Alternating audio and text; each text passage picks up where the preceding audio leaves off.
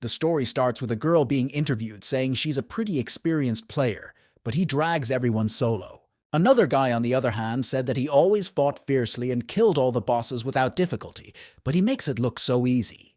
They all gave interviews censored in front of their eyes for anonymity, while the third one said he was fucked up because of him, because he stole 3 kills. Meanwhile, a girl who was watching him play live decided to ask if he was a cyber athlete. Everyone wondered who he was, but all they could do was watch as notifications poured in that this player had made a killing. People confirmed that his techniques were stronger than all of theirs combined, making him a virtually unkillable player. People who were teammates with him have personally seen him single-handedly tackle dozens of mobs without taking damage. They were sure that this is not just a player, but a real genius who has no equal in this game. Online, many people have asked if Sunny is a great god or a mediocrity, a hidden talent or an utter worthlessness, who the hell he is. He alone is able to sweep an entire location, earning a reward for himself alone, but his pumping doesn't end there. The most popular game right now is Glory. In this game, the account login is done with a special card. It has become commonplace in the world of gaming. Cyber sports tournaments have become more exciting and interesting. There was also an account dubbed God of War. Its owner's name is Sunny, who is known as the best player in Glory. There were hardly any players like him, and those who were still didn't reach his level no matter how hard they tried. On a snowy winter evening, a meeting was being held at Team Era's operations base, which was the starting point for Sunny. When he entered the threshold, the first thing he was told was to turn in his God of War player card, to which the guy reacted with indifference. They decided to hand over the role of team leader to the new recruit Sebastian. Today, he would become the owner of the God of War. The manager added that he was the Rookie of the Year. According to the Professional Alliance, Sebastian himself cursorily apologized. He also added that he had taken his place as soon as he arrived here, but there was not an ounce of regret on his face, only a smirk. Suddenly, a blonde-haired girl ran into the room, loudly and disgruntled, asking how they could have been so rude.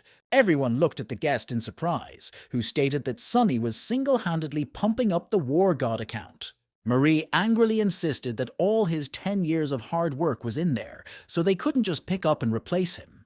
The manager clarified that the account belongs to the team, and not to him personally. During the 2 years he was the leader, Era was at the bottom of the rankings. The God of War account should be played by Sebastian. Only in this way would his full potential be revealed. All the team members agreed with him. The girl was furious. I don't understand how dare they say that. However, Sunny put his hand on her shoulder to stop her. She glanced at the guy, who silently waved his head at her, hinting at her not to continue this conflict. The manager's patience was also running out, so he raised his voice, asking him to give the card to Sebastian. The silent guy stepped forward with his head slightly lowered, and then there was a small pause that stretched for quite a while. Sunny stuck his hand behind his sinus, approaching Sebastian while Marie watched his actions worriedly. When he saw the card, the rookie thought he had moved to this half-dead team for this account to become the best in the world. Sunny held out his hand, handing the newcomer the coveted card. Looking at it, the blonde man broke into a smile, unable to believe his happiness. He was one step away from being the strongest. All he had to do was pick up a card and start the game. Suddenly, Sebastian froze with a surprised look on his face, asking Sunny what he was doing because he didn't want to let go of the card. The blonde man said that Sunny's hand was trembling. Could it reveal the truths of the War God's potential? And so he asked to give it to him. To be more convincing, he promised that the God of War would be known by every Glory player. But it didn't work. He was then directly asked to leave, but Sunny first raised his voice, asking Sebastian if he liked the game. He didn't understand what the question was about, so he only looked at the former member of Team Era unhappily. Still holding the card, Sunny said if he did, let him prove that he was willing to do anything for her, not just brag. After saying that, he let go of the card, telling her to take care of it, while the blonde man looked at him in surprise. The former account holder headed for the exit, not wanting to continue a conversation that was obviously useless and would lead nowhere. At that very second, Sebastian jumped up from his chair, irritably asking Sunny to repeat what he had just said. The manager said their team doesn't have any cards for him, so he can just be their coach. Sebastian confirmed that with his skills, only he was worthy of being their coach. However, it sounded like a tease. Looking at a distraught Marie, Sunny decided that he would decline the offer because being a coach was clearly not for him. He then asked the manager to cancel his contract, to which he responded with an ambiguous smirk. Marie loudly asked the guy to take his time because he would have to pay a huge fine because of it, but he didn't care. The manager smiled, echidically stating that he simply didn't have enough money to pay for it, but that didn't catch on with Sunny either. The man added that Sunny has always been a celebrity, but has consistently refused to appear in commercials or even interviews. He has great money-making potential, but he hasn't brought the team a dime, although with his potential that's ridiculous. Adding to the fact that he has to give financial support to his senior fellows, it's odd that he doesn't want to get paid. Looking at the guy, Sebastian said that a famous player like Sunny had no money and he didn't even know it. Turning around, Sunny asked with a calm look to tell him straight out what conditions he wouldn't have to pay the fine with. Taking the notebook in hand, the manager replied that he didn't want to complicate things, so he only offered to announce his departure. Then they would have no problem taking care of the fine. Hearing this made Marie angry again at the manager's horrible attitude. She said he was well aware of the rules, which state that a player who announces his departure can only leave after 1 year. Plus, he's 25 years old. If he stops practicing and playing, he won't be able to join the team anymore. Taking the notebook from the manager's hands, Sunny said that he had worked constantly all these years and there was nothing wrong with taking 1 year off. Signing the statement, the guy thought about the fact that the contract for his departure was prepared a long time ago, which means that they were preparing in advance. While the manager scrutinized the application, Sunny headed for the exit again while Marie asked him to stop. The rest of the team paid no attention to their departure, surrounding Sebastian and congratulating him on his new position as leader. When they left the building, Sunny said it was very cold today, so he asked the girl not to walk him out. Marie paused, asking what he was going to do now, for she was uneasy about the fact that he had been kicked out so easily. With a wave of his hand, the boy replied that he would rest for a year and then return, his voice expressing no true emotion.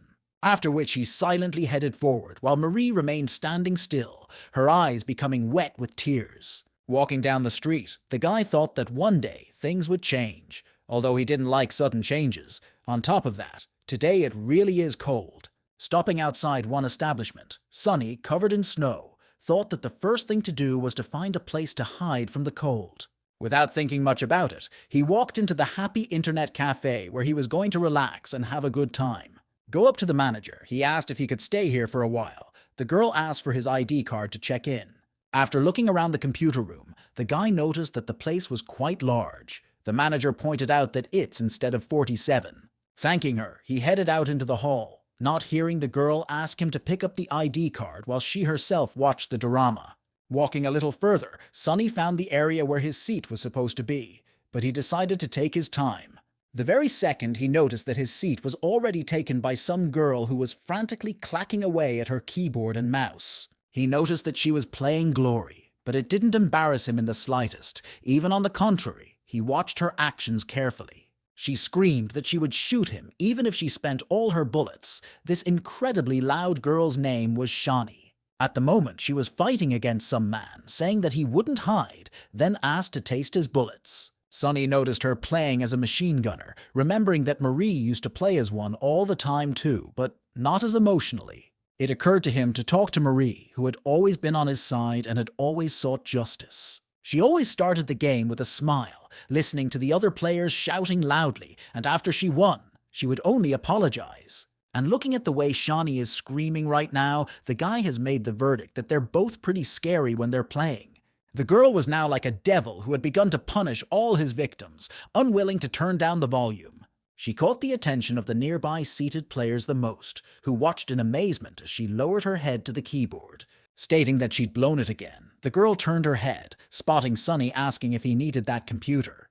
Taking off her headphones, she sadly motioned for him to sit down, thinking about the fact that she had lost 52 matches in a row. That being said, she's been playing Glory for 5 years. The opponent shouldn't be stronger than her. He should at least be a rank master. While she was seriously thinking about her total defeat, someone told her that this guy was using her account. Shani turned her head dumbfounded, hoping she was just being played, but seeing it with her own eyes, she was scared. Running to Sunny and us remembered that she had forgotten to log out and therefore was worried about her money and gear. Holding out her hand, she rudely asked the guy to stop. Hitch asked who gave him permission to touch this, however he paid no attention. Pulling back her chair, Shani glanced at the screen, which bets that he had already blown the rink. At this time, Sunny only stared at her in silence. Her eyes widened in surprise when she noticed the screen labeled Victory, which she couldn't get in 52 attempts. The girl asked if he had won. However, the guy continued to remain silent, giving the girl time to rejoice. Even Shani, considered a veteran in 5 years of playing, has already lost 52 times, and he just picked up a win like nothing happened. Sunny glanced at the girl, waiting for her to finish cheering so he could continue to play quietly and take his mind off his problems. He explained that she forgot to get out of the game. When he sat down, the match had already started. In response, the girl asked how long the match lasted. In a calm tone, the guy replied that just under 40 seconds. Such information made Shani freeze in a stupor. Sunny started blowing on his palms, saying his hands were freezing or he would have been able to finish in 30 seconds. But he was out of luck. Shani looked at the guy in excitement, thinking about him being so strong. She figured he was a pro, remembering the team closest to them. Only Gorgeous Arrow was next to them, but she only knows everyone from there if the pro who never showed her face. Covering her lips with her palms, Shani looked at the guy again in shock, realizing that it was the same Sunny sitting next to her. Meanwhile, the guy only nonchalantly adjusted his headphones, pretending he hadn't done anything special. The girl could not be happy with her luck, because right now a professional player was sitting next to her. She wanted to question him at all costs and reached out to touch him, but stopped at the last moment. She thought about the fact that someone as unsociable as Sunny might not like that, so she decided to refrain. In order not to distract the guy, Shani carefully skipped past him to get all the information from the receptionist. Quickly running up to the girl behind the counter, she loudly asked me to do something for her, because it was very important. Without letting the girl agree, Shani asked what name the person sitting in Area C in the 47th seat was registered under. The receptionist immediately gave her a name, which the girl was very happy about, because she was right, and she was very lucky. She took a pad and pen to ask him to autograph her. The receptionist added that he even forgot his ID. Turning around, Shani remembered that people use their real name to register here, so she asked to see the map. Glancing at his ID, she noticed that his name was Chani, then realized that they were just similar names. Dropping her pen and notebook on the floor, Shani practically cried, for she had hoped she had met a famous person. When she got back to the guy, she handed him the ID, saying he forgot it at the front desk. The guy thanked her and asked if she worked here. Sighing heavily, the girl replied that she owned the place, and therefore sometimes allowed herself to relax. Sunny replied that he had seen the job ad, then asked what about his candidacy, since he was competent enough to do it.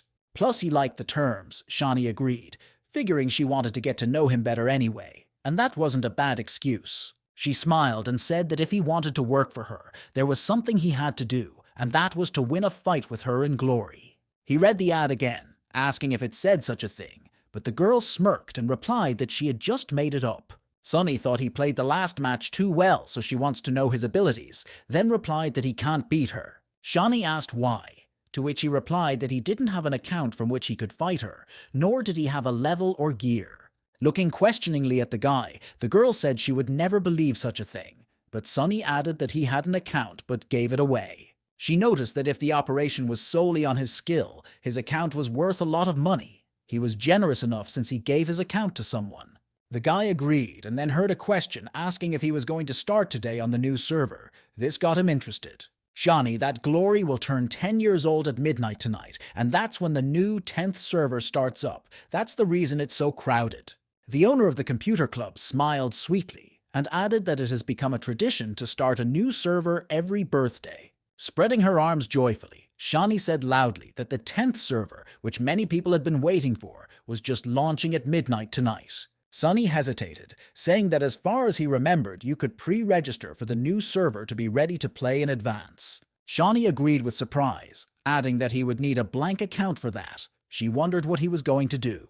Opening his wallet, Sunny began to search through it for something while the girl watched his manipulations carefully. Having found the card, the guy decided to try it out, and then inserted it into a special device, which immediately began to read information.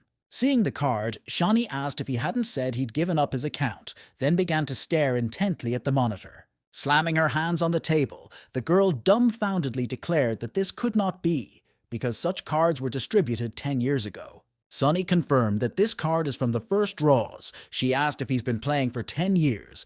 Even she only started playing 5 years ago. She reflected on the fact that he's a veteran who's been playing for 10 years. Now it makes sense where he got his skills from.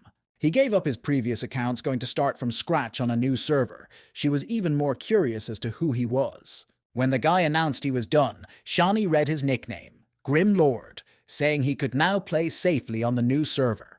Taking the card in hand, Sunny leaned back in his chair, remembering the 2 people he'd started playing Glory with together.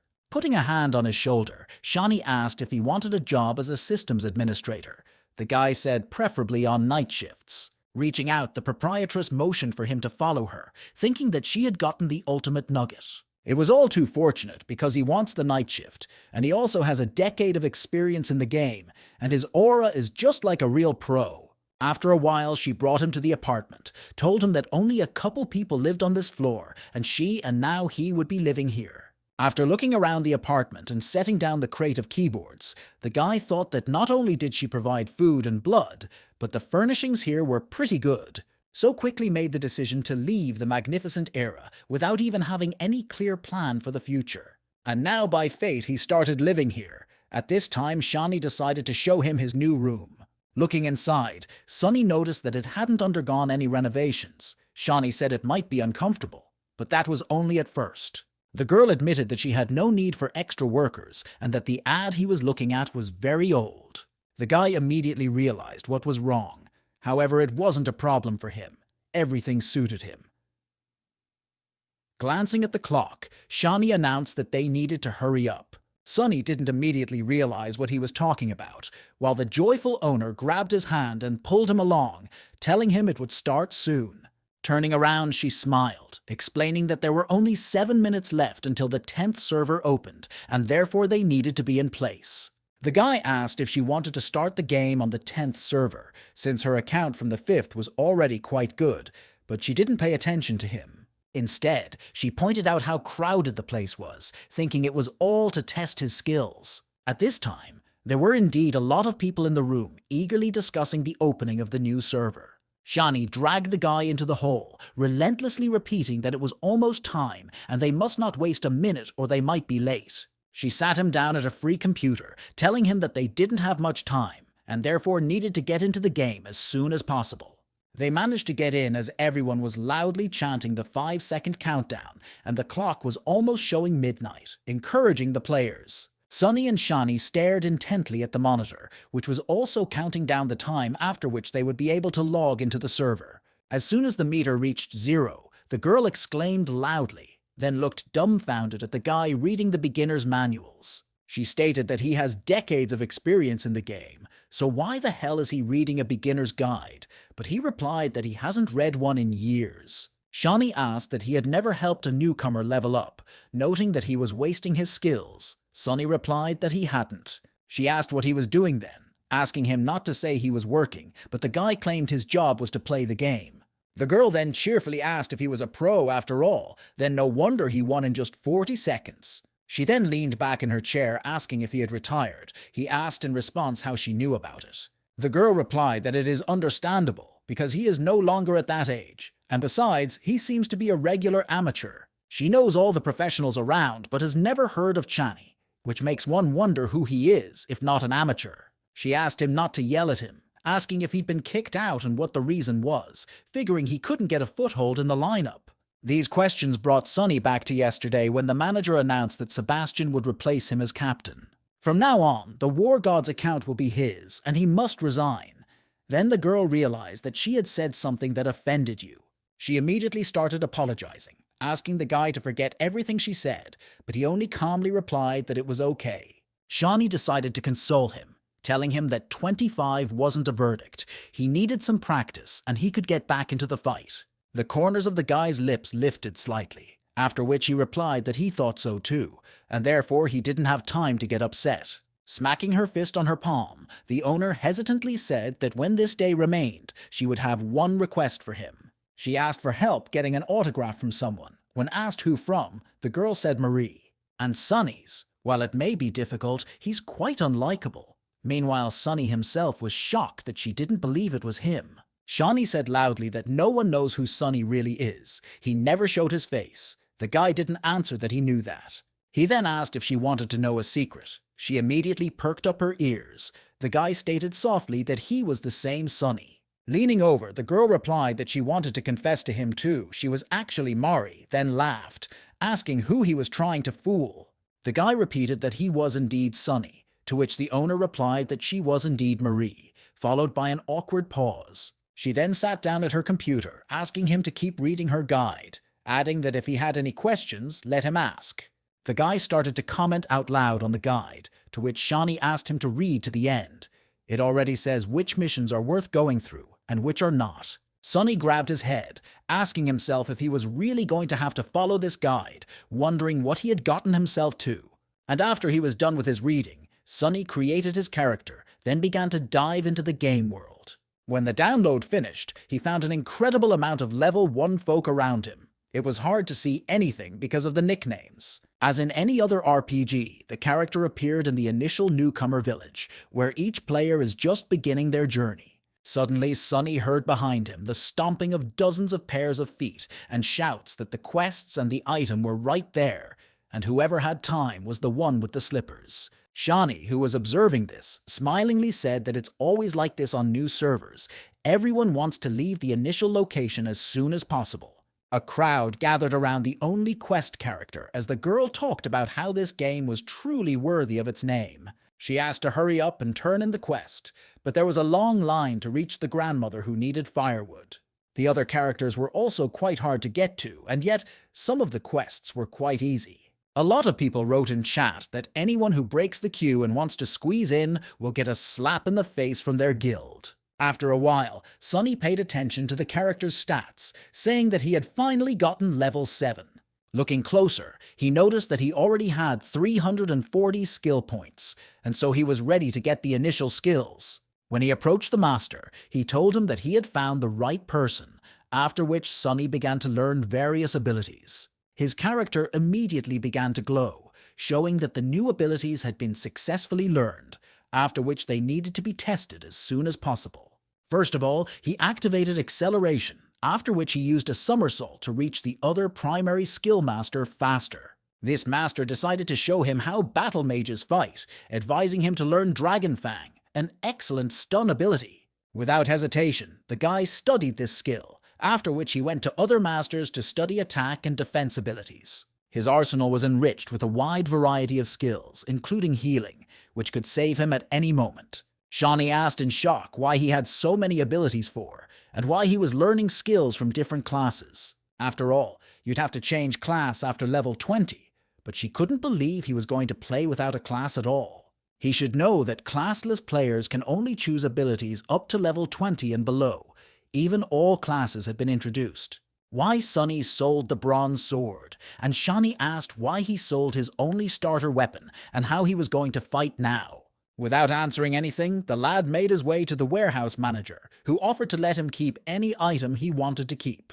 Opening the door to the warehouse, the lad made his way to the wooden chest that would hold what he needed right now. Opening the box, a blinding light poured from within, which at first made it impossible to see the contents of the chest. Sunny retrieved the umbrella of 1,000 probabilities from there, while Shawnee asked if he really kept the homemade weapons in storage. She thought that silver weapons couldn't be obtained so easily. It took a lot of materials to create such weapons. With each passing second, she was getting more and more curious as to who this guy was while he equipped the umbrella. Some time ago, he had been told that it was more than enough. The umbrella of 1,000 probabilities at level 5 was much stronger than a level 10 orange weapon. In that second, the guy made the decision to try to improve this weapon as soon as possible. That was his original goal. After a while, Sunny reached the green forest that required a team of 5. There was already a crowd of people gathered there looking for the group. Going around the area, the guy noticed a huge number of people, but he first decided to check the information. From here, he needs some rare materials for the umbrella of 1,000 probabilities, but he needs to pay to find the hidden boss. He activated allowing others to invite him to the group, after which dozens of notifications popped up in front of his face. The hero decided not to be particularly selective and chose the first invitation that came up, which was missing one person. When he joined the group, Sunny asked in the group chat how they would distribute the loot from the hidden boss. Another player remarked that this guy likes to daydream, then said that they would distribute all the dropped rewards for luck. When Sunny agreed, the group leader invited everyone into the dungeon, and then everyone began to enter the dungeon, waiting for the rest of the members. A player under the nickname Sleepy Moon asked everyone to be very attentive and to follow him, then everything will be fine. 3 of the group said they were playing for the first time, so they were lucky to have someone with more experience in the group and therefore counted on them. After which, Sleepy Moon began to push a motivational speech while the others only agreed and laughed. Suddenly, the leader of the group turned to the Grim Lord, wondering why he was writing when he could talk. With a cigarette in his mouth, the guy shifted his gaze to Shawnee, who had managed to fall asleep in the meantime, laying down right on the table next to him. Sunny wrote in the chat that he couldn't because someone was sleeping nearby, a response that left the team stunned with surprise. The blonde man said that anyway, it was just a small dungeon, it wasn't necessary to communicate to win. Sleepy Moon stated that it wouldn't be a problem for a veteran like him. If he wants to type, let him type. The main thing is not to slow down. Suddenly, a strong wind arose, amidst which an approaching rustle was heard. The whole crew immediately tensed up.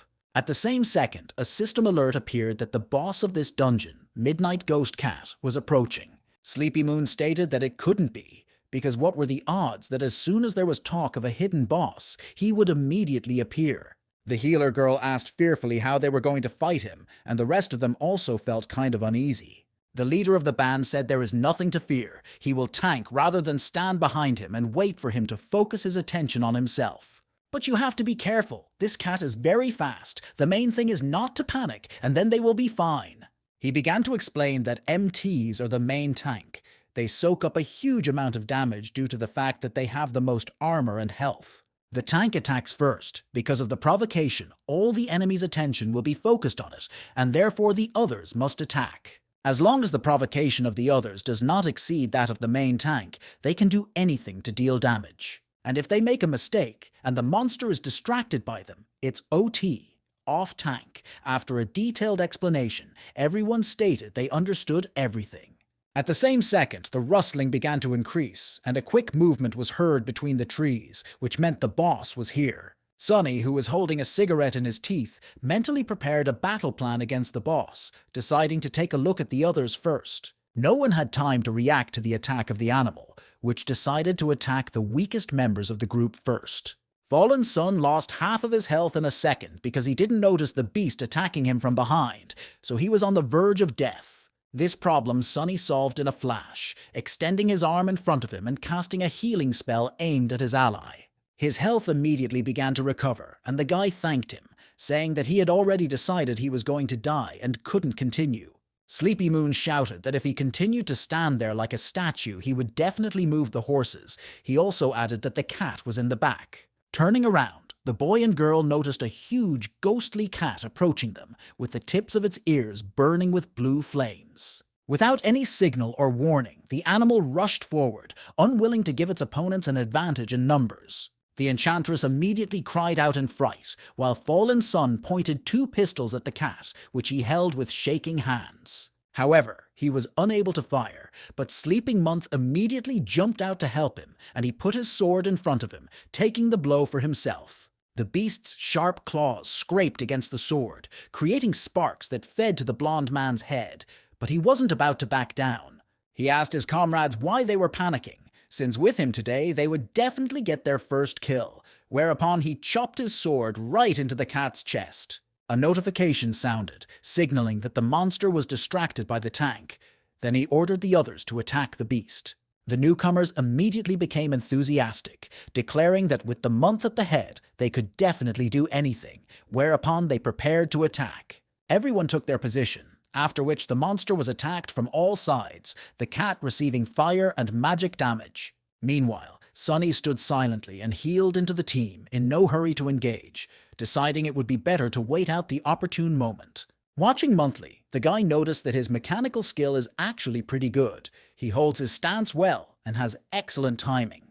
Meanwhile, The leader clarified that the Grim Lord was not a newcomer and thus asked for help to take care of these newcomers with him. He added leaving the cleric role on him, at which time Sunny asked himself that he had just been made a mere support. After a few seconds, the ghost cat's health dropped to a minimum, after which it went into a frenzy. This meant the arrival of the second stage, during which the boss becomes several times stronger and deadlier. During Robbies, the cat's speed and damage increase. As it is only a beginner boss, this effect is time-limited. As long as Sleeping Moon continues to control the battlefield, it shouldn't be any problem with his level of play. At this time, the panting leader said that he was too fast, so he couldn't hit him, let alone finish him off. But after the boss reached red blood, he started making too many mistakes. Either he started panicking or ran out of mana. He began to play as if he was a completely different person. At the same second, the monster knocked him to the ground, not giving him a chance to get up. Monthly loudly and grudgingly announced that he had pressed the wrong key and couldn't keep the boss on him, then asked everyone to be more careful. Sunny continued to silently watch as they continued the battle and were about to attack right after he stabilized the provocation on himself. After another failure, the leader asked what to do since he was running right at him, but Sunny was still biding his time. Meanwhile, Fallen Sun loudly declared that he was going to die anyway, so we should continue the battle, after which he began to pistol whip the monster. However, these attempts failed to do any damage to the monster, and so it simply ignored the bullets that hit it. When the cat got too close, the guy realized he wouldn't have time to dodge, so he missed the decisive blow to himself. He apologized before disappearing, while the wizard yelled that the cat was already running at him and that he had screwed up. Unlike Fallen Sun, the wizard tried to run away, loudly proclaiming his help, but the clawed paw was already catching up with him. Looking at his companions, Sleeping Moon tiredly asked what kind of mockery this was, and how they could die so easily. He then asked the Grim Lord if he still had mana, because if they combined their strength, they would definitely be able to win without any problems. But as soon as the guy turned his attention to the one he'd assigned as a supporter, he was immediately surprised to see him relaxed against a tree. After which Sunny turned his head with a smile and wrote in chat that he was fine. He should worry about himself first. Reacting lightning fast, the leader of the group began fending off the blows that the ghost cat was throwing, unwilling to stop. A nearly exhausted Month asked Lord to stop bullying and asked to be healed, for there was a bleeding hanging over him. Sunny replied that he couldn't, because if he did, he'd provoke him into doing it to himself, in response to which the blonde promised that wouldn't happen. However, the latter did not dare to listen to the order, continuing to watch the group leader fight the boss alone. Month shouted loudly in chat that he wouldn't provoke him to himself and asked him to believe it, and when asked what to do, he asked for a quick whiff of it. Lord wrote in chat that he was moving well and pushing buttons again, then asked if he had stopped pretending. However, what a shame. He can't kill the boss alone, letting the rest of the group die on a guaranteed rule change to sample.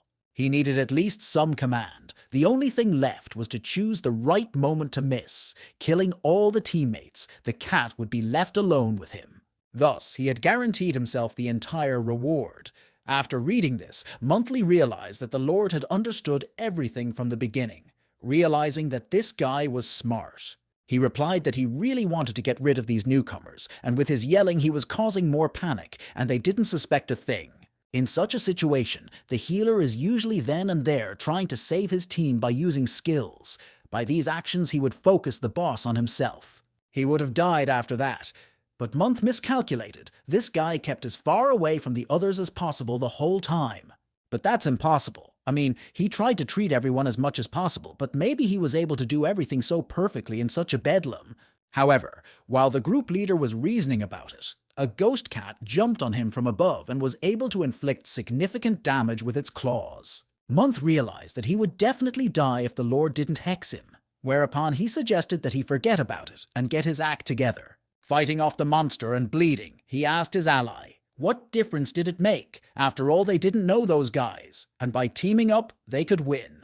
He offered to split the reward in half, which was a great deal, but Sunny, smirking, replied that he wanted it all. Months decided to suggest that the Lord should pick what he wanted first, and afterward he would take what was left, but he didn't fall for that. Then the blonde man shouted that if he died, the man would get nothing, because he would die following him, with no way to kill the boss. Sunny wrote in chat that he could not be worried about him, after which he asked the group leader to just die and let him finish. The blonde realized that he had run out of arguments to try and negotiate with the guy, and so there was nothing he could do. With a sweep of his huge paw, the Midnight Cat delivered a decisive blow to the leader of the group, slicing him in half. Before losing all of his health and disappearing, Sleeping Moon approached the Grim Lord, saying that he would pay for it. After Sunny heard that there would be no place for him on the 10th server, he looked into the red eyes of the boss, who growled with anger. Now it was his time to act. The guy reached behind his back, taking out the umbrella of 1,000 probabilities while the cat rushed to attack. The guy reacted lightning fast, stepping in front of the weapon and unfolding it to change to the shape he wanted. In the next second, the umbrella took on the shape of a spear, thus enabling him to keep the proper distance from the monster's claws. The transformation of the weapon was accompanied by a bright light that illuminated the joyful face of the hero, ready to rush into battle. After that, he used the spearman's skill, Dragon Fang, with which he tried to attack the embittered beast head-on. When Shawnee woke up, she shrieked that she had fallen asleep unintentionally, since it's hard to stay up late at that age, then noticed that someone had tucked her in. She glanced at Sunny, who continued to play carefree and thought it was his jacket. He's contentedly thoughtful, though it doesn't seem that way. However, she was very confused by the stench coming from the jacket. She wondered how long it had not been washed, but she did not dare to ask aloud.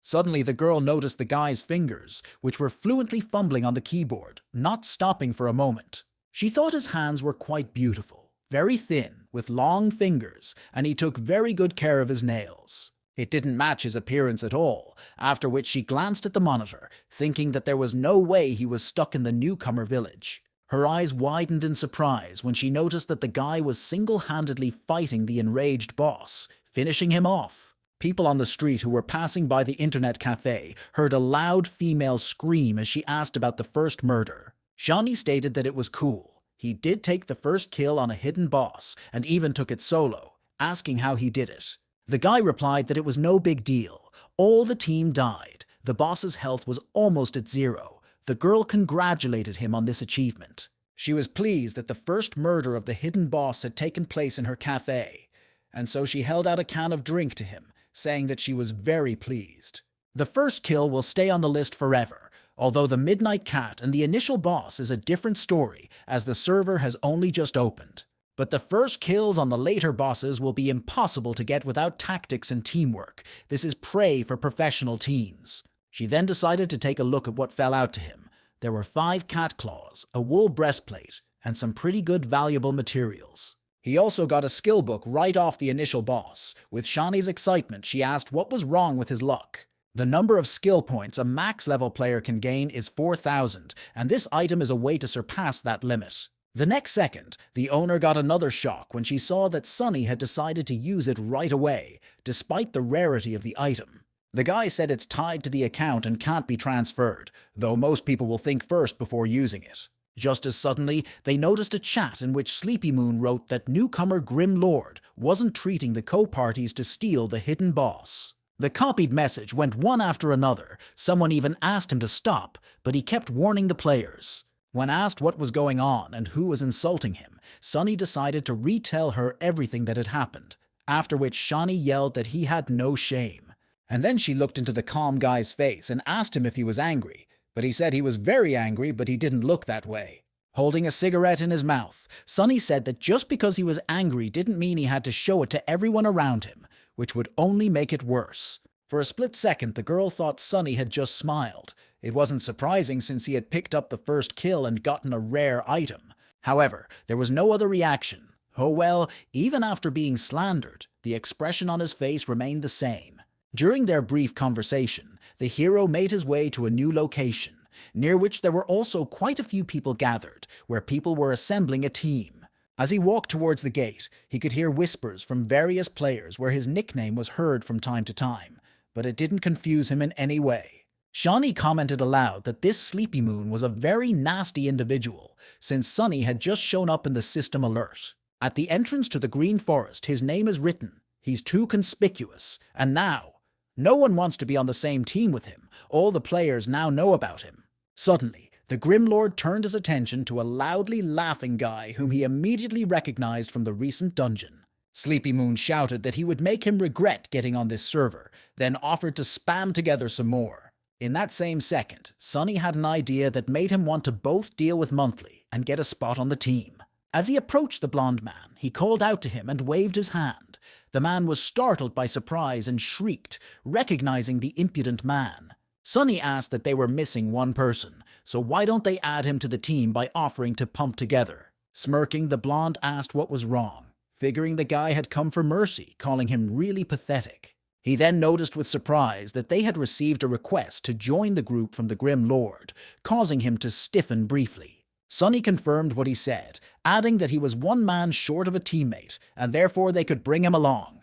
When asked if he was sick, the hero replied that he was alone, just missing a participant. Everyone knows the basics. There is a need for teamwork. After hearing the explanation about the basics, Monthly said to himself that this guy was pissing him the hell off, but he didn't say anything out loud. He also didn't understand what was wrong with his tone. He really had decided to join them, clearly up to some sort of game. His ally asked in team chat what he was thinking, rushing him to add this guy, but the blonde was still pondering. There were too many people gathered, so their team didn't want conflict, because they are well aware that they are wrong now. We just need to finish him off there. Somewhere outsiders. All four are members of their fraternal guild. Month thought it made sense, and since he had come into his own hands, let him not blame him for it. But he would be sure to finish him off. A notification sounded that the Grim Lord had joined the team. Shani cringed. Wasn't this the thief who had slandered him? When asked why he teamed up with them, Sunny said because he didn't have his own team, but the girl didn't accept that argument. She stated that it would be better if he went solo. He has a pretty good weapon, so he could pump solo, not necessarily form a team. But if you think carefully, he has a silver weapon that is several times the damage output of a normal weapon. There's no point in him teaming up with someone to go through the Green Forest unless he wants to team up to go through the hidden boss. Thinking back to her first victory over the boss, Shani reflected that it definitely wasn't just ordinary luck, but a well-thought-out move.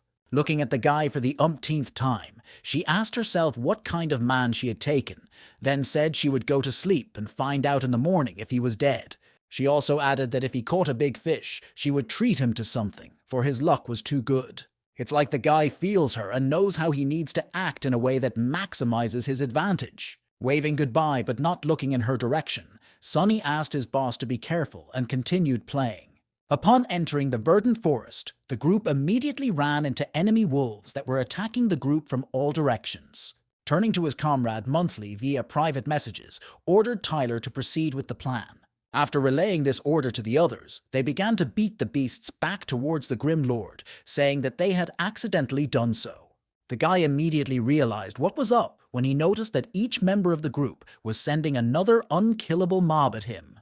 However, Sunny didn't give any sign, only pulling out the umbrella of 1,000 probabilities while the mobs completely surrounded him, not giving him a pass. Month asked Lord if he could handle them alone, for it would be a shame to die from these weak mobs in a dungeon. The smiling fellow replied that he shouldn't help, as he could easily handle it alone, then swung at the nearest beast. After that, all the beasts began to scatter under his blows, and group attacks didn't bear any fruit. The hero easily held the defense. To the dumbfounded looks of his co-commanders, Sunny slaughtered wolves left and right, not considering them anything super complicated. The others asked in shock how this was even possible, and how a rookie could play like that. Then they realized he was definitely an experienced player. Tyler remarked that with his skills, the Lord could finish this raid alone, noting that the wolves were unable to resist him. Month said that he was a healer last time, so he didn't know anything about his combat skills. Plus, he had no problem defeating the Midnight Cat. The bottom line was that his skills surpassed them by several times, and thus he was a very dangerous opponent. Having defeated the last wolf, Sunny headed toward his comrades, who had no words to describe what they had just seen. He asked why they were standing around like this, to which Tyler decided to reply that it was too easy and boring. They are now almost at level 10, so a group unanimous decision was made to temporarily change locations. Then the guy suggested going to the spider cave. Upon hearing this, Monthly decided it was an amazing choice. They couldn't finish him off in the Green Forest, but that doesn't mean they can't teach him a lesson in the spider cave, where it's far more dangerous. This is an area that is strongly discouraged at level 10. Even experienced teams always try to avoid it. Upon reaching the spider's cave, the group began to look around, finding a large number of slimy cocoons and the bodies of fallen warriors. Walking on, every player was seized with a shiver, for this place by its atmosphere alone could terrify anyone, especially a low-ranking one. Letting the Lord lead the way, they watched him, oblivious to the fact that beneath their feet and lay bones with spiders running around on them. In a private chat, the guys wrote that they already regret their words because they play too little to go here, but they have to move on.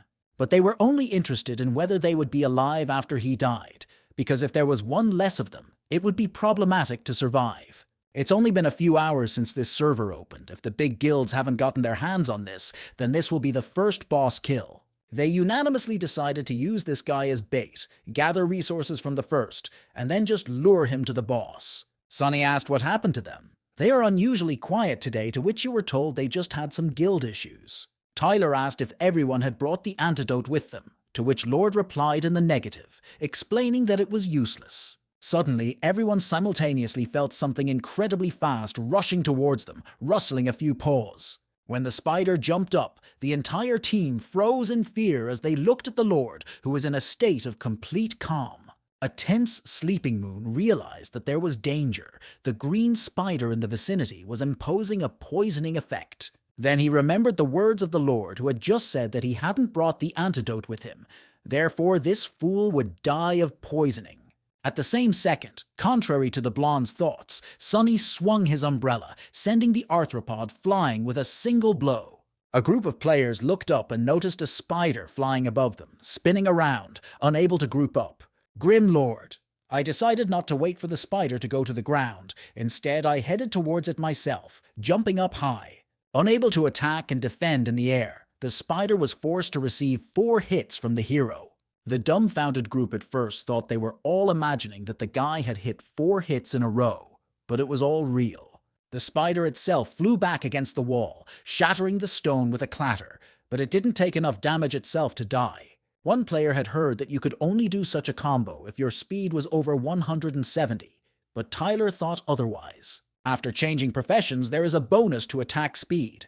Also, weapons play a huge role. They probably have a bonus to attack speed. You have to be very fast to maneuver like that, at least 200, and it seems even their head can't match it. As everyone drew conclusions, the whole group looked at Sleepy Moon, asking who the hell they were trying to provoke. Meanwhile, after 17 strikes in a row, Sonny had scored a crushing victory, finally finishing off the spider without taking any damage. However, now all the monster's attention is on him. The thing is that there's no poison on him because he hasn't been hit once. They all wondered if a level 10 character could deal with 7 monsters at once without getting killed. And they noticed Lord's excellent combat skills and good movement. With such a technique, it was quite possible to do the impossible. They marveled at the strength of the one they wanted to betray, and so they rushed into battle themselves, deciding to share the battle with their brother, the Grim Lord. One of them asked not to interfere with the master's fighting, while Month tried to stop them by asking if they weren't going to kill him. Enveloped in inspiration and rage, the 3 guys shrieked that they'd mopped up the whole thing and managed it pretty quickly, adding that their master was an imbie. After that, they wanted to head towards the boss, but the boss beat them to it, landing right in front of them, raising a veil of dust in the air. The Spider King was level 15 and had a fairly large amount of health, and was several times larger than his counterparts in size. The monster created a poisonous mist, after which Tyler ordered everyone to quickly drink their antidotes. One of the guys offered Lord his drink, but the latter replied that there was no need for that. He was asked how he was going to play after the poisoning effect was imposed. The hero then offered to look at his status window. It said they were still poisoned, which proved his point. Sonny explained that the antidote level wasn't enough. The boss was simply higher level. Then Monthly suggested that they couldn't win. Then he asked me to be patient and wait for him for a while, and then he rushed out without warning anyone. When the spider saw the approaching hero, it immediately raised its paw to move the small bug out of his way.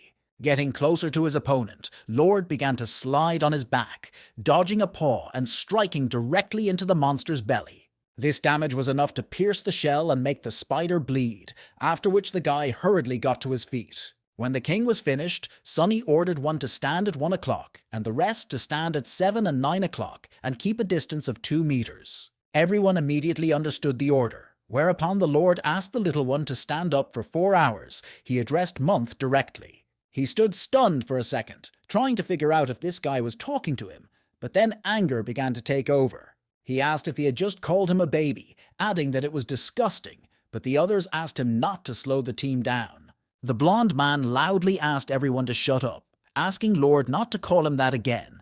Then he wondered why they should listen to him. After all, he is the leader of the band. Then he decided he wouldn't listen to Lord. However, he subconsciously became a 4chan anyway. He responded to the comments by saying that he too thought it was a favorable position. Then he asked the Lord to say what he was going to do next. Looking at the formation of the team, Sunny asked the leader to be patient, after which he asked everyone to stand there and not move. Meanwhile, the Spider King recovered, making an impossibly high leap towards Sleeping Moon. The dumbfounded guy thought it was flying right at him. It didn't seem like a strategy. He was just trying to return the favor. With fear and anger, he mentally turned to the Grim Lord, stating that his plan had gone too far. He joined his group, acting like he knew nothing, then showing off some obscure trick. When Go idiots start praising him and doing everything he says, it belittles him as the leader of the group.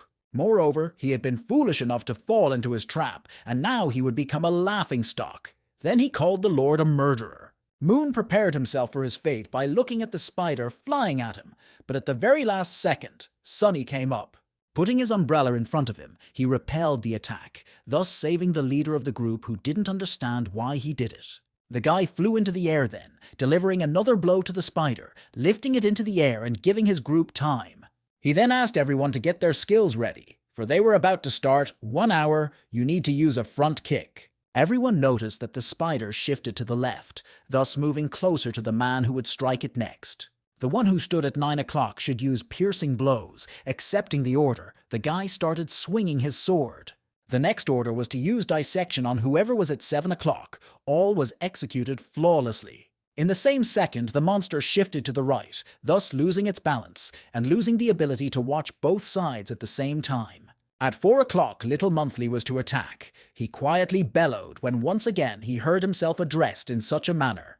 This anger betrayed him even more strength to attack, after which he declared that he didn't need his instructions, noting that he had a dirty strategy. They pushed the spider back and forth, just like pinball. However, this tactic worked, causing the monster to not be able to figure out who to attack. After a few minutes, the health gained King dropped to 0, then a system notification popped up for the first kill.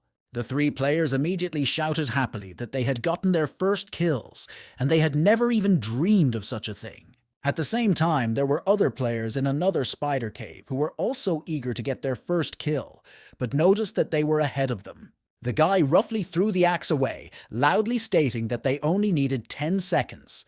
In the notice, he noticed the name of the Grim Lord. Someone asked if he was the guy who picked up the first Midnight Cat kill. He'd already shown up in 2 system notifications. The leader of the Blue Stream Guild, Azure Stream, asked to contact all of their people and tell them to look into it. Later, at the Blue Brook Guild base, a guild member said that the more he thought about it, the angrier he became. After all, they promised to get all the records on this server, but managed to fail on the first day, being only 10 seconds late. And his co-guilder asked him to stop talking and look at Azure Stream, who looked like watered down. Of course he wasn't happy. They were supposed to be one of the top 5 guilds. They always collected the first kills before anyone else. But someone has already gone around them twice. The guild leader said he can actually hear them, and he's not angry, just puzzled. Sleepy Moon was the one who took him to the Green Forest. He said that the Grim Lord tried to kill his allies to steal the first kill. Lord is a pro player who was hired by the guild, and the people on his team, on the other hand, don't look like experienced players. In other words, if their reports are correct, Lord took the first 2 kills by completely random commands. No one dared to say a word, for what their leader said was the purest truth, which no one could dispute. Just as suddenly, a system notification sounded, in which the Spider Lord was killed again. But now the team looked a little different. All of the guild members read the notifications carefully, reacting differently to this event, but the conclusion was the same for everyone. Azure Stream was the most surprised of all, for just now his words and conjectures had been confirmed right in front of him. This time, the leader of the group was the Grim Lord, and it was under his command that the Spider Lord was killed. Patok decided to take a break. Taking off his headphones, he rubbed his face with his hand and sighed heavily, for he had been troubled by the Grim Lord who had come out of nowhere. The guy, whose name was Simon, approached Lord, saying that they would have to get to know each other better, but he had no idea about it. Meanwhile, in the spider cave, a small group of players stood around the corpse of a huge spider that had just been defeated. One of the guys said that when Lord claimed he could kill the hidden boss, he didn't believe him. Everyone agreed with his thoughts. After all, he took on the roles of attacker, healer, tactician, and tank, and directed them in battle. Even pro players couldn't do that. Tyler told Lord that 4 pieces of the strong silk he wanted fell off the spider. Also, other things fell off it. Sonny thanked him, telling him that he only wanted them. They could have the rest since they deserved it. However, the guys asked him not to be so shy, adding that he should choose to do something else. As they did, they also noticed that a rare purple weapon had fallen off the spider, which was definitely for a swordsman. Even if you don't use swords, if you equip it, it can definitely come in handy now for later pumping. They decided to give it to the Grim Lord, for if it wasn't for his guidance, they would never have gotten these things. But Sonny replied that if it wasn't for their teamwork, it would have been a little harder for him to defeat the boss on his own. The guys shocked thought he said a little more complicated instead of impossible, meaning he could do without their help. Looking at this picture from the side, Sleepy Moon began to get more and more annoyed until he dared to speak. He turned loudly to the hero, drawing his attention to himself. The latter looked calmly at the shouting and disgruntled guy. The blonde pointed a finger at him, that he was quite an accomplished player, and he acknowledged that. But there was something he wanted to tell him. The pissed-off guy promised to catch up with him one day to fight and see who would be stronger. Instead of any response, Sonny continued to stare silently at the guy, who was breathing heavily, feeling uncomfortable with the pause that had come. Deciding to break the silence, the Lord wished him luck with an indifferent look, realizing that this moment would not come soon. Muntz was surprised by this response, while his team began to cheer him on, which was very cool. The one asked to stop laughing at him because that's how rivalry is supposed to work, and the allies just asked him to give up.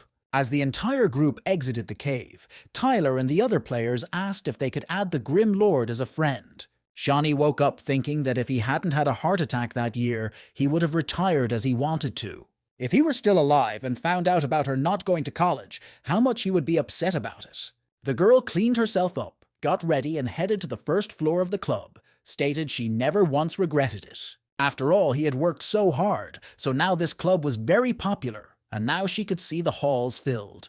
It only took 9 hard-working years, but the result was worth it, as they are now reaping the rewards of their labors. As expected of Glory, even though it was early morning, many people had arrived thanks to the opening of Server 10. She made her way to the smoking area. There she found Sonny, whom she immediately hit over the head, for he had been playing all night without taking a break. Shawnee asked what level he had gotten to. In response, she heard 17, didn't think getting it overnight was very fast. She wondered how many first kills he'd made, to which she heard that he'd gotten them from the Imperial Spider and Spider Lord. She thought in shock that if you added the Midnight Cat to that, this guy was able to get 3 first kills in one night. After which she decided that he must be playing on some godlike team, and so she asked to let him watch. The girl cringed loudly when she spotted the very same Sleepy Moon from last night who had tried to slander Sonny. She asked that he ended up working for them the rest of the night, stripped of the last of his pride,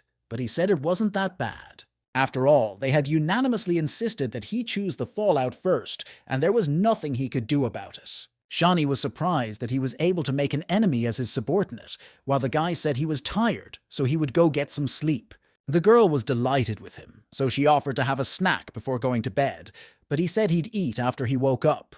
The guy went back to the small storage room on the 2nd floor of the internet cafe that was his temporary room. He noticed a cup on the nightstand with a packed toothbrush and toothpaste in it, and a note attached to the cup. Shawnee wrote that it was for him, since he didn't bring anything with him here, and the cost of these items would not be deducted from his paycheck. He mentally thanked his boss, who turned out to be very caring, after which Sonny wrapped himself in a blanket and fell asleep.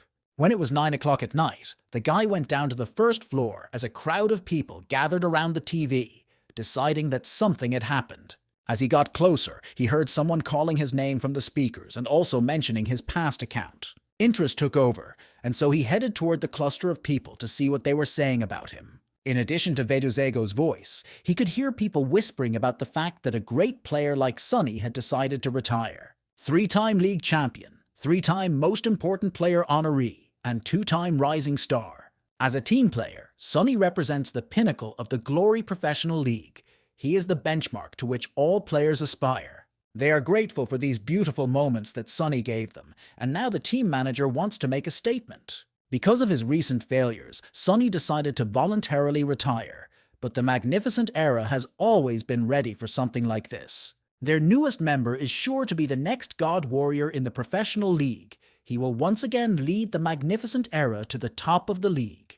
The guy was tired of listening to this news, and so he decided to get some fresh air and get ready for his work shift. Stepping outside, the guy exhaled a club of steam as he suddenly heard a girlish voice nearby that refused to believe it. He noticed Shani saying that Sonny's career was still too far from over, and she didn't believe he had voluntarily resigned. Asking her boss if she was crying, she yelled that he was being facetious, then asked if he was feeling any emotion at all.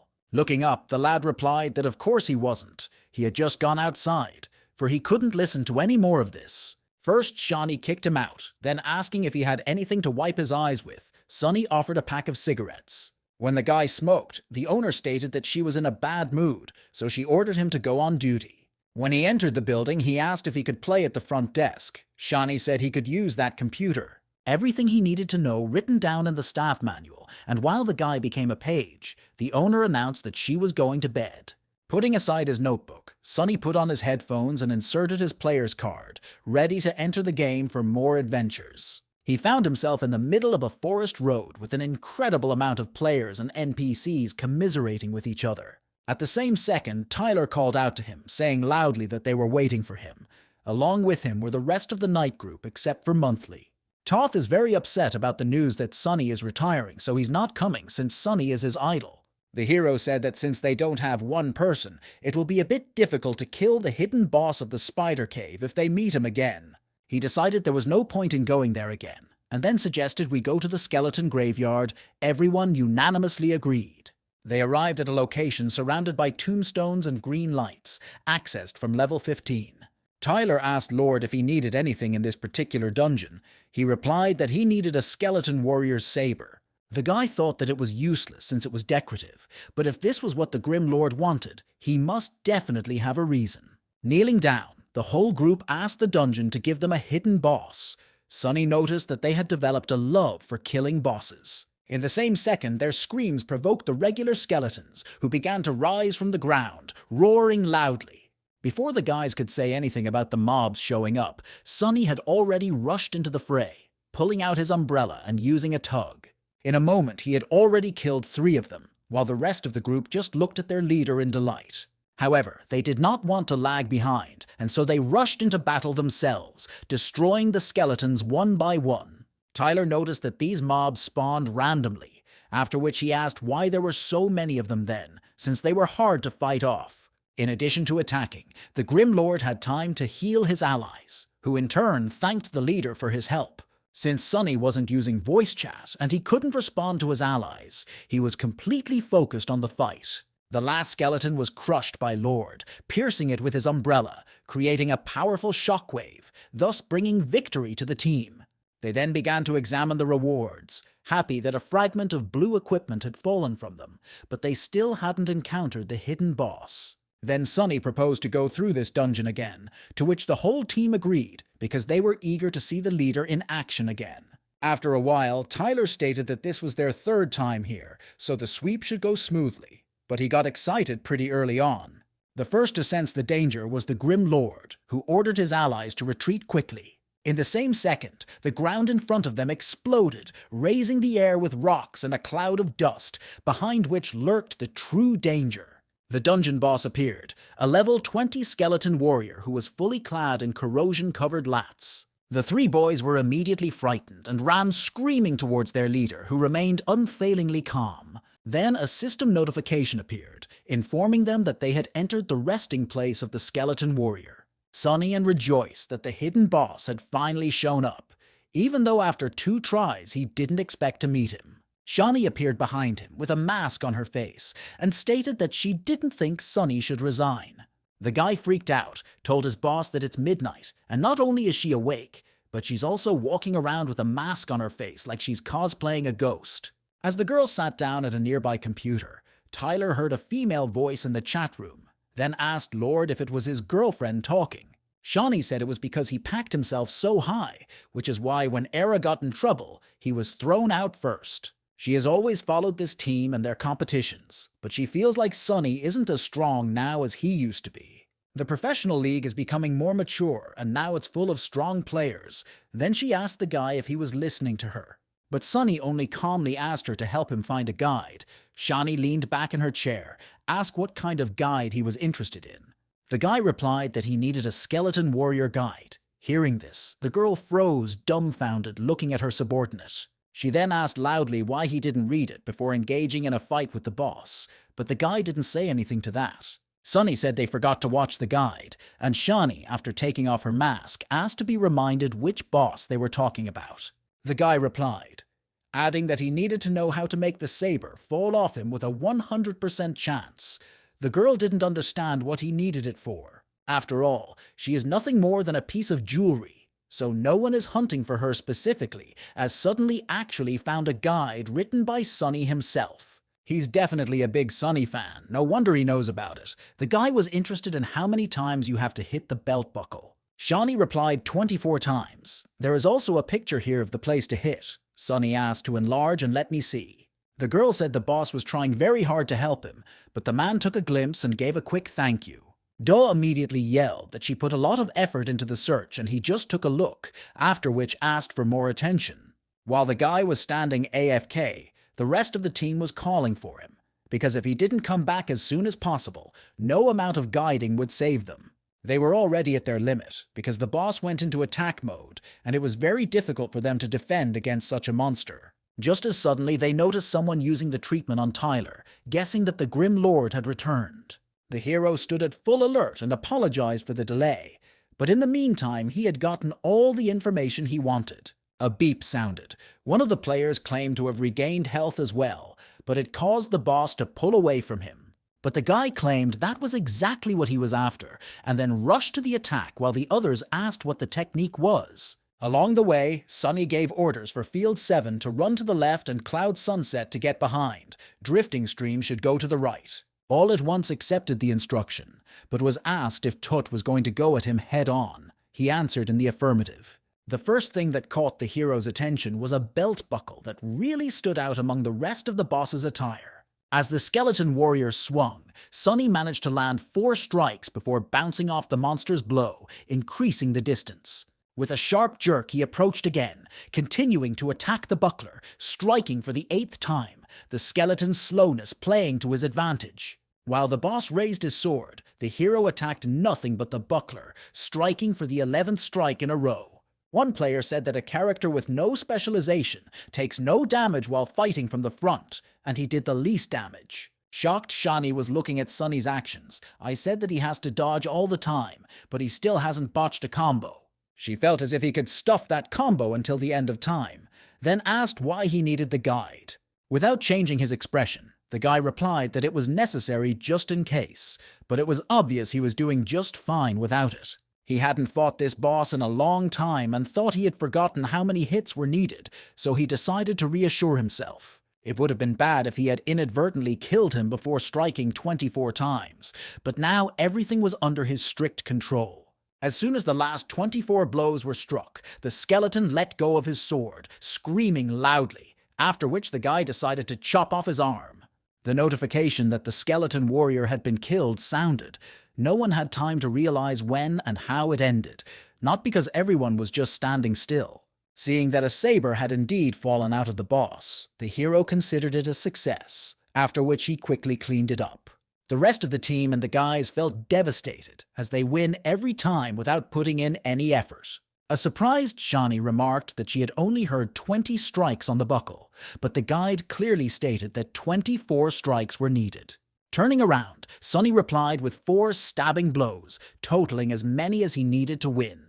She probably didn't hear them, as they were too fast. But that was what confused the girl into not noticing them. She reasoned that he was constantly moving the camera, after which she said she was tired, reminding him that it was his work shift. At that very second, the guy said they couldn't make it to play all night, and so they decided to call it a night. At the same second, 18 friend requests sent to him by Azure Stream popped up in front of Lord's face. When he accepted this very determined man's request and opened the chat room, Patak introduced himself, saying he was from the Blue Creek Guild. Sonny reflected that the only person he knew in this guild was Juan and his Blue Rain, but he didn't know about this man.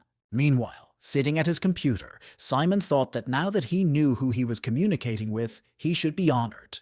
At the suggestion of joining them in the dungeon, the Grim Lord asked why they needed him.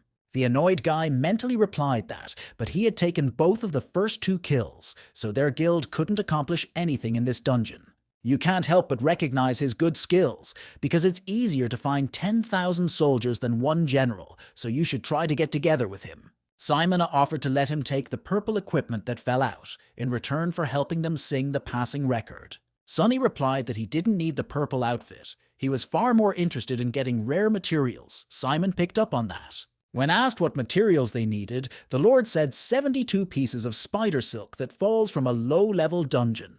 He will also need the mithril pendants that fall from the White Witch. These pendants don't have any properties, so they are just jewelry. All of his requests are so petty, they can easily fulfill them as many times as they need to. For their guild, they are petty. In the same second, the guy froze in surprise when the Lord asked for 8 pieces of white wolf fangs, which was already harder to get. White wolf fangs are materials that drop from the Ice Forest boss, but most importantly, each player can only enter the forest 4 times per day. Hidden bosses appear rarely as it is. The chance that this boss will be exactly a white wolf is 2/3. 8 fangs is too much. Simon was confident he could get together with this player at a moderate price to get help and see him in action. He began to write that his demands were too great, and therefore would have to choose rather than requesting everything at once. He decided to haggle with the Lord, and he decided to give up the mithril pendant. Simon shrieked that it wasn't the problem at all. For a while, the guy was shaking with resentment, for he realized that he was having a hard time communicating with a player like the Grim Lord. Sonny asked how much he thought it would be adequate to ask for. The man offered him the choice of either silk or fangs. Annoyed Simon waited for an answer, and in the same second, the Lord decided to choose white wolf fangs, which didn't make the guy very happy. After all, this player is clearly not stupid, knows that fangs are far more valuable than silk, yet he was able to negotiate something with this guy. Suddenly, Lord asked what he thought about adding some more elastic silk to it, which he also needed. Dumbfounded Simon decided that he had no shame or conscience at all, while the interlocutor offered to add only 40 grand. Simon, who figured he had already made a deal with the Lord, tried to figure out what was wrong with the man, but he kept haggling. Sonny, with a calm face, continued to write the possible amount of silk in the chat room, gradually decreasing the number, stopping at 25. After that, the number went down by 1, and every such message was like a stab in the heart for Simon. He then yelled that he couldn't take it anymore. After asking what was wrong with him, he said that he was actually reducing their numbers 1 by 1. But a guild like Bluestream definitely shouldn't bargain over a single piece of silk. It would be too embarrassing. Throwing himself on the back of the chair, the guy said they'd get it all, then that he was finally able to deal with him. Suddenly, the Lord asked for a couple more mithril pendants, for he said he didn't care about them. Simon didn't care anymore. He just wanted it to be over, so he calmly replied that he would get it all. Sonny asked how they would divide the stuff from the hidden boss. He was told that he would be the first to choose what to pick up. Azure Stream reminded him to change his class before heading out, but he replied that it wasn't necessary. Putting his head on the table, Simon shouted that he just wanted to come to an understanding with him, but instead he had to bargain. Requesting so much material looks like he's taking a contract job, not likely to make every effort to help them. Well, suddenly he thought that the one might be even stronger than their guild's elite, wouldn't be able to break the record just by swinging a weapon. But that's just impossible. He's only at level 20, and he's just flushed a whole bunch of hard-to-find materials down the toilet. After a while, the members of the Bluestream Guild reached the Chilling Forest, which was level 20 and was a challenge for many players. The wizard immediately asked Patak how the conversation with that man had gone. The guy replied that he had agreed and should be coming over soon. He then turned to everyone else, said that the expert he had called would be here soon, and then asked who would give him his seat. The archer replied that he would sit back this time. Patak thought that the Lord was still gone, so he didn't realize if he could count on him.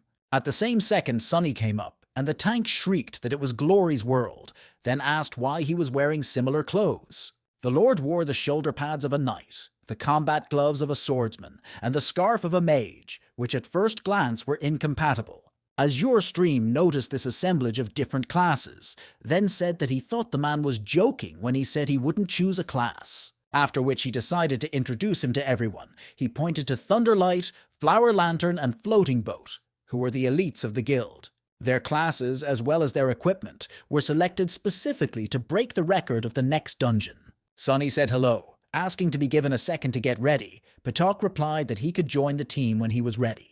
The guild chat immediately started asking if someone like him could help them break the record, but everyone was doubtful. Simon, looking at the monitor screen, only sighed heavily, realizing that this guy was very difficult to play with. He was starting to get annoyed, and he didn't understand what the Grim Lord was even doing, or why he kept delaying their team.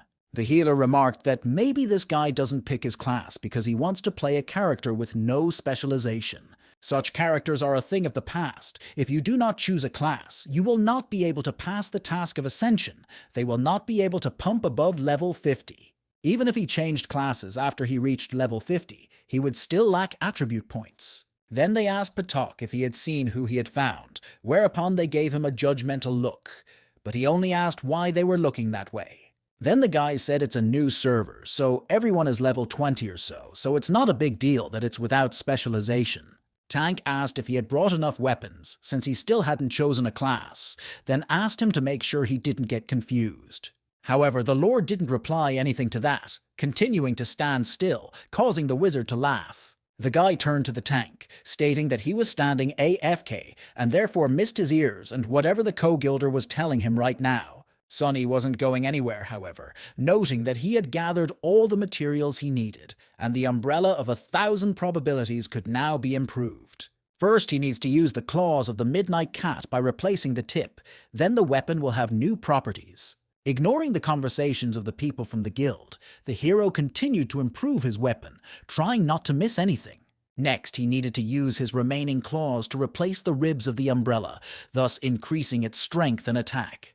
Combined, all of this gave an upgrade to level 5 and pretty good characteristics, noticeably enhancing it. The research on the design of the 1,000 probability umbrella is almost complete, and he has a rough idea of what he'll need for the remaining parts. The guy then removed the inventory window, and Azure Stream noticed he was back, mentally thanking what kind of weapon he had. Then the guy asked if he could join their guild for a while or else the record NB put in their name. Sunny agreed. Above the character, in addition to his name, immediately appeared the name of the guild he had just joined. Rejoicing, the guild leader suggested that they finally get started since they had already sorted out all the details. But the Lord again asked him to wait, scrutinizing the equipment of the team that would enter the dungeon with him. Everyone had a level 20 purple weapon, and they all had different abilities, backed up by someone else's. Flower Lantern asked loudly what he was staring at. Since their equipment was the best for this level, Patak asked him to calm down. Sunny responded by stating that if they wanted to break the record, he suggested changing the classes slightly, indicating that they didn't need a healer. Everyone was immediately surprised, while the tank only resented the anger. Okay, the lyricist who had been decided to give up was smiling guiltily. Unable to stand it, the tank grabbed Lord by the chest, asking if he thought they came here to joke around and why they didn't need a healer. The Grim Lord once again confidently stated that they didn't need a healer. Instead, it was better to take a high damage class. Smiling awkwardly, Azure Stream whispered to him that his idea seemed unreliable, but the man replied that there would be more tension, but everyone here was an expert. If they stand in the right places and turn out in time, they won't need a hit.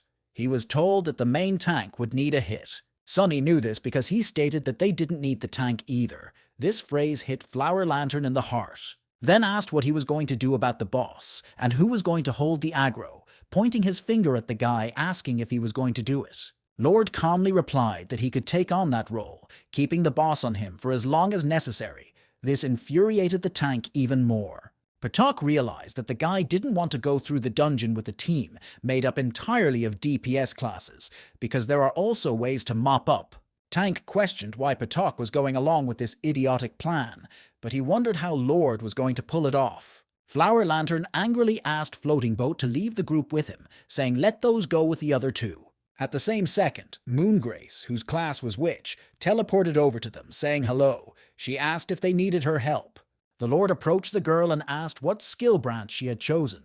The girl confidently replied the Dark Path style. He then questioned if she had taught Shururu Doll or not, to which the girl replied that she had that skill. This pleased Sunny. He said it was fine in that case, then asked everyone to get ready because they would be moving out soon. When asked by the girl if Patak would be in command, the guy didn't answer that the leader today would be the Grim Lord and everyone needed to obey him. Unable to stand it, the tank asked what he and the command gives him, wondering if their leader's head was okay. To another question from the witch as to why this guy was in charge today, Sunny replied that they were sure to break the record. The refreshed group then set off into the icy forest. Once they had retreated to the snowy ground, they began to look around carefully. Sunny said that will make the passage much easier. We can kill them with one wave. But Patak did not understand the meaning of the idea. The Lord began to explain that going through one wave would look like this. He would gather the monsters, the witch would use the doll, then the flames would be applied. Flow. Some goblins are able to use ranged and magic attacks, moreover they all look the same.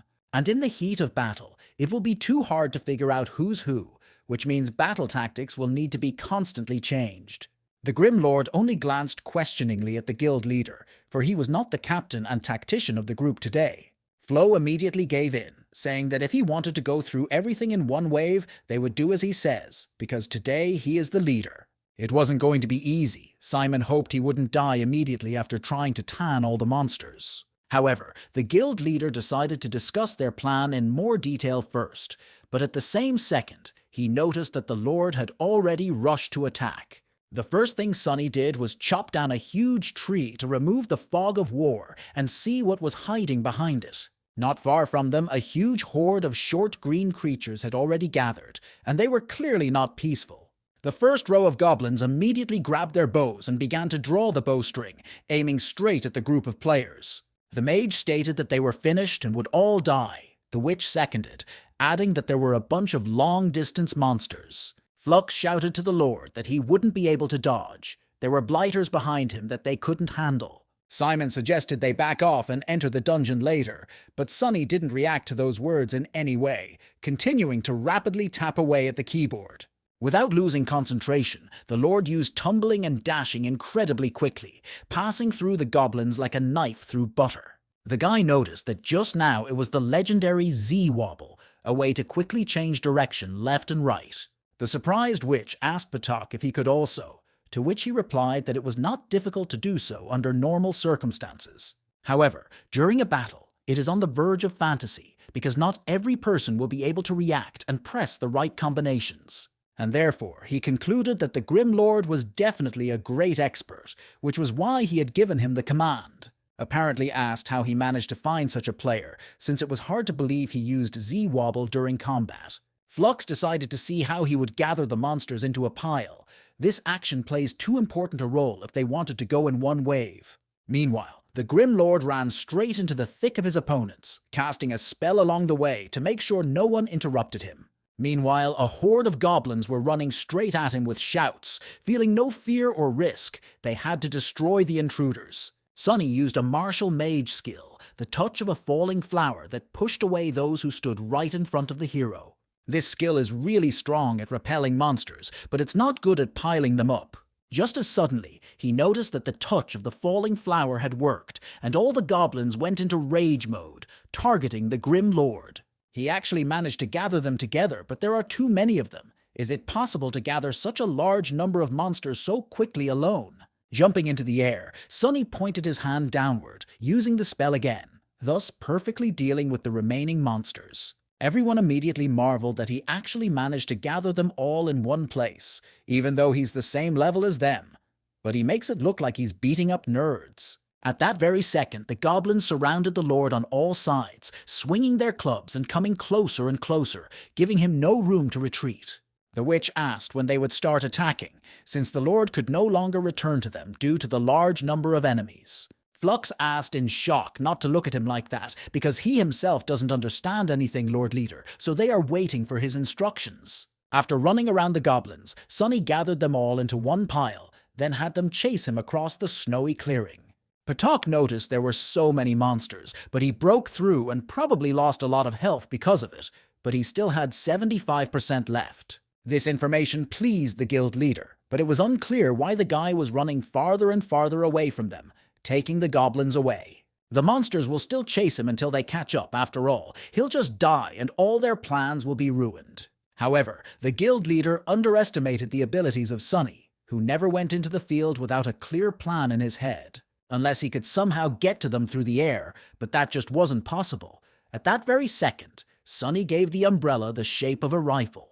Soaring into the air, the hero made a single shot, not really aiming. It was necessary to get the momentum for the rebound. Looking up, all the group noticed that the Lord had flown right over them, breaking free from the encirclement of the huge horde. Sunny landed next to them, and Patak noticed that it was a gunner's skill to move through the air using recoil. Shooters can fly backwards from the line of fire. The stronger the recoil of the weapon, the farther the character flies away. The witch loudly asked Azure Stream to stop analyzing, for a crowd of goblins were already running at them. Sunny ordered the mages to attack and the witch to prepare to use the doll. Everyone immediately got into a fighting stance, accepting the order. As the whole company rushed at the goblins, Patak ordered everyone to obey the Grim Lord if they wanted to get through this in one wave. To do this, they must not allow the bot to counterattack, and so they must take the attacking position as quickly as possible. Sunny asked the mage to prepare a fierce flame. The mage immediately began to cast fire around him, directing it at the horde. Not expecting such a thing, some of the goblins immediately began to burn in flames, losing some of their units that were in front. Then the order was given to use the blizzard, directing a stream of magic to another part of the goblins. Those were engulfed or chilling cold. The goblins that survived the attack or were behind continued to run forward. The monsters were too far apart. Some of them got hit and the recharge is too long. The Lord ordered the witch to use the doll quickly. The girl cast a spell, releasing her small copy forward, thus attracting the attention of the goblins. The doll provokes all monsters within a 2-meter radius, causing the monster's aggression to switch to her. But there was one drawback. The doll has too little health. She won't be able to last long because she was literally attacked from all sides. However, the Grim Lord declared that it was enough for him, whereupon he soared into the air, aiming to attack his opponents. Landing on the ground, the guy created a shockwave that pushed in the monsters closest to him. Azure Stream shouted for them to get up. At the same second, Sunny asked the Swordmaster to use the Sword of Falling Light. Simon, as if reading his thoughts, was already preparing this ability, swinging his sword towards the tenacious goblins. His sword then dropped to the ground, creating a whirlwind of blades around the caster that rained down on the monsters. The wizard declared that their leader was cool, but the latter replied that it was too early to rejoice, for the recharge of this ability was too long. If the monsters get up and attack again, they'll all flipper around here, instead of coming through in one wave as planned. The guy didn't know what to make of them, asking himself if the Grim Lord had learned any AoE skills from the other classes. But as it turned out, Sunny had a different plan. He calmly but confidently asked the witch to use the shadow cloak. The girl smiled and said she understood, then began to cast the required spell, waving her wand. The goblins were immediately enveloped by a shadow that raked them into one pile and lifted them into the air, preventing them from escaping anywhere. She then brought her hand down sharply, thus bringing all the goblins to the ground, stunning them and incapacitating them. Azure Stream had completely forgotten about this spell. Now they had enough time for their skill cooldown to complete. Simon realized that this guy was something with something. He was using skills not normally reserved for crowd control. He wouldn't have been able to pull it all off if he wasn't very experienced in the different classes.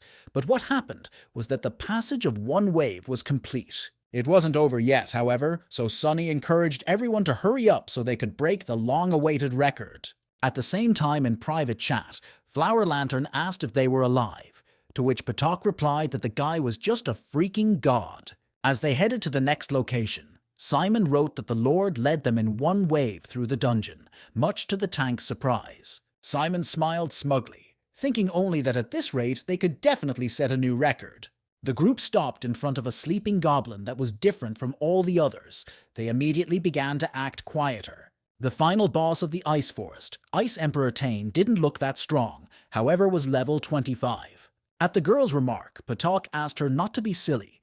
Though he was the size of an ordinary goblin, he was much more dangerous. He is also the first boss in Glory to have a name. While he was explaining this to her, he didn't notice that Sunny had already rushed into battle. The guild leader called out to him, but the Lord ordered everyone to start and deal as much damage to the goblin as they could. Once up in the air, the guy decided to use the infinite air combo while everyone marveled at his abilities.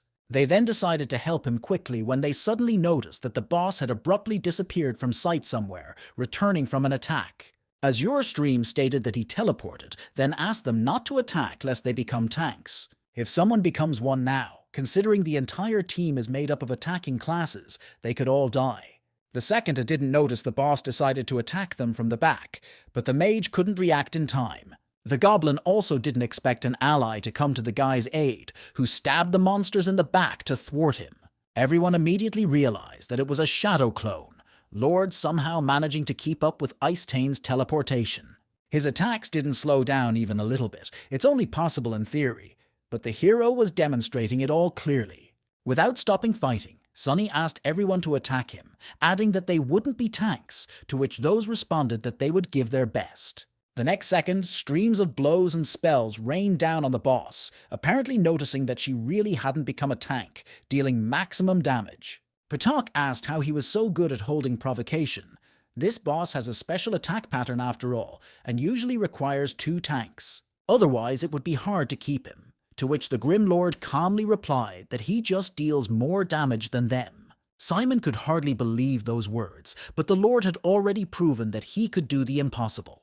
The whole group looked dumbfounded at the DPS rank, noticing Lord on top, concluding that he was not only a tank, but also a DD. The boss's health bar has almost turned red. When this happens, he will enter super armor mode, and no one will be able to interrupt his attacks. The second they said that, super armor appeared, so the whole group decided to temporarily retreat to come up with a strategy. Flux noticed that Lord didn't back down, but he knew this dungeon like the back of his hand and knew what was about to happen. After he gets super armor, Ice Tane always uses the Ice Whirl spell, and if you don't retreat, you will 100% get hit by it. But for the umpteenth time, the Grim Lord proved that he was capable of going against the system by grabbing a goblin and throwing it over his shoulder. Using a throw behind his back, he interrupted his attack and cancelled his super armor, something a dazed Simon could not have expected. The rest of the group looked dumbfounded at this, thinking that they definitely wouldn't have thought of this in such a situation. Everyone concluded that characters without specialization were really cool, not like some people, after which they looked at the guild leader. Flo, why are they looking at him? It's better to look at the boss. After all, he's almost dead. I therefore need to finish him off quickly. This they dealt with rather quickly, after which a system notification appeared announcing that Ice Tane had been killed. A second window appeared congratulating the players of the Bluebrook Guild for setting a new record, a sweep time of 20 minutes and 24 seconds. All of the guild members were immediately excited that they could do this, setting a new record. Only Sunny kept his cool. Coughing, Azure Flow turned to the hero, saying that it was a beautiful job that he had done just perfectly. However, his throw behind his back was very risky. If he missed, they would all die. In response to this, Lord also decided to ask a question. Whether he learned circular slaughter or not, Simon knew that it was possible to break super armor with it. But he was so much afraid of failure that he decided not to use it. The guy tried to justify himself, but Sunny asked him to be sure to learn this ability. It's very useful against super armor bosses. Patok replied that he didn't have enough skill points, so he hadn't learned it, when suddenly the witch stated that she remembered everything, and he had learned the ability. She also asked if he had escaped at the end, at which time Simon put his head down on the table, asking her to stop. The guild leader was able to set a new record, but was not very happy as he made an incredible amount of mistakes. When they left the dungeon, they were met at the exit by a tank and a healer who praised them, for they had seen them fight. All players that were in the dungeon decided to share their impressions, except for Patok, who had mixed feelings about the walkthrough. Everyone was discussing the fact that they managed to break the record, while Tank told Sunny that he was actually God. It was really worthy of respect. He then apologized to the guy for his rude behavior, and the cleric asked how they pulled it all off. Azure Stream replied that it was thanks to Lord. He then asked Floating Boat to give him what they had promised, after which Sunny counted the inventory items. He noticed that they had given him too much, but remembered exactly that they had not agreed on so much, and therefore wanted to discuss the matter. The second Patak came up to him. That's right, after all, he helped them break the record by a full 5 minutes. Players from Grass Garden and Ambition Tyrant had likely already noticed the new record. He decided to ask in chat what they had to say about it. Plant and Grain replied that they had managed to recruit an expert. Simon immediately realized that Grain was now furious. Under normal circumstances, he always spoke to him throwing around clever phrases, but now he imagined him gritting his teeth. Most guilds are always competing against each other. They are also the reserve for professional teams. One of the main reasons for their appearance on new servers is the search for recruitment of strong players, and they are not the only ones who do it. Grass Garden and Tyrant's Ambition. It's likely they have their eyes on the Grim Lord as well, as it's unlikely those don't already know about him. However, he would definitely try to recruit Lord into their guild no matter what it cost him. There was no way their guild could miss the opportunity to get such a valuable player who would blow the noses of the other guilds. Azure Stream approached the Lord, wanting a private conversation with him. Sunny turned his head in his direction, listening intently. But in the next second, Simon noticed a system message that said that player Grim Lord was leaving the guild. Such an action dumbfounded the guy. At the same second, Grain wrote to him, asking how come he couldn't hold it together. Thoth replied that the Lord could do as he wished, himself thinking that the Grass Garden was watching them. They had found out everything too quickly. Continuing to examine the inventory, Sunny concluded that with these materials, he would be able to improve the umbrella of 1,000 probabilities. Suddenly, Seventh Field sent him a message congratulating him.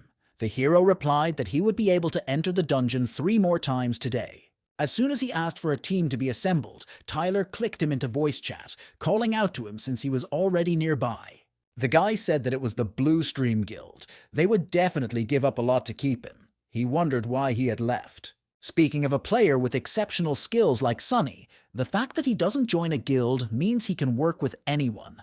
The Lord replied that he works for the highest bidder and does not want to be bound by the confines of one guild.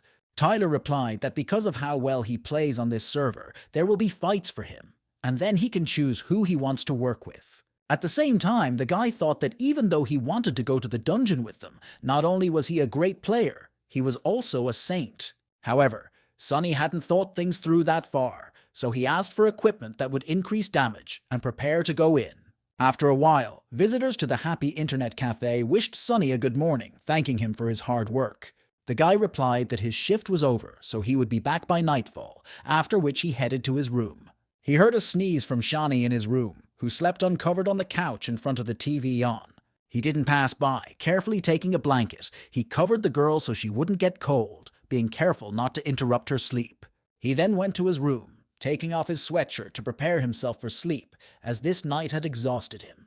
He lay on the bed, wrapped in a blanket, while the sunlight streamed in through the only window, warming the guy. Shani was tossing and turning in her sleep.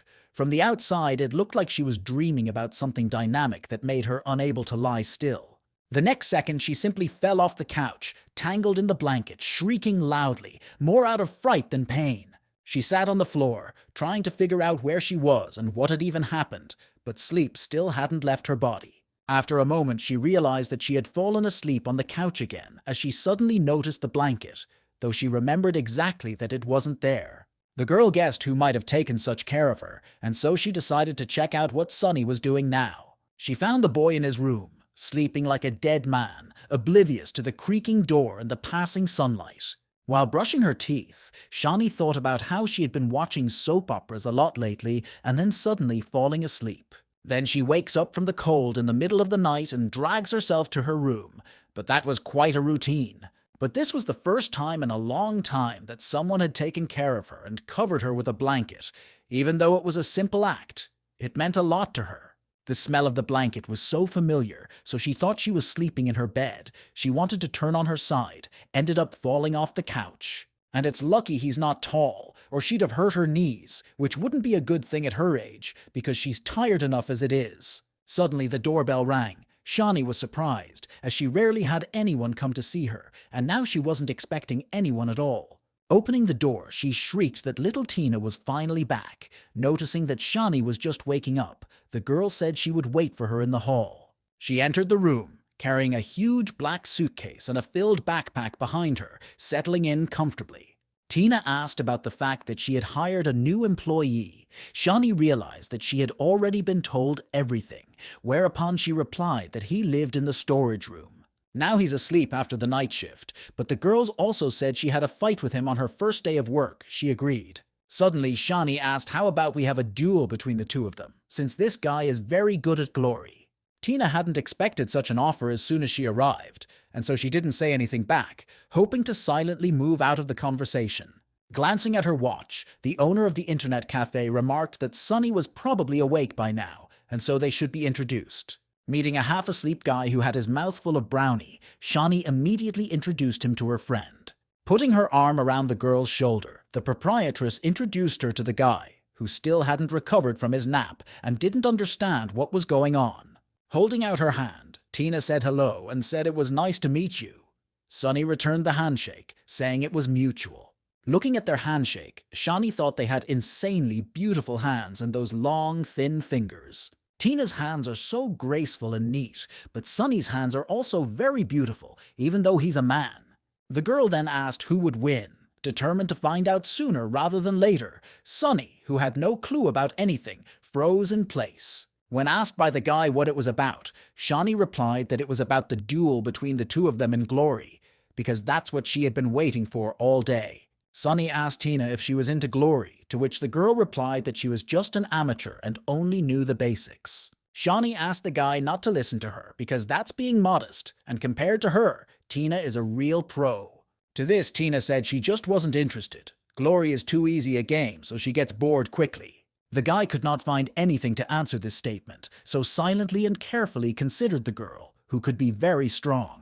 After a while, they took over 2 computers while they were surrounded by visitors saying that Tina was having a duel with the manager. Everyone immediately recognized the Grim Lord from Server 10, noting that Tina was indeed brave for daring to do such a thing.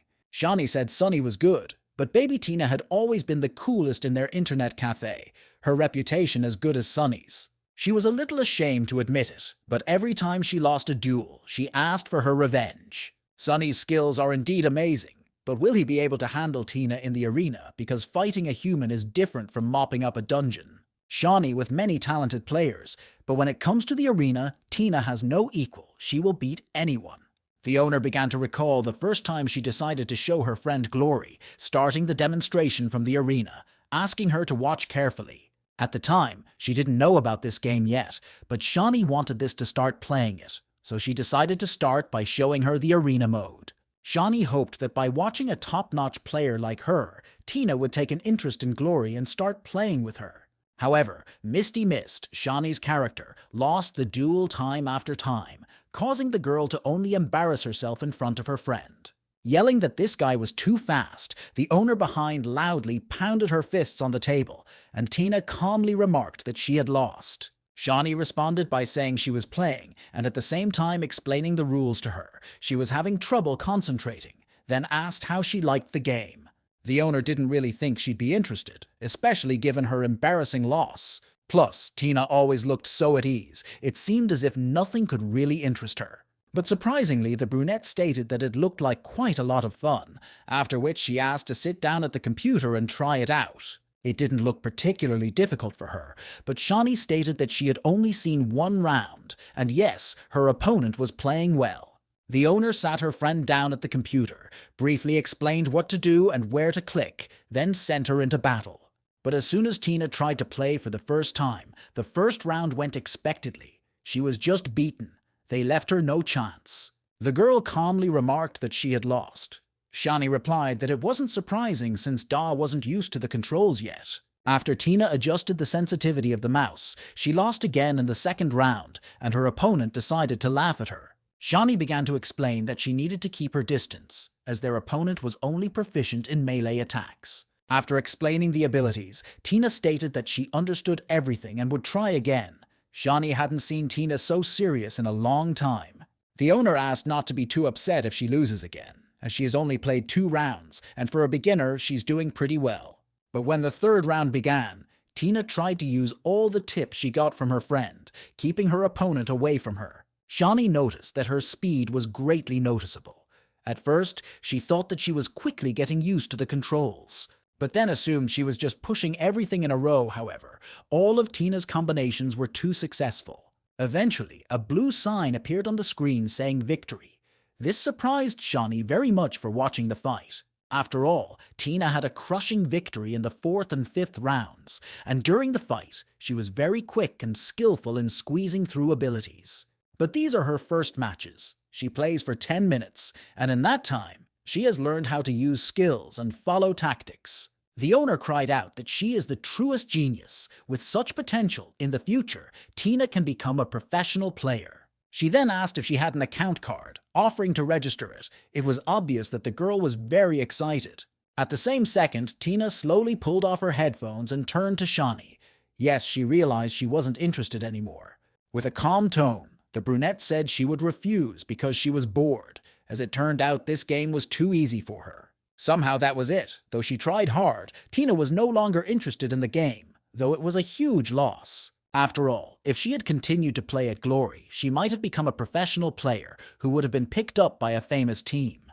The second the visitors started creating handmade posters supporting the girl, Shani was surprised at this enthusiasm. She thought they liked Sunny better. She told you that Tina was talented and very pretty, says little and does a lot. They can't abandon a character of such an archetype, and so they began shouting words of encouragement to Tina, wishing her victory.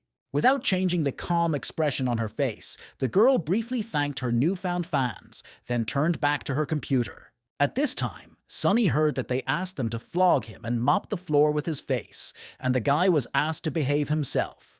As they began to load into the game, Shani told her friend that she had to use her launcher again. She explained that the skills were still the same, but the equipment was noticeably better. Tina smiled slightly and agreed. The owner asked the guy what about him if he would use his account, which is still just over level 20. The one agreed, explaining that it was his only account. Then the girl offered to lend him one, specifying which class he wanted. The guy asked for a card with a classless character, but in response he only heard a reproach, because no one has been playing that way for a long time. Tina decided to inquire about classless characters, whereupon Shani began to grudgingly explain the point of playing such a character. She also added that this guy has a lot of trump cards up his sleeve, so he asked her to be as careful as possible. Shani also explained that she fixed field. Even a level 20 character will have stats that will become roughly equal to her opponent. However, a character with more level and a richer selection of skills, there's nothing to be done here, so Tina will have the advantage. Finished with the explanations, the players began to enter the fixed field. The battle between the Grim Lord and Misty Mist would now begin. They found themselves in an empty arena with tall stone columns arranged around them. They had a few seconds to prepare for battle.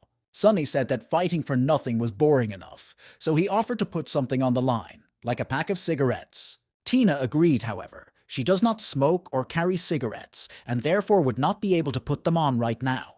Taking money out of her pocket and putting it on the table, the girl suggested betting 100 yuan each round. It would be easier that way. Shani said she would mediate and hold their bills, to which the guy replied that he only had an expensive pack of cigarettes. The proprietress said cigarettes would be fine, but Sunny clarified that he only had a carton.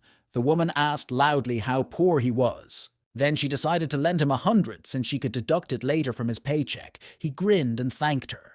Before they start, the guy wanted to clarify if he could put his full strength into the battle against Tina. Such a question dumbfounded Shani, causing her to ask where he had gotten all that self-assurance from, asking him to focus. The guy decided that this was a sign of agreement, so he decided to get that money back right now, after which he lunged straight at his opponent. A crowd of people gathered around Tina, watching her actions and trying to cheer her up as much as possible. The girl then claimed that Sunny was overconfident, after which she began to attack him at long range. The Grim Lord ran straight at the attacker, ignoring the bullets flying in his direction. It was important for him to shorten the distance. He pulled out his umbrella, listening with the edge of his ear to the sound of bullet casings falling to the floor, but it didn't throw off his concentration. Megla realized that she had wasted too much time to do any damage to her opponent while standing still. That was her mistake. That's why the guy decided to use the Swordmaster's skill, sword drawing. But Tina managed to dodge. The sword only caught a strand of hair, causing no damage to the girl, but it was too close to ignore. One of the visitors noticed that he was able to shorten the distance without taking damage, but Tina's evasion skills are also amazing. Shani thought he used Z hesitation and immediately applied the sword pattern, deciding to confuse his opponent first. However, it wouldn't be hard for Tina to get back. If it were her, she would have already fallen under this attack, as she suddenly noticed that the guy had already changed weapons. Sunny headed toward Blink again, not giving her a second to think or pause, wanting to take control of the situation. Getting as close as possible, he lunged with his sword, but Tina used her rifle to bounce back from the blow. Shani thought Tina's reaction speed was something with something. That jump allowed her to get outside of his attack radius. Now she needs to use aerial fire. The recoil from the shot will allow her to break the distance and at the same time come back from any hit. While she was in the air, she noticed that the Lord's weapon began to transform again, which discouraged her a bit. That second hiccup was enough for the guy to stab her in the shoulder. Changing from sword to spear, he was able to reach her at a distance. As soon as the spear slammed into flesh, Sunny used the power of inertia to plow the girl to the floor, not letting her get away. It was a martial mage skill, a circular swing that knocked the girl off her feet, but didn't do any noticeable damage. People noticed that this voiceless character had too many aces up her sleeve, because they were sure that Tina had definitely dodged. Classless characters are able to use the basic skills of all specializations. This is their advantage. Drawing with a sword cannot be used without an equipped sword. You need a battle mage's spear to apply the circular swing. His weapon was abnormal. The circular swing skill disoriented his opponent, and Tina didn't handle the sudden camera jumps well. Right now, the battle was not going in the girl's favor. However, she was now as focused as possible and didn't want to fall flat on her face. Without taking her eyes off the monitor screen, she thought he didn't look like the guy she'd encountered in the past. His actions are pretty slow, but for some reason she's always half a second behind him, even though she does everything faster than him. She realized she was completely overwhelmed. She couldn't keep up with his pace no matter how hard she tried, but that was no reason to give up. The match has just begun. Though she doesn't fully understand his class, the knight it's obvious he prefers to fight up close. Playing as a launcher, all she has to do is keep her distance from him, when suddenly she notices that the guy has disappeared. While she was thinking about all of this, Lord attacked her from above, kicking her in the face, thus knocking her to the ground again. Before falling, the girl noticed that his weapon had now turned into a cannon, and therefore her theory no longer worked. But Sunny was already on top of her, trampling her into the ground, but it was far from over, for Blink still had plenty of health. The Grim Lord pointed his rifle at his opponent with a smug look. That's when Shani noticed that his weapon had now turned into a cannon. Sword, spear, cannon. It turns out there are weapons that can take 3 different forms, but she hadn't heard of it before. Frowning, the girl turned her attention to the guy's stance, deciding it was the skill of a sniper executioner, and she was right. Sunny then started up close to water Tina with his rifle, and Shani shrieked that it was really him, because it looked so familiar. While the owner was outraged at what was happening, Mugla's health dwindling by the second, Shani motioned for her to get up. In addition to the owner, the visitors also shouted that this wasn't the end, and that she would make it through, as the round had only just begun. Hearing the advice and words of encouragement, Tina used an evasion skill, thus interrupting the Grim Lord's attack. After that, without rising, she pointed her weapon at the guy, wasting no time and hitting the attack button, wanting revenge. The stream of bullets immediately ripped towards Sunny, who was too close to not take damage, but the girl didn't expect to kill him right away. However, she was sure that all the bullets had reached their target, and so she was able to barter on the health he had taken off her. When the fire stopped, everyone noticed that the Lord had literally turned into a sieve and continued to stand still. A tense Shani was at first relieved that her friend had completely turned the tide of the battle, taking the initiative. As she suddenly realized that it was a fixed field, she wouldn't be able to do that much damage, and she wouldn't be able to kill it with one skill. All the more reason the body shouldn't have turned to smoke. In the same second, Sunny was behind Mugla, holding a sword at her throat. He used the assassin skill, cut throat, thus knocking her down a significant amount of health. Tina frowned, cursing to herself, for she had been beaten, and what she had just shot at was a shadow clone. While she was distracted, he went behind her back, but in the next instant the guy used the berserk skill, mountain destruction. Trailing off, he began to use every ability he had on him, changing his weapon form from spear to sword and back again. He then soared into the air and began shooting the girl with a rifle, using the launcher skill, barbecue. It was enough to disarm the girl, leaving her with minimal health, but he was in no hurry to kill her. Mjila, who was sitting on the ground, was suddenly hit in the head with a rock, causing her to lose 1 health. She turned her attention to the guy who had summoned a goblin, who in turn was throwing rocks at the girl. Dumbfounded viewers asked how many skills this guy had. Everyone immediately wanted to create a character with no specialization. When it was clear that this fight was over, Sunny slowly pulled off his headphones, deciding to get some rest. Turning to Tina, the guy suggested that he end it there, because really she had no idea how to play. But he noticed that she has a high speed, however. Her right and left hand coordination is a horror, and her knowledge in skills and equipment is meager. She has very little real-world experience, and her tactics are too predictable. Her ability to anticipate and adapt is practically nil. Therefore, if she wants to defeat him with such skills, let her come in 100 years. These words caught the girl's attention. Shawnee screamed that he was taking it too far since Tina isn't that bad. The guy apologized, saying 100 years was just an exaggeration. The proprietress asked herself, couldn't this guy have been a little softer, also in front of so many people to say such a thing? Glancing at her friend, Shawnee decided that she was about to explode. With her temper, she certainly wouldn't stand for it. Without letting the mouse out of her hands, Tina suggested in a calm voice that the guy finish the game, because 1 round wasn't an indicator. Rubbing his head, Sunny replied that he didn't see the point of it. She had already lost, and he just felt sorry for her. Don't bet to finish her off. Further, while she was distracted by the goblin, he would attack from the air, using the eagle seal, then the falling sword of light, then a heavenly strike, and finish it off with a dragon tooth, a touch of the falling flower, and a circular swing that would end it all. After that, she would be dead, as she wouldn't be able to dodge the abilities of the different classes that the guy kept changing. Tina realized that Sunny was telling the truth. However, it wasn't her style to just give up without trying again.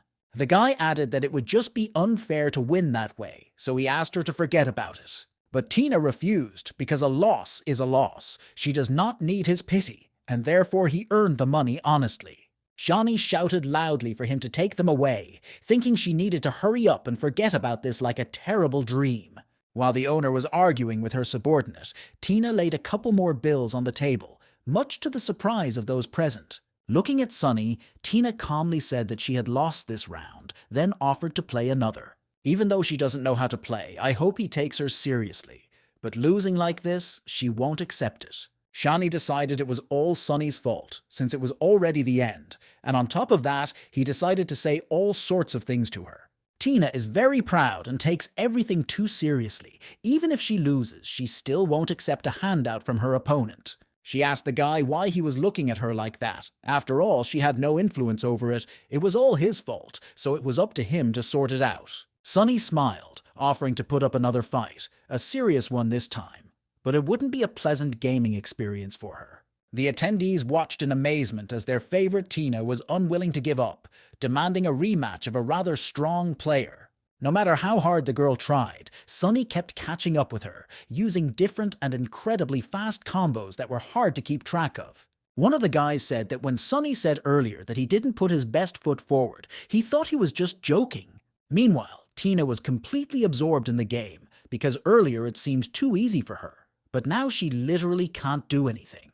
Once again, the Grim Lord defeated her by an incredible margin, taking virtually no damage. A red sign popped up in front of the girl's face, notifying her that she had lost, to which she was rather surprised. She couldn't believe she'd already lost, since she hadn't even touched her opponent, and the guy still didn't seem to be playing at full strength. Last time she thought she just couldn't keep up with his pace, but now she was completely lost during the fight. Shawnee, who approached her, offered her a little break, and after a few seconds of thought, asked her to play again. After a while, Shani thought Tina was losing over and over again. She didn't stand a chance.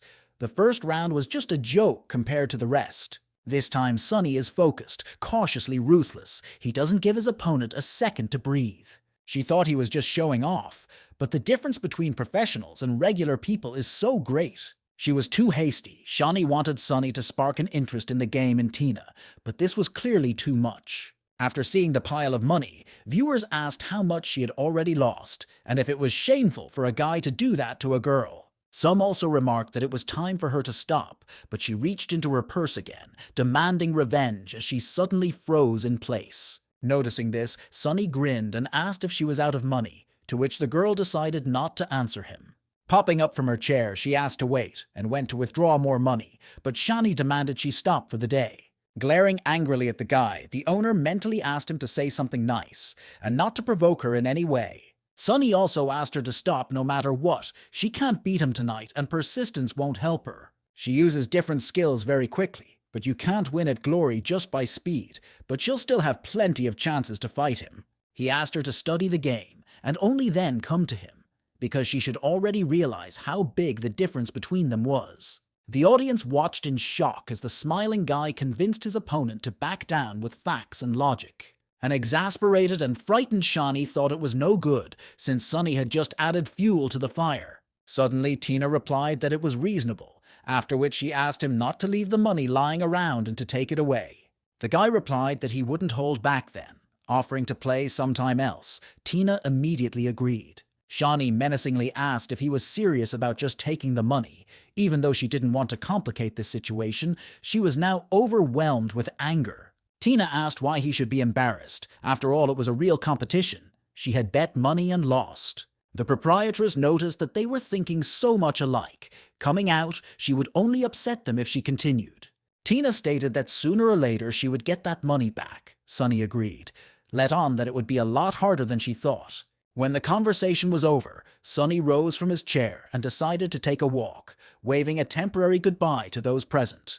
Tina asked Shani how big she thought the difference between them was, but she didn't even know what to say, not both much better than she was. The brunette added that he was right. She had a lot to learn, then asked how long it would take to catch up with him. For a few seconds, Shani stared dumbfounded at her friend, unable to believe that Sunny had actually succeeded in getting her interested. Afterwards, she realized how well things had worked out and said that if she wanted to improve her gaming skills so badly, she couldn't help her. She will only be able to find her a new account card to create her own character. After a while, Tina began to scrutinize the different character classes, starting with the swordsman, who was characterized by high damage. She then looked at the gunner, who had an increased control complexity. Well, he was also powerful in his own way. Tina looked at the specs for a while longer before she couldn't bear to ask which class she should choose. Shani replied that she didn't have to pick one right now. Until she got level 20, she could learn skills from all classes. The girl specified that if she didn't change class, her character would be unspecialized like Sunny's. Her friend agreed. Unspecialized is a style of play, not a class. Unless a player changes class, they can use the skills of all specializations. But when the character reaches level 50, he gets a class awakening quest. In order to pump further, you need to commit. Because they don't have a class, they don't get the awakening task. As a result, classless characters can't break the bar at level 50. That's why all non-specialized characters are gone. There are theoretically options to get around this limitation, but it's difficult. Remembering Sunny's weapon, Shani thought it was the reason why he was playing an unspecialized character. She said it wasn't worth it to study at Sunny's. Yes, they couldn't. Then Tina decided to look at other classes. The girl remembered her friend talking about some man or god, after which she asked what class he was. The cafe owner replied that his class was a battle mage, however. The one who played him had retired, and that made her sad. Looking at her friend, Tina thought she had known her for a long time and had often seen her lose her temper for no reason. But this is the first time he's seen her so grim. Apparently, she greatly admires this god of war, and he meant a lot to her. She decided to cheer her friend up by smiling and asking her how about her choosing a battle mage. After all, who knows, maybe one day she'll be the next god of war, admired by many people. Shani shouted happily that it would be 1,000 times cooler than defeating Sunny, and she should strive to become the god of war. Sunny came up to them and asked if she wanted to play as a battle mage. Since he could teach her, Shani asked if he was eavesdropping on them. The man replied that she was talking so loudly that the whole cafe could hear them. The owner replied that she didn't need his help. After all, she has a secret weapon, thanks to which Tina will be able to get all the information she needs on her own. The girl opened the folder, revealing that she had all the combat can-do guides Sunny had written, attributes, skills, equipment, and combat tactics. The guy was surprised that she'd rather choose to study alone than with a living person, but she questioned whether his training would be better than the Guido's. Sunny smiled and said that these guides were written 9 years ago. Since then, many updates have been released and many things have changed. Arguing that all these guides were long out of date, the guy started to move the files to the recycle garbage can, but Shani tried to stop him. He added that if someone helped him update these guides and he found out about it, Sunny would be pleased, but he needs some time. While he's doing the update, the girls will have time to create a new account and customize their character. After a while, Tina asked the guy if he was the Grim Lord. Tina didn't answer, only glanced questioningly at the monitor. The girl looked at the leaderboard of the first kills instead of pumping her character. Tina replied that there were too many people there, so she decided to do it later. With that, she asked if the first kills could be replaced. Sunny explained that there is only one chance to get the first kill, but it's not something else one person can handle. It takes a team. Everyone must play cohesively, and everyone must know their duties perfectly, depending on the character class. Looking at the girl, the guy mentally asked her if she was coming up with a plan to break his record, but that was still a long way off. He then said that if she didn't understand anything in the guide or the game, she could ask him. She immediately thanked him. Sonia asked why her speed was so high, to which he got the answer that it had always been that way. But as it turned out, he wasn't that important. A slightly frustrated Shani sat in the manager's seat, thinking about everything that had happened in the last 2 hours. As she lifted her head, she noticed Tina and Sunny chatting nonchalantly, even though it was so late and they were still playing. Their two managers are playing games while she, the hostess, sits at the front desk. She feels like something is wrong here. Sunny really teaches Tina, though. She rarely sees him so energetic. He usually looks like he's about to die. And her friend was finally interested in Glory after all. A duel between them turned out to be a good idea. Although it didn't go the way she expected, the most important thing is the bottom line. Tina is very talented and hardworking. Maybe she can go pro. She loves Gloria too, but unfortunately she's not as good as Sunny. And she doesn't have Tina's talent, nor any chance either. Suddenly she jumped up from her chair, deciding to stop being sad. Even though her fingers aren't that fast, she can't be so pessimistic. She has a freaking internet cafe. Maybe one day she can start her own professional team. A customer who approached her asked to extend her session, but she shrieked for him to ask the manager to help with that. She beckoned loudly to Sunny, but he and Tina didn't react in any way to their owner, figuring her mood was very fickle today. After a while, Sunny, along with other players, decided to pump in the burial ground. Other players knew not to get in here. Here sway either crazy or skillful, because the monsters are too strong, although they give more experience for them. But it is difficult to defeat them. The guy the zombie pounced on screamed loudly that he was out of potions as the Grim Lord suddenly appeared out of nowhere. He helped the stranger escape death. He immediately realized that this guy was strong as he suddenly noticed that he was only level 21. They were about to add him as a friend when suddenly Lord was called out by a familiar voice. Sunny decided to interrupt the destruction of the mobs. He spotted a familiar group whose leader was Azure Stream. The latter asked if he wanted to join their team. After saying that, the guy immediately received an invitation to join the group, but Sunny was in no hurry to accept the application, looking at it for a few seconds. The swaying guys immediately recognized the Blue Stream Guild, since they wanted to invite him to join the team. They didn't stand a chance. Blue Stream is one of the 3 strongest guilds in Glory. Azure Stream is the guild leader. His invitation has never been declined. However, this case was an exception. Lord declined the invitation, saying he could pump himself, which upset Simon. He regretted his decision before he even sent the invitation. There were so many people gathered here, and he couldn't be gentler. Then Patak said he was misunderstood. They weren't here to pump up. It was an affair he wanted to lure Sunny to him. There was silence for a few seconds, during which the Lord reasoned why they wanted to call him. then stated that they wouldn't need that many people to grind experience. They also recently cleaned up the burial ground dungeon. Hence, their guild is here because of the savage boss, Blood Gunner Jaga. He was sure that those decided to ask him for help. Patak replied that as expected he understood immediately, after which he asked again if he wanted to join them. Simon figured he wouldn't refuse this time. The Grim Lord certainly wouldn't put down the opportunity to get material from the wild boss. Even someone like him can't defeat the savage boss alone, and he'll need a good team anyway. A wild boss is a boss that is not in the dungeon, but on the level up area itself, and appears 3 times a week. It happens at different times and random locations, but unlike dungeon bosses and hidden bosses, wild bosses are available to all players. Because of this, wild boss battles often devolve into massive guild brawls. The boss itself is not as important. Randoms and loner teams don't stand a chance. Smiling, Lord decided to agree, asking where he would appear, after which he invited everyone to go see. Azure Stream had a bunch of thoughts and questions floating around in his head about why he wasn't going to join the team and if he should be invited back. He then decided that the latter was planning to take the boss alone, but he had absolutely no way of guessing what Lord was thinking. But he didn't want to seem rude, and so he agreed to Sunny's suggestion, after which he beckoned him to follow him. After a while, they reached a rocky area where a yellow lightning bolt struck the ground not far from them, creating an explosion. Following this came the bloody shooter Jag, the wild boss of the burial ground, an undead with a pair of revolvers that moves at insane speeds. Patak said they got the news 5 minutes ago, so he called everyone he knew who was in the area. Their reinforcements are coming soon too.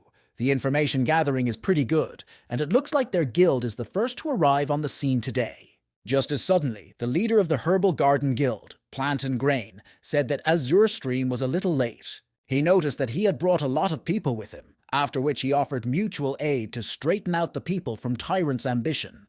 And after that, they would fight the boss and see who would win. But all Simon could think about was that Tyrant's ambition would be here too. The guild leader of Tyrant's Ambition Guild, Cold Knight, said that they were the last ones to come here, and therefore it was better for them to return home. Now there were 3 of the best guilds and a bunch of people on the vast terrain. Patak replied that they were only here to watch the show. Each decided to let their opponents advance, but only for them to weaken themselves and the boss, and then finish them off. However, no one dared to make the first move, either towards the boss or the other guild, trying to resolve things with persuasion. Just as suddenly, the Blue Stream healer asked Azure Stream to temporarily postpone the negotiations and take a look at the boss. Turning their heads, everyone saw that the boss fight had already started and was in full swing. 4 people from all sides went to attack. One of the guys asked what was wrong with this game and if this boss was too strong, yet kept trying to damage it. Everyone was mentally asking him if he was sure the problem was the game and not him, since he was trying to kill a wild boss with a team of randoms. But after several failed attempts, they decided to retreat. One of the players asked the pair bun to give up, because they can't win. The guy who played as the bully kept smiling, but staying was not part of it. However, his comrades insisted on it.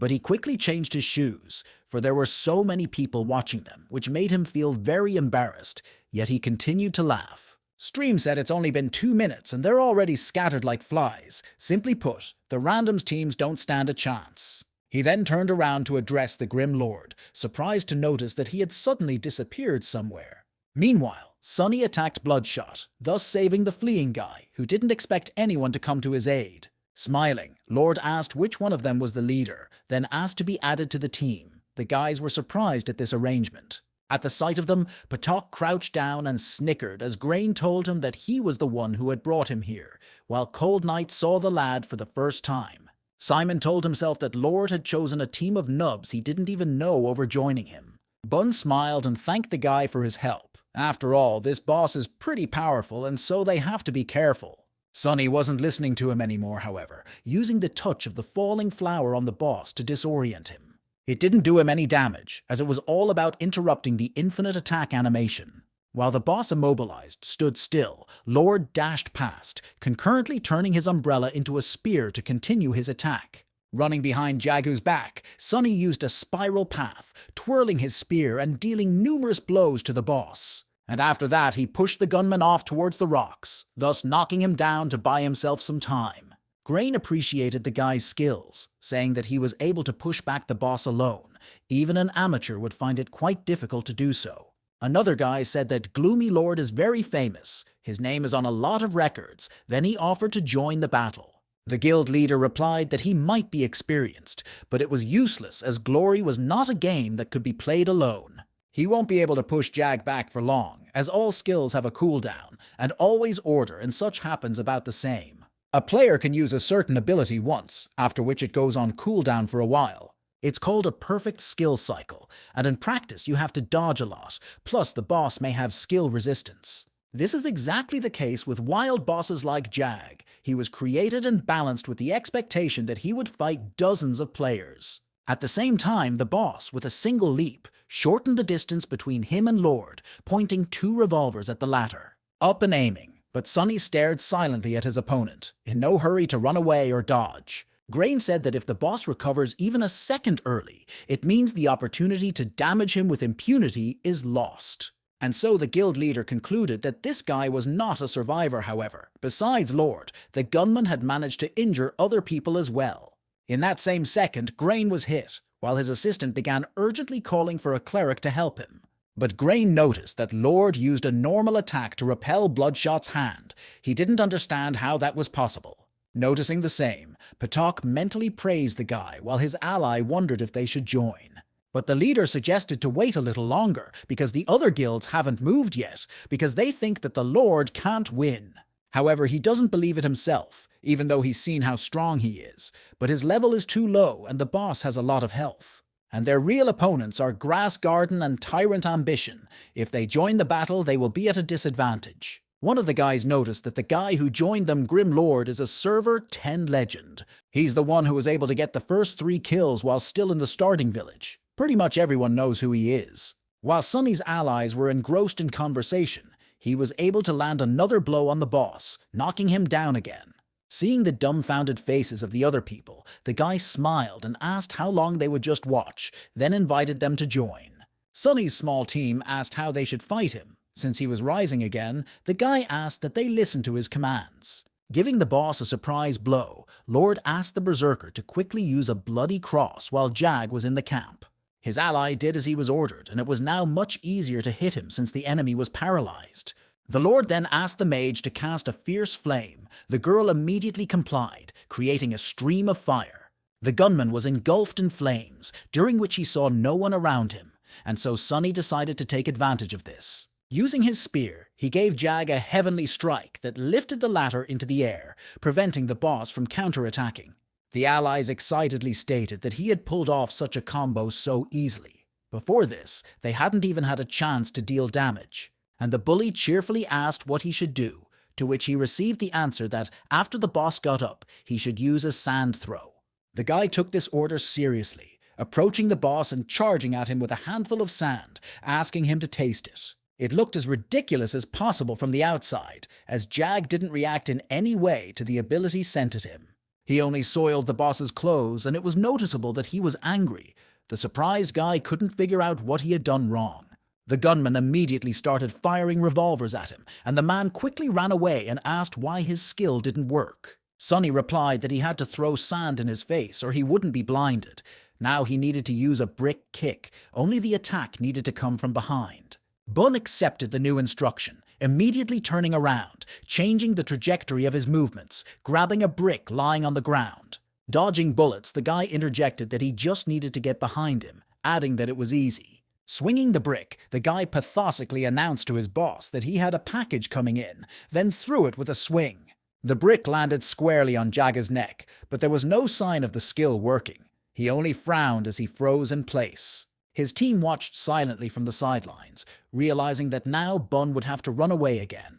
The man shouted that nothing had happened anyway, but he was told that he should smash the brick over his head himself, but not throw it in any way. The Blue Creek healer noticed that this bully moves very fast and dodges all of the boss's attacks regardless of silly mistakes. Patok said it's not that weird. She's probably tried a lot of games in the past, but never played Glory. However, the leader noticed that thanks to the Grim Lord, even these newcomers were putting up a decent fight, even though they had just been on the verge of collapse. Grain and his assistant were not happy with the ongoing battle. as these newcomers paired up with Lord began to deal damage to the boss. At that second, Patak ordered everyone into position. The other guilds aren't going to wait long. They need to deal with everyone but the Lord. If someone attacks him, you need to step in and help. Since he is a friend of the guild, they shouldn't let him down. As soon as the guild leader gave the order to attack, all of his subordinates immediately rushed forward with weapons in their hands with shouts. Seeing the huge crowd heading their way, Bun excitedly asked if these people had decided to help them. Sunny replied in the negative, explained that they were trying to steal the boss's murder and they were their target. The guy's delight immediately faded away, whereupon he replied that it was very insidious. They had decided to engage in battle when they had just gotten things going.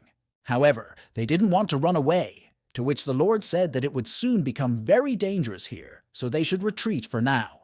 In the short time of their acquaintance, the boys decided to trust the Lord completely, and therefore immediately agreed to his order and began to retreat. While running, Bun asked if he was going to fight them alone, offering to stay with him. Sunny stated that there was no need for that, and therefore he should keep running away. The newcomer didn't fully understand the point of his venture. But since he's fighting alone now, he can increase his speed a bit. This will help him in the boss battle. He began using various skills, continuing to deal damage to the boss without giving the boss a chance to counterattack. The dazed Patak appreciated the Lord's incredible speed, but it won't do anything. The boss still has more than half of his health. While Sunny was pounding the boss with his spear, Grain didn't realize what was going on. His allies had escaped, and he was pretending like they didn't exist. While he marveled at his speed, his assistant asked if they should chase them or focus on stealing the boss. The leader raised his right hand and loudly ordered them to stand and wait for his command. For now, the newcomers were no hindrance to them at all. For now, they were not allowed to move. Those let them run. They could be forgotten about. If they got too flashy, it could turn into a debacle. If they start chasing them, forgetting about the other guilds, and are the first to engage in battle, someone will definitely stab them in the back. Suddenly, Grain asked Lord how about him joining them, suggesting that he take the whole reward. Following him, Cold Knight raised his voice, also offering Sunny to join them, adding 20 white wolf bristles in addition to the reward.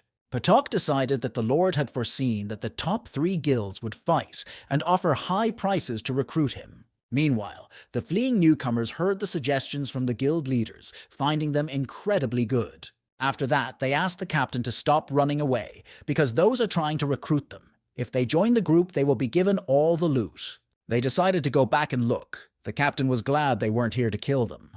As if reading their thoughts, a message came into the team chat from the Grim Lord, urging his allies to keep running.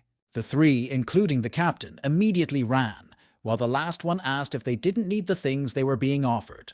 Without slowing his run, Bun ordered him not to do that and to obey the Grim Lord, for he knew exactly what he was doing. At this time, Grain noticed that the Lord wasn't even going to pay attention to them, to which Knight replied that then they would do the wrong thing. Meanwhile, Sunny continued to fight the shooter and deal damage to him, keeping him from recovering from his attacks. Another blow with the spear threw the boss to the side of the fence. The corroded bars could not withstand such a load, breaking with a crack. Jag didn't get up for a while, a stun effect hanging over him, making him unable to get back into the fight quickly. During this second hiccup, Sunny waved his palm in his face, sighing heavily, then asked the guys to be careful. The guild leader didn't understand the meaning of his warning, trying to carefully and quickly assess the situation. It was then that they noticed that Bloodshooter was suddenly quiet, years from everyone present immediately rushing towards the boss. In the same second, a golden beam erupted from his body and shot straight into the sky, destroying the ground nearby. Jag shouted loudly. It was obvious he had gone into a rage, but no negative effects were working on him now. On top of that, he used the Death Legion summoning skill, after which zombies began to rise from the ground.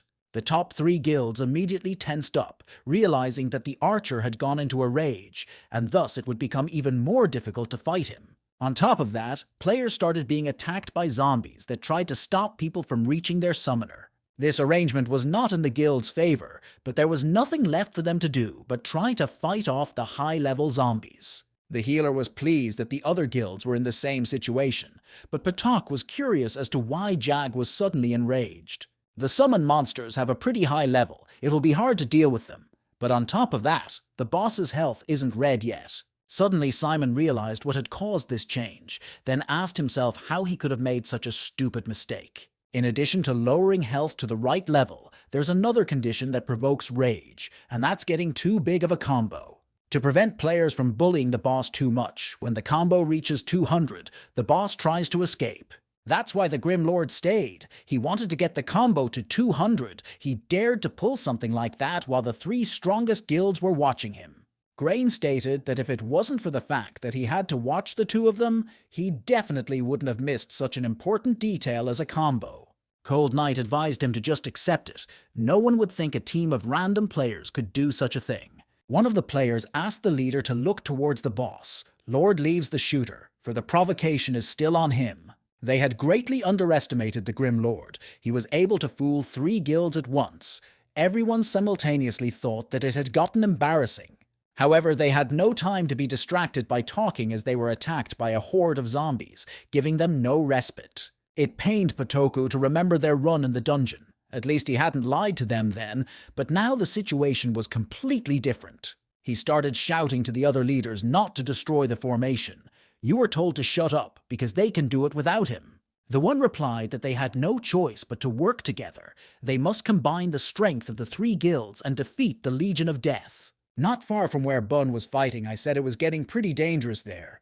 Good thing they listened to Lord and ran away. And the guy who came back to them was killed, suddenly not noticing Sunny running very fast in their direction. Without slowing his step, he rushed past them, urging them to come with him. I said, I need to find a deserted place and kill the boss. The allies immediately asked where the boss was coming from here, as the friends simultaneously fell silent, realizing that he was now behind them. Seeing the gunman's embittered face, the newcomers shouted loudly, adding that he had actually brought Jag here. They immediately started running away, asking where they could hide, but the Grim Lord didn't answer them anything.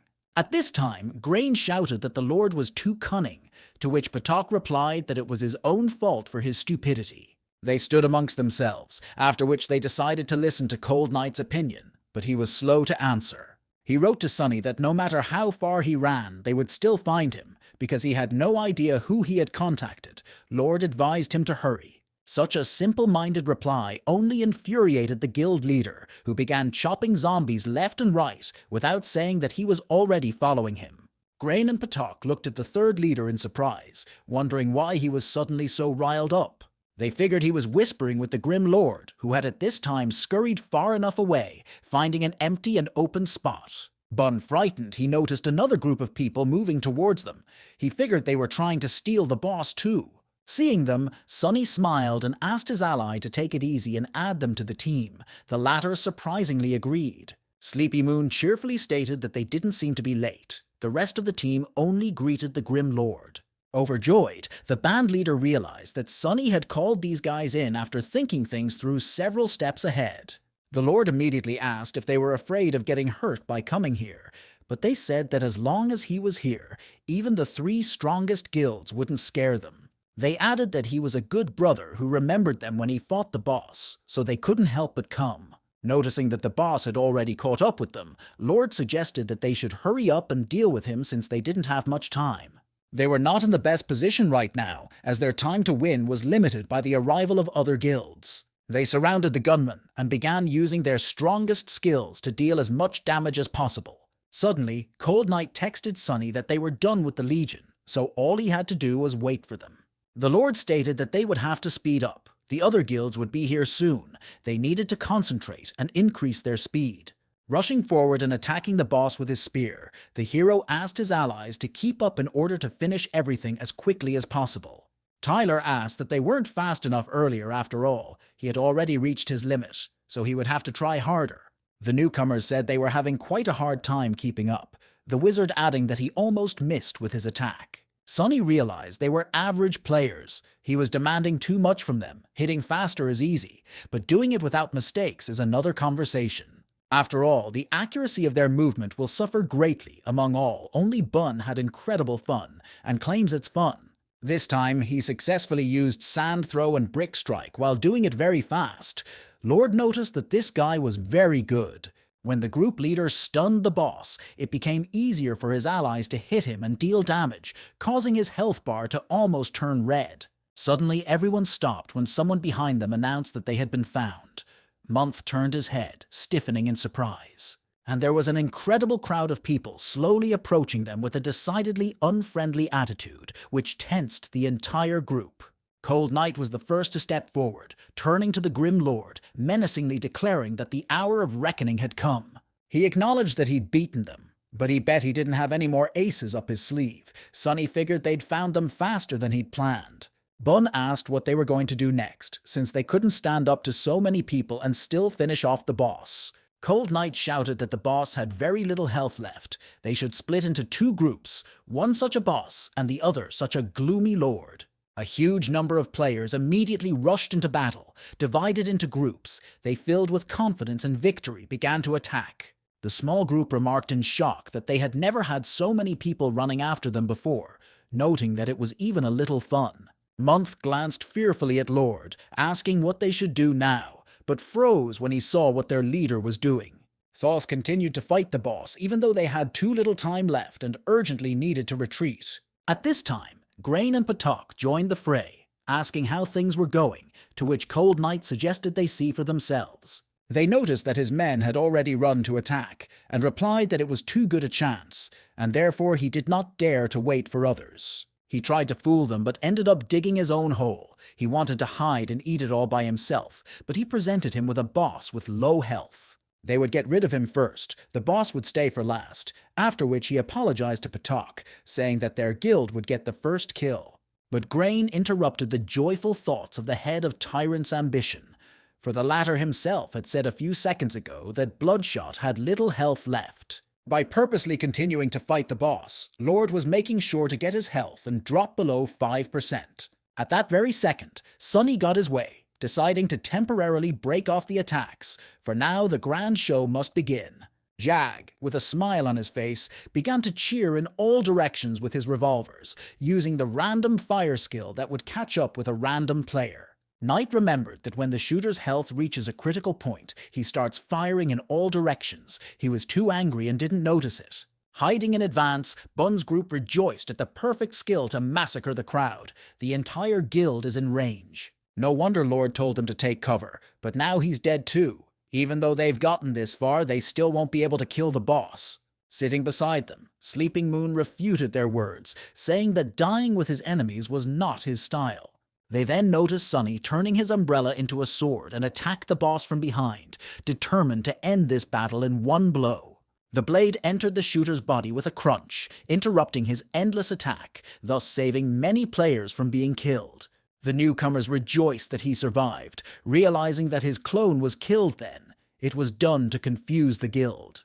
The three leaders looked dumbfounded at the system alert that said the first Bloodshot assassination had been made. Once it was all over, Sonny tiredly removed his headphones, sighing heavily, but in his heart glad for the victory. He didn't notice that there were people around him asking what he managed to play the boss from under the noses of the top three guilds. He hoped that none of those people were in that cafe because they must be very angry right now. Meanwhile, Knight stated that this wasn't the end. He recognized the skills of the Lord, however. None of them would leave here alive, for they were able to fool the top three guilds. Keeping a calm yet serious look, the Grim Lord only grinned and offered the leaders something to discuss. Sonny menacingly suggested that they back off or else he would stop being so lenient and then they would know his full power. All the players in front of him were shocked when they heard such speeches from a single player who was going to confront three guilds. Knight panicked, wondering if he was bluffing. There were many more of them, yet he still decided he could beat them all. The second he noticed the strange aura coming from him, it could also be that the Lord had more in store. Knight ordered his men to leave. When asked if they would fight, he repeated the order again in a drooping voice. Turning around, the huge crowd of people began to leave the burial ground while Sonny continued to watch them. The newcomers sighed quietly, thinking that they were about to get a serious beating, but they would like to see the Lord straighten them out. Sonny only smiled and glanced at the guy while simultaneously thinking that he had less than half his health and 0 mana left. After that, they decided to take a look at the loot. Once again offering Lord the first choice, he decided to only take the bloody rifle. Shawnee smiled contentedly, calling the guy a villain since he had no mana left at all, so that was the lie of the century. The visitor said that he pissed off Tyrant's ambition a lot, asking if it would backfire on him in the future. They certainly wouldn't forget about it. Then they noticed that Cold Knight had texted him. The curly-haired guy noticed that they had already started threatening him, as the guild leader suddenly offered him to kill the wild Ice Forest boss together on his own terms. The visitor was dumbfounded by such an offer. When Knight read Sunny's terms, he was shocked at such huge requests, concluding that there was no limit to his chutzpah.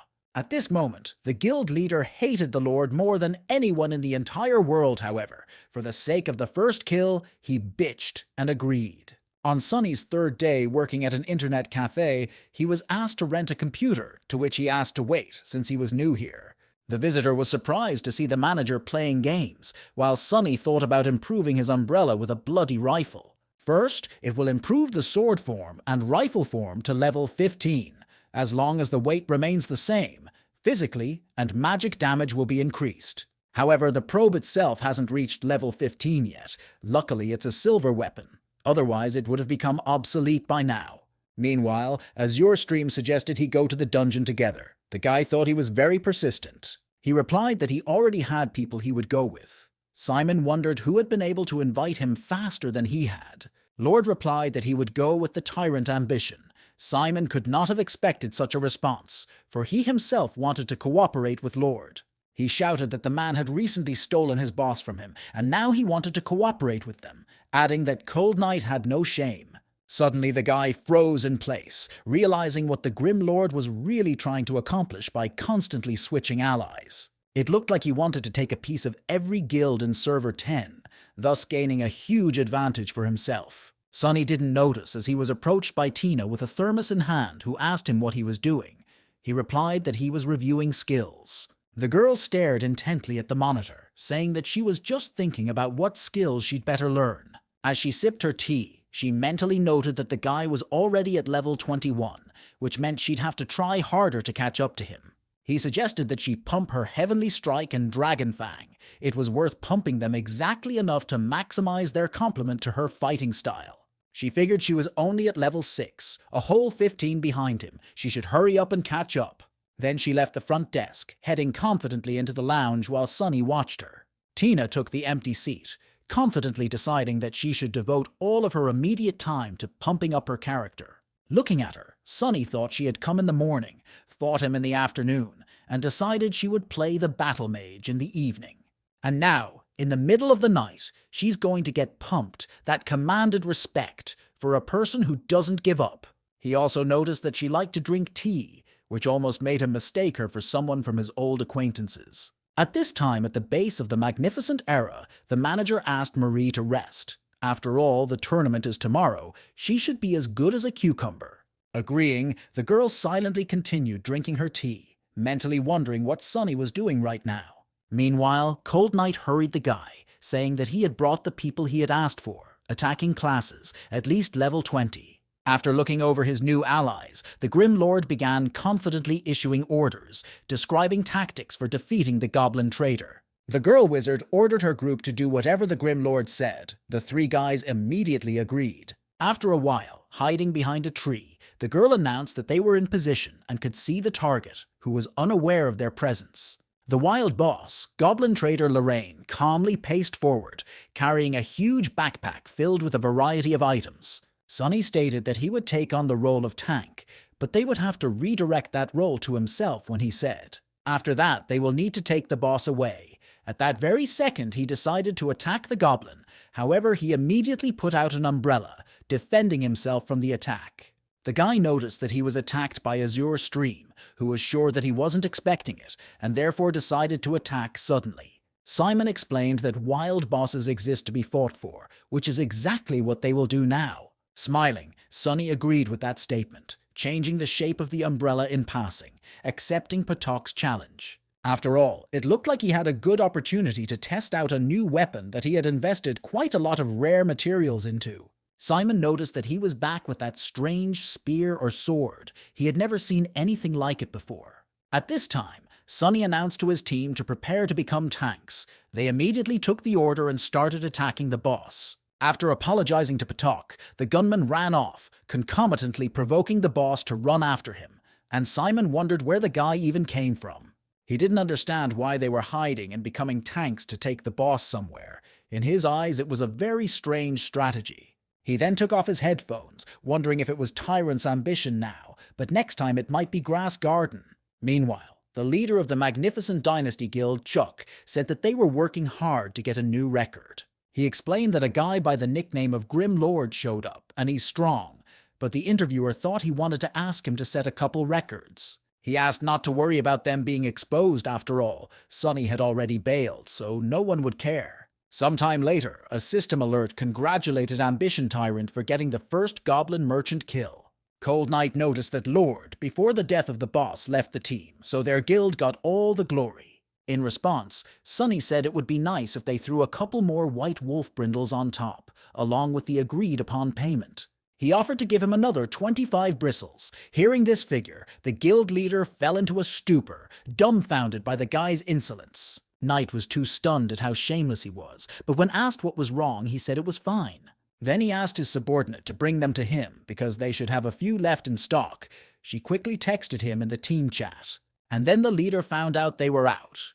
The girl clarified that they also needed to get the 20 he had originally asked for. Knight asked how urgently he needed to stubble, because the best members of their guild had already reached level 25, so they wanted to go through the Ice Forest again. They're going to break that record in the next couple days. If he helps them break that record, don't deal with all the compensation at once. In this way, he hoped to delay the time of issuing what he had promised. The hero agreed, deciding to clarify something about the compensation. The annoyed leader clarified that he could ask for anything, in response to which the guy didn't hold back. So he decided to ask for 30 white wolf bristles, 2 mithril pendants, and 1 crystal staff in addition. This staff is a level 25 orange weapon, so it would be hard to get it. But if they don't already have it, they can use something else as collateral. Trying to restrain himself, the guild leader thought that he would have to strain the entire guild for them to get these items. He tried to figure out who was working for whom here. It was as if they had become his personal slaves themselves, and it was unclear how that had happened. Satisfied with the trades, Lord asked what was wrong. In response to this, Knight, trying to hold back the shivers and tears, again replied that everything was fine. For the sake of getting records for the guild, he would endure anything, after which he asked what kind of players he needed for the record. Grim Lord replied that he needed 4 level 25 players with high damage. Pointing to the Knight group, he said these would do. Once they get in, those should obey him, and just try to do as much damage as possible as they go for a single wave pass. The sorceress girl asked with interest what the 1 wave pass was, but the leader told her to just do what the Lord says. Before they could enter the Ice Forest, a group of players had already encountered the goblins who were unsuccessfully trying to defend themselves. During this skirmish, they verified that the past record reached 20 minutes and 24 seconds. Then the Grim Lord helped with it. The girl replied that it wouldn't be hard to beat him, because Lord, you said yourself that they could do everything in 16 minutes. But if his speed isn't the fastest, you'll have to find a way to gather all the monsters in one place. Meanwhile, Cold Knight's right-hand man was telling the leader that it had been almost 10 minutes since they had entered the dungeon. Bluebrook Guild and Grass Garden are also inside the dungeon and trying to break the record, but that didn't surprise the guy. He looked very tense and wished he could be there in person to go through this location. Just as suddenly a system alert popped up in front of them. It said that the Grass Garden had finished passing in 17 minutes and 47 seconds. It was 3 minutes faster than the Grim Lord's last record. They wondered if he could beat it. In the same second, the girl sorceress told the leader that they had mopped up the first wave of mobs. He marveled at their speed. She's never seen such strategies before, but it's true. None of them stopped by the tank, because Lord's damage is very high. Cold Knight rejoiced, saying that the Grass Garden had better get on with their celebration. Within minutes, they would break the record. Suddenly, another system alert popped up. The guys decided that this time it was the Bluebrook Guild that was done for the purge. Knight glanced dumbfoundedly at the inscription that said that the players of the Magnificent Dynasty had passed the dungeon in 13 minutes and 24 seconds. Aside from Knight, Sonny and the entire Blue Stream Guild couldn't take their eyes off this notice, trying to realize what had happened. Cold Knight asked for a quick check on the fastest record among all the servers. His subordinate immediately went to fulfill the order. Lord said they also broke the maximum ice forest record in all of Glory. It's been a bunch of years since anyone has been able to beat the 14-minute time. The guy concluded that they were experts, and at least 3 people on their team at a professional level. Era's team may have been performing poorly lately, but they wouldn't fall so low as to drop training for the sake of a new server. After listening to the Lord's words, Knight concluded that it wasn't impossible to break this record, which meant they had a good chance. Sunny agreed, clarified that they should wait until he hits level 25. They also need to get past that mark. He also asked to collect the items he requested: 30 white wolf bristles, 2 mithril pendants, and 1 crystal staff. They agreed, so he asked them not to even think about it, but they didn't believe he could break the magnificent dynasty record. But it will be difficult to set a record. Each team member must have excellent skills and understanding of the game. Knight and his aide pointed to himself, but the Lord added that he didn't need healers or knights. It was a stab to the heart. Even if they have to take account cards to play the right classes, you'll have to do it personally. It's easier to forget about the record. Sunny smiled and replied that he could try to find the right people and account maps. Everyone immediately flinched when they heard that. They decided it was a trap. The Grim Lord in the eyes of others is a cunning old fox. Given his greed, he would definitely ask an exorbitant price. Knight agreed, but immediately pointed out that they wouldn't be able to give him anything else. He asked not to worry. They would stick to the original compensation. After which he asked to find out everything about the 5 members of the Magnificent Dynasty, as well as provide some equipment. When asked what classes needed equipment for, Sunny said they would need a battle mage, a bully, and a luncher. His interlocutors were surprised to notice that he wasn't actually trying to bargain, and suddenly became so serious. The Lord also asked him to wait until he raised level 25. Then he would help them break that record. After this conversation, he decided to add Steamed Bun as a friend since he was playing as a bully, deciding to see if he was available. He was startled by a sudden voice that said someone had broken his record, but he replied that it wasn't just his record that had been broken. The records of the other 9 servers were also broken. Tina asked if he would try to bring him back, then nodded affirmatively. The girl with bags under her eyes stated that if he got that record back and she could beat him, it would be even more fun. The guy said she was underestimating that record, then asked what level she was at. Yes, she replied that she was already at 16. He asked her to reach level 25. Something fun was waiting for her there, when suddenly 2 bags landed on their heads and Shani's disgruntled voice was heard. She stated that Tina couldn't imitate Sunny any further because she would jeopardize her health if she continued these games all night long. The guy was surprised that the girl had also sat up all night, to which Shani asked that they had played all night without even talking to each other once. After which she turned to her friend, stated that she couldn't compete with someone like him. It wasn't worth it. After Knight asked how he was going to find the players, Lord said it was something he had yet to deal with. The next evening, he decided to take a little walk and stretch his legs as a friend heard someone say that he expected nothing less from Marie. Seeing him, Shani said he's still new here, so he doesn't know it's a tradition of their internet cafe, Glory's tournament broadcasts. They are currently watching round 20, Era versus Team 301 degrees. Right now, there are one-on-one matches going on. When she finished explaining everything, she turned back to the monitor and cheerfully turned to Marie, who was her idol. The commentators kept saying that Era's beautiful women's player, Marie, won a point for her team in a one-on-one match. Now the overall score was 2-1. The cafe owner continued to shout that Marie was gorgeous, as expected of her idol. Seeing the disgruntled faces of the visitors and staring at the monitor, Sunny thought that Era had lost 2 out of 3 battles. Next up would be a 3-man group match. Now the commentators had to name the first players to take the field. It was the new captain of the magnificent Era team, Sebastian, and he will be opposed by the captain of the 301 degrees team, Chris. The attendees immediately shouted that this was the new hope of the magnificent Era, Sunny's successor, and began wishing him good luck. When a participant loses, he leaves the field and is replaced by the next one.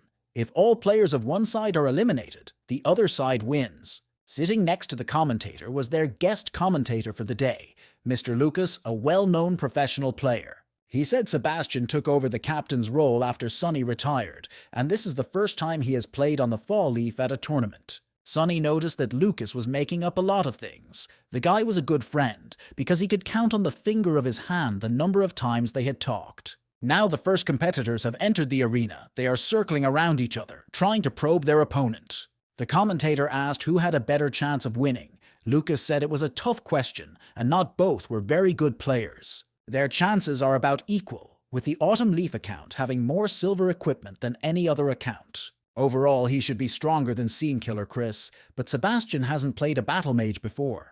Chris, on the other hand, is a veteran player with a lot of experience, so 301 Degrees has the advantage in this match. Suddenly, Chris began to advance, deciding to go directly, the Scene Killer now in Autumn Leaf's sight. However, Chris did not attack. After all, he is a veteran, and he should not be so harsh in his hasty decisions. However, that was exactly what Sebastian could take advantage of, and to take this win required being more brazen.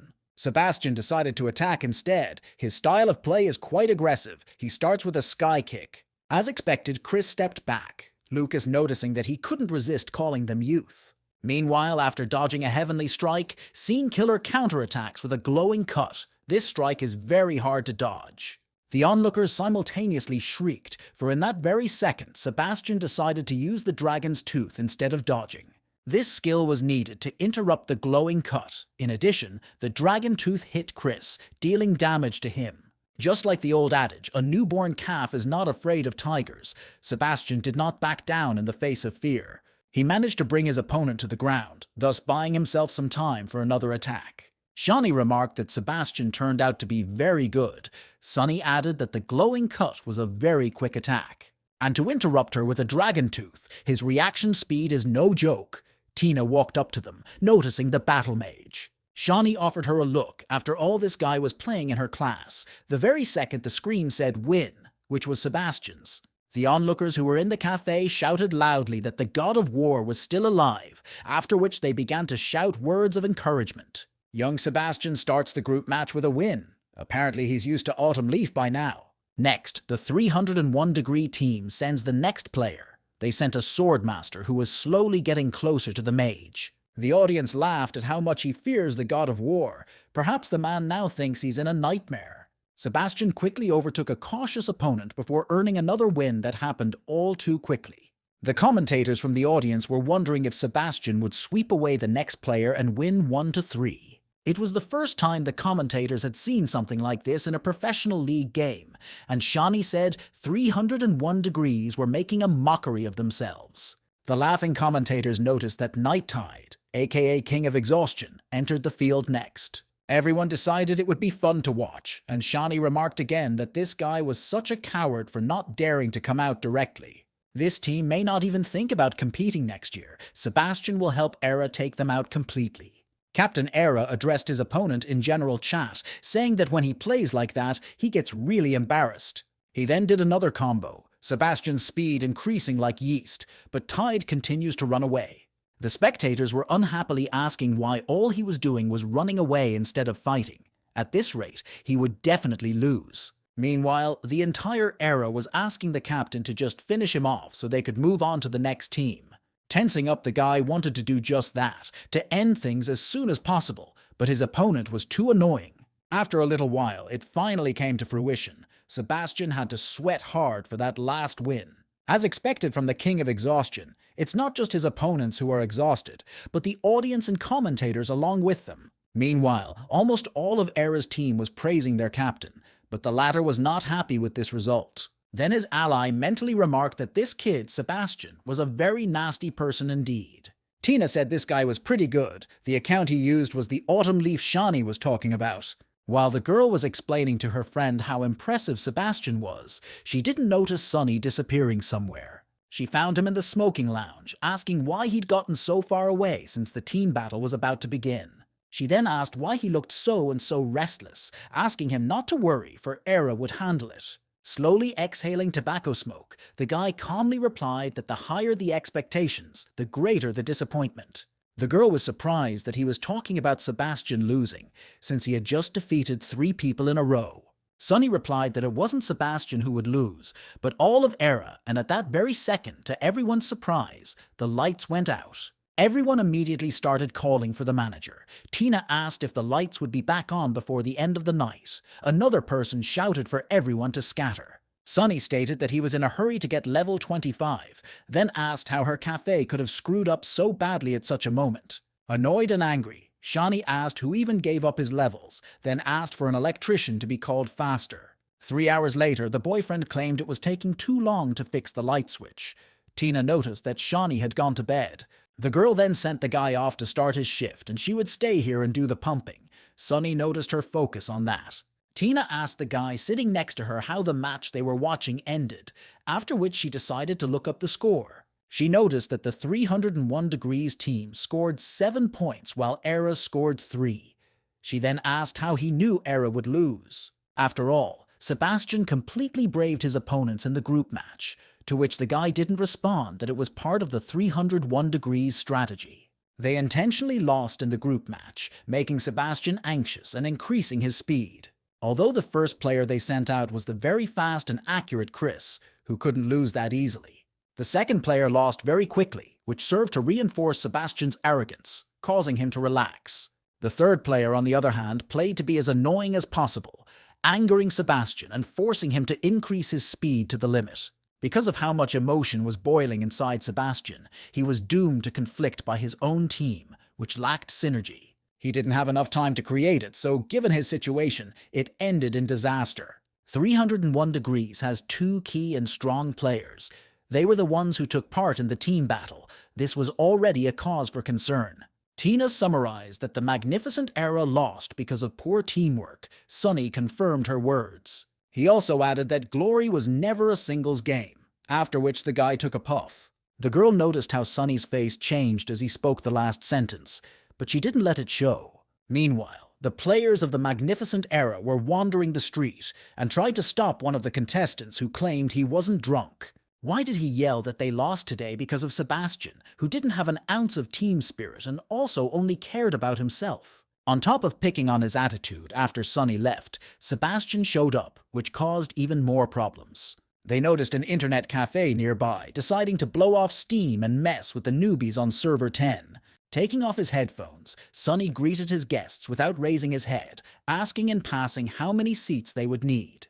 But as soon as he noticed them, he immediately misjudged them, while the drunk guy noticed Tina, calling her a hottie. The girl replied that the place was not for public use. He looked at her computer and asked if she was playing Glory. The guy immediately grinned and started hitting on her. Telling her she wasn't that bad, she calmly thanked him. He then asked if she recognized him, and in the meantime his co-workers were trying to get the guy's attention. The one grudgingly pulled away from the conversation and asked why they were poking at him, to which the startled player pointed a finger in the direction. Turning his head, the groggy player spotted Sunny, who calmly asked if they were needed. The visitor was stunned for a second. Tensing and frozen in place, the guy immediately recognized his former colleague, not expecting to see him here. Exhaling, he said hello to the older man, snidely asking if it was possible that he worked here as a network manager. He then asked if the job was too difficult, also inquiring how much he made. Sunny replied 1,800. The guy asked if that was too little, and if it was even enough to cover his smoking addiction. He then added that if that wasn't enough, he could come and ask for help at any time. They are not that far away, just need to cross the road and walk a couple steps. Then he asked the approval of his guys. Tina hesitantly asked Sunny if they were friends or if they were his, but the visitor replied that she hadn't picked the right words. After all, none of them would dare to be Dear Sunny's friend. It would be more correct to say that they were only his subordinates. The phrase was said with a smirk and pretense in his voice, but Sunny calmly withstood the verbal attacks. Lee was very familiar with that look on his face. Sunny is going to count him out again. He pretended to be scared. A co-worker whispered that he was in no position to count him out. Then the guy replied, how could he forget? After all, that one was bigger and their captain. He turned to the older man, deciding to bet he had a lot of things to say to him now, the way he had before. Afterward, Lee said he was sorry. Now he could say whatever he wanted, but they didn't have to listen to him anymore. Tina asked if he'd had too much to drink, but he said something to the effect that he shouldn't worry. It was a private matter between him and Sunny. All of a sudden, Sunny blew up, saying he's told him off so many times, but he keeps doing everything wrong. If he wanted the man to stop, it would be polite to give him a chance to finally stop. Hearing that, the girl grinned. Such an answer made Lee angry, causing him to slam his palms loudly on the table. unable to contain his indignation. Whereupon he replied that he was the one who never gave him a chance to fully prove himself. From the very first day he stepped on the team, the one always tried to suppress him and never gave him a chance to stand out. But he knows that he did it because he was afraid of him, afraid that if he started to stand out, he would take his place. However, now he's the one left on the team, and Sunny has become the one thrown out, and now he won't be able to suppress it forever. Now Lee is now a vice captain, and he is only a pathetic network manager with a salary of $1,800 a month. Saying this, the guy laughed. Sunny then turned to the other members of the team, asking Lee to step aside, adding that none of them had played well tonight. First, Victor was too focused on looking flashy, making too many unnecessary moves. This gave the opponents many opportunities which they took advantage of. Their style of play, though simple, was very practiced. If he can accommodate his way of thinking with his smooth mechanic skills and strong sense of rhythm, he will never lose one-on-one. The boy listened silently to the former captain's criticism, realizing that he was absolutely right in every aspect. Then he turned to Richard, that he was too much of a cautious man hesitating, thus losing the initiative. In professional matches, the delay between reaction speed and player action is often measured in tenths of a second. The guy's head is not that hopeless, as it has enough experience to make the right decisions quickly. The guy with the glasses immediately nodded, agreeing with every word Sunny said, while Lee was silent at first. Then loudly inquired whether he thought or he that remained their captain, and what right he had to lecture them. Then he asked Lee that when Sebastian had gone on a winning streak and seemed invincible, did he notice anything? When he realized the threat posed by his opponents, did he spend any time to come up with a good strategy? He reiterated that he told him off in the past because he was doing everything wrong. He didn't give him a chance to stand out for that very reason. However, now that he has gotten to where he is, he needs to strive to do his best, because vice captain is a very difficult job. Afterward, he put his hand on Lee's shoulder, said that he wanted to cheer him up, and anyway, it was time for them to go back. Thoth didn't understand why they had to leave. After all, they came here to take seats. Why he asked to unlock 4 computers. Suddenly, a sign appeared in front of the player's face, which Sunny waved right in front of his nose for him to scrutinize. It said, "That's the rules here." Sunny said they don't serve people who've had too much to drink. And they are famous people, and if they make a scandal here, nothing good will come out of it. Lee immediately faltered. Then they turned around and headed for the exit, not wanting to continue this conversation. Sunny only wished them luck. Tina calmly asked who they were, to which she received the reply that they were former co-workers.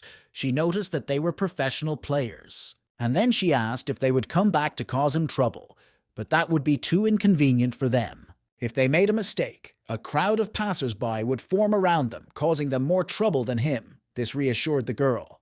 Why, she asked if he was okay. For a few seconds the guy procrastinated answering, exhaling tobacco smoke. Why, he smiled and said that it was a small performance, nothing more. Compared to the past, it was nothing at all. The guy then asked if she really didn't recognize him, because it embarrassed him a lot. Yes, laughed that she had just started playing after all. She also added that she had gotten to level 20. Sunny glanced at her monitor, surprised at how fast she was. The guy sat down next to her and said that after she finished her class change assignment, she should come to the ice forest. He doesn't want to waste time. He needs her to familiarize herself with a couple of techniques and strategies, the girl agreed. After a while, Grim Lord and Soft Mist exited the dungeon, completing the passage of the ice forest in 35 minutes and 48 seconds. The guy said she did well for a first pass, and for now he wants her to get used to this dungeon. She understood everything about starting a fight, changing provocation, grouping of mobs, their characteristics, and the features of the boss. He then suggested that she try to go it alone, and he should step back and make the call. She clarified that it was a solo dungeon, but the one was sure she could handle it. Tina stated that she would get through it. Sunny went to the landline then, dialing a number he hadn't called in a while but remembered by heart. After a long beep, the phone was picked up by a girl. The guy immediately realized she wasn't out of bed yet. Recognizing the voice, Marie jumped up, asking where he was. The man replied that if she crawled to the window, she might see him. She immediately began to look at the road, answering that she couldn't see. He clarified that she should look across the road, diagonally. There's a place called the Happy Internet Cafe. She knew of it. Asked if he played there all night long. Toth replied that he worked there. Marie said that place suited him just fine, then asked where he lived. Sunny replied that the same cafe provides him with food and lodging and his hostess is a big fan of hers. He asked her to give him, sometime, her autograph if he gave it to her. For sure he would get a promotion, and then asked if she was too busy. Marie was surprised, since the man should know what her schedule looked like, but she replied that she would get to him in a moment. The guy clarified that if she came in, she would draw a crowd, since she was a celebrity, and he had a personal request for her.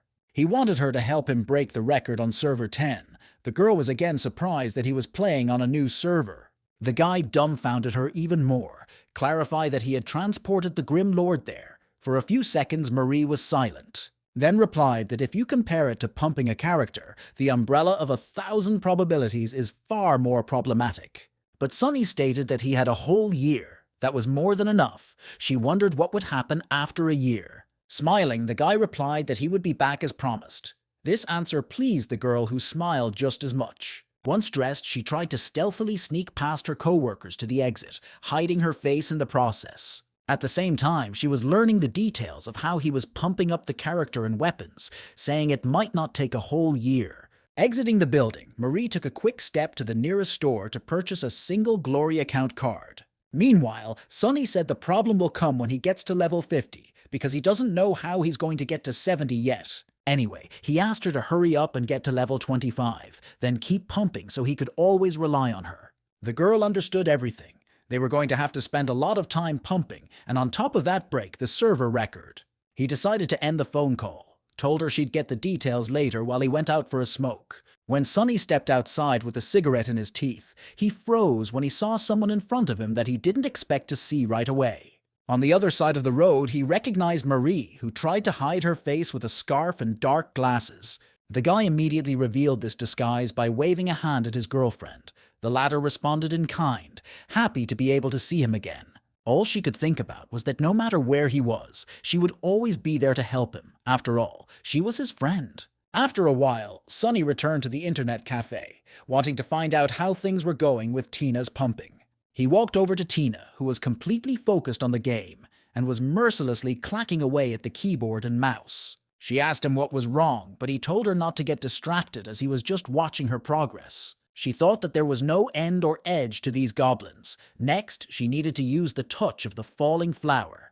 As she suddenly noticed that she didn't have enough mana, on top of that, she was injured and the game warned of danger. Tina took too long to decide which potion she should drink now. Sunny noticed that she didn't skimp on the potions. Without looking away from the screen, he explained that when trying to break a record, you can't wait for potions to finish recharging.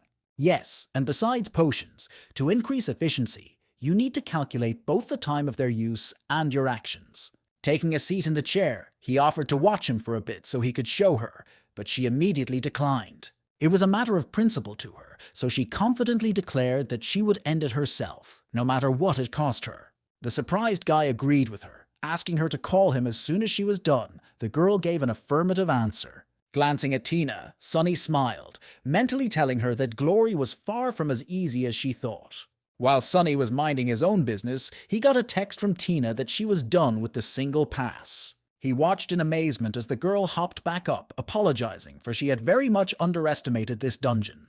Taking a seat on the soft chair, she sadly lowered her head and asked if he could show her how to properly go through it.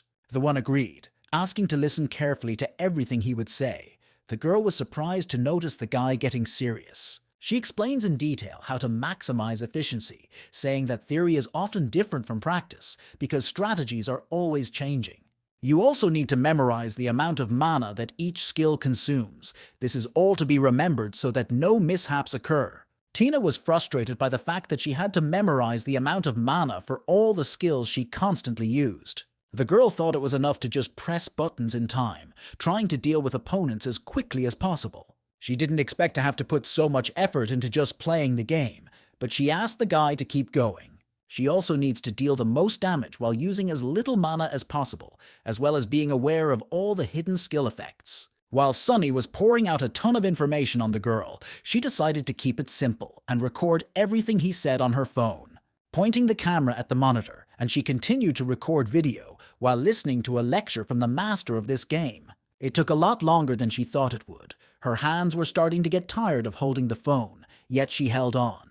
After a while, Sunny concluded that that was it for now. If they wanted to drink that record, they needed to push themselves to the absolute limit. They will need maximum concentration and a lot of effort, so she needs to practice diligently for a few days. He decided to go through the ice forest on Tina's account, doing it 20 minutes earlier than she did, while using almost no potions. Tina asked if there were any more tips. She wants to memorize as much as she can, and also she's almost reached her dungeon entrance limit. He asked her to stop, thankful that this night shift was hers. It was already morning, so he asked her to rest. Sunny said you can't rush too much. You also need to take care of your physical health, and he'll help her get pumped up. After all, if her pumping takes too long, they'll have to put their entire plan on hold indefinitely. Sunny imagined it being said of him that after he retired, he became a training partner for the newcomers. If the rest of the guys in the professional circle found out about this, they would weep with laughter, so you have to stay in the shadows. Tina said she was going to go to bed, advising the guy to get some rest too, but he decided he had another important task to take care of. Logging into his account, he met up with Steamed Bun, who he had recently added as a friend, to ask for help. The bully was all too happy to see him, loudly announcing afterward that he had come and was ready to carry out his instructions. Sunny noticed that he was waking up pretty early, to which the guy replied that the guy had told him to stop raising the level. The guy then started inundating him with a ton of information about guilds, the arena, and learning how to use abilities. Seeing a goblin running nearby, Bun decided to visually demonstrate to the Lord what he had learned. After that, he began to use sand throw, knee strike, and strangulation, thus taunting the poor goblin. Using all the skills he had, he was able to gain the victory, after which he stood in a victory stance, hoping for the Lord's praise. He then stated that because of these skills, he dominated his opponents, playing like a god in the arena. Sunny replied that it wasn't bad, thinking that he was actually a fast learner, then asked why he liked the class so much. He replied that when you started playing, you realized that the skills were going pock, knee strikes and such, the same ones you see in street fights. That's when it occurred to him that it was about him, because he was very good at this sort of thing, even though he had never used a sand throw in his life. Sunny was then asked how many arena points he had. He replied that he had defeated 98 opponents, so he had 98 points.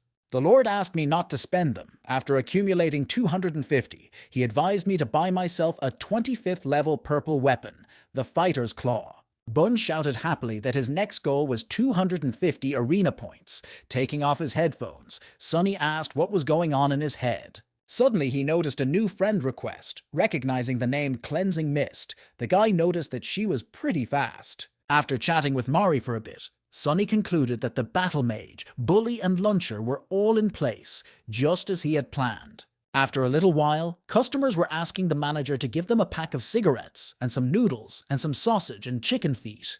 Running from place to place, Tina honored the requests of the customers, those asking to bring them a bottle of green tea later, preferably iced. Sunny told her that she was working hard, but her shift would be over soon. Da replied that she would start practicing in a few minutes. Putting on his headphones, the guy noticed that Tina had already managed to change slightly, which from the outside looked not bad at all. Cold Knight wrote to Sunny that he was able to get information on players from Magnificent Dynasty, that the magical swordsman was Lee, with whom he had recently gotten into an altercation, but had come out of it victorious. Sniper and Striker were the two players he pointed out the mistakes to, and those players took it for granted. Knight also said that he was pumping too slow, to which Lord replied that it didn't matter, his assistants leveled less than him. He replied that Cleansing Blink only had 16, which was the smallest among all those who must participate. The guild leader shouted that they would have to wait for a very long time for them to try and break this record. They couldn't procrastinate that long. Tina passed by and said it would take her about 10 minutes and then she would join him. 2 days later, players began to gather in front of the entrance of the Ice Forest dungeon to set a new record. Knight said he brought the player the Lord had asked for. He was level 23 and was an elementalist with good skills. The guy stepped forward and said hello to everyone. His name was crowd favorite. He also hoped they would get along quickly. But Knight didn't realize what his intentions were, deciding that he had come here just to observe the Grim Lord. After all, the crowd favorite's account was not the main one. Behind that character lurked the larvae of a far more famous person. After all, his main account was Wandering Peak, who was the guild leader of Tyrant's Ambition Guild and was now here undercover. The entire group immediately turned around when they heard a rather boisterous guy calling out to the Grim Lord, drawing his attention. It was Bun, who managed to score 250 points and acquire the purple weapon, the Fighter's Claw, that Sunny had advised him. Cold Knight immediately recognized the newcomer bully, remembering when they had fought for Bloodshot with a huge crowd. However, Bun paid no attention to his words. Glancing at Tina, he said that there was a beauty among them, after which he said hello to her. The girl smiled and Sunny asked what she was laughing about. She remarked that the guy was funny, then asked how to use voice chat. The Lord decided to introduce her personally, clarifying that she was a rookie battle mage, at which time Tina coughed, preparing to speak to the team. With a smile, she said she hadn't been playing at Glory for very long, so she asked the team to take care of her as a newcomer. Smiling, Bun stated that she had a very pretty voice, then asked what her zodiac sign was. Lord asked him to keep his cool. Knight stood shocked when he heard that she hadn't been playing that long. He'd brought their leader here, and he'd decided to bring a couple newbies. A disgruntled guy told Lord that they were missing one more person. Sunny replied that she had a job during the day, so she was a little uncomfortable. As a lone figure suddenly appeared amongst the fog and headed in their direction, Lord immediately pointed out that it had arrived just in time. Cleansing Mist, played by Marie, had managed to pump up to level 23, and therefore was fully prepared to get a new record. Sunny smiled as he greeted his friend, while Steamed Bun blushed as he saw another beauty in front of him. As she approached them, the girl said hello to everyone, adding that she was happy to meet everyone and that she was a friend of the Grim Lord. Cold Knight was angry that they had another girl in the group. Sunny snidely asked if he looked down on the girl players. Lowering his head, the man asked if they could count on them.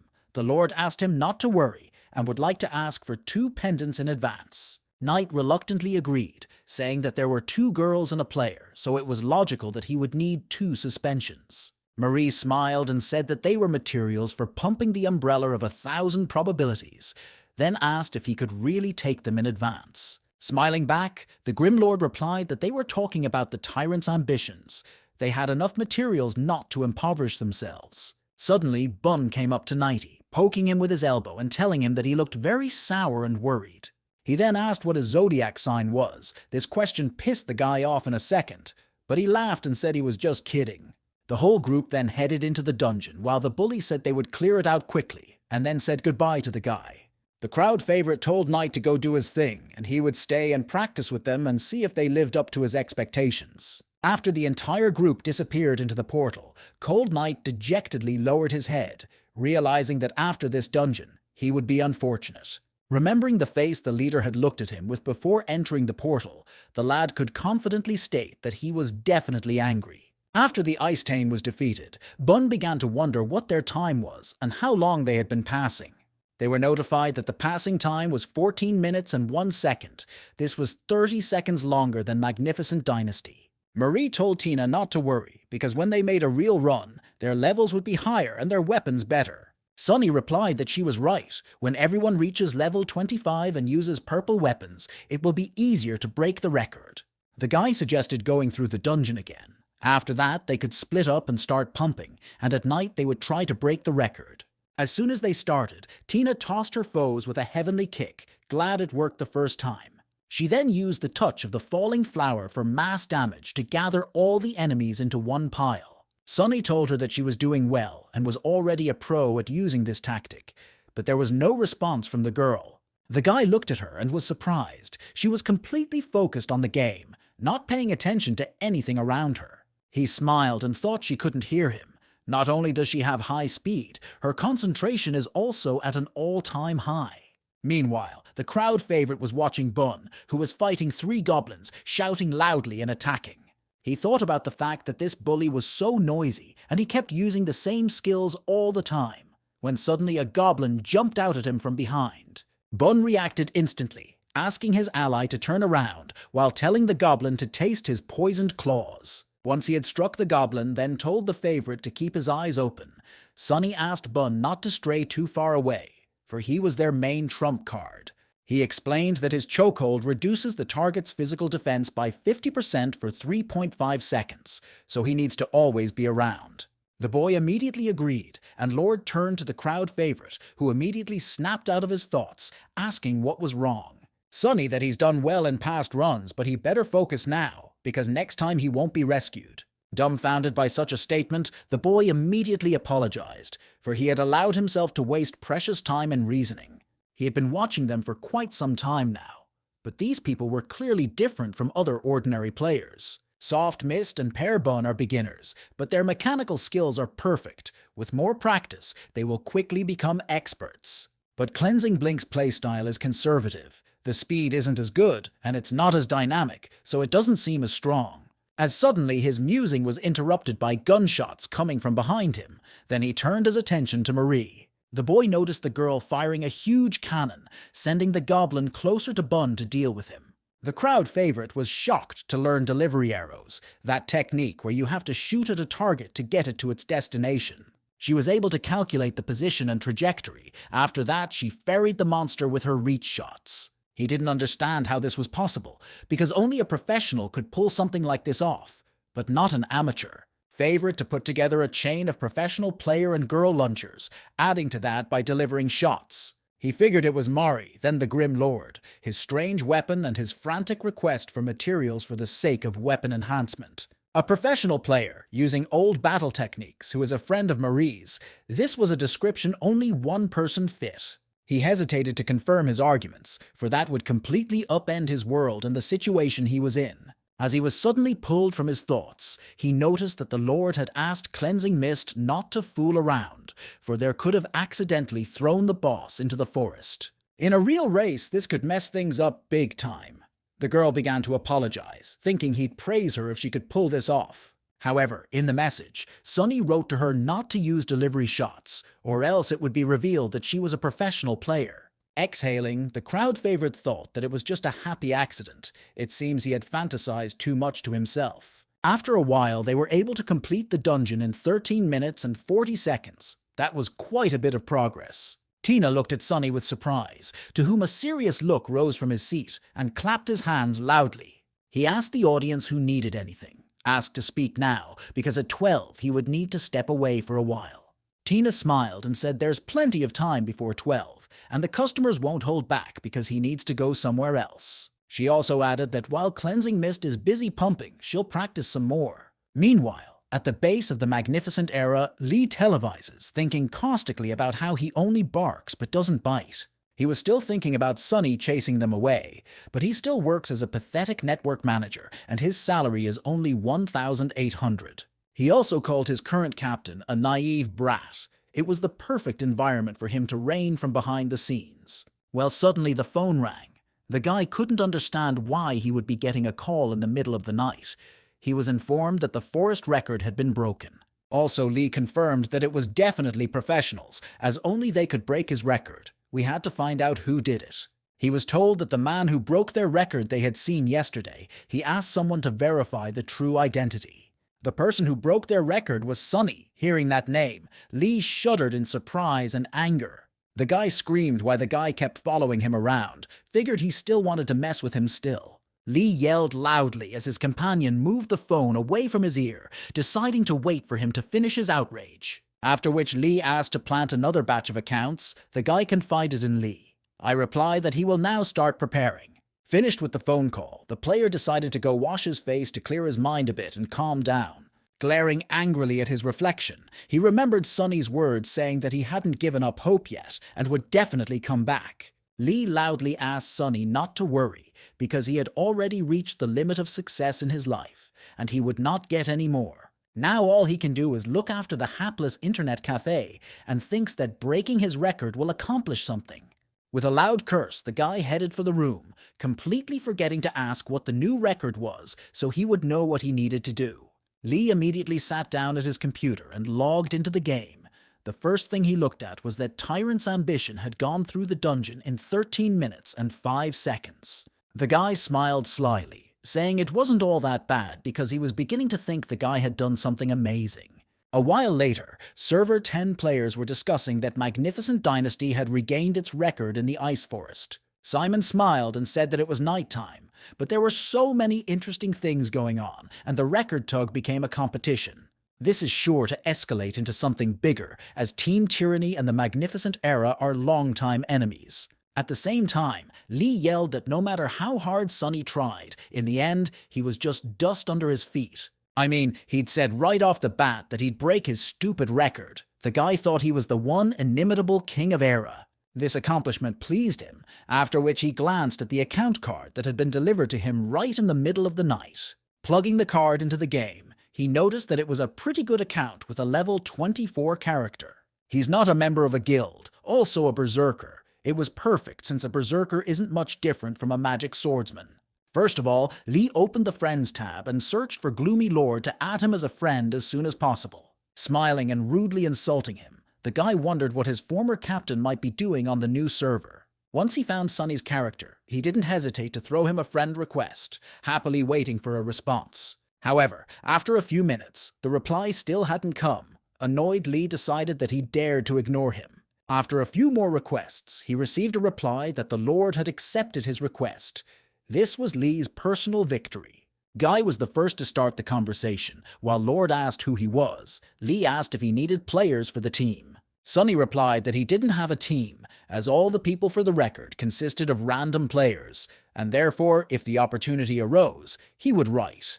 Lee asked if he wanted to duel. Lord instead decided to introduce him to his comrade, who would be more interested. Insulted because he had sent him to one of his pawns, as he was suddenly surprised, staring at the screen. Lord recommended Steamed Bun to him, while Lee wondered how he even came up with that name. However, there was nothing left for the guy to do but accept the invitation and show him what he could do. He decided to teach him a couple life lessons to prove his superiority over the Grim Lord and the entire server. Using mountain crushing, Lee mercilessly attacked Bun, who had already spent a fair amount of time in the arena. Therefore, it didn't cost him anything to dodge another attack Lee was sending in his direction. The ground shook beneath his feet as the berserker's sword shredded everything in its path, yet still missed its target. Lee was becoming increasingly annoyed at the fact that this skittish guy was able to dodge his every attack without much effort. The bullies only smirked in response, confident that he could dodge indefinitely. In the same second, the guy lunged forward, grabbing the berserker by the throat and using a chokehold on him, claiming that he was now immobilized. He then used a brick kick on him, stunning his opponent and preventing him from moving from his position. Lee let out a loud curse, asking where this wild monkey who can only get in the way and dodge popped out from. Just as suddenly, the berserker swung the ball, using a reverse slash and throwing the bully away from himself. Abruptly approaching him, he figured the guy thought that since he was holding back, he was weaker than him. However, that was far from the case. With the next swing of his sword, he sent Bun straight into the column, which immediately cracked from the heavy blow. Lee was sure the man had no idea who he had decided to pull on, so he decided to show the pup where he belonged. In that second he faltered, realizing he couldn't win. This guy was very skilled for an average player. If Sunny starts to suspect him, this is all just going to get more complicated. If he loses a couple times, it's going to look like he's just inexperienced. Gotta make sure Sunny doesn't realize anything. Closer to 5 a.m. Lee had suffered 5 defeats, deciding that was enough. If he wants to get into Lord's group, he has to pretend to be an ordinary player, but after all, no one would turn down a strong player. Writing to Lord, the latter replied that Bun had told him that he was pretty weak. Lee became angry again, for the newcomer had just called him weak. But Lee replied that Bun was just lucky. By corresponding with the berserk, Sunny I noticed that this evil sword has a lot of enthusiasm. However, he still decided to invite him to the graveyard for a ride. Tina was surprised to ask who it was. After a brief reply, the girl proceeded to pump while Lee thought the penetration was successful. However, in all this time, he never learned anything, at which time Tina told Sunny that she had a morning shift tomorrow, so she left to get pumped. Sunny agreed with her, deciding to make a group at this time for now. A few minutes later, the girl sat down at the computer. The guy put on his headphones, telling the voice chat that today they would be going through a burial ground that required level 23. An excited Tyler immediately asked if they could beat the local record, because it would be so much easier with him. He had been through the burial ground before with Sleepy Moon, so they knew some of the strategies. Sunny agreed. Suddenly, Evil Sword texted Lord to add him to the team, but he replied that it was already assembled. This made Lee very angry, who started shouting loudly and waving his hands in all directions, realizing that he was too late. He still couldn't find out anything yesterday, so we'll have to start with his acquaintances, specifically Steamed Bun. Meanwhile, Sunny's team has stumbled upon a boss. The Vampire Knight log has come to life, so they need to be careful. While everyone else was wary, Lord smiled, telling everyone that there was a change of plans because of the hidden boss. Tina sighed, said that because of the hidden boss, they can't break the record. Meanwhile, Sunny said he had a request. If his lightsaber falls off the boss, he'll take it for himself and everything else he doesn't need, and they can split the reward. The hero decided to clarify if Month uses lightsabers, but the latter replied that he uses katanas. Afterwards, Sunny directed the team into action, asking them to obey him, while Month asked them not to call him baby.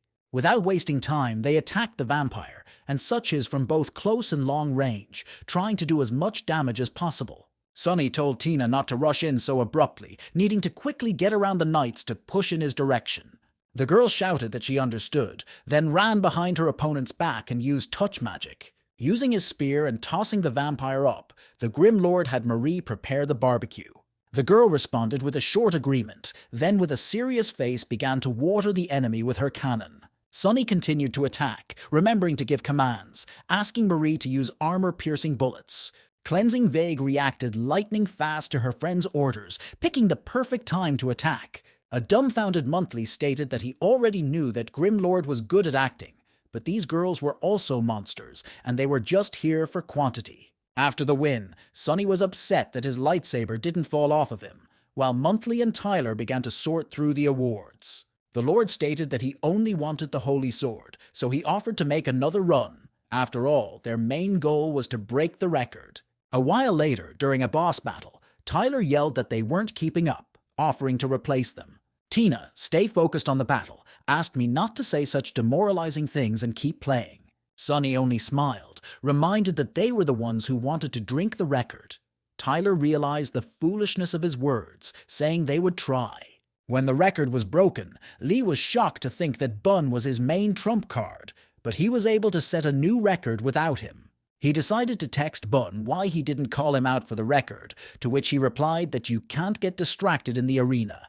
This caused a portion of anger in the player, after which he shouted that he was tired of pretending and decided to act for sure. He began to attack his opponent with all his strength, using all his skills and all his experience as a professional player. After he won, he decided that now the guy would realize how good he was, because now he didn't look so weak. When asked about Lord, Bun replied that he was going through the dungeon with other people and they had already started, whereupon Lee shouted. When it was 3 a.m., Tina looked at the screen in surprise, deciding to approach Sunny and find out in person. She asked how come he was out of the game. The girl figured something was wrong, but the guy seemed calm. He replied that he wanted to explore the burial ground a bit, to which Tina replied that they had already set a new record she needed to focus on the ice forest. Sunny replied that until they improved the equipment, it would be too hard to beat him, and he thought to himself that she was only interested in records. The guy said thoughtfully that he didn't know what the Tyrant's ambition people were going to do, but he had lost control of the records of this server. So he needs to get fresh and useful information as soon as possible, while coming up with a new strategy. The girl said with surprise that they had set a new record, then asked that there was something wrong with the way they had passed the burial ground. The guy didn't answer that their goal should be a record that no one can beat. Otherwise, they'll get beaten every time. And because of that, most people would stop asking him for help. She liked the idea of a record that no one could break. Tina then stated that she would get back to pumping, asking him to tell her if he came up with anything about a new strategy. Meanwhile, Lee had been calling Juan, asking if he had found out anything, as it turned out Sunny was helping guilds with records for a fee. Lee decided that we were having a hard time there now, whereupon he asked how much he was charging for the run, for he could pay him too. But he got the answer that Sunny does not charge in money, but in rare materials and silver weapons. Suddenly, the guy realized he was working as a mercenary for the big guilds to get back into the pro league. Then he asked for 5 accounts, but the classes will say later, Juan realized that here wants to send 5 professional players. Lee mentally asked Sunny if he could handle them in their current position, while getting out of the mud and into the princes. Meanwhile, at the internet cafe, Sunny asked Shani to borrow his account for a while to run into one dungeon. Upon receiving the card, the guy explained that he just needed to look around in the burial ground, as he had reached the login limit on his account. Approaching his desk, the girl asked why he had such a mess. The man replied that it was just dungeon notes. She wondered if he was making so many records for the sake of the record. Sunny replied that he was doing a little research to break the record. Shani was saddened to think that the professional league had abandoned him, but he still continues to play in glory. She figured her favorite professional player felt the same way after retiring,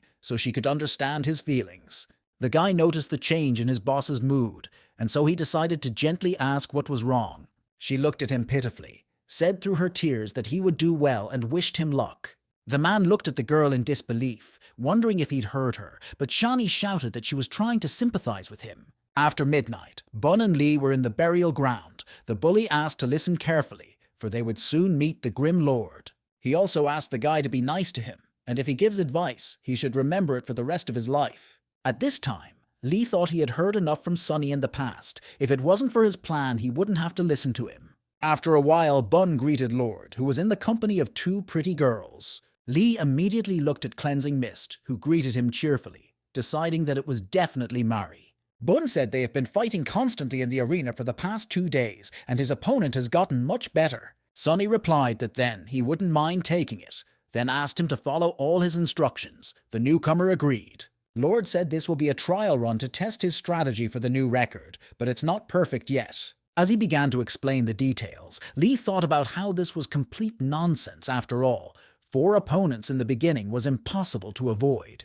But Sunny decided to demonstrate everything in person, lunging forward at the first 4 monsters while the others looked on. Lee said he had great positioning and was able to get everyone in one place, but it wouldn't help them kill them any faster. Just as suddenly, the Lord bounced back, replacing his body with a shadow clone, thus confusing the monsters. Everyone watched in amazement as the guy professionally used the shadow clone while the monsters didn't realize anything. Following that, Sunny used a touch of the falling flower, hooking all 4 zombies, throwing them up in the air. While those were in the air, Lord began to pull out the umbrella of 1,000 probabilities to see his plan through. Use the dragon tooth, and the ground beneath the guy's feet began to crack and crumble, creating a shockwave. Suddenly, Bun decided to rush forward, shouting that he would help while pulling out a brick. As he landed on the ground, Sunny menacingly asked him not to move, just stand there and watch to memorize everything. At that very second, the guy noticed that 4 zombies were stuck in the crevice of the cliff, preventing each other from getting out. Lee was surprised to notice that he was using the surroundings to keep them from getting out, not a bad strategy for a solo run. But it wasn't clear how that would help pass and dungeon faster, since they'd be free and they'd still have to fight them. In response to this question, Sunny began to attack the trapped monsters with his spear while they were helpless. He attacked them one by one, but you could do nothing to counter him, and then he silently accepted his fate. Lee figured he needed to kill them one at a time anyway, so there was no point, and he just wanted to show off. As Tina suddenly pointed her finger at the gap, stating that something was wrong with the last monster, everyone immediately looked over there. The girl dumbfoundedly stated that the last zombie couldn't get out, as he was stuck not only in the crevice, but also in the remains of his comrades. Bun concluded that the broken bones from the other 3 monsters were keeping him from moving, meaning they would only have to kill 3. Shocked, Lee didn't know it was possible to do that. He was just lucky he hadn't blabbed too much into the voice chat. The newcomer said it would be very difficult to push them together like that, Sunny agreed, adding that they needed to work together. Only so-and-so won't be able to go through everything as fast as possible by his calculations. If this part of it succeeds well, they'll speed up by 10 seconds. The girls noticed that then, in the entire dungeon, they would be able to skip 9 monsters, which would add up to a whole minute and a half. So Lord urged them to start practicing sooner rather than later. Everyone headed after him with confidence, and Tina decided to try the first one. Bun noticed that Soft Mist seemed very agitated. The girl replied that it was perfectly normal. Meanwhile, Lee said that it was impossible to think that such a strategy was possible before, because it wasn't something the average player would have thought of. Then he stated that he would learn all the strategies that Sunny came up with, and his pro team would always be 1 step ahead. The exasperated guy concluded that Sunny was finished, and he would never set a record on server 10 again. He decided that he would completely destroy his dream of returning to the professional league, thereby stomping him into despair. A few days later, they still continued to train in the burial dungeon as well, and Sunny noticed that his level had become 27. Not a minute after he leveled up, Azure Stream immediately wrote to him, deciding to join them. After all, he needed a vampire lightsaber too, since he was a master swordsman, and this weapon would suit him well.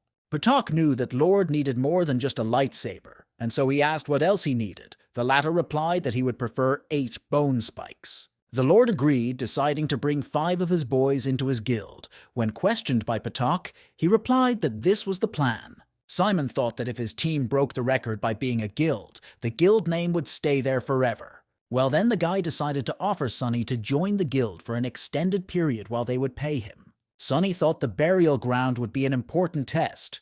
Stream would be watching to see if anyone could beat that record in the future. The next day, after midnight, inside the burial ground dungeon, the execution of the plan to break the record began. Having dealt with the first wave, the Lord shouted that they had done well. On to the next part, the most important. The cave that will allow them to lock the boss is very high up. The whole team needs to work very cohesively in the air. But in all their runs, they never once managed to make it, however. If things work out, they will save a lot of time. Sonny yelled menacingly that they were almost at the gatekeeper of the courtyard, so they would only get 2 tries at this. Tina decided to do everything on the first try, but Lee mentally told her that they wouldn't be able to do it while he was with them. When they got to the spot, the Lord loudly ordered everyone to start, but decided to bait him himself first. In front of him was a level 27 zombie gatekeeper who cried out loudly upon noticing his opponent. When the whole team was around him, the guy asked Cleansing Mist to be first and Bun to be second. Bun made a slight mistake by picking the wrong angle, noting aloud that he had miscalculated, but it didn't seem to be anything critical. At this time, Lee smiled, thinking that he didn't even need to do anything. This guy had messed it up himself. However, that didn't stop the Lord, who loudly ordered everyone to not stop and continue. After all, it was a minor loss of time. Lee decided he couldn't reveal himself, so he decided to show them what the real skills of a professional looked like. He used a reverse slash, tossing the monster into the air, thus showing what a berserker in his hands could do. In the end, it's not the most perfect run, but Marie praised it, firing her cannon in passing. The newcomer smiled, happy to think that with his guys, he would easily break this record. They wouldn't even have to try. Bun was already flying forward at the monster, swinging his arm and loudly begging for a response to give his right hook, which was already aiming for his face. The attack was successful, after which the blonde shouted that it was now the Grim Lord's turn to strike. Sonny stomped the monster into the ground, giving it no chance to escape or counterattack, determined to finish it off finally. Bun shrieked happily that he was immobilized, so they had succeeded. A disgruntled Lee was in agreement with these observations.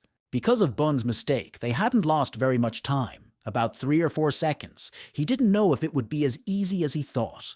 With a serious face, Sonny announced that they were moving on, for it was too early to celebrate. There was still a 3rd dungeon left. Tina was no less focused than Sonny, and therefore leeched to be as helpful as possible. Marie was pleased when they saw the alert that said they had gone underground in 17 minutes and 22 seconds. Simon watched the chat room discussing the new burial ground record, wondering how much money Blue Creek had paid for such help. Meanwhile, Sonny wondered if Awesome Dynasty would make their move, breaking the record they had just set. Tina then asked if they were going to continue, but Lord wasn't quite sure what exactly they were supposed to continue. The fired-up girl stated that they had made a small mistake with the second boss, so she suggested they have a couple more runs. Sonny announced that they'd had enough for the day, and Lee told himself that as long as he was here, they wouldn't see a perfect record. After a little while, Era players asked Lee if they would be trying to sing the record. The latter replied that he had already prepared accounts. One of the players said, "If I'm not going to set the record straight now, they won't have time to prepare for today's match." The 4 allies stared dumbfounded at their vice-captain, hoping that he had just decided to make a joke. But they realized from his face that he had indeed forgotten, whereupon they reminded him that they would be playing against Blue Rain. Lee slammed his palm on his face loudly that he was too focused on Sonny and had completely forgotten about the tournament. In the evening at the internet cafe, viewers crowded in front of the screens, listening to the voices of the 2 constant commentators. Shawnee was telling Tina that Blue Rain's team was very strong. Sonny listened to them with a skeptical look on his face. The commentators wondered if the Magnificent Era would be able to hold their ground in the upcoming matches. They spotted Problem Rain. It was the team's main ace, Sherlock, who slowly walked onto the stage. As soon as the cameras were pointed at him, all the audience heard started talking a lot, insulting his opponent. Tina was surprised that this guy was quite talkative, and therefore questioned if he was really that strong. However, Sherlock immediately proved his words with deeds, quickly destroying his first opponent, which I expected from a holy sword.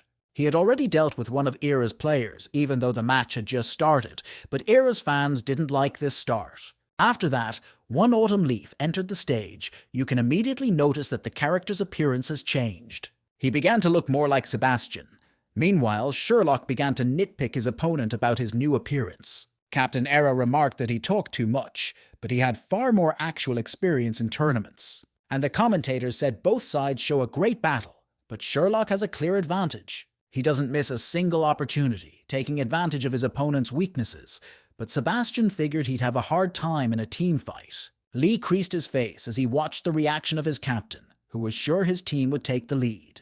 A team battle ensued, with Era's home advantage absolutely not helping them. Sebastian was about to reach his limit. Lee Nu made a mistake. This allowed Sherlock to counterattack. Everyone noticed that Lee is showing very poorly today. He also lost a one-on-one match, and now he made another mistake. The audience, and including Shani, asked what Lee was doing because they thought he had forgotten how to play, and even they would score better. Meanwhile, Sherlock used all his skills under perfect timing, after which the commentators announced that Lee was out of the fight. However, Sebastian hasn't given up yet. He fights with even more fury, but Sherlock is still one step ahead. When the Magnificent Era team saw the defeat notice in front of them, the headphones dropped to the floor with a crackle. Sebastian immediately jumped up from his chair and turned to Lee in a rage. He had seen someone make an incredible amount of mistakes. The vice-captain immediately bowed and apologized, explaining that he couldn't concentrate. However, it was a terrible argument that made the captain even more angry. He stated that he didn't care, then headed for the exit. When the whole team left the room, Marie, which was the last to leave, said she would go too, whereupon they left Lee alone. One of his comrades returned, deciding to check in about that record. Thank you, whether they would try to break it. A new portion of anger came over the vice-captain, who, with complete determination in his voice, declared that they would do it. After everyone finished watching, the attendees headed for the exit, discussing the Magnificent Era game. One customer said he missed Sonny very much. The owner of the cafe shared this sentiment with him, smiling sweetly as she said goodbye. Shawnee said tonight's tournament was painful to watch, with 11 p.m. coming up, then asked if they would be playing all night. Tina was a little embarrassed by the question, while Sonny looked at his boss calmly, not wanting to answer directly. The girl understood everything, saying that they were really crazy. Even she wasn't that addicted, after which she asked Tina not to sit for long. When asked what record would be next, the guy said the burial ground Tina, since they just broke the record there yesterday. Suddenly, one of the visitors said that someone had already managed to break the burial ground record, and it was Magnificent Dynasty again. The girl immediately ran to the monitor, loudly asked what time it was. She was told 16 minutes and 56 seconds. They did manage to break their record, and by more than 20 seconds, which was a pretty impressive result. Tina asked Sonny what they should do, because even if they didn't count Bun's mistake, it would only save them 3 or 4 seconds. The guy only smiled sweetly and asked the girl not to worry, as she suddenly noticed a man wandering near their cafe. She shuddered, loudly saying that someone was just outside. That person had done nothing, however she was soundly frightened. Sonny asked to forget about him, then suggested that he go and text Bun, saying that they would go through the burial ground one more time. The girl asked what if it was a mugger. The guy said he would be on the lookout. After that, the girl went to the non-smoking area. In private messages, Evil soared and asked how someone was able to break their record. Sonny replied that the person didn't put their best foot forward. A surprised Lee reread the message several times, still unable to understand what Sonny was talking about. The way the guy answered led Lee to think that he had revealed his identity, asking if he had forgotten who had trained him. The terrified player asked himself what he had worked so hard for. After all, he had even lost to Blue Rain because of this. Then he tried to calm himself down, because even if he realized everything, there was nothing to worry about. After all, it wasn't a defeat yet. They won't be able to bring back Gravedigger's record. His underlings aren't the equal of the pros, and they certainly can't pull their gear. Meanwhile, Sonny leaned back in his chair, thinking about the new record and the fact that they would have to get it back. And as he suddenly turned his attention to the street where some guy was waving to him personally, he gestured for him to come in. With an incredibly quick movement, the stranger opened the door and headed for the counter, his face hidden by a black mask.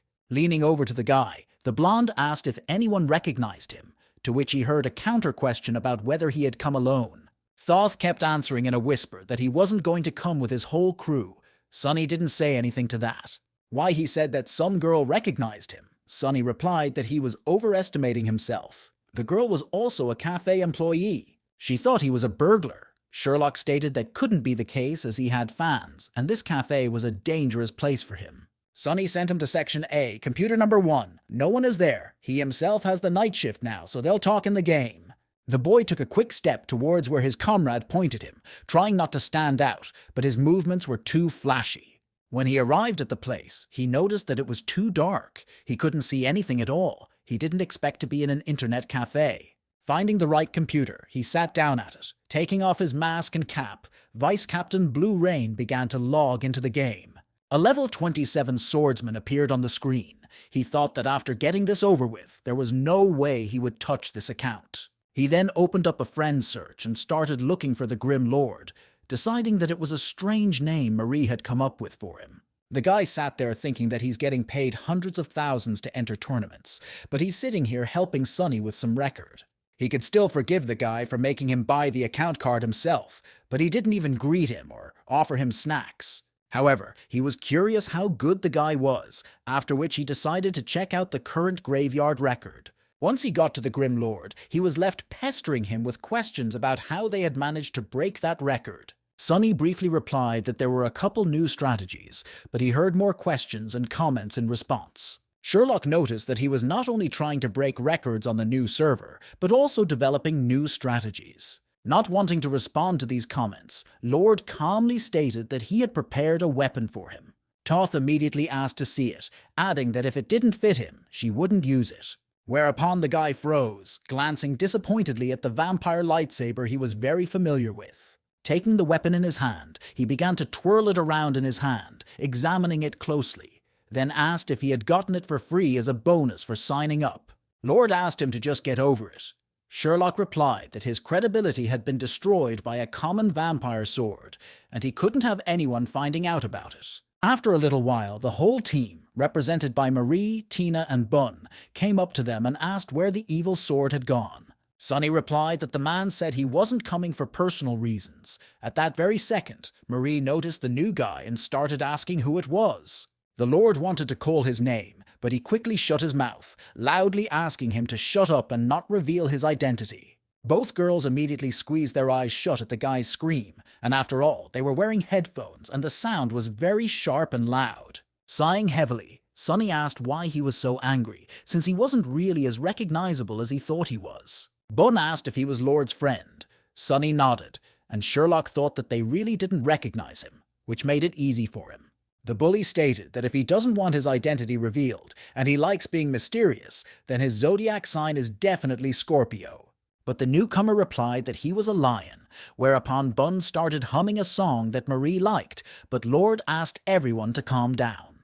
After a while, Sonny began to show strategy again, while Sherlock began to pepper him with a bunch of unnecessary questions. Then the newcomer turned to the others. I started to ask if they had seen it, but Marie only asked him to watch in silence. Sherlock drew his sword, stated that he had already figured it all out, and asked to just watch, then rushed forward. If you kill the 3 skeletons of the cave entrance, their bones will block the paths, preventing the zombies from getting out, so he decided to give it a try. After successfully implementing the strategy, the guy was surprised, to which Lord said it would help save them at least 10 seconds. The leader also added that there are 9 such parts of the race. This strategy can also be used on the second boss. Sherlock urged everyone to hurry up. Tina marveled that this guy was able to execute strategy after one demonstration. Bun added that he was mega energetic. Lord asked Tina to provoke the boss. After all, he has another strategy. He'll write it down later so she can look more closely. Ta agreed, hoping that without proper knowledge, she would be able to implement Sonny's strategy, who tried to describe everything in detail. Then he turned to Bun, saying that when the boss came over and they performed as practiced, they would work together and throw him in the air. Asking Sherlock to stop studying the walls, Sonny wanted to show him where he would need to be when executing the strategy. There's nothing complicated about the positioning itself. The most important thing here is to work cohesively to lock the boss in that cave. When they got to the right place, Tina announced that she had brought the boss, and then the showdown began.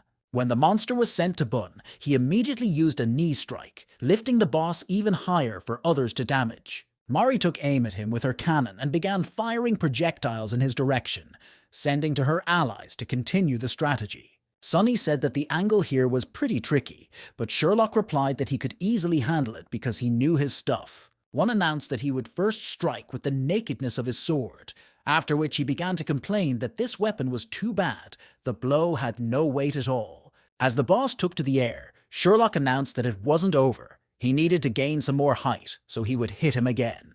When the monster peaked, the newcomer announced that it was no longer possible to toss higher, but the Grim Lord praised him. This would be enough to give Sonny the ability to shoot the boss with his cannon while even higher above the boss. Sherlock said he expected nothing less from the creator of the delivery shots, because no one uses them as well as he does. After all, using enough shots in the air is quite difficult even for a professional player, let alone a casual one.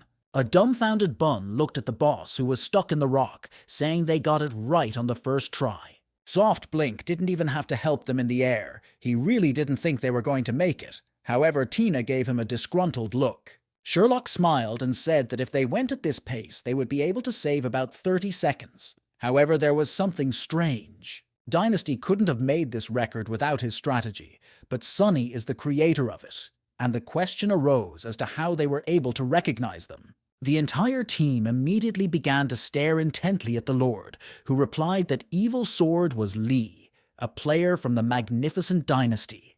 The first to go into shock was Marie, who had never expected her teammate to go to such a nasty lengths and so brazenly steal their strategy. While Sherlock asked what the Evil Sword was, Bun asked who Lee was and how that even relates to the record. Sonny replied that Evil Sword had learned his strategy by playing with them, and then he helped Dynasty set a record, which surprised the bully. He smiled and said that this kid really enjoyed learning, but then she realized the gist of Lord's words and froze in shock. The second Bun realized that this guy was a spy, so he wanted to tell him everything, but Lord advised to do it in private messages. Mari was surprised that the guy recognized him right away, but decided to play with him anyway. The guy replied that he had decided to help himself. Why would he refuse? Sherlock said he was 100% focused on stealing his strategies, so when it came tournament time, he played like complete garbage. But he still learned his strategies and gathered a whole group of professional players.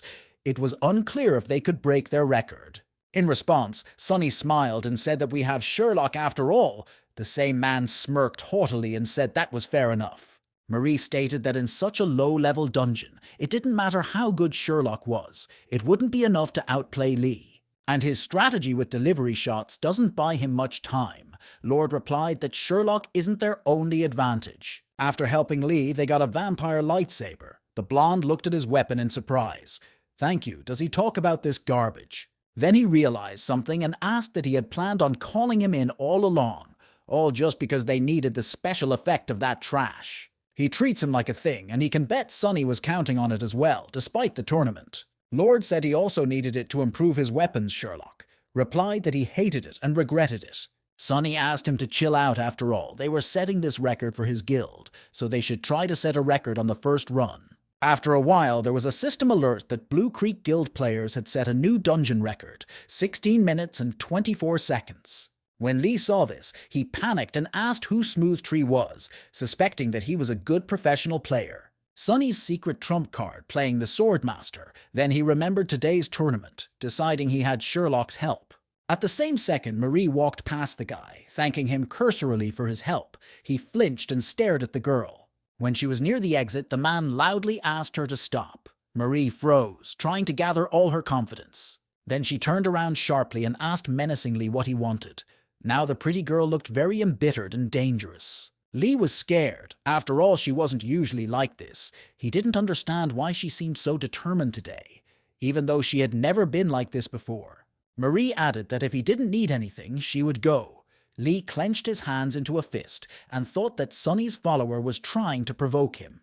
He mentally asked the girl what would come to mind that he could disrespect the pizza captain, just then that she had a pretty face. But then he wondered aloud to himself, why be so nervous? It's just a record and he's too focused on Sunny and it doesn't matter. Then the guy smiled spontaneously, convincing himself that he was right and Sunny was wrong. He was actually better, no point in worrying so much. Instead, he decided to make the captain comfortable, and standing on the doorstep, he stated that he wanted to apologize. The latter let him inside. Meanwhile, Sunny was texting with Bun, who was upset that Lee hadn't replied to him. At the same time, Sherlock was chatting something up. Toward the end, he asked if he had listened to what he had just said, putting on his headphones. Sunny asked him to repeat it again, since he hadn't heard everything. The blonde man asked what kind of weapon he had. Leon's himself here made, and when he had time, he was also curious as to how come this was the first time he had heard of it. Sunny replied that it was a long time ago, back in the days when he had just started running around the world and stealing boss kills. He asked him not to remember it. The guy added that he made it with a friend. This weapon was made under an unspecialized character, especially for him. Sherlock began to reason that after the opening of the third server, unspecialized characters were no longer so popular. He then asked if Sunny was going to return to the pro scene. He said yes, after which he was heard asking why he resigned then.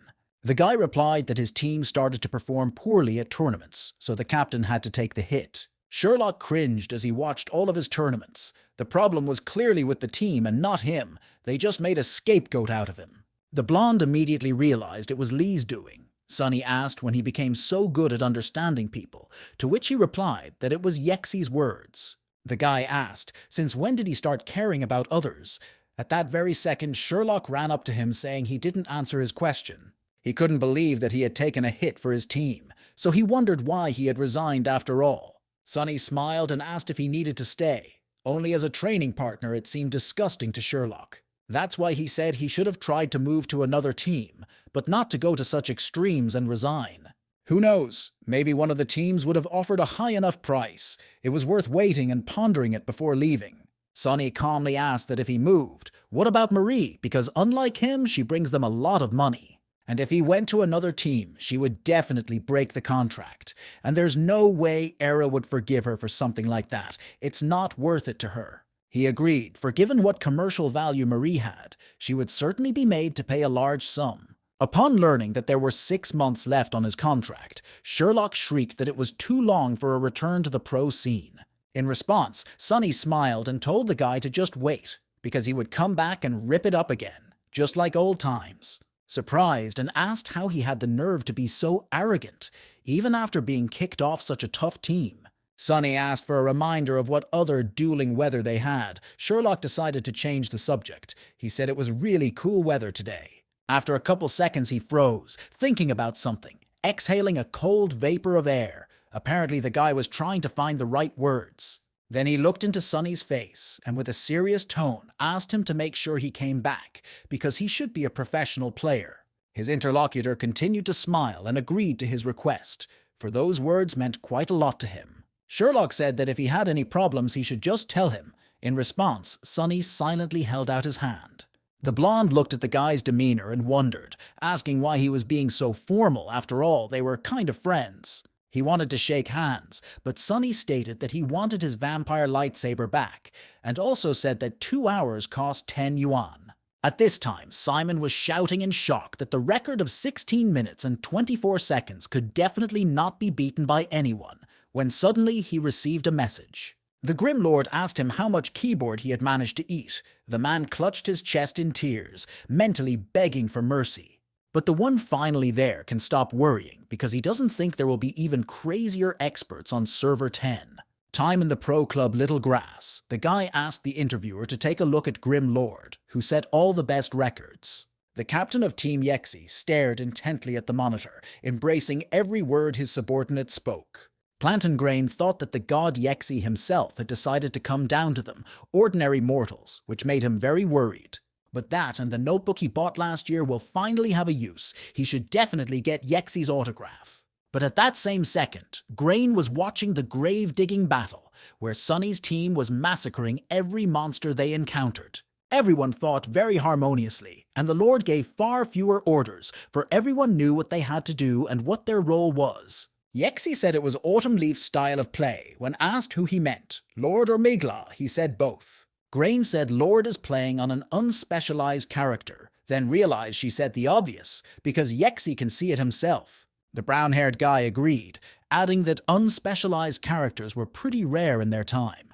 Grain then decided to ask what was wrong with one Autumn Leaf's style, to which Yexi replied that he meant it a little differently. He clarified that it was a brutal style of play. The interlocutor was surprised because he dared to say such a thing about the god of war. He realized that only Yexi would have dared such a thing, but he was blessed by his presence, then asked what he would say about the bully. Toth replied that this style is arbitrary, but if rigid it's a mess. However, his skills in terms of mechanics are very good. Suddenly, Yexi asked for Zern's account so she could personally communicate with the Lord. Here was surprised, but offered him a seat. The boy was excited to be able to see Yexi himself play in person.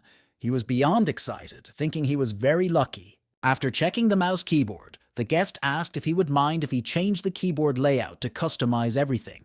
At first, Grain agreed, but then cried out that he didn't need to change anything, since he was his idol, so he put you already layout like his. Yexi was surprised at first and then smiled, saying that it must have been hard to play like that, but Grain immediately shook his head. The boy hugged himself shuddering, thought Yexi was so polite, though any other player might find it odd. In the same second, Sonny noticed that someone was rapidly approaching them from behind, causing him to have to stop attacking the monsters. However, the wizard's first target was Tina, who they expected to be attacked from behind, causing her to get hit in the chest. Pulling away slightly, she glared menacingly at the stranger and asked what he was doing. I myself was trying to figure out what was going on here. The wizard didn't answer anything, so the girl decided to attack him, but he moved from his seat, heading towards the Grim Lord. Sonny thought that he had just been hiding earlier, so he assumed that he wanted to ask for help with the dungeon. But he suddenly decided to attack them. Suddenly, Plantain Grain suggested the girl learn from each other, then smiled without stopping moving. Tina was shocked at such a suggestion, sweating slightly. She didn't fully understand what this man wanted from her. However, she accepted his offer without a second thought, lunging at him with her spear at the ready to show him all she could. As soon as she got as close as possible to the wizard, he pulled away and Tina was enveloped in a green mist. She didn't know what it was, for this was the first time she had ever faced one-on-one combat against a wizard of such an unusual subclass. Grain continued to smile, creating new spells and sending them at the girl. One of them hit its target, and Tina noticed she couldn't move. Sonny asked in surprise if she had ever fought against witches, but she responded loudly with denial and panic. Bun stated that he knows this class, having met them before in the arena. They can still fly on a broomstick, which makes them hard to get. He asked the girl that she now felt like her body was weakened and it became difficult to move. This agreed. The bully called the spell laxative. Yexi was surprised to clarify that it was a scattering powder. At the time, Sonny was ashamed of him, but he understands why he called it that. Dissipating Powder, a level 20 witch skill, once successfully applied, it removes all positive effects and weakens the enemy. But since Bun had already fought against such opponents in the arena, he decided that he could overpower him, after which he prepared a signature brick. The blonde decided to act cunningly and outmaneuver his opponent from the back, whereupon he shrieked loudly that she had become during a brick, throwing it at Grain. However, the man dodged sharply, and the bully realized that he had missed. Yexi decided not to waste time, and immediately began to counterattack. He threw blow after blow without stopping his combo, while Bun cussed loudly, gradually losing his health. Grain decided to act for sure, whereupon he jumped the air and attacked with a fire beam directly from above, catching up with Bun. When the spell dissipated, the bully was lying on the floor, completely exhausted, unable to even get to his feet. Tyler and Month looked dumbfounded at Plantain Grain, questioning what he was even doing and if he was always this good. Somehow Bun got up, asking if he hated him, because he didn't hold back against him at all. Meanwhile, Yexi was just flying on his broom. However, the bully decided that this was not the end, and it was time for a new brick, whereupon he threw it again at his opponent. Yexi reacted instantly, knocking the brick away with the edge of her broom, sending it back to her master and showing her superiority. In the same second, Sunny was already rushing to his aid, drawing his sword to destroy the malicious brick and save his comrade. Using the nudging of his sword, the Lord looked at the plantain grain with burning eyes, realizing that something was amiss here. Determined to support his leader, Tyler loudly asked the Grim Lord to flog him, for he was much stronger than the witch. While in the air, Yexi sent out another spell, targeting Sunny, as the main priority right now was to fight him. However, the Lord rushed directly towards him, diving straight into the spell, causing him to lose some of his health, after which he used mountain crushing. Yexi decided to dodge this attack as he was in the air, causing the rocks that Sunny destroyed to not reach him. However, Tyler and Month stated that the Lord had used mountain crushing almost to the point where, now, Grain would definitely not be able to dodge, and he would know a world of pain. Yexi only smiled in response to such a comment, for he knew what he had to do to dodge even such a dangerous attack. Without getting down from his broom, he began to twist turns, dodging every rock that was pointed in his direction with little or no exertion. It looked like it was more of a fun for him than a real duel. At this time, Tyler was surprised that he was able to dodge at this angle. Without wasting any time, he flew towards the Grim Lord, who lowered his head slightly, and Yexi thought that he was already exhausted. However, Sunny watched his opponent closely, recognizing this style of play, and guessing who was now playing in place of Zern. Yexi didn't want to wait to be attacked, so he used his broomstick as a weapon, swinging it at the Grim Lord. Grain shrieked in joy that he had hit it. However, Yexi remained calm, saying that it was possible, however not certain. After that, they noticed that the Lord began to dissolve into thin air, and they realized that it was just a shadow clone. Yexi realized it at once, and Grain was dumbfounded to think that the Grim Lord was able to dodge an attack from the great Yexi that he himself would not have been able to stand against. While the guy was circling on his broomstick, Sunny jumped out at him out of nowhere, holding the umbrella of 1,000 probabilities in his hand, preparing to attack. The hero kicked him, deciding to use the bully's skill, the Eagle Seal, at which time Grain shrieked as he sidestepped him. When the Lord was able to knock him off his broom, everyone else looked dumbfounded at this battle, not daring to get involved in this duel. A veil of dust rose above the ground, out of which the air was quickly snatched by Yexi, knowing something the opposition was very uncomfortable for him. Sunny jumped out after him, daring to catch up with him while he was saddling his broom, but it was a matter of seconds. The Lord quickly drew his sword and used the sword nudging skill, noticing the stream of blood that gushed from the wizard. Everyone immediately noticed as Plantain Grain fell to the ground, and his broom flew far to the side, robbing his master of his mobility. Taking off his headphones, Yexi smiled and said that fighting an unspecialized at level 27 was indeed very tiring. After the battle, Tina asked that it was the head of the Herbal Garden Guild, to which Sunny replied that it was his character, but he wasn't playing it. Month asked who it could have been. Lord replied that they weren't ready to hear the truth, but it was probably Yexi. A Month of incredulity snickered that he was Sherlock then, and Tina asked who Yexi was, which surprised the blonde man considerably. The one was surprised she didn't know that. Bun stood up for her and asked why they should know, also asking what his zodiac sign was. Sunny sighed heavily as he looked at Glory's two newcomers, who still didn't know much, but it was just about in his favor. He chose to explain that Yexi is one of Glory's best players. He plays the class they have been dealing with recently. He is called the Wizard, and this title is not awarded to a character but to the player himself. It was created specifically for Yexi. After all, this title reflects his style of play. He's always trying to come up with something that others don't expect. Bun asked why he attacked them.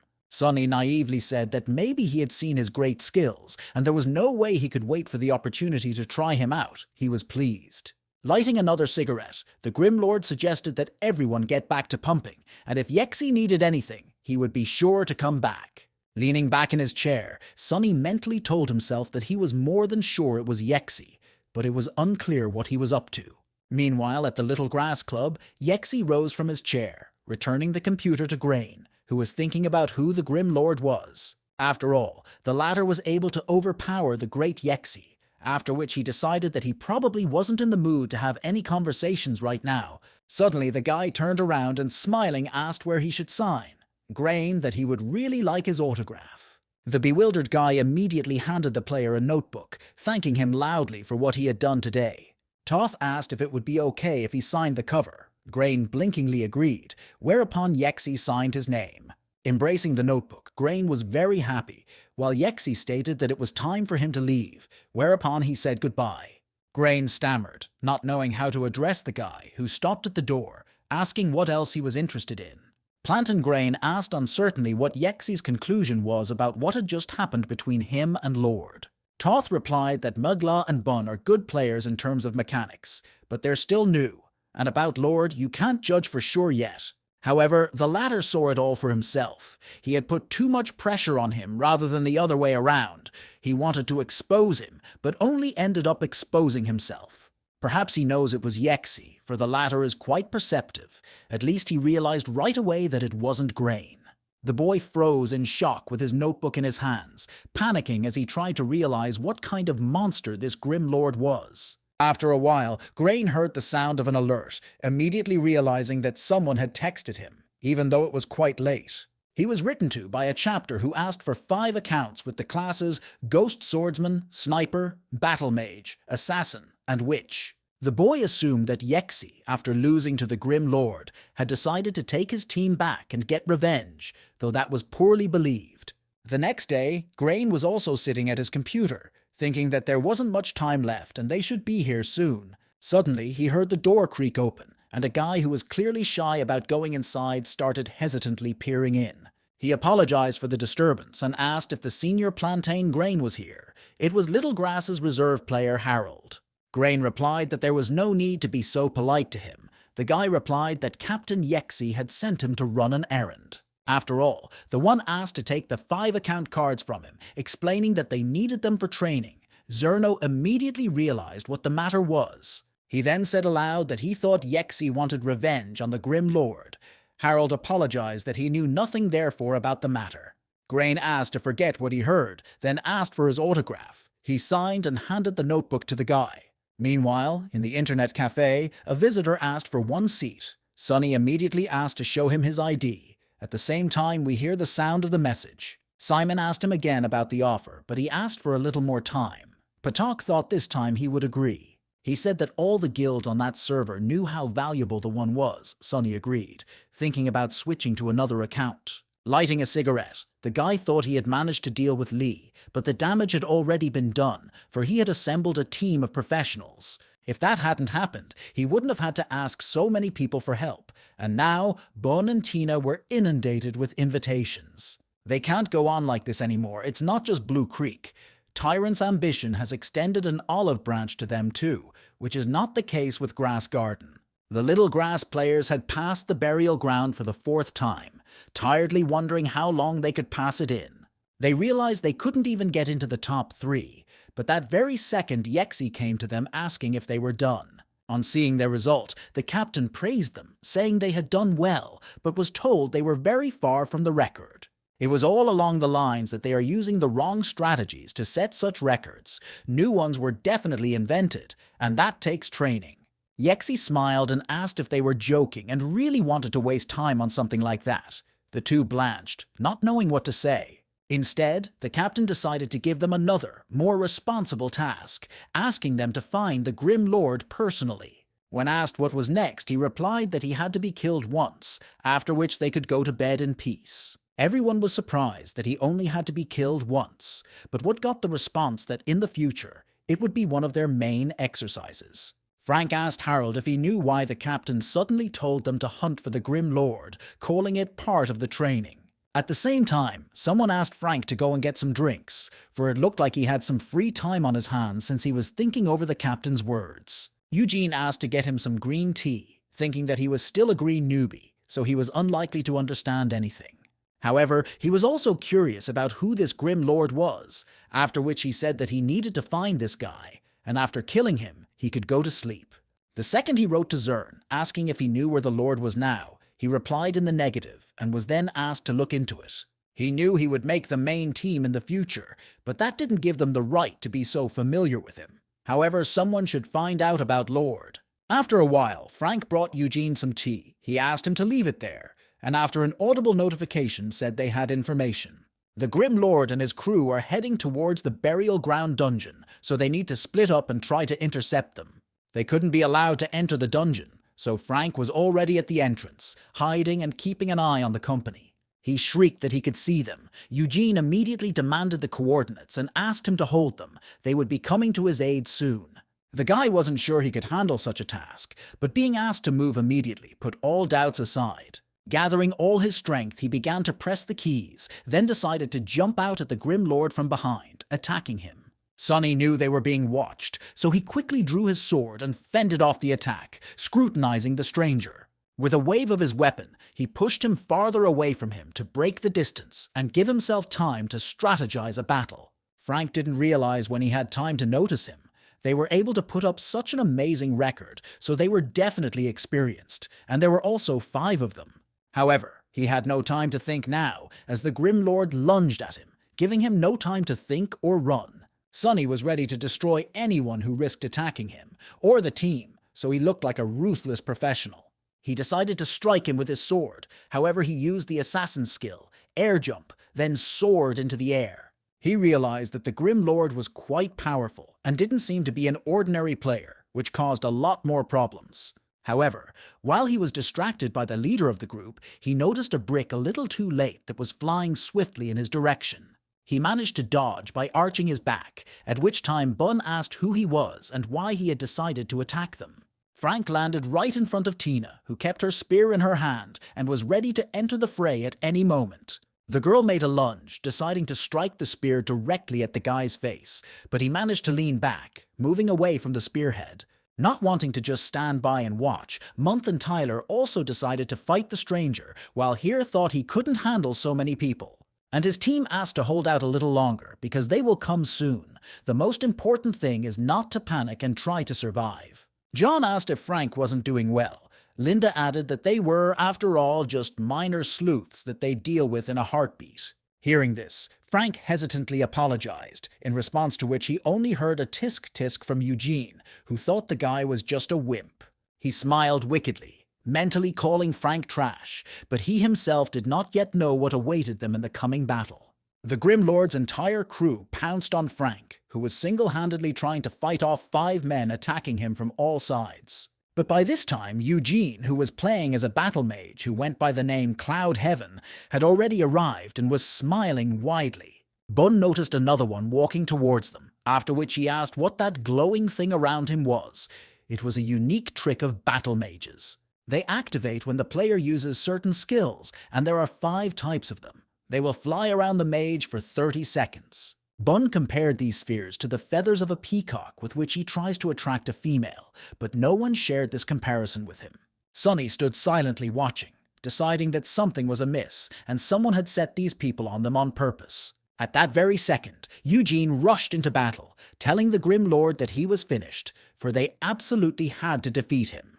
The guy swung his spear and used the Dragon Tooth skill, which Sonny easily dodged without much effort. After which he grabbed the umbrella of 1,000 probabilities and gave it the shape of a spear to fight the battle mage as an equal. He used the Dragon Tooth in the same way, aiming the skill at his opponent, who immediately bounced aside with a sharp movement. This greatly surprised Eugene, who didn't expect him to start fighting him in the same manner without using any tricks. But the guy was sure he was much better at playing as a battle mage, so he decided to give that one a heavenly strike, but it passed him by. Sonny decided to answer him in the same way, while Eugene realized that the latter had decided to copy him, suggesting that the latter try to copy it. But he decided to show Lord the real skill of a professional player, and then he began to increase his speed. Pressing the keys incredibly fast, his character began to move in different directions, sending out various spells. He was sure that he wouldn't be able to copy those movements and keep up with him, when suddenly Sonny jumped out in front of him. The boy flinched when he saw the Grim Lord in front of him, who not only dodged all of his attacks, but counterattacked as well. The dumbfounded Eugene couldn't understand when he had time to appear in front of him, and why he was still standing on his feet and able to fight. While he was in the air, Sonny looked at him and smiled, noticing the 7 spheres behind him, commented that it wasn't bad. This frightened Eugene even more, who only now realized that his opponent was far from an ordinary player. Linda noticed that Eugene had already reached them. The 2 of them should be more than enough, so she asked if they needed any more help. Looking at his screen, she expected Frank to fail, But as it turned out, Eugene's strength wasn't enough either. The battle mage tried to stay focused, doing somersaults and trying to get to the Grim Lord, who still hadn't taken any damage. Linda asked why he didn't use the spheres, since they would be gone soon. He replied that he just didn't have the opportunity. Also, an important factor was that the character's level was too low, causing the spheres to be of little use. In the same second, Sunny caught up with him, hitting him with an umbrella right in the back, doing some pretty significant damage to the guy. Turning away, Linda asked the guy not to worry since she hadn't seen anything. Eugene rudely asked her to shut up and mind her own business. He realized that he had been too careless, but he had just been planted, causing him to be able to counterattack with a normal attack. Turning his head, the guy didn't find the man who had just stood below him, figuring the man had disappeared somewhere. Eugene stared dumbfounded at the screen and tried to do something, but all his efforts were useless. Harold turned around and said that he would help him, asking where the Grim Lord had gone, since he hadn't seen him either. As suddenly the guy froze, looking at the monitor of his ally with surprise, and realizing that the latter was having a very hard time right now. His monitor glowed with flashes of fire and various spells. Eugene couldn't see him, but Sunny continued to attack from all sides. They both tensed up as they realized that the skill the Grim Lord was using was Ghost Steps. Since this technique requires you to constantly find a blind spot and move quickly behind your opponent's back, this is only reserved for players with vast experience. The opponent knows his opponent is nearby but can't see anyone. All he has to do is watch the health bars slowly dwindle.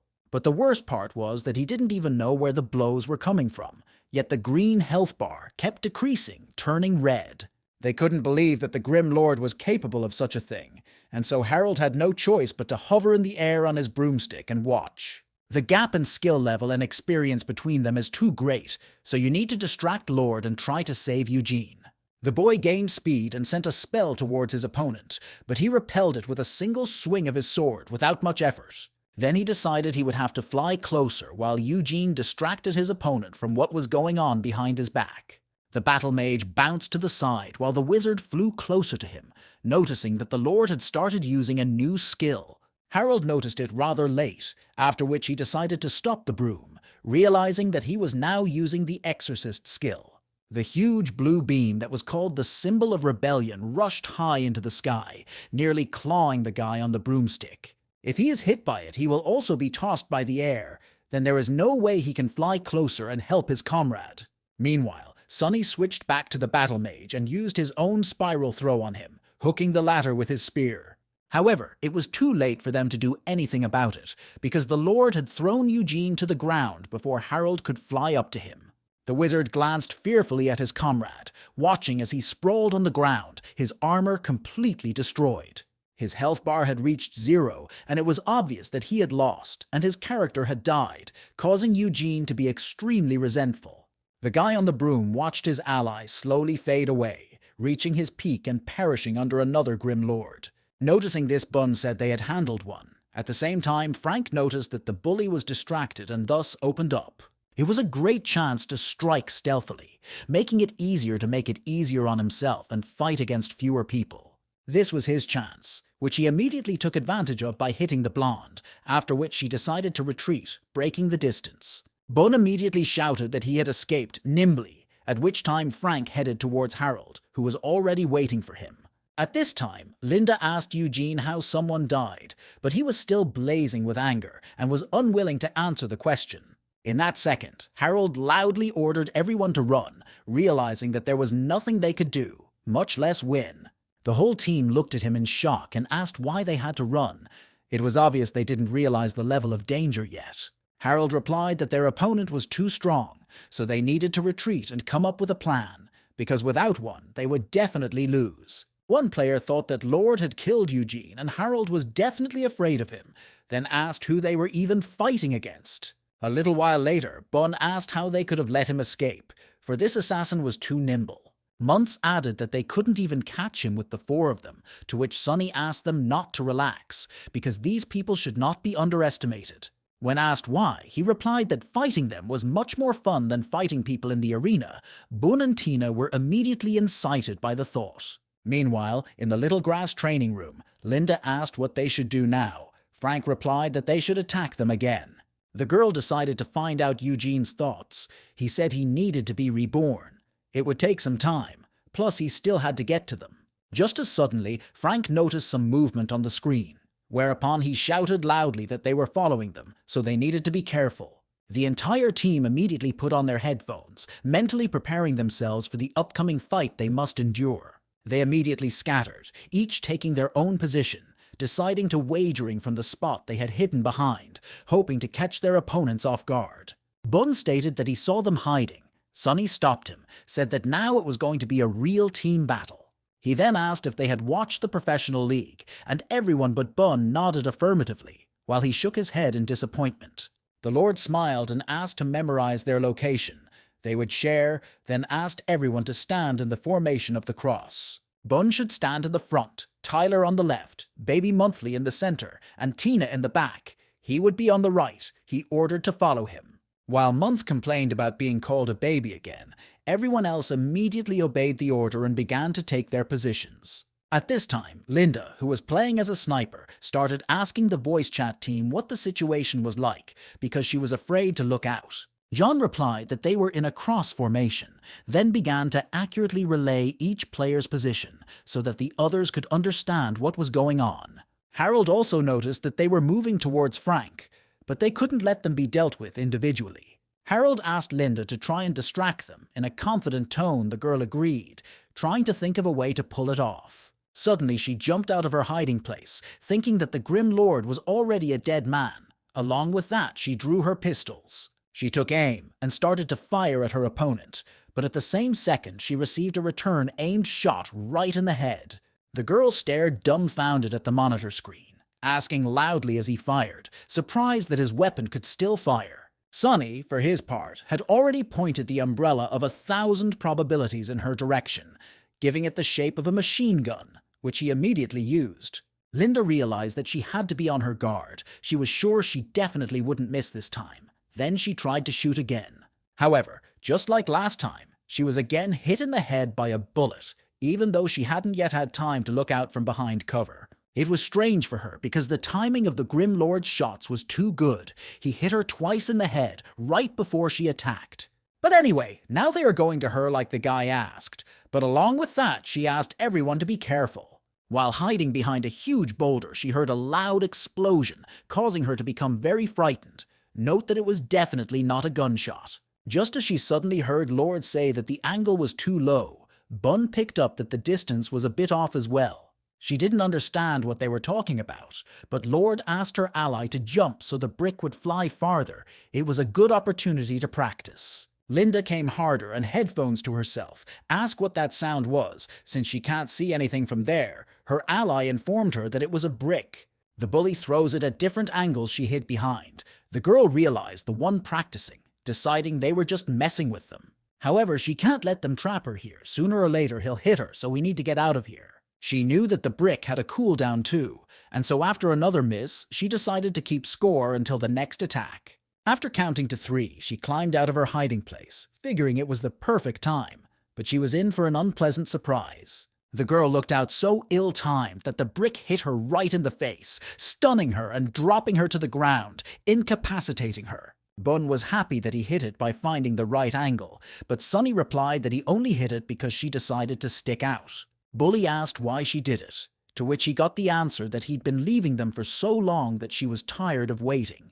Linda couldn't stand such comments, after which she cried and asked if her team would continue to just watch. John thought that Eugene was dead, and Linda was cornered. If used on them squares, he would be able to establish a ghostly boundary. This is a strong support skill. You should try to kill or at least wound someone while this effect is in effect.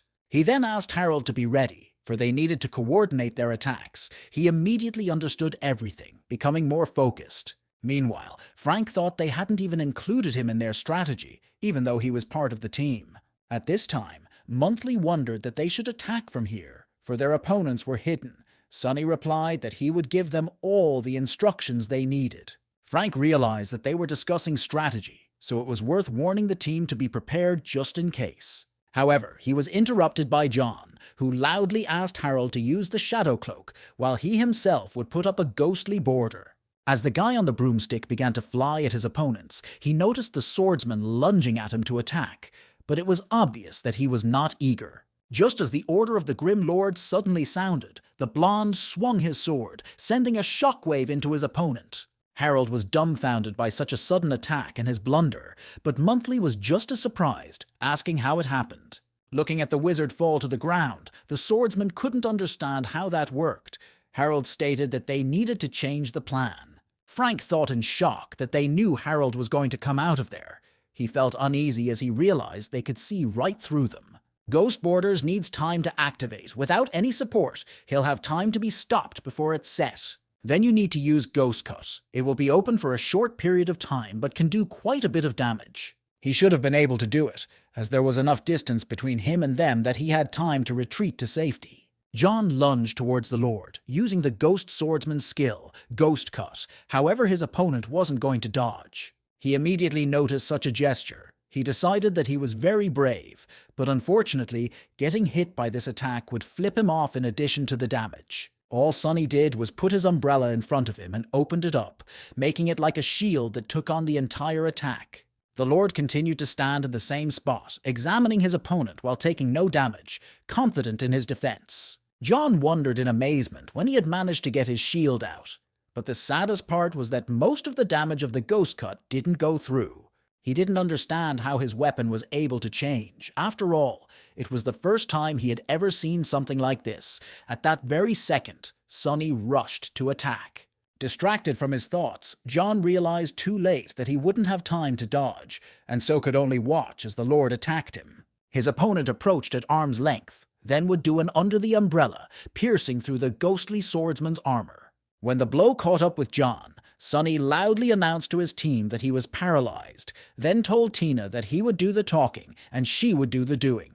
John watched his opponent dumbfounded and tried to understand the meaning of his words, because he was not going to personally deal with him. Soft Mugla immediately gripped her spear tightly and got into a fighting stance, agreeing with her leader's words, preparing to attack.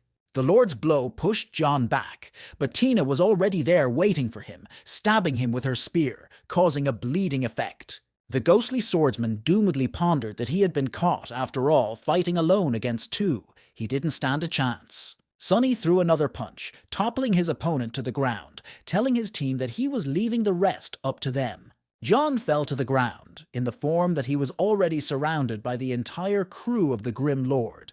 He realized that this was the end, and he would not get out. At this time, Harold circled on his broom and watched the Lord move. He had absolutely no way of knowing when he was going to strike. Harold fell on top of John. Sonny's whole crew looked on in amazement at the addition. Bun shouted happily that they had caught two already.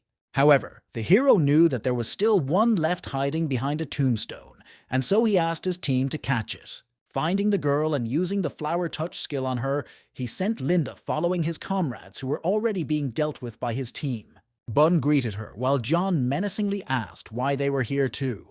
The girl replied that this wasn't the best time to berate her. Instead, she cautioned him not to get hit by a brick, but Bun was already scurrying toward them, swinging his trademark skill. This simple attack was enough for the ghost swordsman's health to reach the 0 mark, thus taking him out of the game. John stared in shock at his monitor screen, where a red sign froze on it, notifying him that his character had died.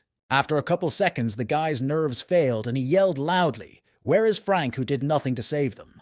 The boy was frightened by such treatment, but immediately pulled himself together and headed towards the Allies. But his path was blocked by the Grim Lord. Frank wasn't going to back down, so he decided to cross his blades with Sonny's umbrella as he suddenly realized he had run out without any plan. This was his major mistake, whereupon the Lord loudly asked his team to catch another opponent who had shown up to them on his own. Frank landed next to his companions, but their health was already at 0, and so they began to slowly fade away. The boy shuddered when he noticed the hungry looks directed in his direction, for he was alone among his entire crew. The rest could only observe the red inscription signifying total defeat. The atmosphere was also not particularly cheerful. Everyone was silent for a while, trying to realize their defeat and the fact that they had failed to follow the captain's orders. Suddenly, Linda laughed, saying it was so unfamiliar to play this sniper. She had too little skill. John agreed with her. Suddenly, Eugene declared that this was what he had been telling them, and finally they all realized it, even though it came too late. Everyone scrutinized each other, trying to understand the mood of their comrades, but no one dared to say anything. They are all professional players, but even with their skills and rich experience in the game, they still lost clean. The next day at 5:30 p.m., Yexi decided to stop by the team's clubhouse, bringing along Little Grass Vice Captain Dan. The captain asked him to hand out account cards to everyone. He nodded quietly and began handing out a new card to everyone. As the guy approached each player, Yexi said that yesterday, members of their reserve team were completely defeated by one player. He asked Harold to talk about it briefly. The guy with the circles under his eyes stated that he was very strong. This interested Yexi. The guy added that he has a lot of experience, he attacks a lot and uses his skills perfectly, and his decision-making speed is always top-notch. He then raised his voice a bit, stating that he really thought there was no stronger player besides their captain. Key members of the team told him he was exaggerating, then asked him what they needed those account cards for. Yexi replied that after lunch, they would add a new segment to their training and go to a boss they didn't go to.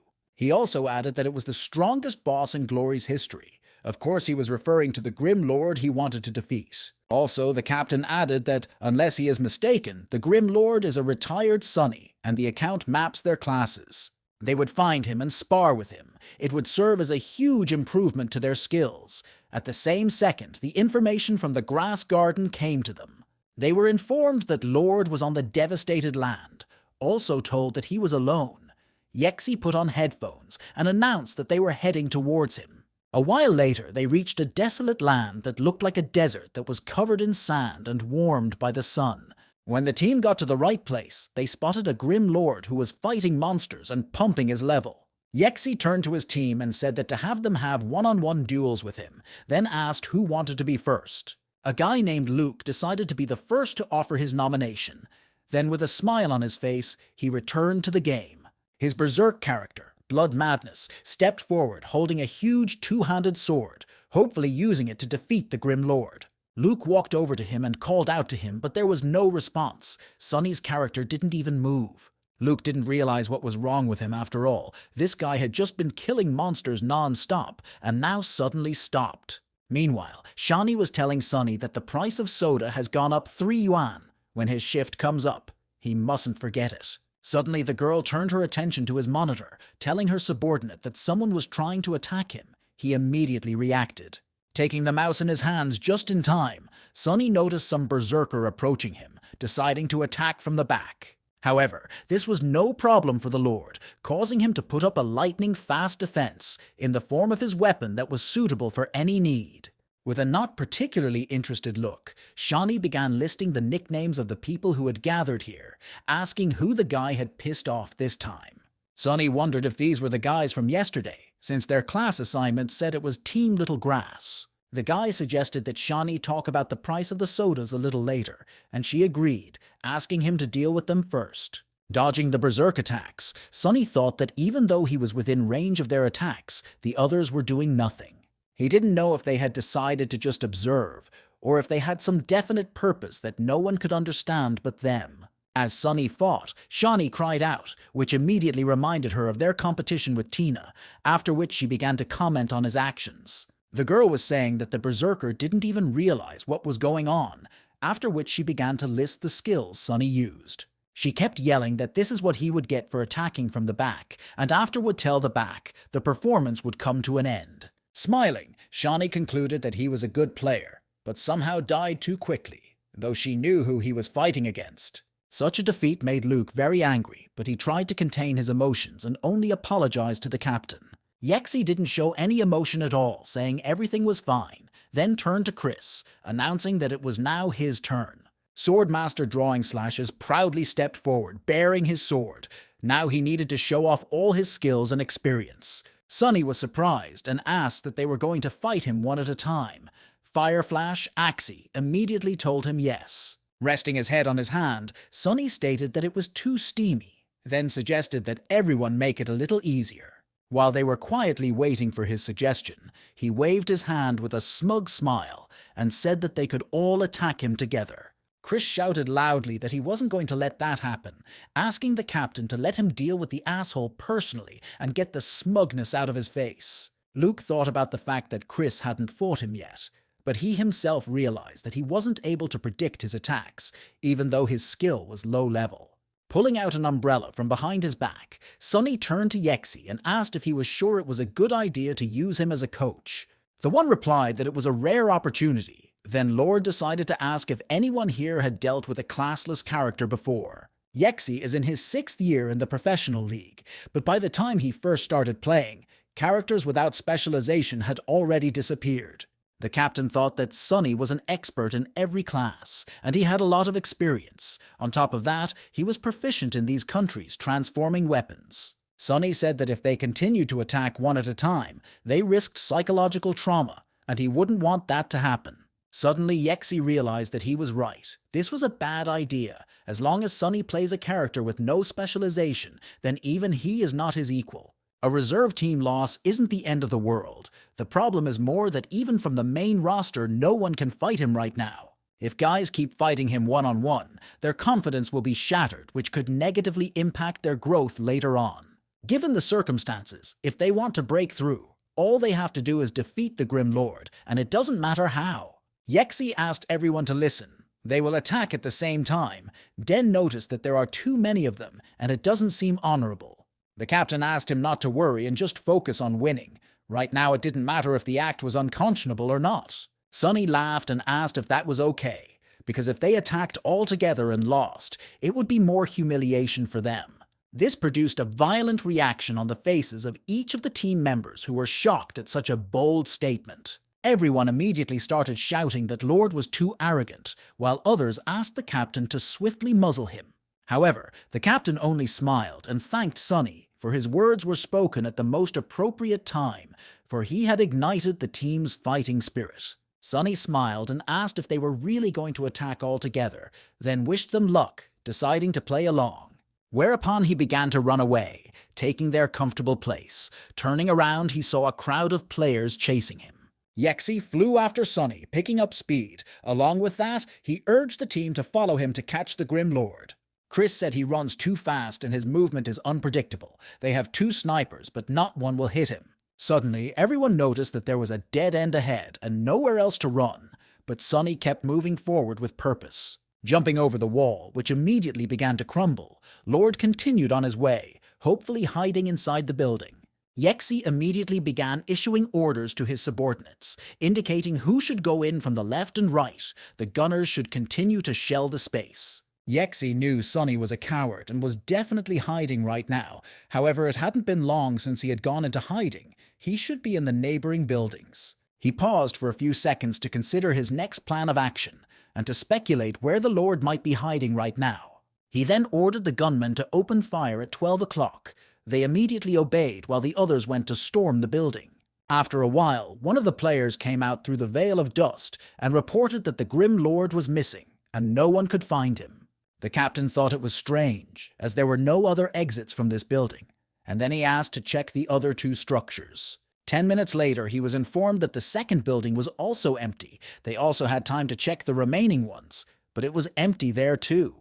Yexi assumed he could only hide quickly in those 3 buildings. Maybe there was some other low-level skill he overlooked. As suddenly there was a loud shout from one of the players. The captain turned his head in his direction in surprise as he shouted that it couldn't be. Everyone immediately started asking what was wrong, to which Frank replied in an uncertain voice that it looked like the Grim Lord was just out of the game. Shani asked in surprise that he just picked up and walked out, because she thought he was planning to smash them to smithereens, but he couldn't beat them all. She shrieked loudly that he was just awful, after which she asked why he even needed to bluff like that. He replied to make them nervous. Yexi got up from the table and said there was no point in continuing the search since he was out of the game. One of the players asked why he ran away. The captain offered to discuss what happened. Sonny playing as a character with no specialization is the sort of combo you don't find anywhere else. So when they are fighting against such an experienced player, you have to turn on your imagination and experiment with your tactics. He said he would smear them just to apply psychological pressure. At low levels, he has an undeniable advantage. The loss of his subordinates was obvious, because one-on-one, even he was no match for him. all the players immediately realized the meaning of his words.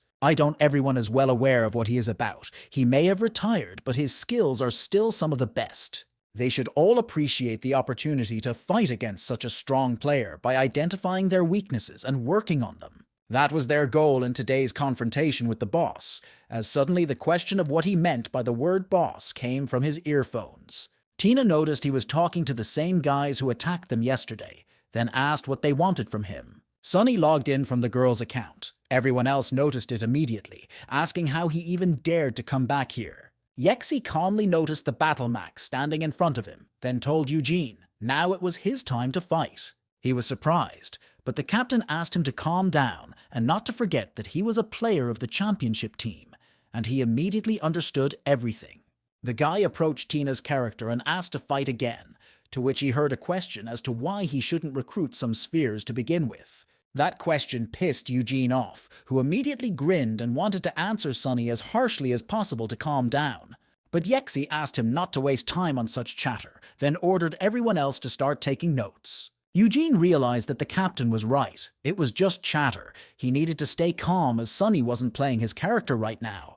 All he needs to do is just focus. After that, they began to fight, doing battle on equal footing without giving in to each other. Just as suddenly, the guy's spear caught up with soft mist, causing a bleeding effect, thus ensuring himself victory. Eugene smiled, thinking that when he's not playing as a character with no specialization, Sunny isn't as cool as people say he is. Leaning on the spear, Tina's character took a breath before Sunny declared that it was now his turn to attack. Eugene asked again, but Mugla immediately began attacking him with long-range spells tearing the distance between them.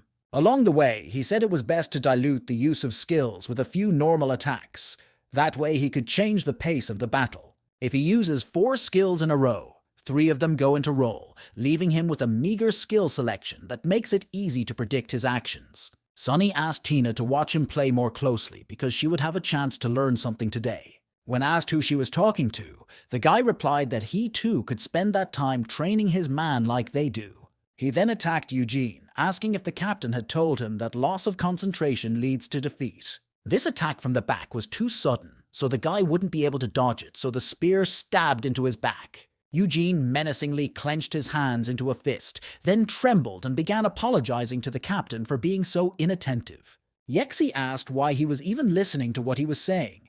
It would serve as a lesson to him for the future. He understood perfectly. The other players on the team loudly begged the captain to let them go next. At the same second, Sunny offered to move into the arena.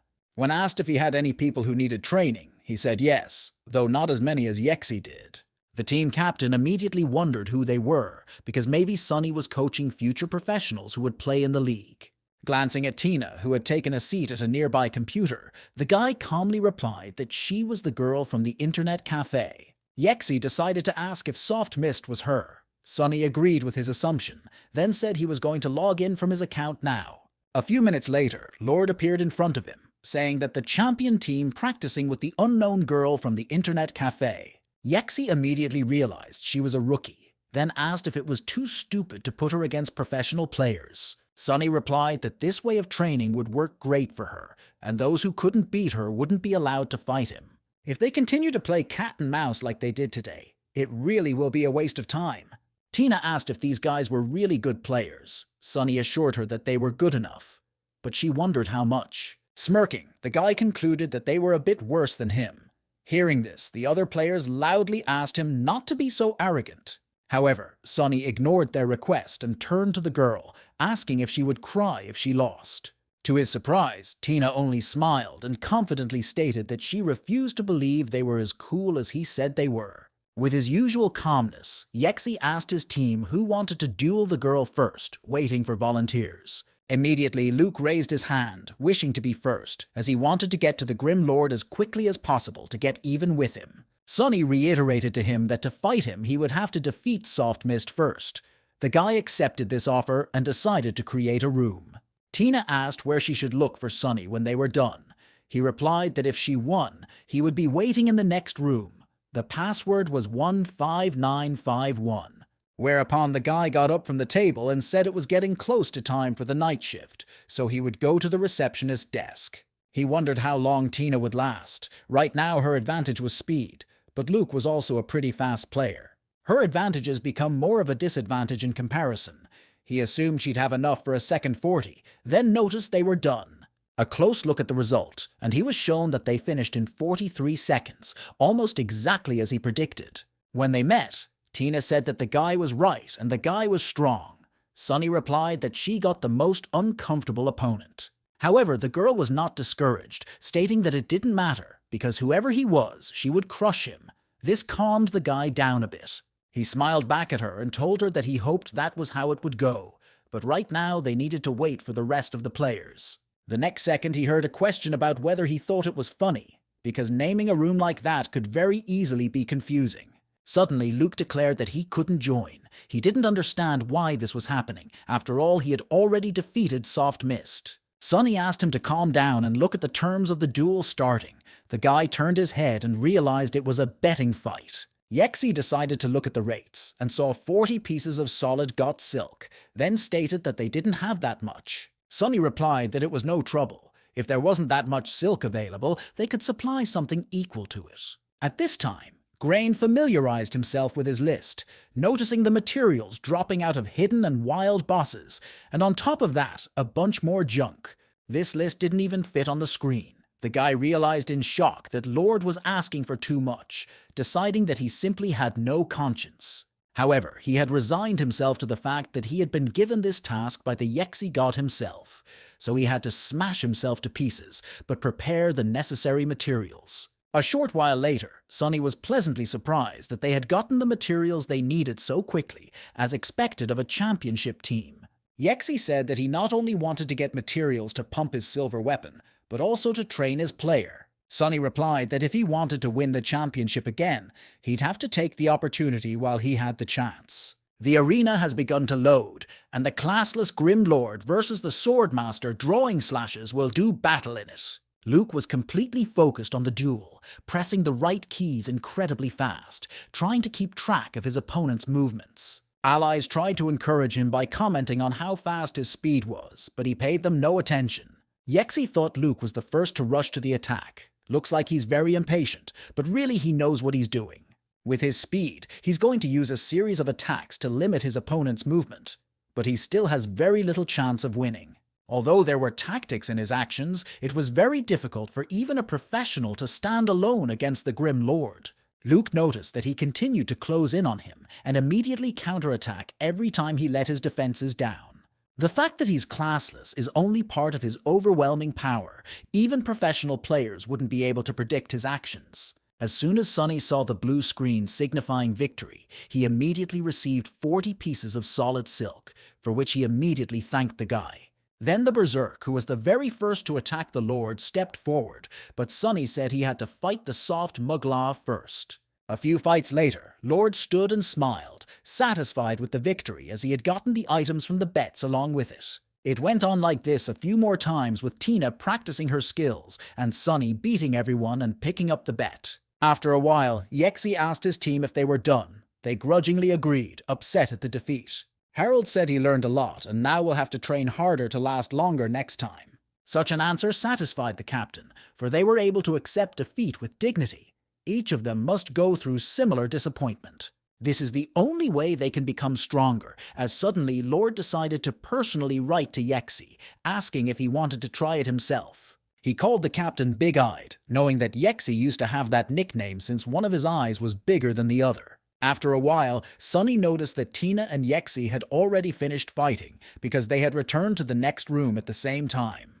He then said his style has changed a bit. Previously, he could finish a fight in about 30 seconds or so, and the captaincy has gone in his favor. Axie briefly invited him to the arena, to which he said he wouldn't let him win, as they had already lost 10 matches. The captain turned his attention to his crew, who were loudly shouting words of encouragement, though they were quite shabby themselves. In a calm tone, the guy stated that he didn't think he had no chance of winning, as his level was much higher than the other players. However, Sunny smiled and tried to change his mind, saying that he knew they were gone, so the outcome of this fight was obvious. Players started asking if there was any point to all this chatter.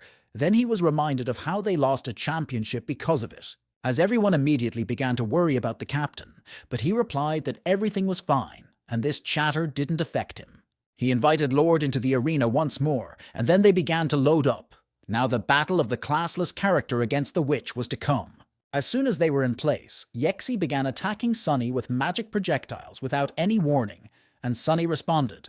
Yexi knew how dangerous this attack was, so he immediately got on his broom and soared into the air, as it was easier to dodge the projectiles. A veil of dust rose above the ground, but it didn't stop the captain from soaring through the air and out of the danger zone, while the Lord was on the ground.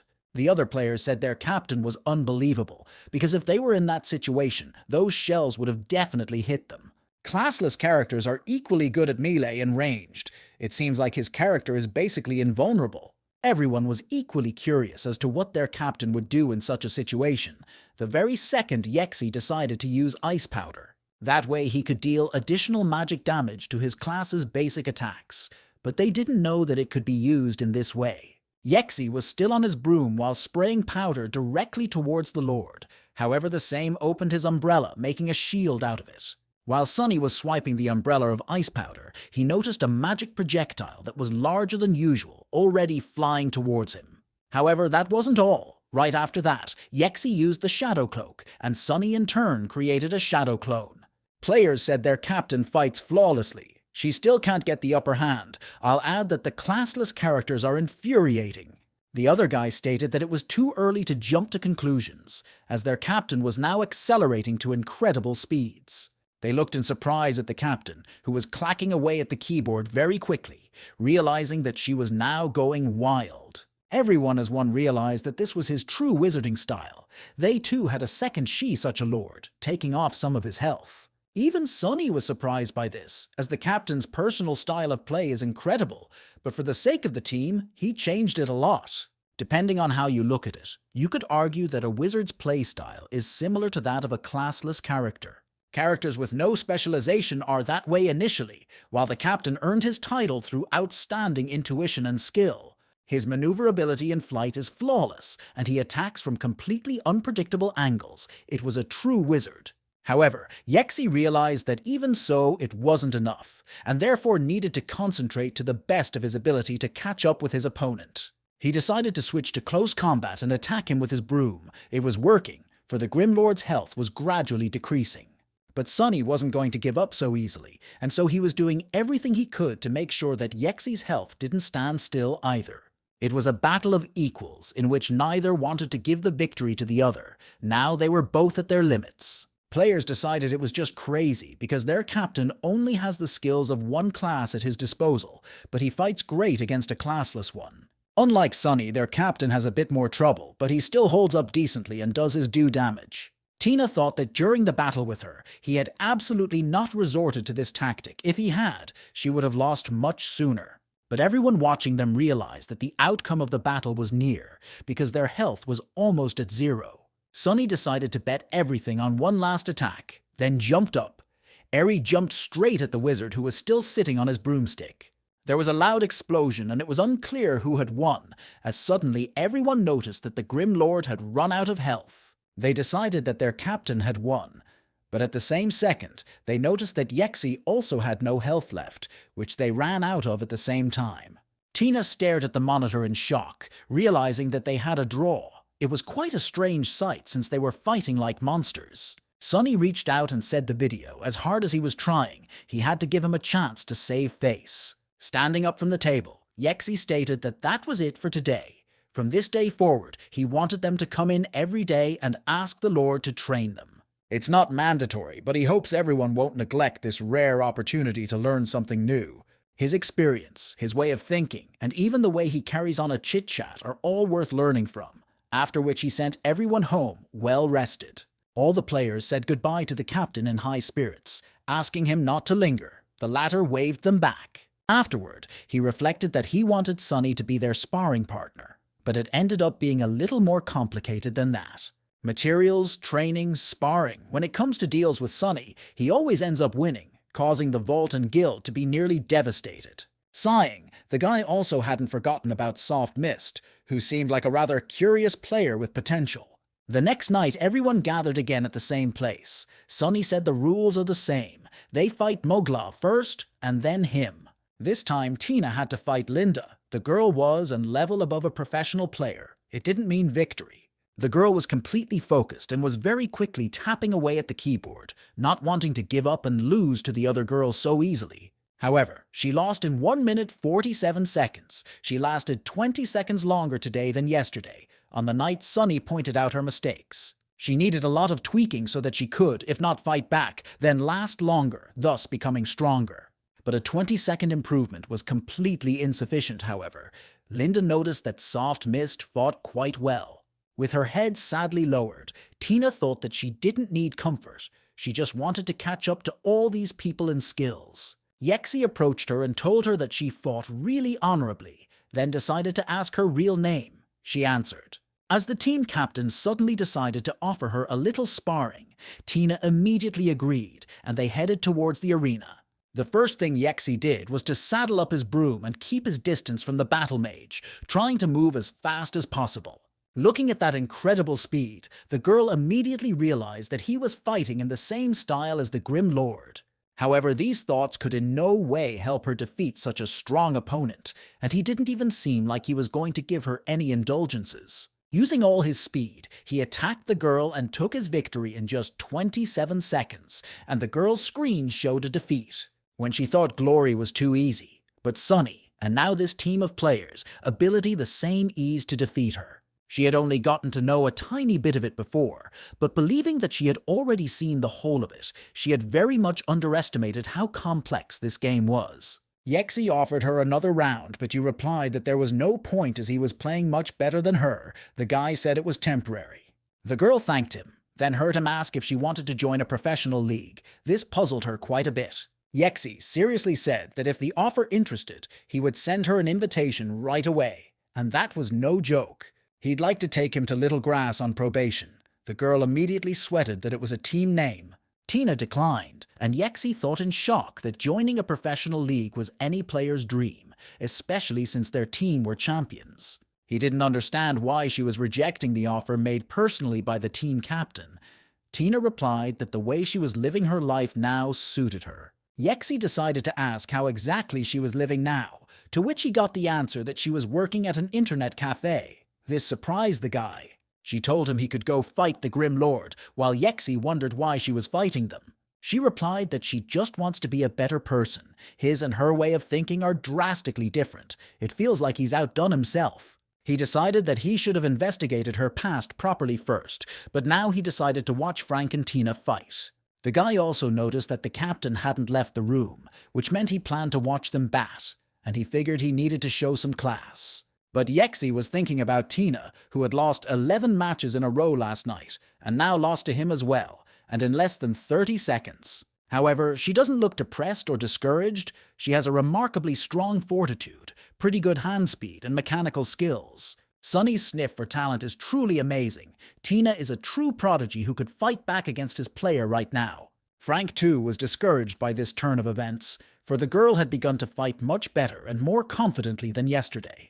The captain looked at Frank out of sadness, thinking that at this rate there would be no place left for him in Little Grass in the future. The captain realized that Tina was still a rookie, but nevertheless, their fight had already lasted 3 minutes. Frank was the weakest player on their team right now. The level of skill he is showing is not at all what is required to be on a championship team.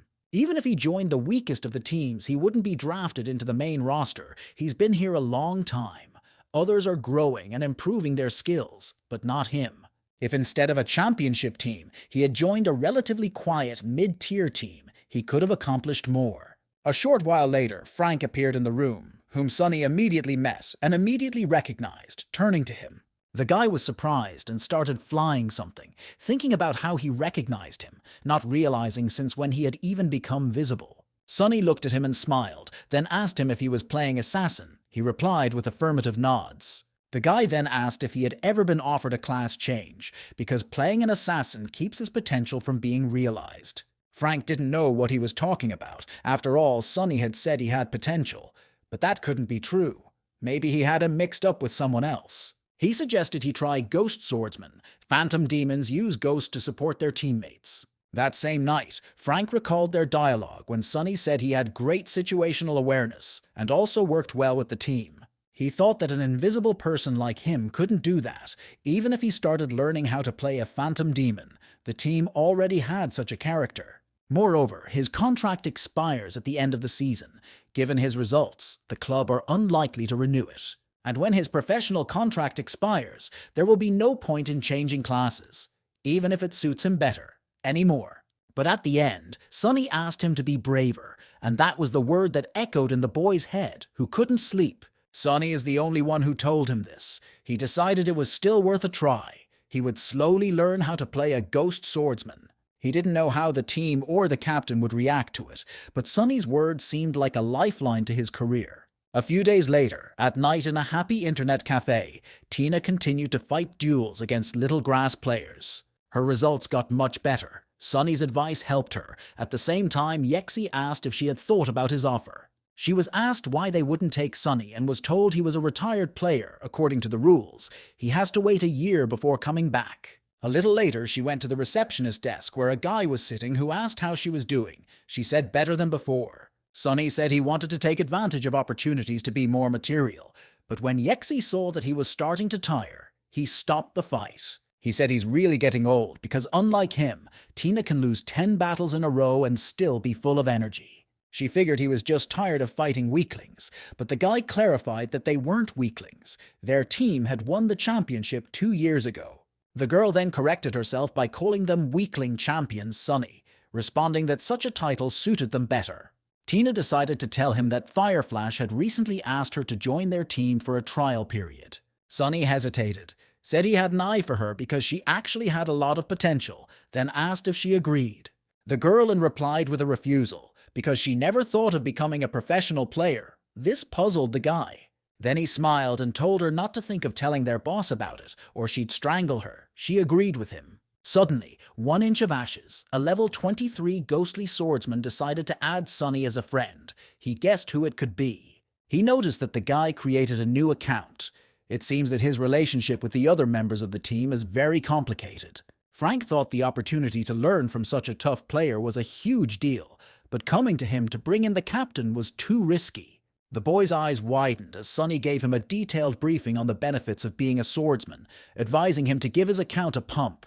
Frank chimed in that the Void team was very cool. He had seen matches with them many times, but he didn't expect Sonny to give him detailed instructions. Tears came to his eyes when Lord texted him that as soon as he caught up with him but could join his team. He lowered his head and thanked aloud the older man who had been able to give him hope and instill in him that he was still capable of something. At this time, Sonny was smiling and thinking that the fact that he was able to take that first step was already quite impressive. It meant that he would be able to accomplish more. That same evening, one of the customers headed for the exit and said goodbye to Sonny, wishing him luck on his night shift. The guy reciprocated. He then sat down at his computer and logged into his account. While pumping with his team, he noticed that his level had reached 30th. At the same time, the heads of the various guilds started writing to him, but they were all too late because he already had an appointment with someone. However, before helping the Full Moon Guild set a record, he decided to test his equipment by opening the umbrella of 1,000 probabilities. It's gotten much more powerful in all aspects since the last pump. It's now a level 25 weapon at all 200%, but it needs to change its equipment too.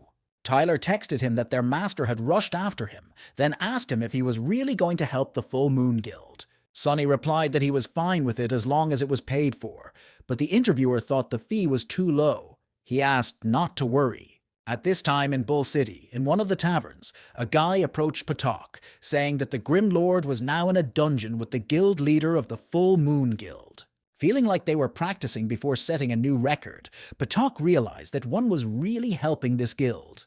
The entire server is already aware of what's going on. Moreover, what the Grim Lord asked for from the guild in exchange for his help are parts of the Scarlet Moon set. Upon hearing what Sonny asked, Patok squeezed his glass very hard, causing it to crack, spilling the liquid onto the table. After all, he knew that 4 parts of the Scarlet Moon set was a negligible price. It wouldn't even be enough for a complete set. There was definitely something wrong here.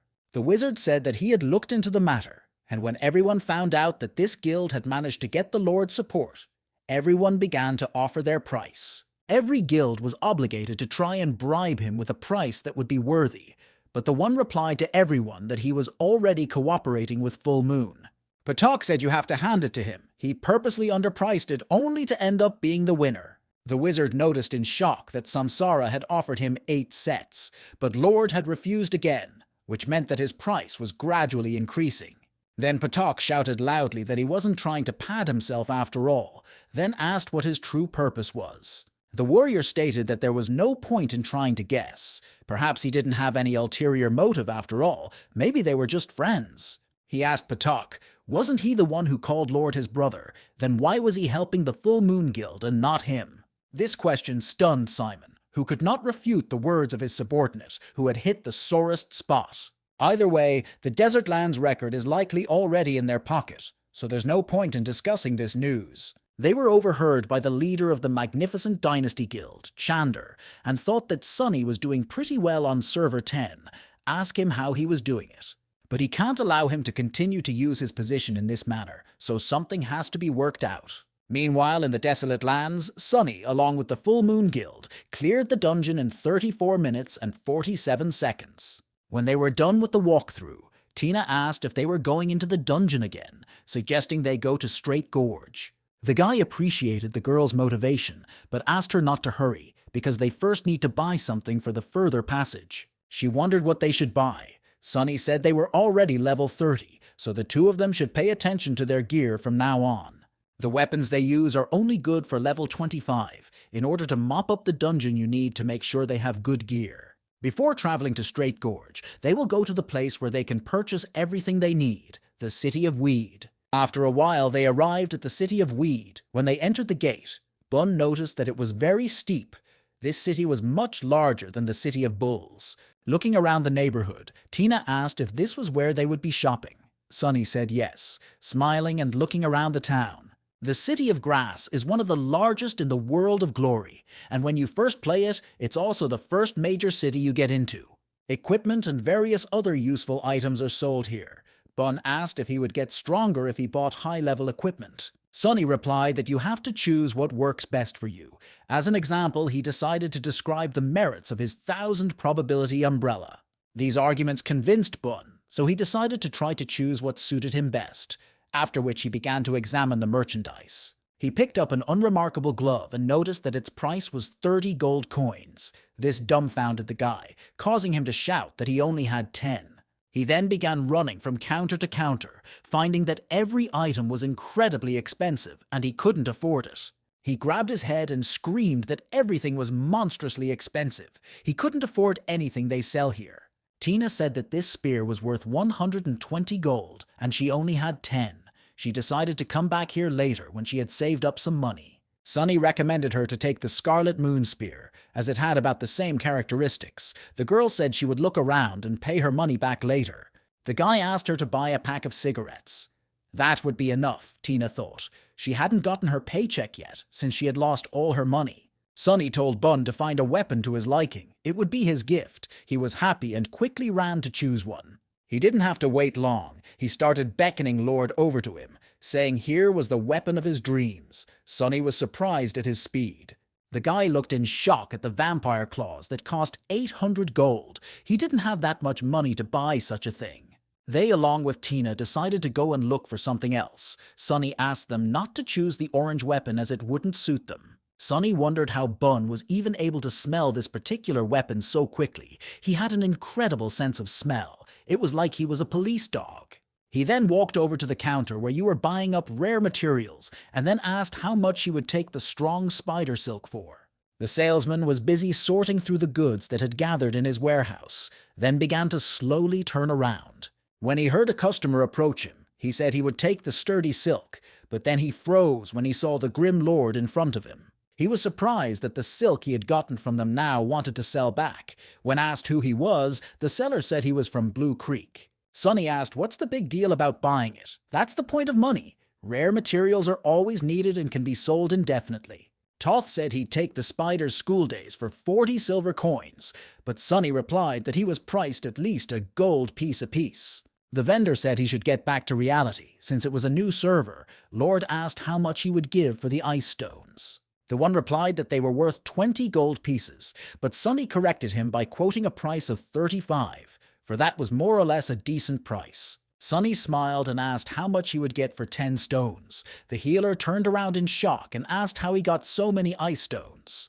The one replied that he had as many ice stones as there were in their guild's vault, and he would sell 10 stones for 300 gold. It's a very good price because the stones are very useful. Only recipes drop in dungeons, so it will take stones to make all these things. However, the extra seller looked at him trustingly and said that 275 gold was the maximum he could offer. Sonny said it was his own fault, then decided to put his counter next to it to find a better deal. When he set up a table that he would sell ice stones for 30 gold apiece, players passing by immediately took notice of him. A bunch of people immediately ran to his counter. The healer immediately gave up and rushed to buy all the stones, announcing that they were no longer for sale.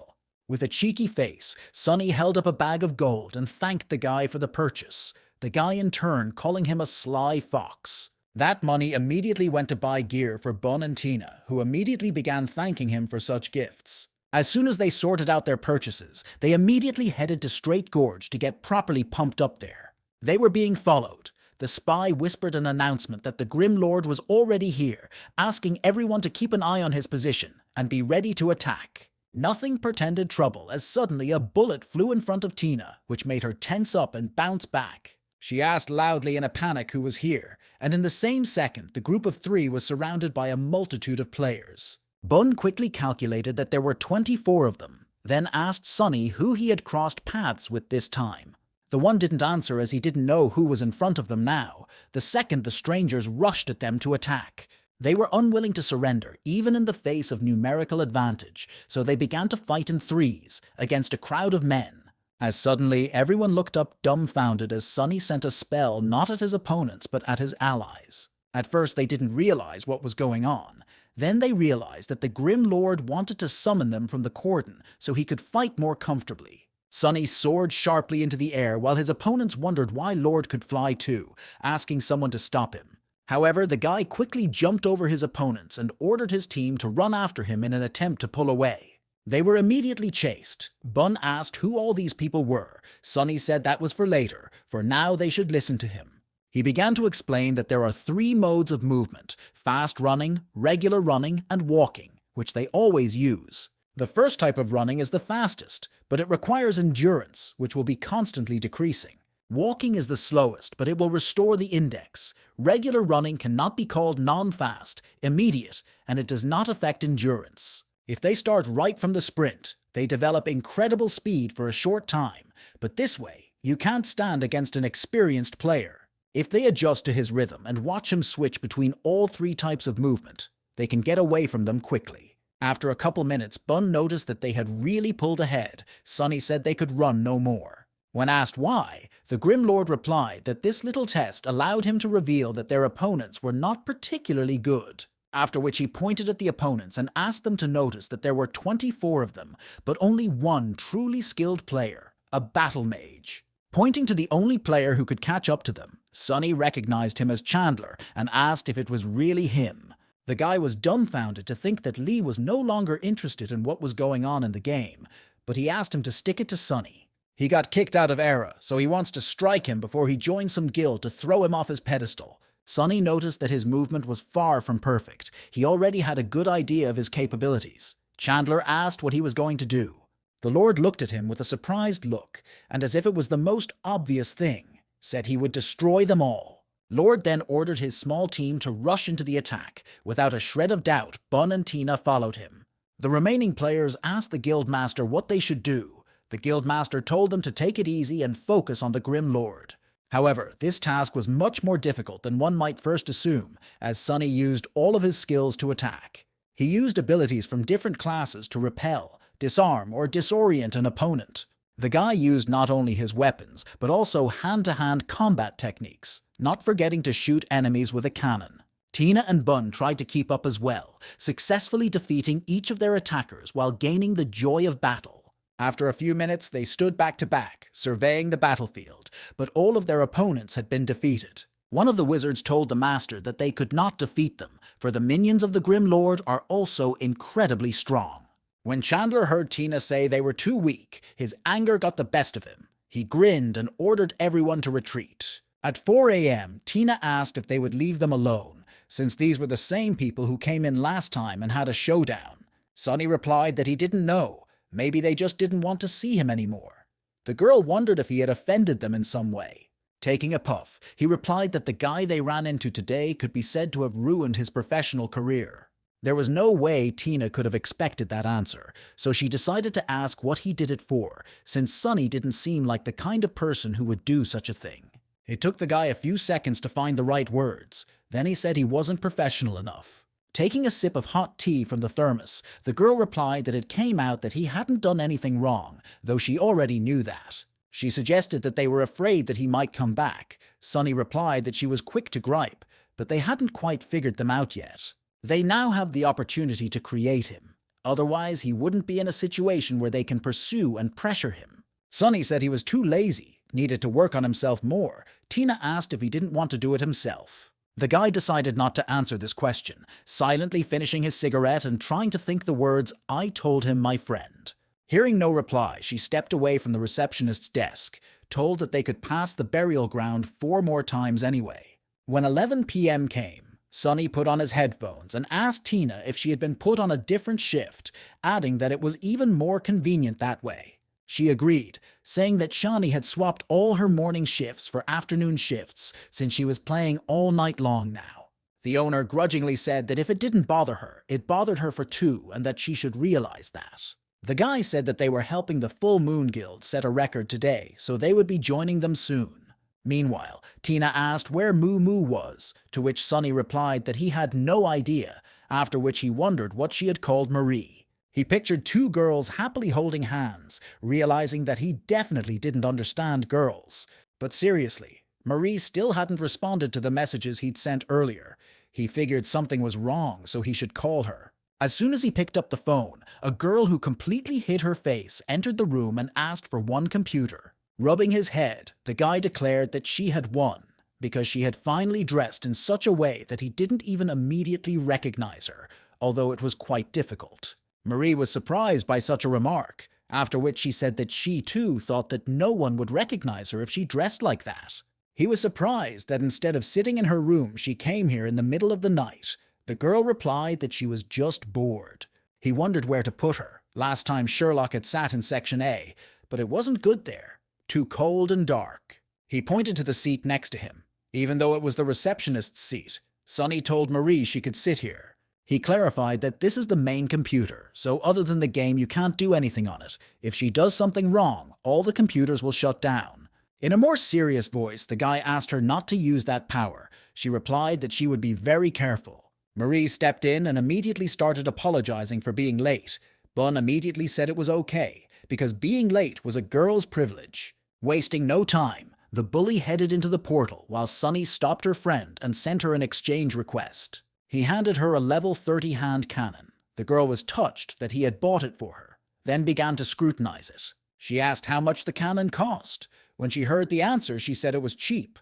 However, it wasn't cheap at all for a new server. After they set a new record of 28 minutes and 1 second, Sonny decided to have a quick word with Mapletree. After some small talk, Marie stated that she had to go now. Sonny was surprised that she had decided to leave him so quickly. The second the girl decided to turn off the computer, with a sharp motion the guy interrupted her, reminding her that this is the main computer. The girl yelled that she forgot, because she always turns off her computer when she's done playing, then headed for the exit. She added that she doesn't know when she'll be able to make it next time, as the internet cafe is still a pretty dangerous area for her. After saying goodbye, Marie walked towards the exit. Sonny decided to stop her and ask if she was hungry, offering her something to eat. This question immediately made the girl come back. She cheerfully replied that she agreed, and her face immediately took on a joyful look. The guy started listing that they had beef stew, chicken and mushrooms, egg tomatoes, pickled ribs, seafood, and more.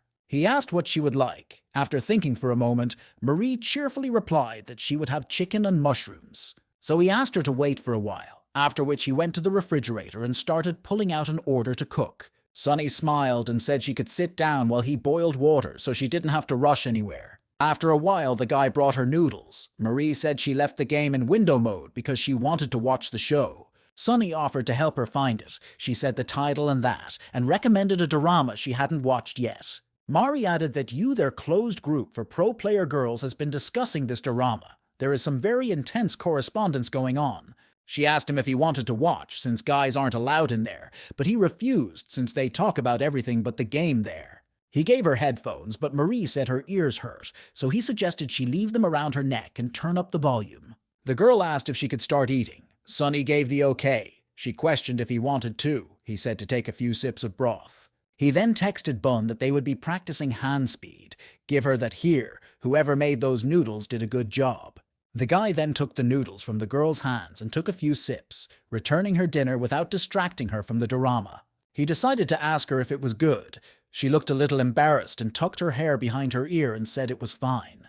Glancing at her screen, Sunny asked, "Aren't these 2 kids? It's already episode 12, and the guy still hasn't figured out what's what." Mari, on the other hand, looked at the game and said that the light source set was hers. The guy replied that it was only level 30 gear after all. The girl replied that he looked really cute. The guy realized that this was not a professional approach, so he asked her to eat her noodles. As he continued to play, Sunny felt the girl pressed against him. Turning his head, he realized she had fallen asleep on his shoulder. The guy asked if she was falling asleep. She answered in the affirmative, after which he decided to go through the dungeon a couple more times. He tried to press the keys gently so as not to disturb his friend's sleep, though it was uncomfortable, but her peace was more important. He could hear Marie sniffling as she lay on his shoulder, but it didn't distract him in the slightest from the passage. At the same time, Tina, who was sitting in the hall, stretched out in her chair that her shoulders hurt and also ran out of water. She decided to go and get more at the front desk as she suddenly froze when she saw the sleeping girl on Sunny's shoulders. Tina decided to walk over to him and whisper to ask who it was, for she was very curious as to why she was sleeping next to him. The guy hesitated for a second, then replied that it was Moo Moo. Tina was very surprised and asked what she was playing from here. After that, the girl offered to take her upstairs because it was very cold here. She could sleep in her room, but the man asked her not to worry. Tina put the calmness back on her face and told him to make sure she didn't catch a cold, and went to her computer. Meanwhile, Marie woke up and smiled at the fact that when he calls her Moo Moo, it sounds pretty disgusting. Closing his eyes, Sunny agreed with her, adding that he'd almost thrown up the noodles he'd eaten earlier, so it was no surprise. The girl asked where in the drama she left off, since she herself had forgotten. Sunny replied that it wasn't surprising since the drama sucked. Marie said that he was looking down on the taste and her acquaintance again. The latter replied that he was always very accurate in memorizing the weaknesses of his opponents. Meanwhile, the leaders of the 2 guilds were reading negative comments where people wrote that the records belonged to Lord, not them. Sitting in the tavern, Patok stated that it was all because of the idiots from Full Moon. For now, everyone was laughing at them and calling them useless. Simon stated that if they wanted to make things right, they would have to shut up the evil tongues by setting new records on their own. However, Cold Knight was not so positive, and therefore gave his interlocutor an incredulous look. The one shouted that he had no choice after all, for their reputation was everything, but they were now being compared to the Full Moon Guild. It was a monstrous humiliation, as the guilds of Bluestream and Tyrant Ambition were crushed by the loudest public scandal. Rising from his seat, Patok stated that given everything that was going on, he would have to return to headquarters, to the Celestial Sphere. A short while later at the Bluestream Guild headquarters, Poplar Beach began to pick on Azure Stream. He said that one jokingly, asking how he manages to keep running into just such super experts forever. Everyone noticed that this wasn't the first time he had mocked Patok. The latter decided to just ignore him and not fall for the provocation.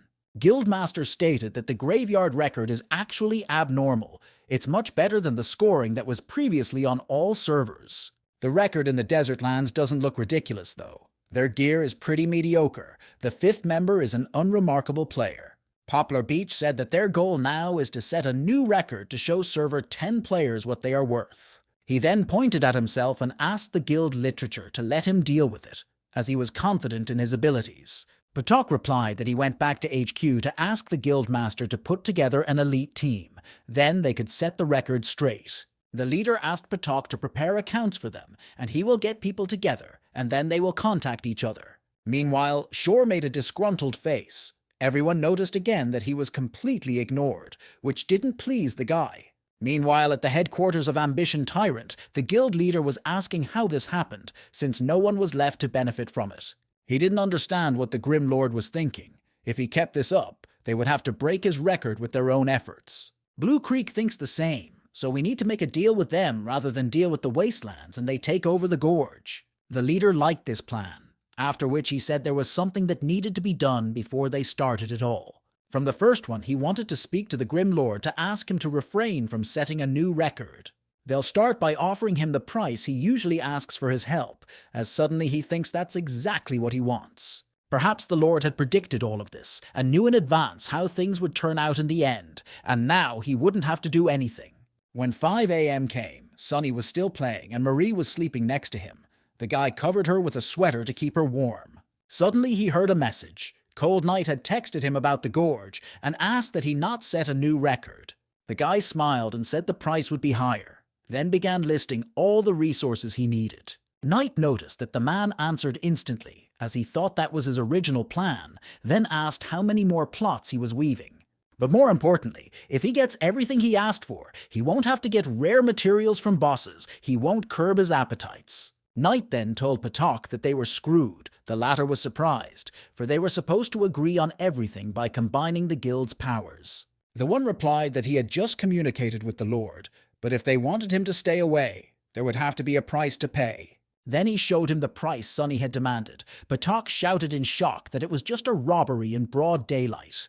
The implication was that all of their dungeon records would now be at his mercy. Otherwise, none of the guilds would be able to hold the record. This way, he was making enemies in every guild. It was doubtful that everyone would just accept it, but it was unclear what to do next. Lord has stolen all the records on Server 10. Should they pay him off, or should they take a hard stance against the kidnapper? After all, this arrangement draws them into a war for all records on this server, because of which there were many more problems. Patok couldn't believe they were cornered like this, but they shouldn't make concessions, not this time. Then Patok made the decision to set the record straight himself. Knight was surprised that he was going to ignore the Lord's actions. Toth replied that this decision was not about guild rivalry. He also needed to prove that he was worth something. When morning came, Sunny decided to wake Marie up by shaking her slightly, telling her it was time to get up. When asked what time it was, he said it was almost 7. The girl said it was still early, asking for another 10 minutes, but the guy hurried her up because he had to take care of the departing visitors. She was already very lucky today, as no one had ordered food at night. Marie stretched and said it was great. The guy asked her to wrap herself up properly because visitors were coming and no one should find out who she really was. At the same second, another receptionist came up to them, wishing them good morning, that it was time for his shift. He also said hello. They walked out from behind the counter and Sunny prodded his friend, asking her to leave before anyone saw them and started whispering about them. However, this picture did not escape Shawnee, who had just come downstairs and was dumbfounded to notice Sunny along with the girl. She immediately ran to Tina and asked who the girl was with Sunny. She said she didn't know her real name, but they play together. Shawnee couldn't believe that even someone like that and like Sunny could get a girl, after which she asked if she was cute or if she was. But Tina didn't see her, which upset the owner, but Tina suggested she run shopping together this weekend. When 3 p.m. came around, the outer edge of the Desert Lands game screamed that they had finally done it in 26 minutes and 31 seconds. Everyone decided it was a good time, and it had been a long time since they'd gotten this stressed out during a dungeon sweep. However, Patok shouted that that wasn't all, because they were dealing with Lord, which meant that this record still wasn't good enough.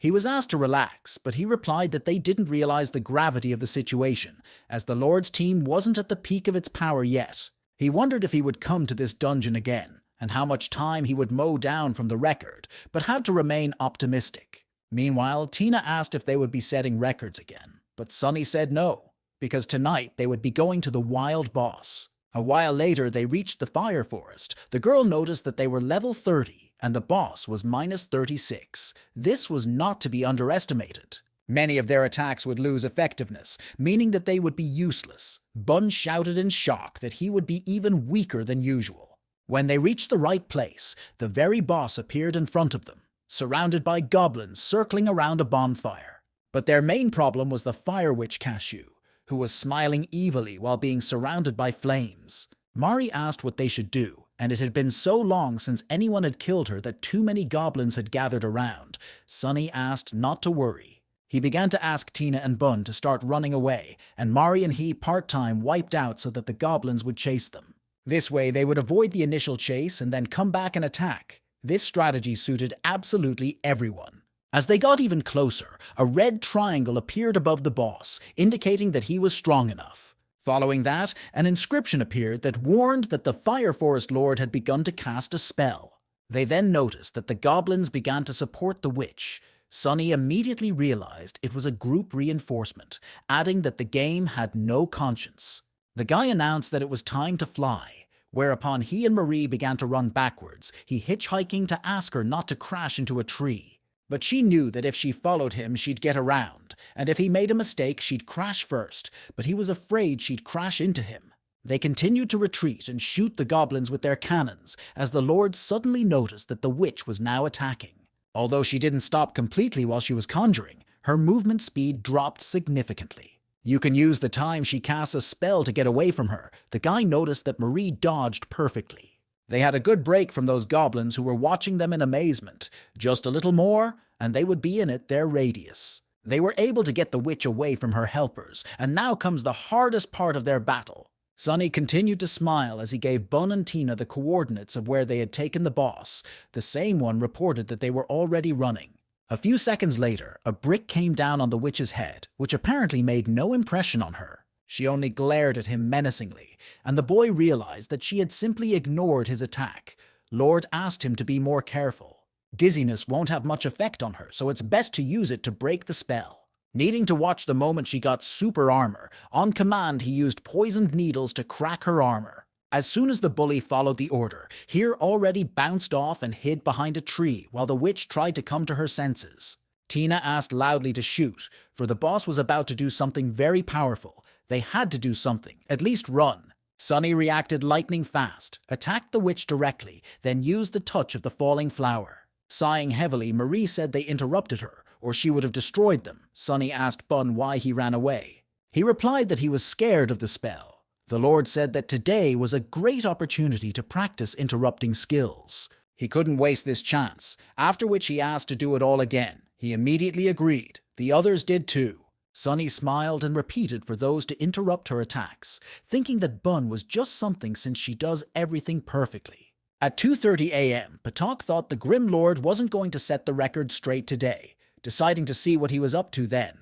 Then he noticed the system alert that was congratulating the Lord and his team on their first Fire Witch kill. When the healer came to him, Patak said that the Grim Lord had killed a wild boss while they were busy with the record. Maybe he's trying to say that if they want to get the first kill on the remaining bosses, they'll have to pay for them as well. Only 4 people, and a gap of 6 levels between them and the boss. Such a huge difference, and yet they still succeeded. Then Patak came even more horrified, as he had completely forgotten that this boss was far more powerful than Lord and his team. Simon was in a bad mood as Sunny texted him that the battle had been difficult, and killing the witch had taken 3+ hours.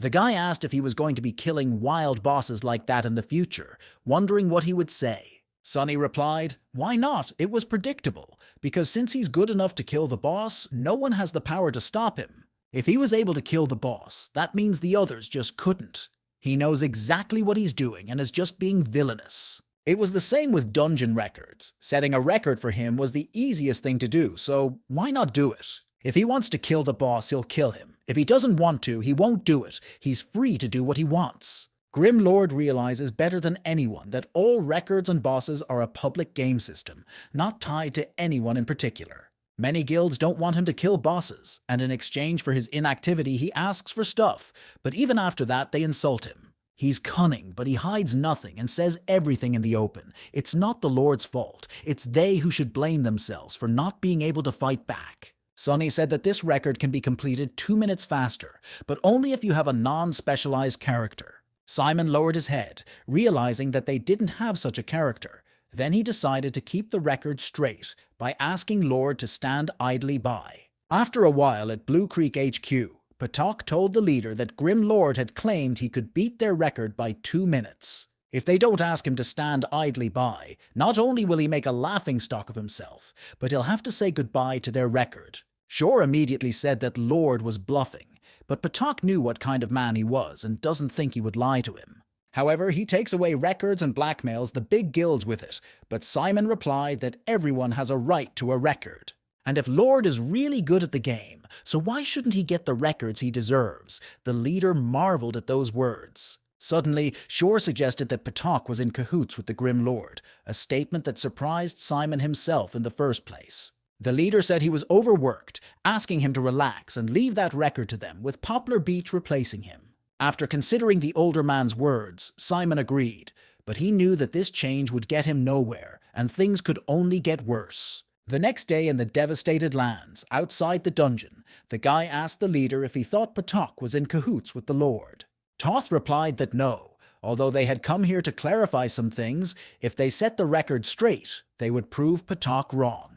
Also, if they bow to the Lord and buy back this record, it would put the guild in an even more awkward position.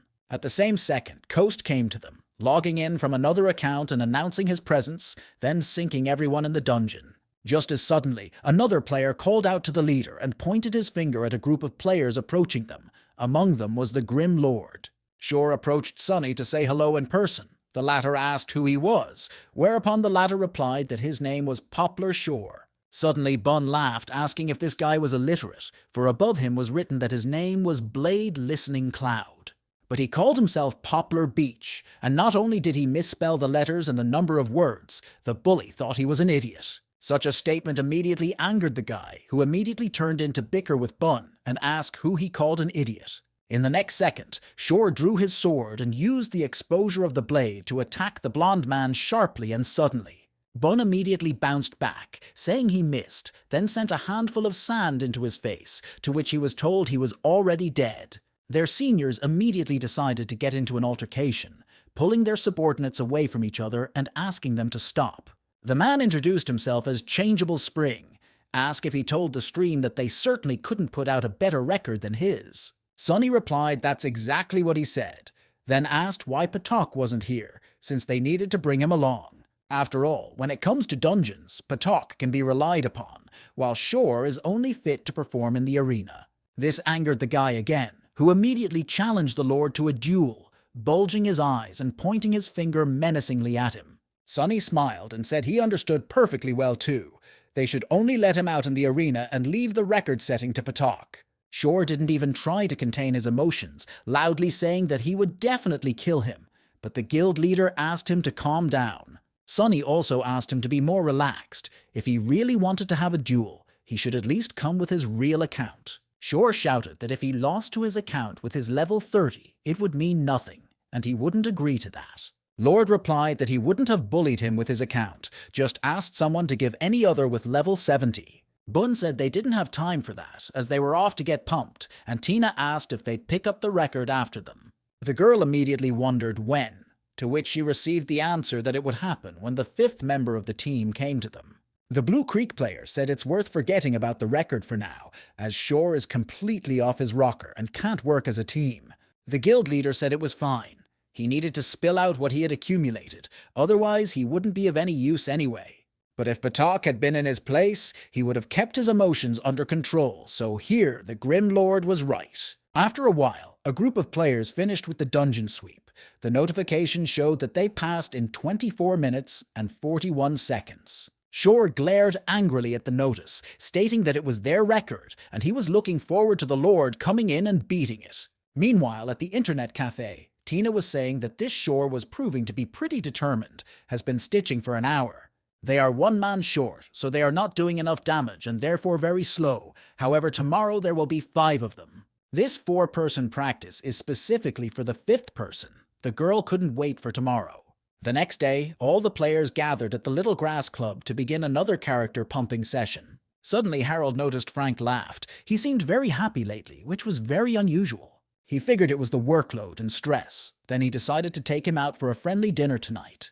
But Frank smiled and declined, saying he already had plans for the evening, a statement that surprised Harold. As soon as they were done, Frank said goodbye and left, for he had a special training session scheduled for today, and he was a little nervous. He also remarked that Harold was worried about him, but he had made up his own mind, so it was just his own business. Not that he can help him in any way. He has a bright future ahead of him. If he continues to rely on him, he will only cause trouble. This time he would be brave and do it all by himself. So at night in his room, he logged on to join the Lord. Sonny had invited him to the Wasted Lands, where he hadn't been in a very long time. They had decided to perform at midnight, so he could practice for now. He hadn't quite gotten the hang of the ghost swordsman yet. He'd been given 3 attempts, but he didn't know if he was exactly suited for it. Sonny said 3 runs would be enough for him to get used to the team. He shouldn't forget he's a professional. Frank repeated it, for no one had ever said such a thing to him before, for he was used to being on the bench. He was always jealous of Harold and felt like a liability to his team, but Sonny had so much confidence in him. Then the guy gathered all his confidence and decided that 3 tries was more than enough to make the team. Meanwhile, Sonny was telling the group that their 5th member would be Frank, and although he is weak one-on-one, he would shine the brightest in the dungeon. Even though he looked like the weakest link in that group, even though he's stronger than Tina, he has incredible potential. A moment later, Frank joined them. Lord announced that they would start at exactly midnight, as originally planned. The newcomer immediately agreed. Sonny also added that the first run would not be for speed. They have a newcomer, so he needs to get used to it. Bun wondered with interest if once was enough, for it took the leader of the full moon several days. The Lord stated that this was enough, then suggested that they start, and to watch the rhythm of the attacks and not waste time. Frank shouldn't have started with a shadow clone. Instead, he should just attack. He'll do more damage that way. Opponents won't fall for the provocation, so he won't take damage. Bun added that they'll protect Frank in case anything happens. The guy noticed that their attack didn't work, after which he asked if he'd done something wrong, since he'd put everything just right. Sonny said it was Bun's mistake this time, and he immediately took note of the flaws and immediately apologized. Lord then said that Frank should have done things differently here. Because of Bun's mistake, he failed to collect the monsters properly. The 2 walked past, straight towards him. He didn't need to use the ice boundary. It was better to use the ghost cut instead. This way, he would push the monsters back to the others and gather them properly, and already after that, the boundary could be used. Frank said that more than 3 monsters had passed, but Sonny clarified that he had them. Together, they could fix the mistake. If we talk about the record, it is better not to make such mistakes. They can compensate for the lost time, but it will not be enough. Suddenly, Sonny asked, if this had happened in the middle of the competition, could he then guarantee that without a cover, he would have gotten it all done? However, it's only a dungeon, but that doesn't mean you can't learn from the mistakes in dungeons. Frank agreed with the leader. Then Sonny ordered him to continue, and Frank only now realized that he hadn't given the dungeon much thought, but completely for nothing. After all, right now there is an opportunity to learn new and useful things, and therefore the guy needs to be more serious. Right now, there was a real battle going on in the Desolate Lands, where everyone was trying to give their best. Tina thought that where previously they couldn't kill everyone was quickly receiving counter damage, but now things were going right. But what's more frightening is that before he even joined them, they were already playing like he was already on their team. Sonny had calculated everything down to the last detail, making the puzzle fit perfectly. She wondered how long it would take her to become the same. Lord asked for more attention to Frank's ghostly boundaries and more interaction with each other. A sword boundary is capable of increasing the intelligence and strength scores of allies who are within that boundary. Strength and intelligence is what determines the power of physical and magical attacks, while under this effect, everyone gets a boost. Frank's sword boundary was now level 7, and it would almost double their stats. This amazed Tina and Bun. The bully didn't skimp on emotion and embraced the newcomer, saying that they were very lucky to have him, the latter visibly embarrassed. It was the first time they'd played together, but Frank was definitely happy to be here, and so he wanted to give his best. Suddenly, Sonny warned that the final boss was already ahead. The newcomer was wondering what instructions the leader would give him. That's when he realized that he wasn't going to say anything. Everyone was just doing what they wanted. That way they definitely wouldn't break the current record.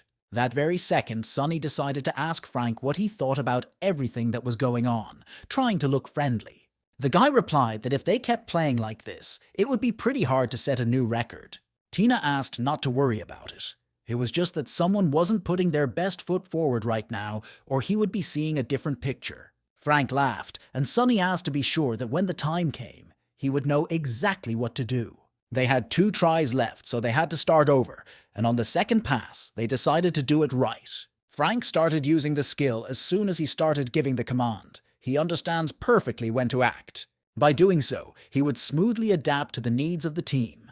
He understood that his job was to focus and help his allies. However, the effect of the ball boundary only lasts for 20 seconds, and it has a rollback of 30 seconds, meaning it will be in the 10-second range. During it, other players will have to rely solely on their own strength, and that makes it a little harder to kill the boss. As a result, the guys would not be able to keep the damage high all the time. This also had an impact on setting a new record. Just as suddenly, Frank froze in surprise. The same skill formed around him as he had, even though he hadn't used anything. Sonny looked at him and smiled, saying that he had a boundary ball in his arsenal too, so he had nothing to worry about. Double ghost borders tied together. In the professional league, only Team Void uses this tactic, and then periodically. With this tactic, they can maximize the amount of their damage, and with no rollback, it will act permanently. When they entered Toei's garden, the first thing Sonny did was order the newcomer to activate the ball boundary. He reacted instantly. If decisions were made by Frank, who wouldn't be using this skill right now, however, he would put his full trust in Sonny's experience. Everyone immediately launched into the attack. Marie was the first to start, firing at the boss and her new cannon and hitting the target right away. However, the final boss wasn't even scratched. A huge Toya slowly emerged from the dust cloud that rose due to the explosion. However, this was just the beginning. Sonny ran ahead of everyone else to join the battle, clutching the umbrella of 1,000 probabilities tightly in his hands. As he got closer, the Lord used a spin, twirling his spear in his hands and attacking the boss right in the chest, trying to damage it. It seemed to Frank as if he was stringing all the attacks together purely by instinct, every movement designed to keep the boss from attacking. The advantages of a character with no specialization, speed, accuracy, oodles of experience. Having all 3 of those components, you can do what he does. Sonny completely overwhelmed Toyu without help, but even though Sonny is a key player in the battle, he needs to try his best too. Frank replayed in his head the alternating skills he needed to use because he had no margin for error. Suddenly, the leader warned him that the boss's health had almost turned red, causing his second stage to activate. After this information, the guy started hitting the keys really fast, causing him to get to the boss and use the ghost cut. It was followed by a moonshot that threw that one into the air, and at the end the ball in Frank's hands became ice. In committing, he used the ice boundary skill, thus turning the boss into a block that made him freeze in place. This meant that they now had to attack all together. Sonny loudly ordered the entire team to attack without sparing any effort. A little while later, there was an alert that congratulated the band for setting a new record of 22 minutes and 35 seconds. The players who were in the devastated lands outside the dungeon were carefully reading the notification that popped up.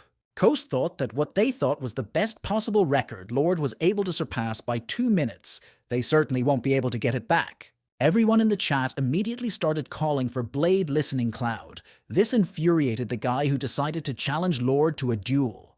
The next second, an alert popped up saying that a new record of 22 minutes and 29 seconds had been set, which meant it wasn't his limit. The next day at an internet cafe, Sonny asked to borrow Shani's account to have a duel. She immediately wondered with whom.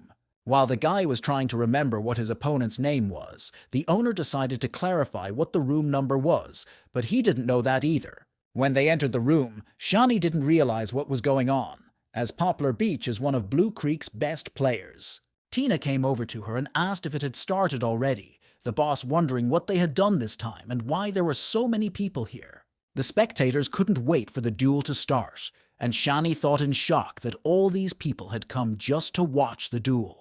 He decided she shouldn't miss it. She invited the guy behind the chair, and she herself would log into another account and watch too. Sonny put on his headphones and immediately heard a question from Shore, whether he was a guy or a girl. He answered as it was, without lying. The opponent then asked if they were going to use this account, and if they wanted to change to another, and how many rounds they needed. Sonny replied that one would be enough to show him the boundary between them. He could guarantee that he wouldn't want to fight anymore. This attitude did not please Shore, who sharply rushed to the attack, not wanting to listen to such comments any longer. His character became a blur. I began to move a little faster, confusing my opponent, coming closer and closer. Shawnee shouted that it was shadow steps, with 4 residual images. Sonny was surprised too, saying that one was good. But 4 residual images are too few. When Sherlock uses shadow steps, he can produce 6.5. Meanwhile, Shawnee's character used a quantum bomb, saying that the enemy knows to avoid the shockwave. Such a comment brought a smile to his opponent's face, for he was sure that the latter couldn't even get his hands on him. After all, this quantum bomb is nothing. He'll just cut him in half with the sword drawing he'll get just now. Sonny thought that this kid didn't understand the situation he was in at all. Using the sword drawing was a huge mistake. Shawnee commented on Sonny's actions, saying that he decided to use a floating bullet and change weapons to push Coast into the air. After that, the girl was upset that the one was able to dodge while her opponent used the Swordmaster skill, Triple Cut. Sonny managed to easily dodge this attack, but he couldn't afford to let his opponent get so close. However, the guy rushed forward, and Sonny realized that this sword drawing was a trick, adding that it was pretty good. Shore replied that good players often use the floating bullet to change the weapon back to their cannon and fire a powerful attack. However, his gun was still on reload, so he was trapped, but Sonny only smiled, then let the weapon out of his hands. Shawnee loudly asked what he was doing, and why he threw away her rose flower since it was a max-level purple weapon. Shore thought the same thing, mentally asking if he wanted to lure him to pick up the gun, but he's not that easy, and Lord wouldn't be able to escape. Instead of lunging for the cannon, the enemy decided to attack directly, noticing that Lord crouched down to use a knee strike. It won't help him though. If he wants to use a skill with this effect for him to step on, he's the one who needs to be faster than him. But unfortunately, among all the classes in Glory, the launcher is the slowest, but in the same second Sonny proved otherwise and hit him. After receiving one single blow, Shore grimaced and didn't understand how this was possible. After all, he shouldn't have been hit by this attack. Launchers always wear heavy armor and carry heavy guns, so his knee strike should be very slow. He realized then that the man held nothing in his hands. Now it was clear why he had thrown his gun away that time. However, Sonny quickly picked it back up and was already targeting his opponent, deciding to use one of his serious skills. A huge electric beam flew at Shore, knocking him down and throwing him some distance away. That wasn't the end of it though. Lowering the lighter to the ground, Sonny used the launcher, a homing heat missile. As soon as the fire from the lighter touched the ground, flames ignited around the arena, rising towards the sky, drawing out the boundaries. After that, flaming projectiles began to fall from the fire circle above the arena, which were meant to affect his opponent. Shore was able to survive this attack, but was quite battered. It took him some time to recover. He didn't realize what that sound was hovering nearby. Then he opened his eyes wide and saw a launcher in front of him with a gun at the ready. After another crushing attack, Poplar Beach's health reached 0, and Shawnee shouted joyfully that Sonny had won. The Blue Stream Guild headquarters at the chapter reported that the shore was blown to smithereens, and Grim Lord Da Ridiculous's skills were perfect. They didn't know if they could break any of the records set by Lord on the 10th server. They were lucky that the server was new. Floating Boat asked if they could ask for help their core team. They could help them determine the exact skill level of the Lord. Meanwhile, a man entered the Blue Creek team's practice room, quietly closing the door behind him. It was Charlie, who said hello to everyone and apologized for the intrusion, trying not to distract the players from the game. He was immediately greeted by the team captain, who said that he hadn't been here in a while, so they were surprised to see him. Jackie smiled at his comrade, while the latter said that there were too many worries with the opening of Server 10. The captain asked if he was sorting out the problems on the new server and why he was taking care of it personally. He replied that this time it was different. After all, a bunch of good players came out of nowhere, and the records set on the 10th server are the best of any in the last 10 years. He was sure there was definitely some professional intervention involved. Jackie wanted to see it for himself. This second, Sherlock asked himself what Charlie had forgotten here, to decide that they had uncovered the fact that he was helping Sonny with his records. After seeing everything with his own eyes, Charlie said that Sherlock should take a look at it too. Those records on Server 10 are really amazing. He pretended that he didn't know anything and started asking what was so special, and was immediately shown everything. Charlie said the main person of interest to them is the Grim Lord. He's playing an unspecialized character. Their burial ground record is something on the verge of fantastic, and a record standing in second place with this established magnificent dynasty. Jackie suggested that it was unusual help when the record was set. It was around the same time they had the match with Era. Their vice-captain made a huge number of silly mistakes that day. It was probably because he was busy with the record on the server. The blonde was immediately uncomfortable under the captain's gaze, for it was obvious that he was guessing something, but not speaking directly. Sherlock said that simple skills would not be enough to set such a record, which means they came up with a new strategy. Charlie thought that only someone with first-rate skills and superior judgment could have given such a confident answer. Jackie decided that Lee was not there to develop a new strategy, but to steal someone else's. Everyone was surprised as Jackie went on to say that this new strategy was used 3 times in the same time period. 2 different teams were able to come up with the same strategy at the same time. It sounded very unlikely. Then they began to scrutinize the players involved in making a new record, and Jackie noticed a lot of things. He eventually decided that the Grim Lord had come up with a new strategy, and the Berserker was a member of the Magnificent Dynasty and had infiltrated the Lord's team. After he learned the strategy, then went back to his team and set a record, then no wonder Lord didn't ask for his help. But it was unclear. If the person playing the Swordmaster was more experienced than the Berserker, why he wasn't with him from the start. That's why he invited Smoothtree to join him, and that's how they arrived at the current ranking that can be seen now. Charlie thought the captain's ability to observe and properly assess the situation was perhaps even better than Sherlock's. Blondin said he didn't think Lee would go so far as to expend that much energy for some kind of record. Jackie has decided that the Grim Lord has something to do with Lee, and they know each other very well, but it's all done to hide the truth. The truth of his fear, acceptance and trust. Because of his fear of the Lord, he decided to sneak into his ranks and observe him. But to make Lee experience all these emotions at once, there is only one person capable of such a thing. Charlie wondered who it was. Jackie stated with complete certainty that it was Sonny. Such an answer made a deep impression on Charlie, who couldn't believe it. In the evening, they decided to observe the Lord more closely, especially his weapons. Charlie apologized for disturbing him. As they were about to disperse, Jackie asked Sherlock to stop. The guy immediately flinched and froze in place. They made their way to his room and sat back to back in silence for a while the captain chose his words. He then asked that when they had a match with the Magnificent Era, he had somewhere urgent to go. Sherlock got nervous and faltered, beginning to answer that he didn't remember what had happened that day, deciding to sidestep the conversation somehow. But Jackie immediately assumed he'd gone to see Sonny. It all fit perfectly with when Lord set the record straight. And then the Swordmaster, Smoothtree, it was him. Sherlock replied that it didn't sound quite familiar, but he didn't know how that was possible. However, the captain didn't believe a word he said, after which he smiled and asked him to tell him what kind of weapon Sonny had. The blonde fully realized his failure and realized that the captain could not be fooled. No amount of acting would save him. Then he said that this silver weapon was made specifically for the unspecialized class. It has incredible power. Jackie then asked how many molds these weapons had. Sherlock replied that he had molds for every class. A weapon like this, also in Sonny's hands, it looks like they can finally see what a non-specialized class can really do. Head, and said in a calm tone that we would have to wait at least a year, but that only brought a smile to the captain's face. When news of this broke, Patak was very surprised to learn that the Grim Lord was Sonny, after which he asked what they should do now. The leader replied that they revealed his real identity, but it doesn't change the current situation in any way. After all, the theory itself is very drawn out. They can tell other guilds, but not the fact that they will believe them. You need to think hard about what to do with this information.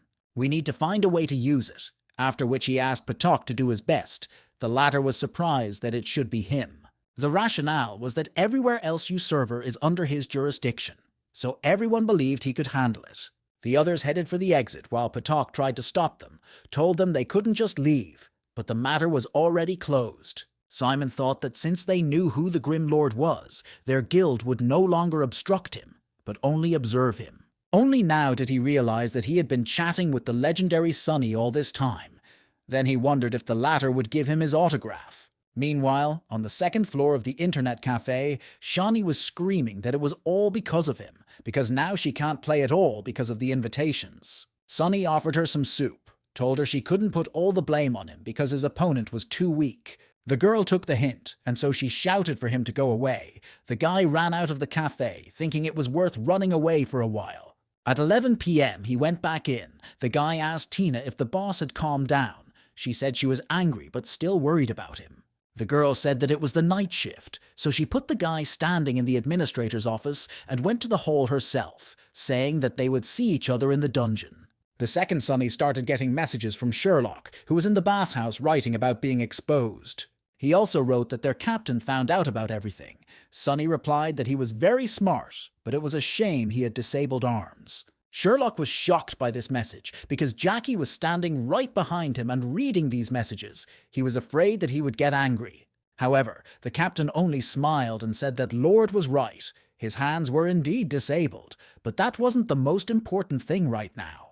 The blonde was shocked that the captain had taken this rudeness so easily in his address, writing that my provocations had had no effect. The second he got the message that Go Handicapped Hands wanted to have a duel with him, Sunny was fine with it. Afterward, they headed to the arena for some socializing and friendly sparring, testing each other's skills. Sunny was the first to say hello, a smirk playing on his face at the fact that this guy was the first to be able to reveal his identity. Jackie was playing from Sherlock's account, and so mutually said hello, saying he'd heard he worked at an internet cafe. Without receiving any response, he immediately rushed to attack, used a sword drawing. Sunny said that people like them are only good at games. Answering him with the dragon tooth skill, the Lord asked what other options they had, but Jackie only paid attention to his spear. Even the God of War weapon wasn't that fast. Sunny replied that the stats on that weapon were more balanced. When asked if he was going to return on this unspecialized character, Sunny said yes. Jackie wished him luck in a friendly manner, but the guy replied that he didn't need luck to beat him, only skill would decide everything here. The captain said that sometimes he really envies there he is, how much faster his hands are, him and his insane speed, it's just something. Sunny stated that if Jackie's hands moved as fast, he still wouldn't have much of a chance of winning. After that, they began to fight in silence, showering each other with various blows and skills without stopping for a second. Sunny kept Jackie busy, playing for endurance and not forgetting to attack from all sides and push morale. Eventually, Lord simply grabbed Jackie by the pecs and stomped him into the ground, Sherlock noting that these were false combos of an unspecialized class. He can use skills on a short cooldown because of the many different classes. The game doesn't recognize attacks as combos, but the effect remains. He doesn't use many skills together, and the pressure coming from them can't be underestimated. Jackie noticed that now he would be able to interrupt him. With a sudden movement, he lunged forward, while the Lord on the contrary bounced back to keep his opponent from getting closer to him. However, they still managed to touch each other, thus each took off a little bit of health, but it was insignificant. Giving the weapon the shape of a cannon, Sunny began shooting his opponent while continuing to drain his health. The Lord moved incredibly fast without stopping to attack, as he could use the skills almost constantly. The captain broke up Sunny's combo for a short period of time. However, Sunny is able to switch weapons instantly. It's too hard to deal with, and so Sunny decides to launch one last attack, which succeeds in completely destroying Jackie. A blue sign appeared on Lord's screen indicating victory. This brought a smile to the two guys' faces. Sighing, Jackie didn't fall down, only admitting defeat. Sunny replied in a very friendly manner that it was expected. The captain said that the unspecialized class has quite a few advantages, even with a weapon like this. However, as the overall level increases, such a class would become weaker and weaker. Sunny asked what he thought the maximum limit was. The one replied that when everyone reached level 95, the unspecialized class would lose all value even if he played it. Lighting a cigarette and leaning back in his chair, the guy replied that he had come to the same conclusion as he had here, which upset him a little. Jackie added that when this season ends, it will be exactly 3 years since the last tier increase. But even that will be in the allowable values, but that one is not going to play when the game will allow a 95 max level. Jackie laughed, saying that if he also continued to have fun on server 10, why not? It was a fair answer. When asked for a rematch, Sunny gave a no because he's not going to show his full strength because he needs to conserve energy. When they were done, Jackie stood up from the table, and Sherlock stated that he was able to pull off 21 false combos in total. The captain said he knows very well his weakness, his slow hands. It's his Achilles heel that he can't do anything about. Sherlock said he knows the weaknesses of everyone in the Pro League. He wouldn't use so many false combos with him. And if he wasn't playing but an unspecialized character, it basically wouldn't use them in such quantity. Why, he asked how many of the 21 false combos Sherlock would have been able to dodge, suggesting he reconsider this duel. Unpredictable fighting style of an unspecialized character, his main goal is an endless string of false combos. After watching, he accurately said that from Gloom Lord's 3 false combos, there isn't a single player in the professional league with similar experience. Classes have many bundles of true and false comps that only increase the combo count, but don't have much effect. True synergy is only seen when multiple players with different classes combine their attacks, but he does it alone. You could tell that in this one, Smooth Tree was fighting multiple opponents at once, and this guy wasn't even playing at full strength. Meanwhile, in the desert lands, the leader of the Tyrant Ambition was informed that the Lord and his team had gone to Straight Gorge. At the same second, the leader was asked if he was able to find out anything about the tournament team. He replied that he stopped by when the captain was berating someone. They immediately shuddered, for if they had met the captain in a dark alley, they would not have needed to say a word. He would have given up his wallet at once. Meanwhile, Sunny and crew defeated swordsman Ahon. Bun claimed no orange weapons fell off him again. Sunny hoped the Scarlet Illusionary sword would fall out. He needed it to improve the sword mode of his umbrella. Meanwhile, Bun was looking at the rewards. Suddenly, he found some kind of scroll that is needed for a hidden dungeon. Mari noticed that no one had gone through it yet. Getting 3 of the 4 parts is fairly easy, but the 4th only drops from a wild boss that appears 3 times in a week. However, all the major guilds would fight over it. He was lucky that thanks to Little Grass, his inventory was pretty well filled up. The next day, Sunny approached Tina. Yes, she wondered. Thank you, why here and at a time like this? The one replied that business was booming today, so there was no vacancy at all in the smoking room. Why, he asked what it was busy for. The one replied that she reads the guides. The guy replied that for such a team, completely fixated on the level of which the usual guides are completely useless. Suddenly he saw what Tina was reading and said he had never heard of Hidden Light. The girl asked what was wrong with this guide. Toth replied that it's very thoroughly written. It describes pretty much everything that can happen. It's very much like a step-by-step instruction manual. Tina said it was very long. Only 7 pages, which is approximately 20,000 words. She decided to see how good the guide was. The guy did not notice a single mistake, to which he heard the question that this is an incredibly good guide. The girl listened to the verdict with interest. Sunny responded that not really. The strategy described here is very safe but not the most effective. There are no errors in this guide, but there are too many restrictions. He asked her to send other guides to look at. Tina turned her attention to the cheery guy who said that one of the visitors to the smoking room was just about to leave. She then glanced back at her monitor as she suddenly found her soft mist lying dead. Sunny asked what happened. The girl said she was killed in the open world. Only a little money and experience was missing, nothing else. The guy asked to check if she might have been killed by a monster, but Tina replied that it was a level 33 magical swordsman with the nickname Zero Breakthrough. Sunny headed for the hall, saying that if she met him again, here should definitely kill. She agreed with his instruction. He came to the smoking section and then took the only seat available, immediately joining the game. He began searching for information on Hidden Light, who was the creator of the guidebook Tina had just read. The girl who approached him asked him how the search was going, and if he had learned anything. He replied that the strategy was pretty dumb. When asked why, he said that those who use it don't even have to think, just follow the instructions. He wrote this guide based on their classes and actions, also analyzed the strategy and playstyle when they were getting this record.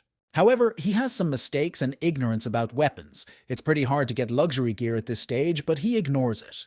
He also wasn't aware of Sunny wielding a silver weapon, and not all of the team has orange gear. It was very brave to write this guide. When asked by Tina why Sunny was so interested in it, he replied because he is a talented rookie. A regular newbie who has worked hard on ways to kill bosses, and not only that, these guides spell out each class in great detail. He himself is a pure draftee, and yes, some of his strategies exclude draftees, describing a team from other classes. He seemed to rely on experience from other games, as well as previous strategies and videos to write this series. There are no mistakes in these 12 guides, and some are quite logical and have a place, even with the condition of little combat experience. To write such a thing to a mere theorist is already amazing, so Sunny concluded that this newcomer was quite interesting. When 11 p.m. came, Tina told the guy it was time to get to work so they would meet at the gorge. He agreed with her. The girl made her way to the non-smoking lounge and immediately took a seat, in passing resurrecting her character who had recently died. She appeared in the empty castle with virtually zero health and stamina, with several other people nearby. Tina also noticed that 80% of her stats were also reduced, but she figured they would just about recover on the way to Straight Gorge. She set off. Unaware that she was being followed, strangers informed her that she was logged in, but her character is in critical condition. Suddenly the girl stopped as she noticed several players in front of her who were clearly hostile. She immediately grabbed her spear tightly and asked who they were, but those shouted that she was weakened, so they should all attack together. Determined to kill her in one go, so they immediately rushed into the attack, fighting off their opponents, Tina asking what they were up to. At the same time in Straight Gorge, Sunny I was also fighting a few strangers, however I looked much more confident. After defeating one of the squads, he went on the run as more players came running in his direction to take him down. Their speed was clearly not enough to capture him, so they decided to find someone to the other side to catch up with Lord. Reaching the lone cabin, Sunny turned around, seeing no one behind him, figuring his pursuers had fallen behind him. He began to reason that they didn't look like a difficult team. However, he didn't know who was chasing him this time when he suddenly noticed that they were all level 33. On the 10th server, all level 33 characters are considered elite. He remembered that Tina was killed by them. He decided to ask the others how they were doing, but you were also on the run. Sunny thought Bun had a rough style, but he ran off anyway. Frank, who was running away with Marie, yelled that they were being chased. At first they thought it was Lee's shenanigans again, but it wasn't certain. They were able to escape, but there were a lot of people bending behind them, so they are still very cautious in their movements. They also noticed that everyone was level 33. Sunny decided that the guild just couldn't have that many players with that level. Meanwhile, in the tavern, the players of Tyrant's Ambition were discussing the fact that a bunch of people from large guilds had gathered overnight to suppress the Lord's team. Called everyone they can, after all, their interests are the same. As long as Lord is in the game, no one has a chance to break the record in the dungeon. At the same time, in the town of Trav, one of the villages and the players running by were asking each other if they had found the fugitive. There were too many places to hide in this place, but Bun chose the most inconspicuous place, namely the well. Suddenly, an unfamiliar guy entered the game and ended up in the same well as Bun, much to the bully's consternation. The stranger immediately started yelling about the coincidence, because he didn't think she was walking someone in a place like this. The blonde immediately asked him to shut up. He immediately recognized Bun, who was in Gloom Lord's group. The latter agreed, after which he said that he didn't have time to give an interview right now. For now he was being hunted, and he didn't even know what it was about. But it didn't matter because now was the time to get out of here. Then he jumped out of the well, though the stranger asked him to wait. His pursuers immediately took notice of him and rushed in pursuit. He was asked to stop, for he had nowhere else to run, but the guy kept his step, trying to increase the distance between them.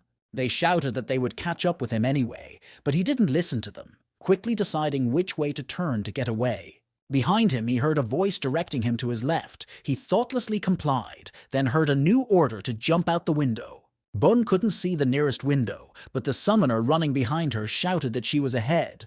The blonde was surprised that he was following. He called him an interesting fellow, whereupon he took his advice and jumped through the open window of a small shack. As soon as he was inside the building, he immediately heard some unintelligible sounds. Also, he was tensed by the fact that the summoner didn't join him. He looked out the window and asked what he was doing here. The frightened kid said he was jumping in, but you couldn't tell from the look of it. Realizing he wasn't doing well, the newcomer immediately rushed around the house and asked to be added as a friend. Surprised by this turn of events, Bun decided to look for this guy and immediately sent him a friend request.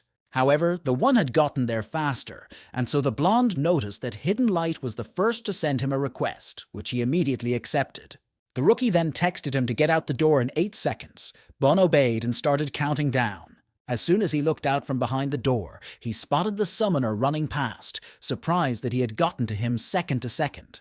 The one asked him to run after him, and after a couple minutes they managed to break away from their pursuers, but the newcomer still asked the guy to be quieter. Suddenly the summoner grabbed the bun by the claw. When asked what he was doing, he asked if his weapon was orange. Someone replied that he didn't have one. It was too expensive, so his boss wouldn't give him money for it. He was surprised to hear about the Grim Lord. The guy reflected that he was pretty sure that dungeon records were set by a team with a huge amount of orange weapons. He then said it was impossible, because there was no way he didn't have orange gear. Otherwise, how were they able to set such records? As they chatted casually, Bun noticed that it looked like they had finally found them, so they had to leave. The blonde stated that he needed to meet with his boss, after which he asked the newcomer to help him distract these guys. Blondie stated that he went to the grass forest, but the summoner said he couldn't escape by that road, deciding to personally guide him. Meanwhile, at the internet cafe, Sonny sat with a dumbfounded expression on his face because Sherlock was relentlessly inviting him to a duel. As soon as midnight came, Tut again asked to fight him. For tomorrow had already come, Sonny called him to the grass forest. As soon as Sherlock got to the place, he immediately started asking where he was, for he himself had told him to come here, after which he started writing to Lord. While he was texting, Sonny's silhouette had already appeared behind him, announcing his arrival, but he didn't stop running. Sherlock decided to ask what the man was up to. The smiling Lord replied that the man himself wanted to fight, so he got the chance. That's when the blonde noticed they were being chased, after which he asked what the man wanted him to mock the newcomers. However, he wasn't interested in fighting with such as he suddenly ran after Sonny, asking why they were running after him too. Players running past him asked what to make of Smooth Tree, to which they received the reply that he was only at level 27.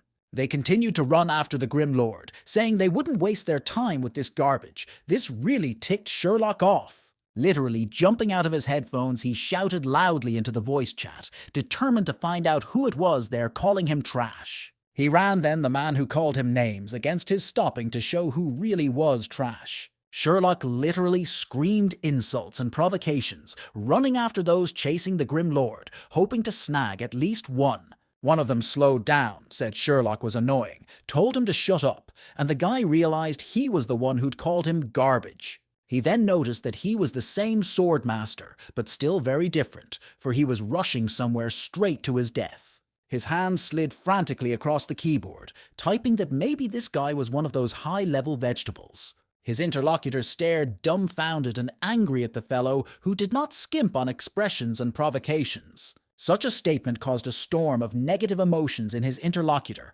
after which he shouted and again asked him to shut up. Unwilling to listen to these insults, the player drew his sword and lunged straight at Sherlock, declaring that he would kill him. This arrangement completely satisfied the blonde man, after which he drew his sword and began to make consecutive blows. This player's allies immediately noticed that this one was pretty strong, and their comrade looked like he was about to die from his attacks. Then they decided to stop ogling him altogether, but it was too late, as the comrade received the final blow.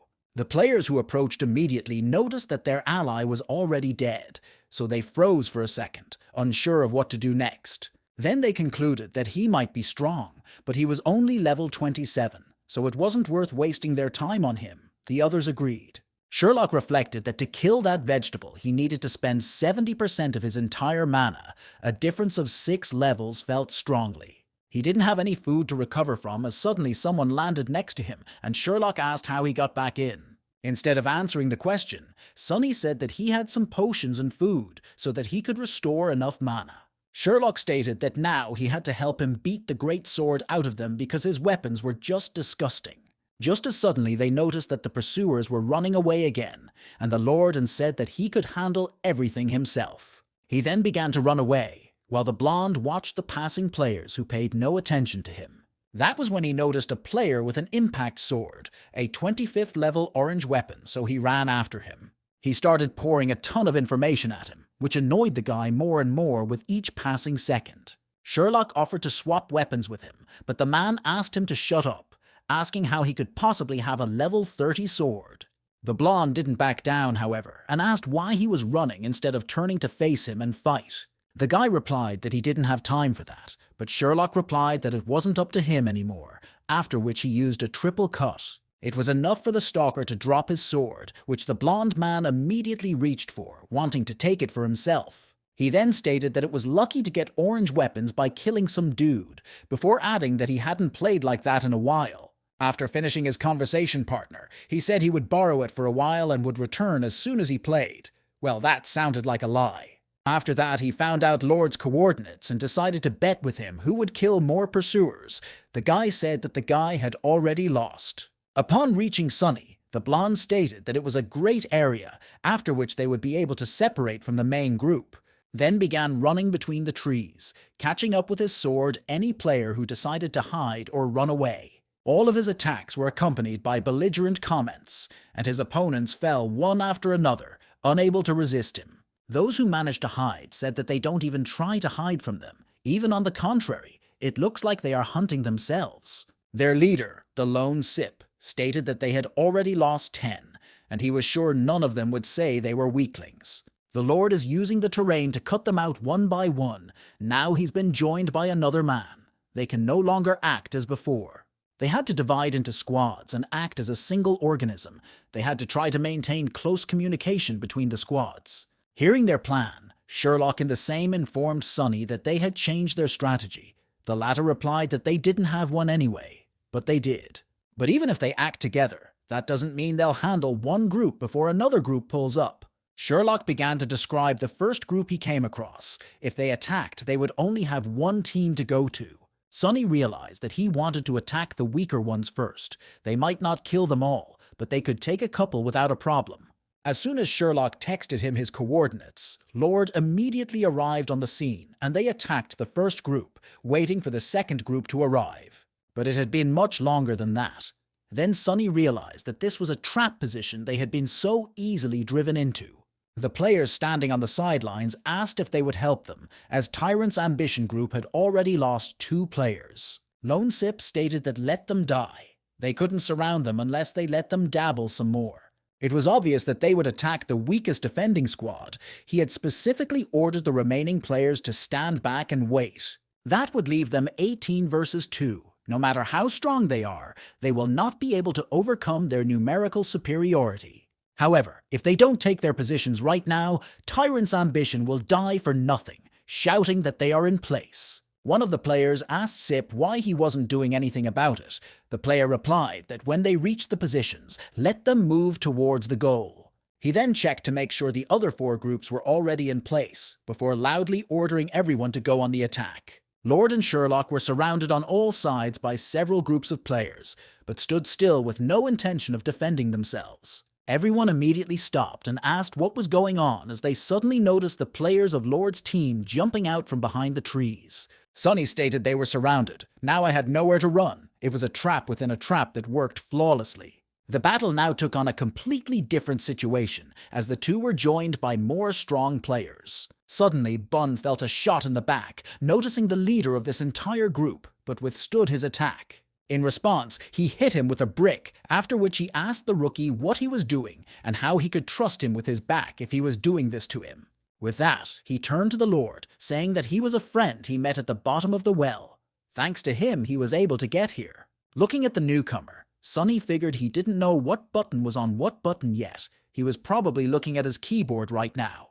It's because of this that he often missteers. From the outside, it looks like he's twitching. Then Sunny asked to call off his beasts. Bun threw a brick at his ally just to give him his admonishment.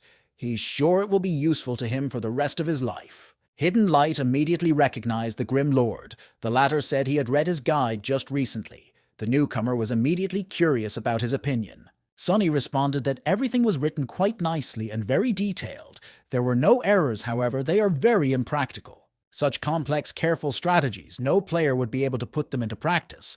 Light replied that it was because they didn't have enough skill. To this, Lord stated that he could apply his strategies and developments, but that did not mean he would do so.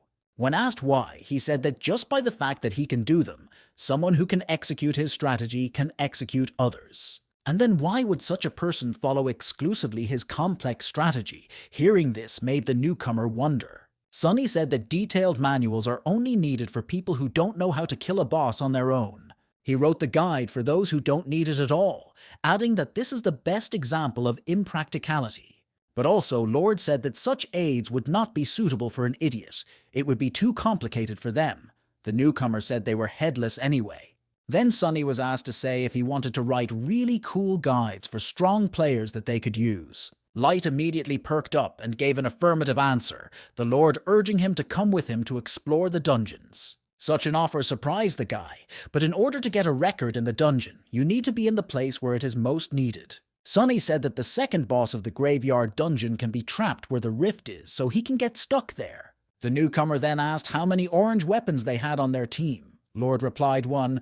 Smooth Tree had a level 25 vampire sword. Hidden Light immediately blushed, saying that not all of them had orange weapons, so he was wrong to think otherwise. The Lord added that they had 1 silver weapon, after which he showed the lad his umbrella of 1,000 probabilities. The first time a newcomer has seen a player-created weapon, a silver weapon requires the player to put a lot of time and resources into it. The average player won't be able to manage it properly. Specialization demon characters couldn't swing as well before. He then asked what had changed now. Sunny replied that once he reached level 50, he would be able to enter the heavenly sphere.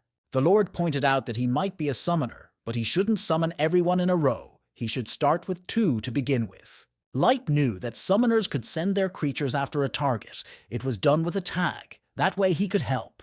While Bun was fighting his opponent, Light accidentally missed and hit his comrade, hooking a tag on him. His summoned creatures immediately began attacking the bully while he asked what the newcomer was doing, dodging more attacks. Meanwhile, Sip shouted that they had been driven into the ring, after which he asked everyone to be on their guard because they needed to find a way out of here. He ordered everyone to go to the breakout at 6 o'clock, but Sherlock was already waiting for them there and wouldn't let them escape so easily. Bun noticed that they were indeed running this way, then asked the newcomer to summon someone to create something like a barrier. Suddenly, Sunny loudly asked for a tag to be thrown at him, then began to use the summoning skill himself. A level 1 goblin appeared in front of everyone, surprising them all as it was now the weakest monster on the battlefield. Light shouted that he was going to do it now, but throwing the seal hit the goblin clearly, and decided that he had missed again and hit the wrong one. However, that was exactly what Sunny wanted, then activated the chase ability on the goblin, causing it to chase after him. He then began to run off with the goblin, which we chased by the summoned creatures of the newcomer. Sip claimed not blocking the passage. Then they decided to run in the other direction, but Tina blocked their way, ordering them not to even try. After that, the girl swung her spear and hit the group's leader squarely in the face, something he could not have expected. Sherlock immediately recognized the fierce girl who impressed him, after which he asked Frank to throw a skill on him, but he had already done so. After which he said that he definitely had a very good future ahead of him, and then immediately attacked the fleeing opponents. He was helped by the Tina, who used the fall of the petals to push them forward, and Frank created an ice boundary. As the blonde man continued to speak, Frank wondered if the strong and very talkative swordsman could be Sherlock. He then turned to Sunny, saying that he doesn't even try and show his full power, plus he only uses a spear. The Lord asked why he would use anything else since he would lose to him anyway. The blonde was surprised at his words. Sunny finished off another opponent and said it was the 11th. Sherlock dumbfoundedly replied that he only had 9. Upon hearing that they had a competition going on, Bun laughed and told him that Hidden Light had lost, but he asked him not to distract him. The newcomer channeled his spell of the guy who was frozen, after which he was glad that he was able to kill one. The Bun then noticed that they had an equal number, whereupon they all began to attack their opponents, keeping score. Jumping up, the bully shouted happily that they had surrounded him. Sip asked who he thought he was, and why he should be surrounded at all. However, after those words he lost it. Marie asked what they would do now. Sunny said he would send more people after them. Tina remarked that there was no problem with that, since they themselves could attack them first and defeat the same number of people. Sunny said he won't get any results because of this, so even if they beat them, they're still wasting their time. Instead, they will go to the dungeon, for they are afraid of the fact that they will set records that those can't break. Sherlock shouted that they'd agreed to a duel after all, but noticed that the guy had put together a pretty good team. Frank thanked the older man for the praise. Marie asked Frank if he knew who was in front of him. He hesitantly said Sherlock. The blonde asked Sunny to deal with the misunderstanding, but he asked him to deny everything, which he would do. However, the guy realized that Sunny had left the professional league to return a year later with his own team. He replied that it wasn't easy to put together a competitive team, and the fact that they all gathered around him was just a coincidence. But maybe they'll still see them in action. Bring a team of rookies into the league with them. Let the old guys pave the way for the young. Sherlock said that he needed to train as many people as possible, and then he would have no problem making a team. Sunny replied that they needed to deal with the guilds now, as he suddenly noticed wizards up ahead, even though no one was supposed to be here. Hidden Light stated, "There is a 7th quest, Future of Weiss, taking place in the city of Weed.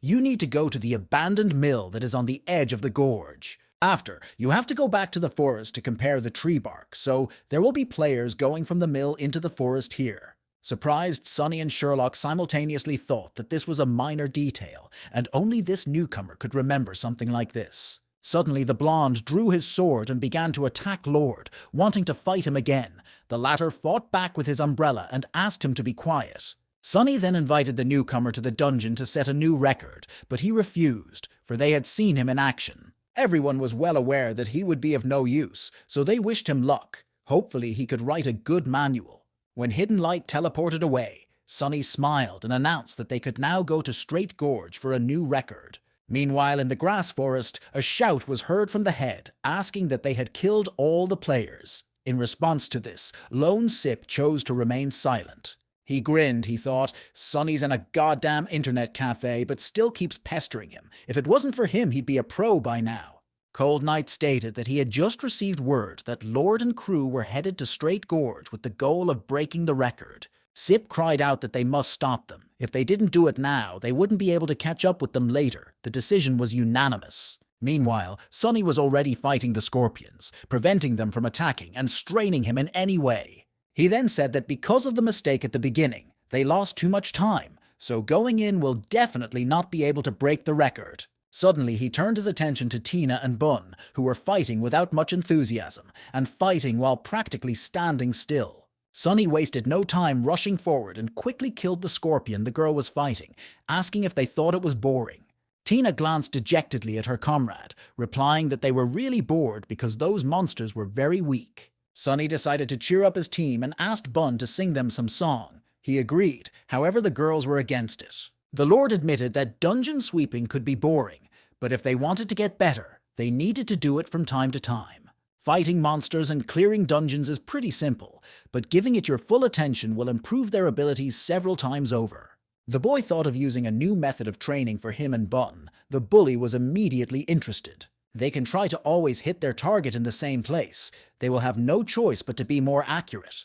Tina stated that she would only fight like this, but Sunny told her to take her time because right now they just needed to get through this dungeon.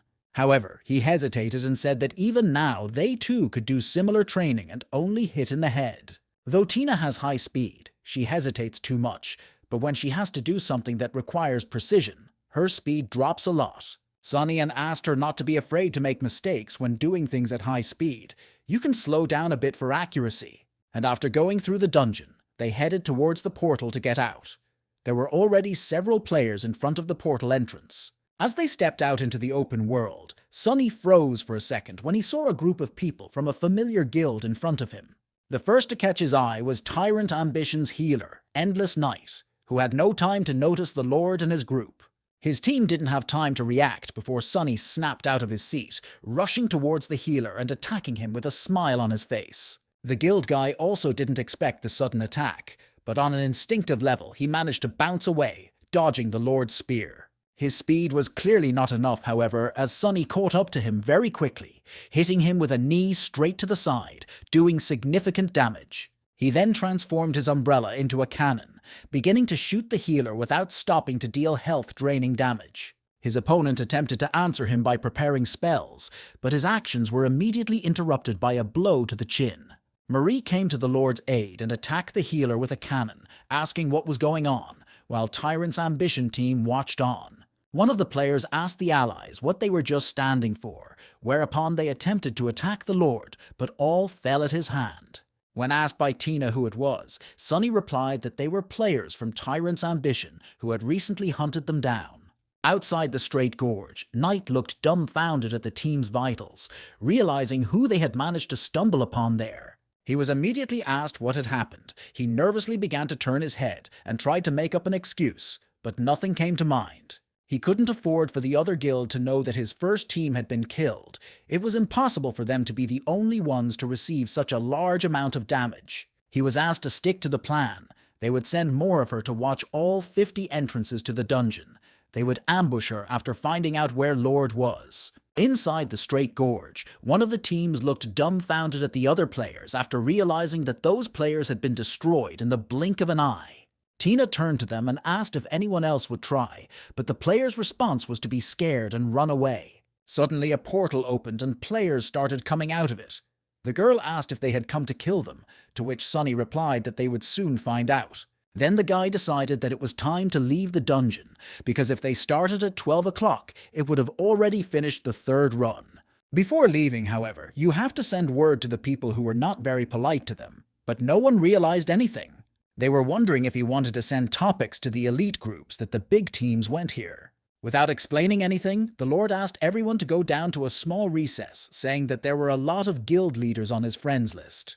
He was sure that all the exits were guarded, so they would have to wait here, and this point was the best place to intercept the enemies. Suddenly, Marie claimed to see a group of people. Sunny read their nicknames, then said they weren't the right people. Tina noticed another group. Remember, they were from the Sansara Guild. After seeing them and thinking for a bit, the Lord made a decision. He ordered his team to go on the attack. The group, who weren't expecting an ambush, immediately started asking where they had come from. Sip, who noticed the collapse of his team, screamed, then excused himself for accidentally dropping the ashes of his cigarette on the keyboard. He himself thought that their best team had been ambushed and destroyed. He hoped that Lord's group would go after other teams as well. At this time, Sunny continued to hide in the recess, waiting out the other opponents, recognizing the next group, then ordered an attack. He recognized the Voidwalker Guild, indicating that they were coming after them too. The players, seeing Lord, began to ask what was going on here. Tina rushed forward, stating that 2 groups at a time would at least be a challenge for them, then attacked the players. During the battle, Sunny asked everyone to keep an eye on their surroundings as they can't let any of them escape. Bun told him not to worry. After raining another brick on one of his opponents, the bully called out his nickname to make sure he remembered it well, then laughed. While the battle was going on, another elite group of Tyrant's Ambition was marching through the gorge, led by the crowd favorite. The group stopped for a second, hearing some sound that sounded like a battle. The girl knight said that the voice was coming from over there. They peered around the corner, seeing bright flashes of explosions and hearing the screams of players who could do nothing. He immediately recognized the people from Void Step and 100 Flowers, noting that they were all being trashed by the Grim Lord's team. Favorite decided to help them. After all, they must save the people of the Allied Guild. Only by working together, they will be able to resist the Lord and his team.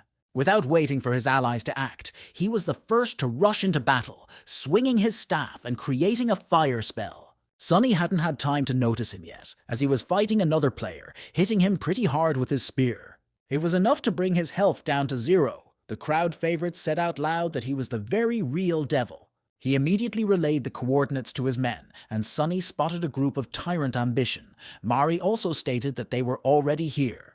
Following that, the girl began to exchange fire with the guild shooter, who wasn't going to give in to her for a second. She decided to use more explosive ammunition, thus causing her opponent to leap into the air. The blonde was surprised that he was able to dodge, noticing that this group was not like the others and seemed stronger. The girl shouted that this group was not like the previous 2, but Sunny noticed this as well, so he agreed with her. The excitement that played out inside made the Lord rush into the very epicenter, causing him to be completely surrounded by enemies. One of the warriors immediately attacked him from the side, stating that he had acted quite bravely here, but Sunny reacted lightning fast to this attack. Smiling, he extended the hand in which he held the spear, thus throwing away the opponent who thought he was too fast. Swirling the spear in her hand, Lord made the other enemies tense up and break the distance a bit to avoid being hit. However, for Sunny, Distance was no barrier, causing him to transform his spear into a cannon and start shooting enemies from afar.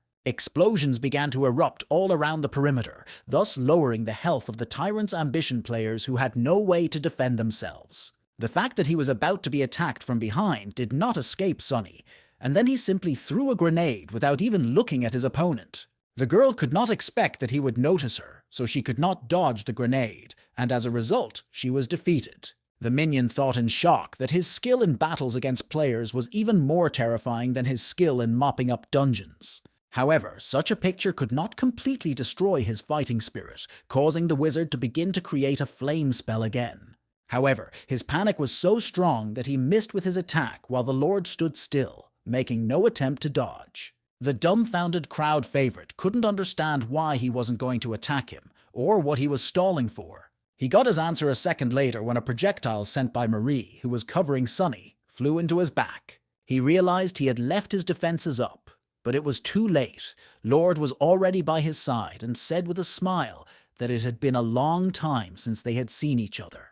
With a smile on his face, Sunny stabbed him in the shoulder with his sword, causing his health and the wizard's to drop by more than half. He fell on top of the warrior girl, who still hadn't dispatched from the grenade blast, and now felt an ally falling on top of her. Sunny once again landed in the center of the battle. However, all the opponents were defeated. They thought the Lord was much stronger than they expected.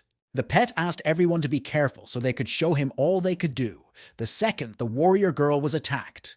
The wizard realized that the Lord was completely reading them, and every time they focused their attention on him, the launcher would immediately launch an attack behind him. His eyes rounded as he wondered whose style of play this tactic resembled, but he hesitated to believe his own thoughts. He was pulled out of his musings by the shout of an ally telling him to watch his back. Turning his head, Loveday noticed an ally flying towards him. Lord also took advantage of their blind spot. If they get distracted by the launcher, he immediately slips into a spot where they can't see anything. Once they started paying attention to Lord again, it would immediately be the launcher's turn to attack them. That was their strategy. Mari, meanwhile, continued to shoot her opponents as they tried to get to her leader, the favorite asking everyone to be careful. Launcher provides support, being in the thick of the battle, using on-screen tactics because they have an attack range and a large viewing angle. Abuse with favorite zones and use of the cannon screen makes it clear that Lord's squad isn't just for casual players.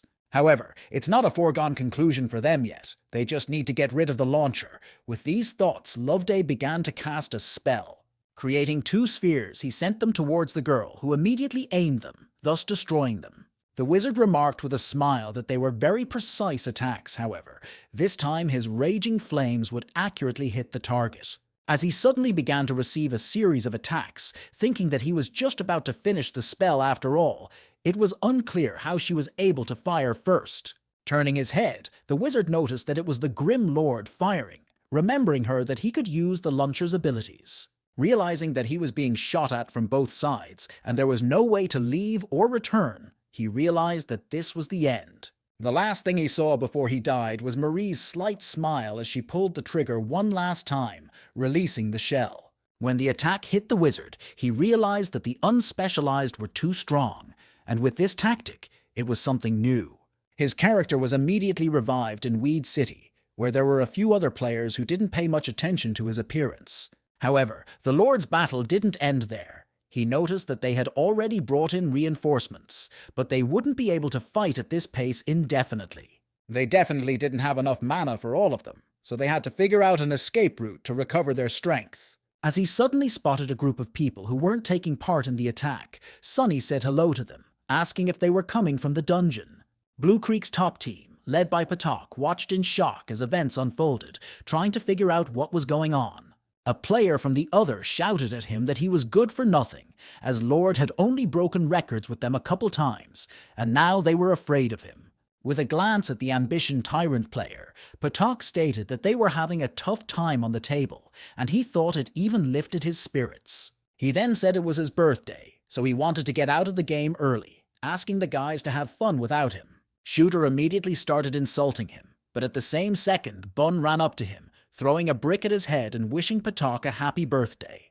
The next second, Mari warned that a whole mob was running here.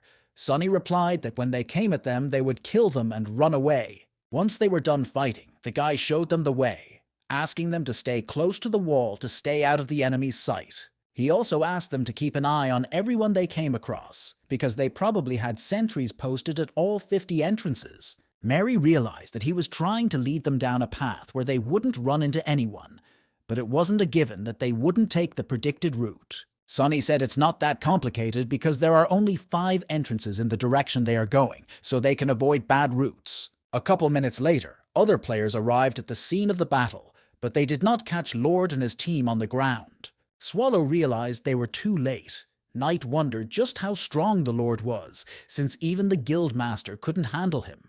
But they were sure that sooner or later someone would spot them. They'd have to go to one of the gorge's entrances anyway.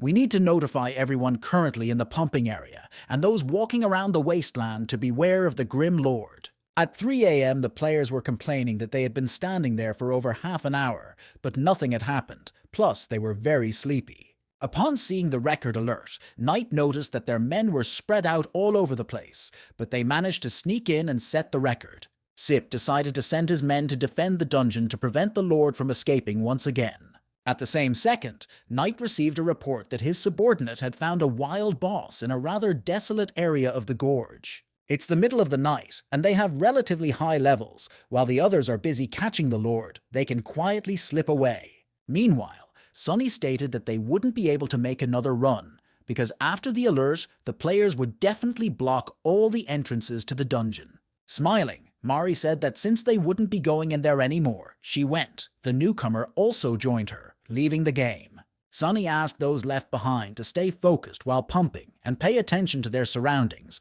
These may still be looking for them. While Tina and Bun continued to do their restraint training, Lord decided to step away from them and check out the situation.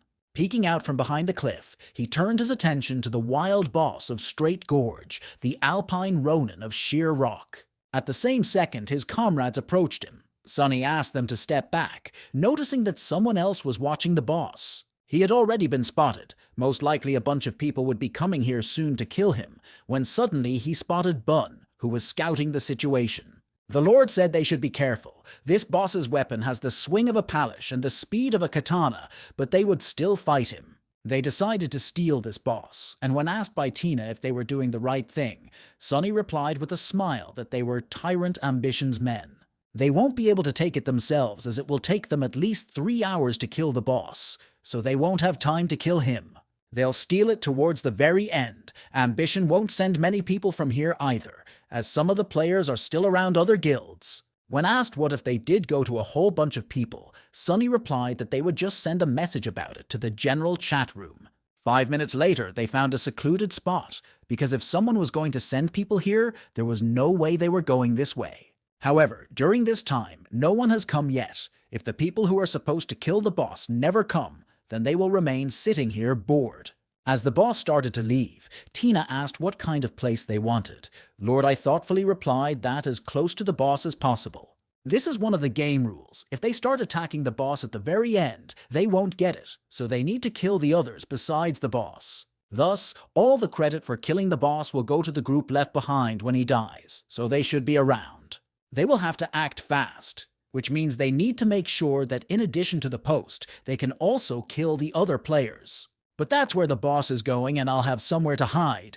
Tina offered to start a fight with him right now to take him away to a place where no one will be. Sonny replied that they couldn't find a place like that. If they got desperate, the whole server would know about it, and then they wouldn't be able to find a deserted place. Suddenly the guy thought about it, said it could work. They could try something if they had no choice. However, they need to wait for the Tyrant's Ambition players to arrive first, even though they were too slow.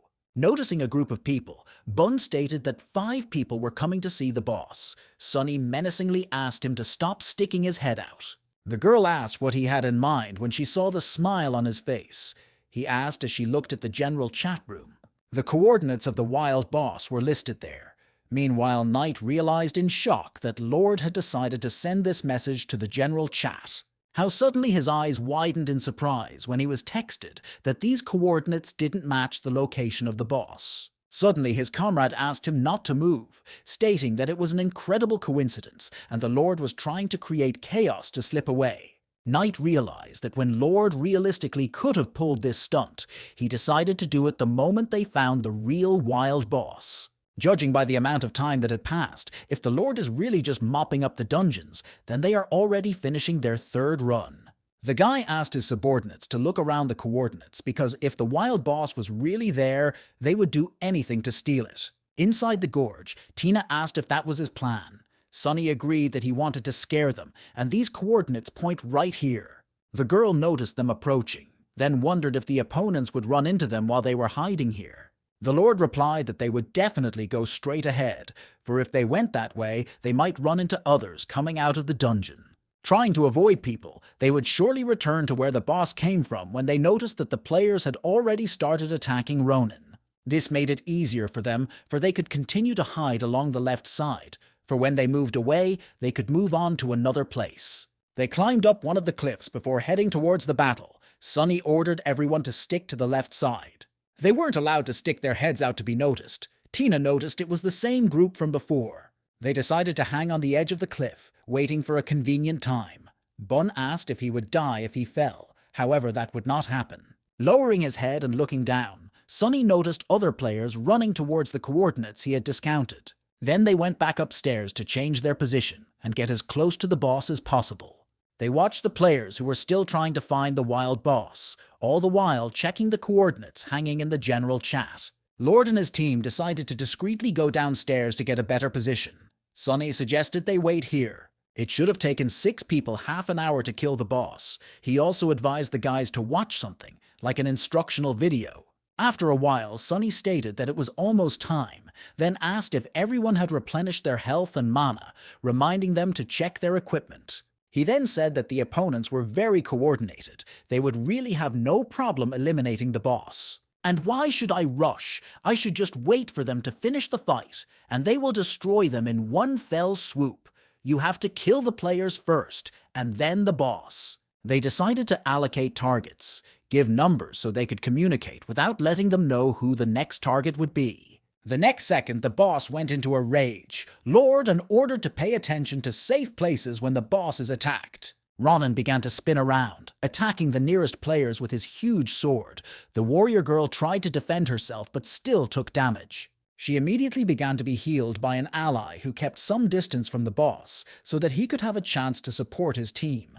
After regaining her health, the girl rushed behind the back of the boss, then attacked him, reducing his health bar some more. However, this only infuriated Ronin more, who shouted loudly, hinting at a new, rather serious attack. Upon striking the ground with the sword, flames immediately began to appear, appearing in random places, dealing damage to players. Its attack is fast and hard to interrupt. The rocks he tosses are also fast-moving and hard to defend against. If I don't look down right before the rocks go off, I can see the ground protruding a little bit where it will explode.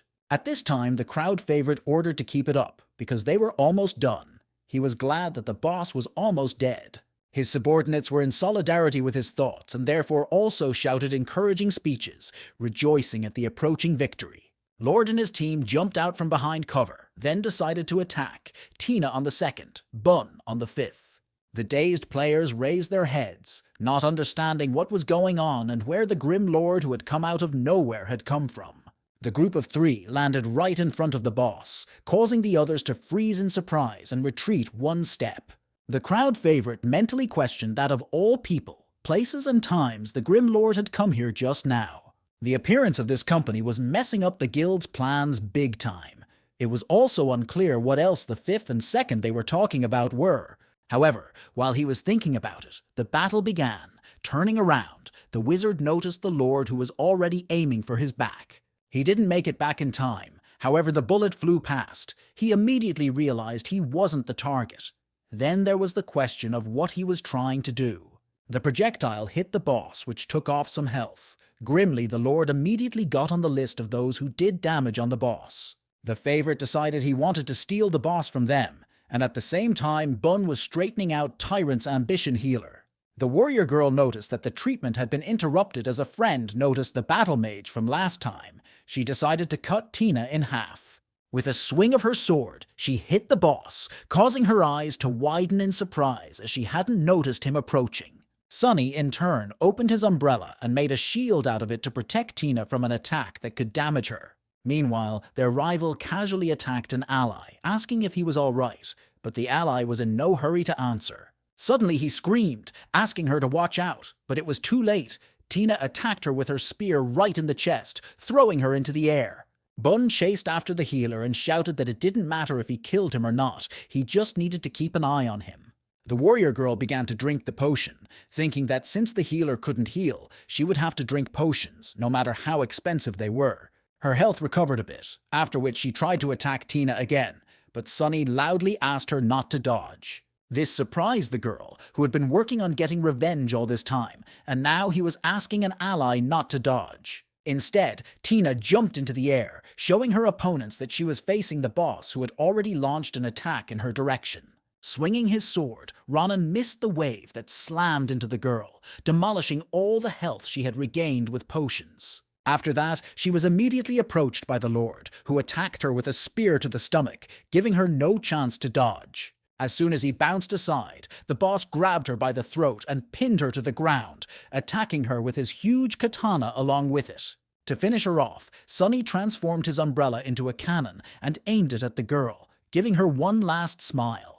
After the explosion went off and the warrior girl was killed, Sunny told Tina that she shouldn't stress so much. After all, their biggest problem is over there. He pointed towards the boss, who angrily turned his attention to the guild players. The terrified crowd lover realized that Lord wasn't here to steal the boss, but to help him. He began to run away from the boss, shouting loudly that because of the provocation, he was focusing on them, and therefore it would be much harder for them to defend themselves against the Lord. In the next instant, Ronan and Sunny joined forces to massacre the players from Tyrant's ambition.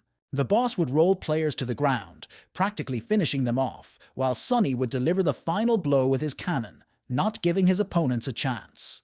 The pet found himself in the city of Weed, where the rebirth point was located. As soon as his character was reborn, he let out a loud bellow. He turned his attention to his ally, after which he began to complain that Lord had teamed up with the boss, and his behavior was simply shameless. At the same second, another comrade appeared behind them, and irritably declared that they had no honor at all. The favorite thought that this way, they would definitely miss the boss, but they know his location, so they only need to gather people. Even though there's not much health about the mustache, but there's only 3 of them after all, it'll take them some time to finish him off one way or another. There were only 3 left on the list of those who attacked the boss: Sunny, Tina, and Bun, who were actively turning from all of Ronan's attacks. While Lord fought alone, his team stood back and dumbfoundedly declared that the boss was incredible. Sunny loudly reminded them that they were not her performance, then ordered them to attack with him to finish him off faster.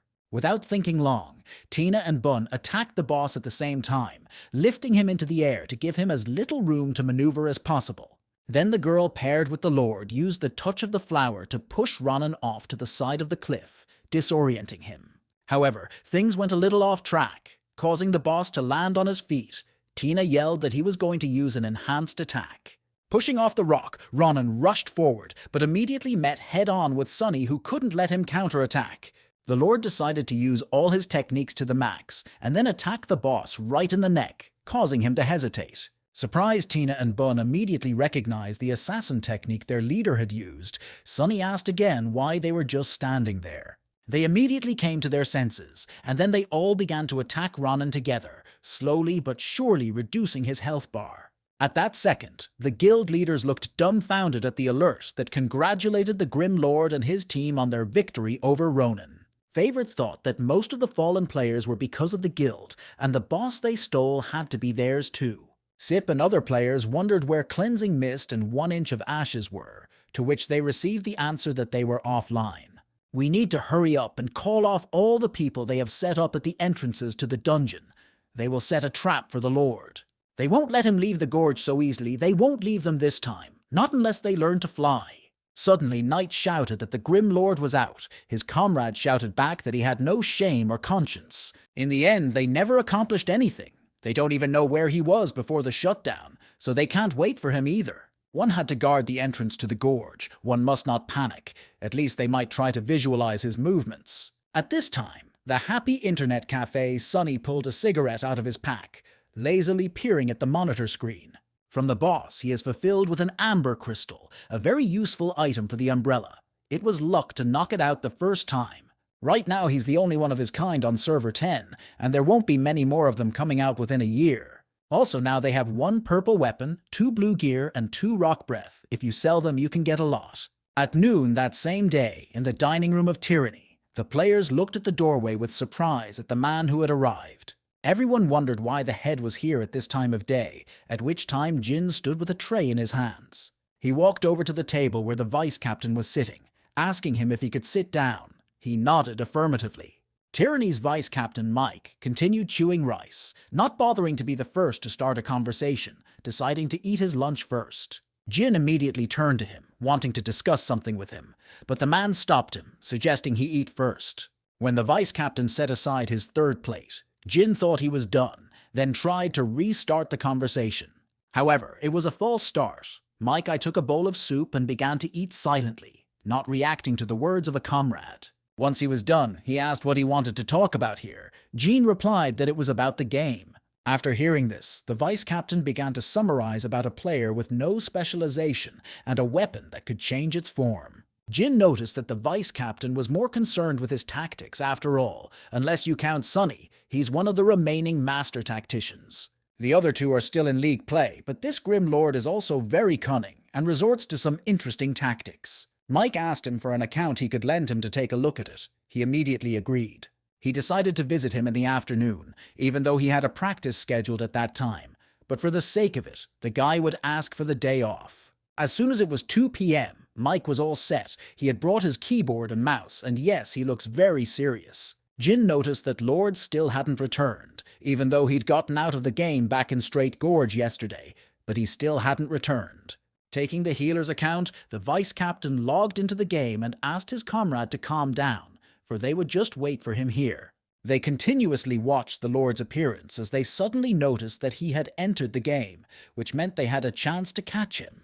After 2 hours, the players were getting visibly angry because he still hadn't been found, even though he was supposed to show up somewhere in this area. Suddenly, Mike froze, noticing one of the players walking towards them. He immediately realized that Lord was heading towards them. Sunny walked in their direction with a slow but steady gait, noticing that no one was going to attack him. Mike asked Gene to go down to the bottom of the slope. He sent him the exact location of where they were now. The crowd favorite was surprised to notice that he had identified all the positions he wanted them to take with such maddening precision. All the players near him began to scatter, taking up positions, and the favorite was the first to rush forward. Sunny thought he should go back to Weed City since the busybody had almost no durability left, but for now he'd have to switch to another weapon. Choosing a 2-tailed sword, the Lord paid attention to his enemy's formation, thought they had a great layout. Sunny decided to ask the healer who he was, to which he got a little too close, which surprised the guy a little. The crowd favorite looked at the tactician in surprise and marveled that he had started a correspondence with the Grim Lord. The one suggested he be the first to launch the attack. Sunny agreed, rushing forward, and the favorite looked at him in surprise. He mentally turned to the vice captain. I had said that the Lord was running at them. However, it appeared that the latter was not going to hand out instructions to them. Given their formation, he should be the first to strike.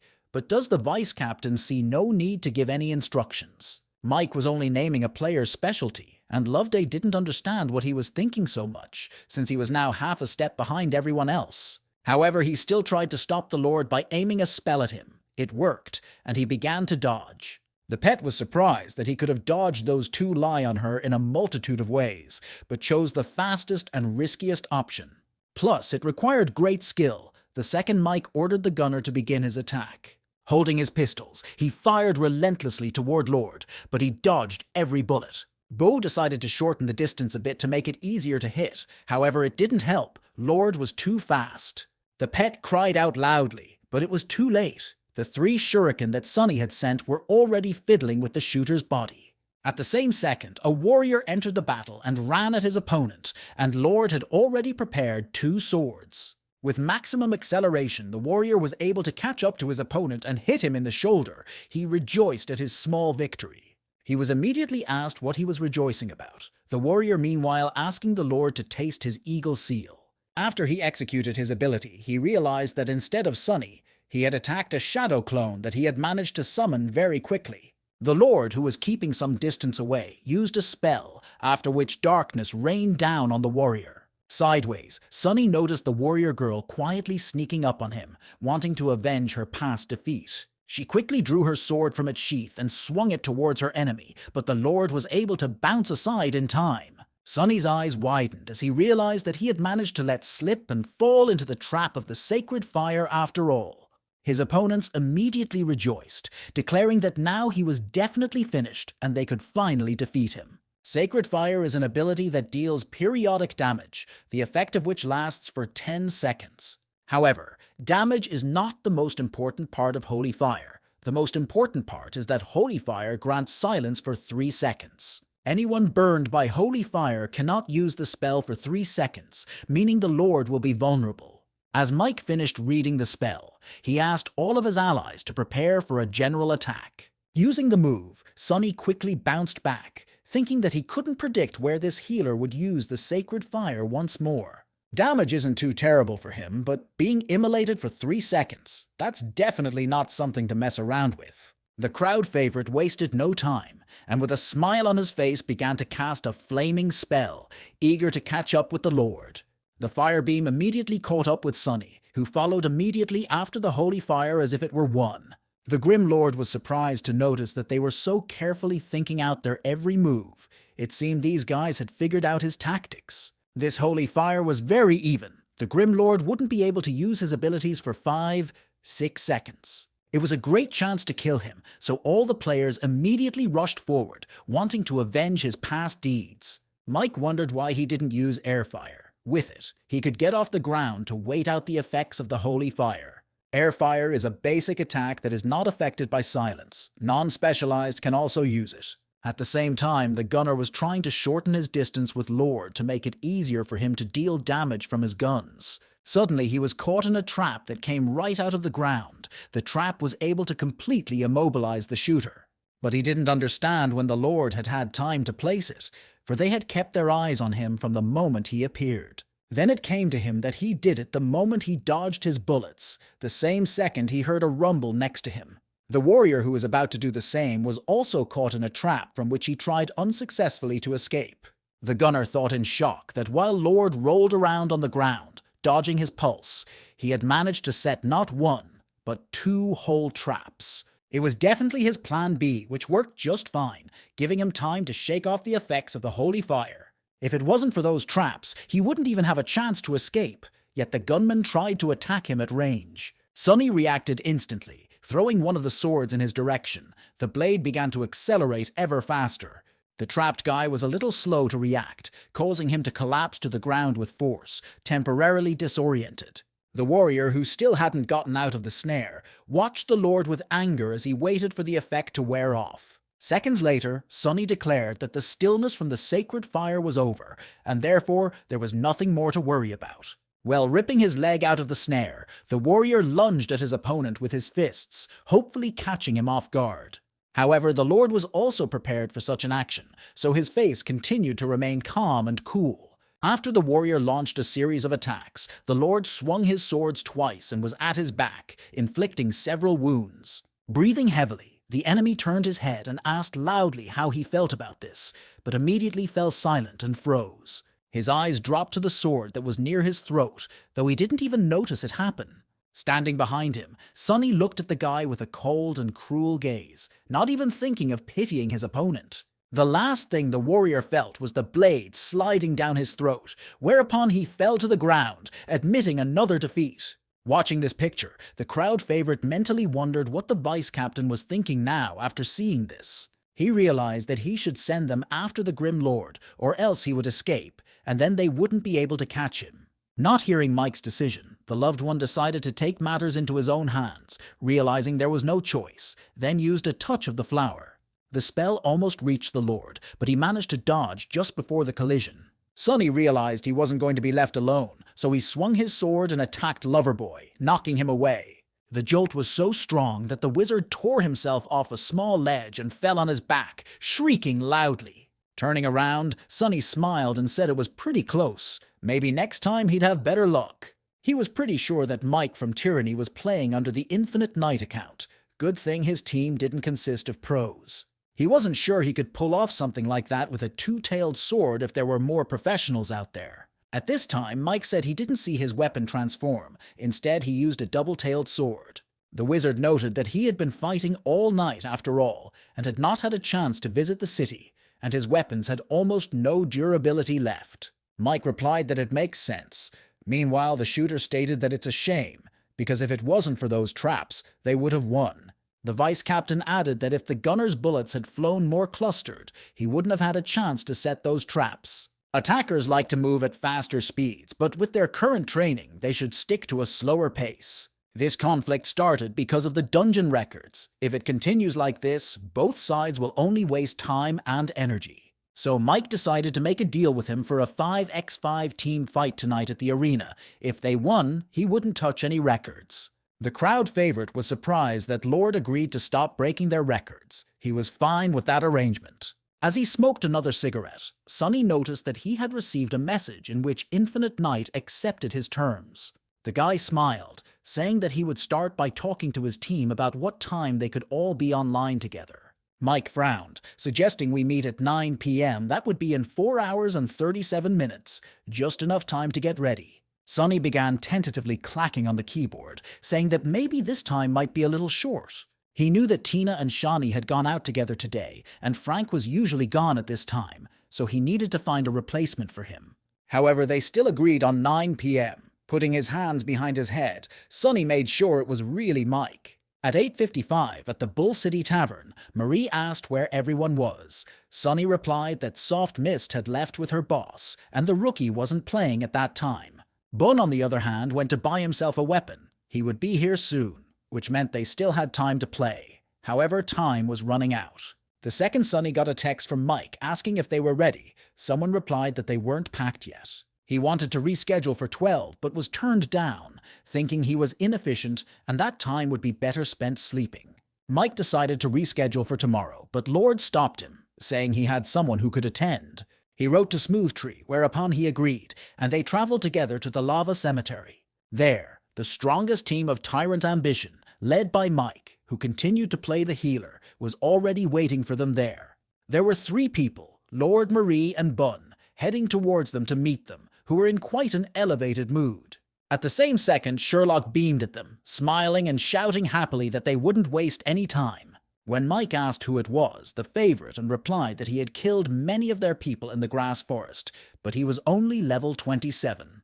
The healer stated that it was very fashionable to be a chatty swordmaster in their time. At the same time, they noticed another player. A man with the nickname 0 Kills appeared behind Lord's back, yet none of them had ever heard of him before. The annoyed Lord turned to Sherlock and stated that if he didn't want to be exposed, he should try to talk less. He clarified that they would be battling against Mike. Hearing the familiar name, the blonde put his hand to his mouth, dumbfounded. Suddenly, 0 Kills rushed forward. Sherlock asked who it was. Sonny replied that due to the lack of people, he had opened the room to everyone. Tyranny's team watched silently as the unfamiliar player rushed at them, trying to figure out what he was up to. Mike realized he was rushing right at them. She somehow was an unfamiliar strategy to him, so he was puzzled.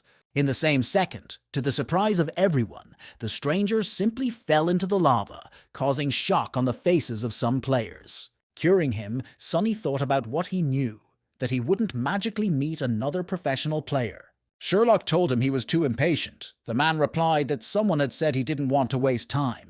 A disgruntled Sonny told Sherlock that the others could hear him too, then asked the newcomer to try not to listen to him. 0 Kills asked a rookie like him not to give out orders to others. The blonde asked not to be called a rookie. Sonny ignored their altercation, saying that their enemies were on their way, then asked them to try not to fall into the lava. Mike was tense at the fact that they were slow, but he couldn't let himself relax for a second. He watched carefully as a group of people headed in their direction, with the Grim Lord walking ahead of them. Mike loudly asked his team to remember to lunge and use a 2-3 formation.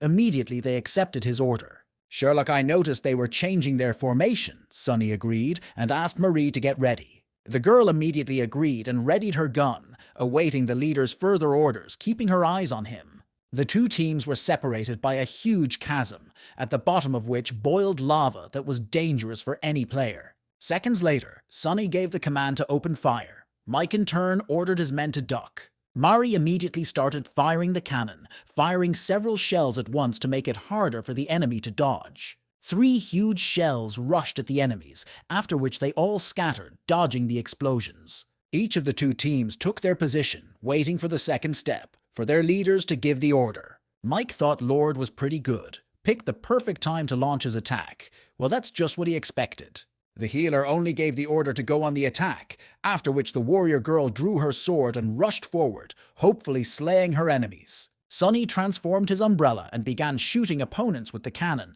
trying to stay in the air. Thanks to the inertia of the shots, he was able to push off and soar upward so that he was harder to reach. The warrior thought menacingly that the Lord had abruptly changed direction, causing him to miss the eagle seal, but it could have been worse. A second he stopped at the very abyss, looking at the lava bubbling at the bottom. Suddenly, someone approached him. Turning his head, he found a chatty swordmaster who had his sword drawn above his head, pointing it at the warrior. With a slight swing of his weapon, he sent his opponent straight into the lava. Bun appreciated this devious move. The second Mike started conjuring, and I noticed he was trying to create holy fire, so I wanted to stop him. Sherlock asked him to ignore him because he wouldn't have enough range, so he would only provoke him. After lowering his head and seeing the warrior slowly dying in the lava, Bun decided to speed up the process a bit. He picked up a brick and threw it at his opponent's head, causing him to shriek but still not die. This infuriated the warrior, who used a jump to get back to the ground. Sherlock got scared and told Bun to run. Turning his head, the blonde noticed the warrior girl, who was not in the best of moods, already rushing towards him. He made a sly and sharp lunge, sending the warrior back into the lava while he himself tried to quickly return his attention to the girl. He turned very quickly, but managed to bring his sword up at the very last moment, thus exposing the block. The warrior who had fallen into the lava was cursing loudly, for no one could heal or save him now, making him look useless. Mike thought that in theory, his plan was to have the striker bounce back, but it takes 3 people working together. And even then, 100% success is not guaranteed, but this interval of time was enough for him to attack. If he really thought this through, it means only one thing: he has divine skills, nothing less. The healer realized that there was no way he could save the gunman. Now the plan was to attack them with the lightsaber. As if reading his thoughts, the warrior girl rushed into battle. However, it was too soon. Mike tried to stop her. By doing so, he distracted the girl, who missed with her attack, causing Sherlock to bounce to a safe distance. Holding the sword firmly with both hands, the blonde smiled, then swung the weapon, shaking the ground beneath him. The girl, who was already flying into the lava, was surprised that he was able to use the falling light blade before even jumping. The warrior, who was still in the lava, was surprised to see a girl flying towards him, whom the healer was trying to heal. Frowning and casting a spell, Mike realized that things weren't going well, and things weren't going any better for the mage and the gunslinger.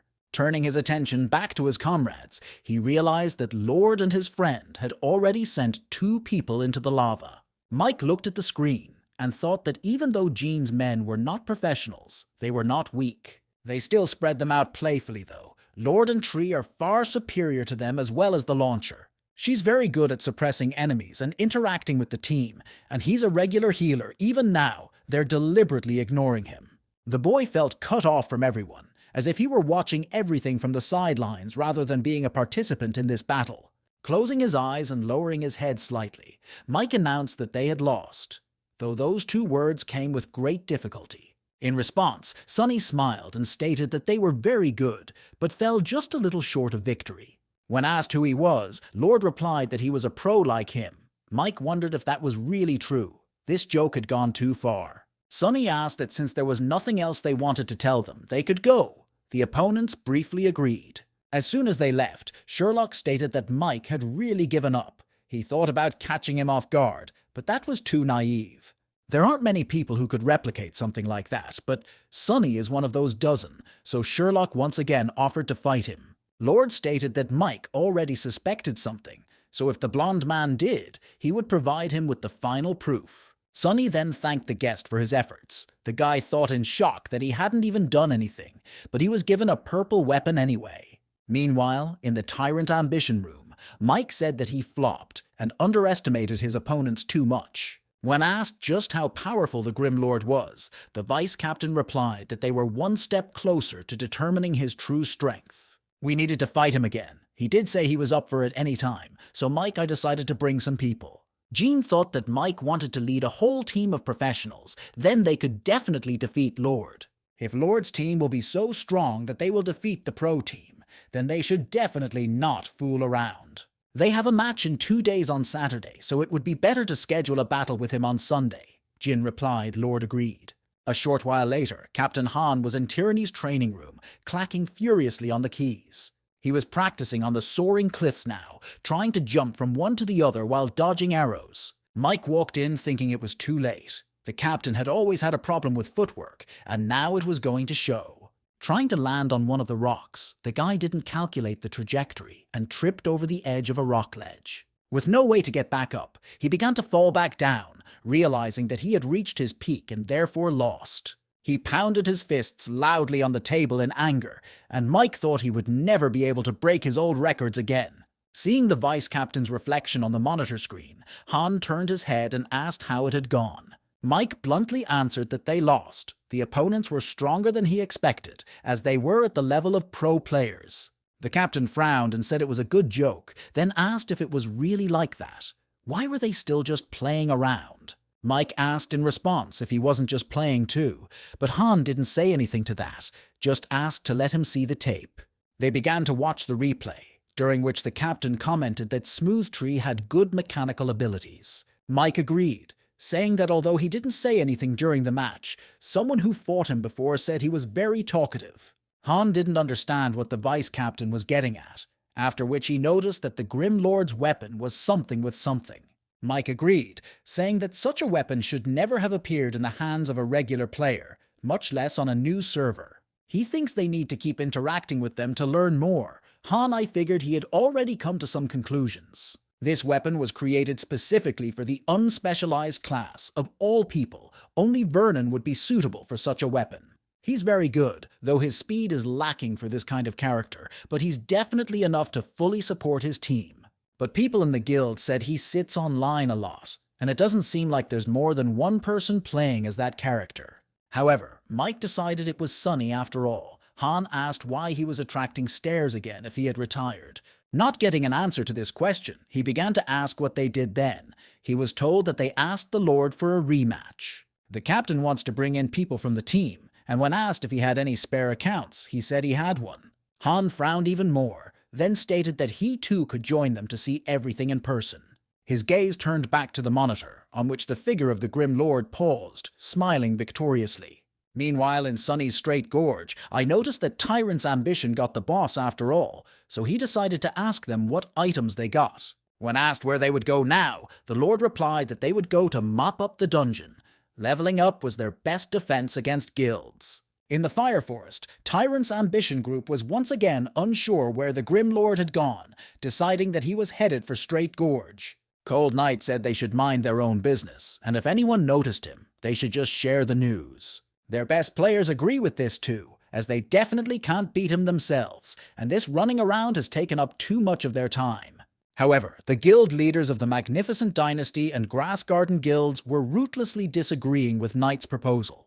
Chandler thought that Plantain had also realized that the Grim Lord was Sunny, but it was unclear how he had come to that. Grain stated that he's their biggest enemy right now, but that's a short-sighted approach, and their development could stall because of it. The Blossom Valley leader replied to him that they are not giving up, they just want to change their approach a bit. Even when they put guards everywhere, it did nothing for them, so they should accept the situation as it is. If they unite, they will have ears everywhere. They just need to attack the Lord from time to time so that he has a sense of danger. That way he won't dare go into crowded places. He'll have to hide to complete quests or go through dungeons. Lone Sip replied that he liked the way it sounded, so they would take a more flexible stance towards the Lord from now on. And now they will all go to the gorge together, for there is a possibility that he is there now, and they will station men at every entrance. The dynasty head angrily thought that now that they were united, they would no longer be able to make the guilds harm each other. When Sunday came, at 9 p.m., two groups of people were gathered in the arena, facing each other. A warrior from Tyrant Ambition proudly stepped forward, showing his leadership by scrutinizing the Grim Lord. "Sonny, sure, so you don't musicians are played by another person. This striker is definitely Vernon, and the healer is left to Mike."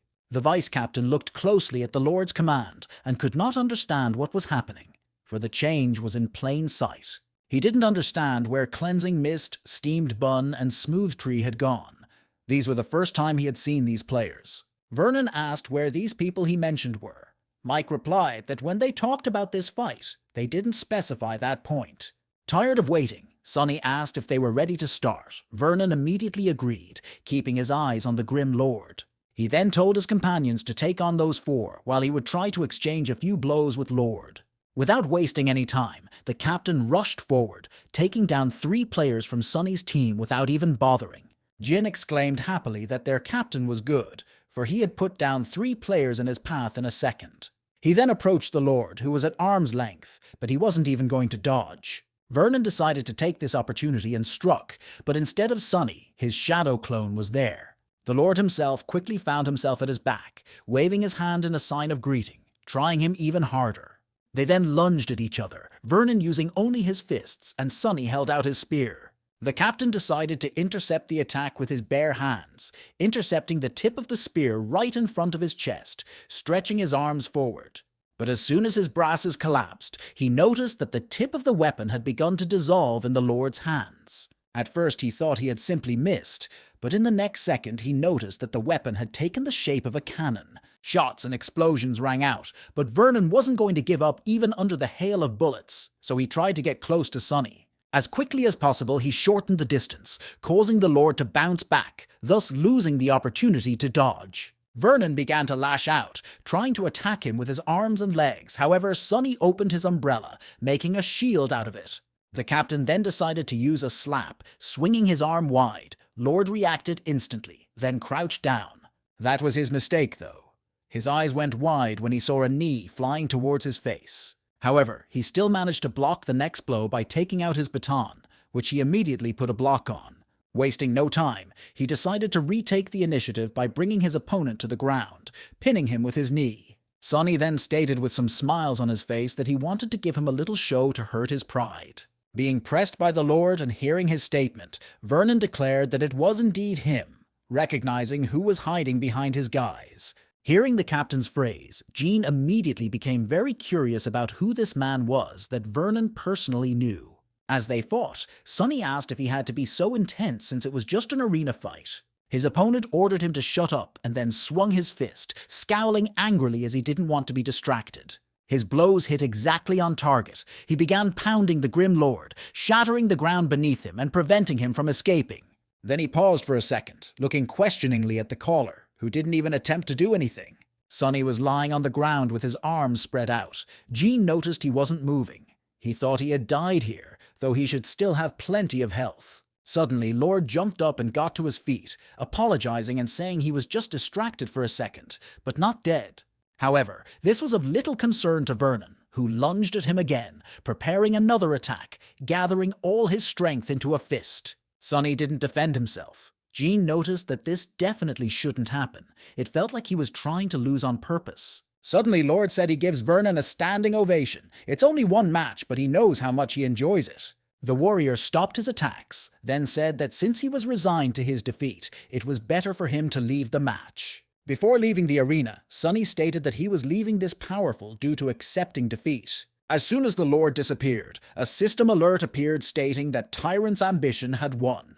Cold Knight remarked that he had lost. Sonny replied that, as agreed, he would not touch their records again. At this time, in Tyranny's workroom, Mike and Vernon headed for the exit, while Jean decided to ask who the Lord really was.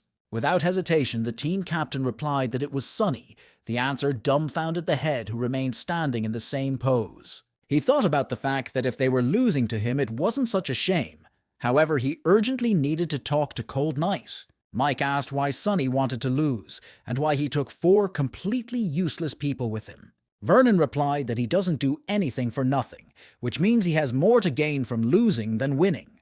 He also suggested that it would buy him time, because maybe a year from now, they'll fight him in a match again. Meanwhile, Sonny asked Simon if he wanted to set a record in the Straight Gorge, but he was reluctant to ask for his help. However, he only wanted to convey a strategy for setting new records, which stunned Azure Stream. He demanded payment for strategy. Transferring his knowledge was a better option for him to get out of his predicament. And when he shared his knowledge, all the major guilds would stop having enmity towards him. It was simply genius. However, they still can't agree on a strategy, so Sonny will have to change her goal a bit. Misty Castle was one of the big guilds. He wondered how good of a record they could set. Afterward, he began discussing the beginner's guide to Straight Gorge with Hidden Light, and Sonny texted him an updated version.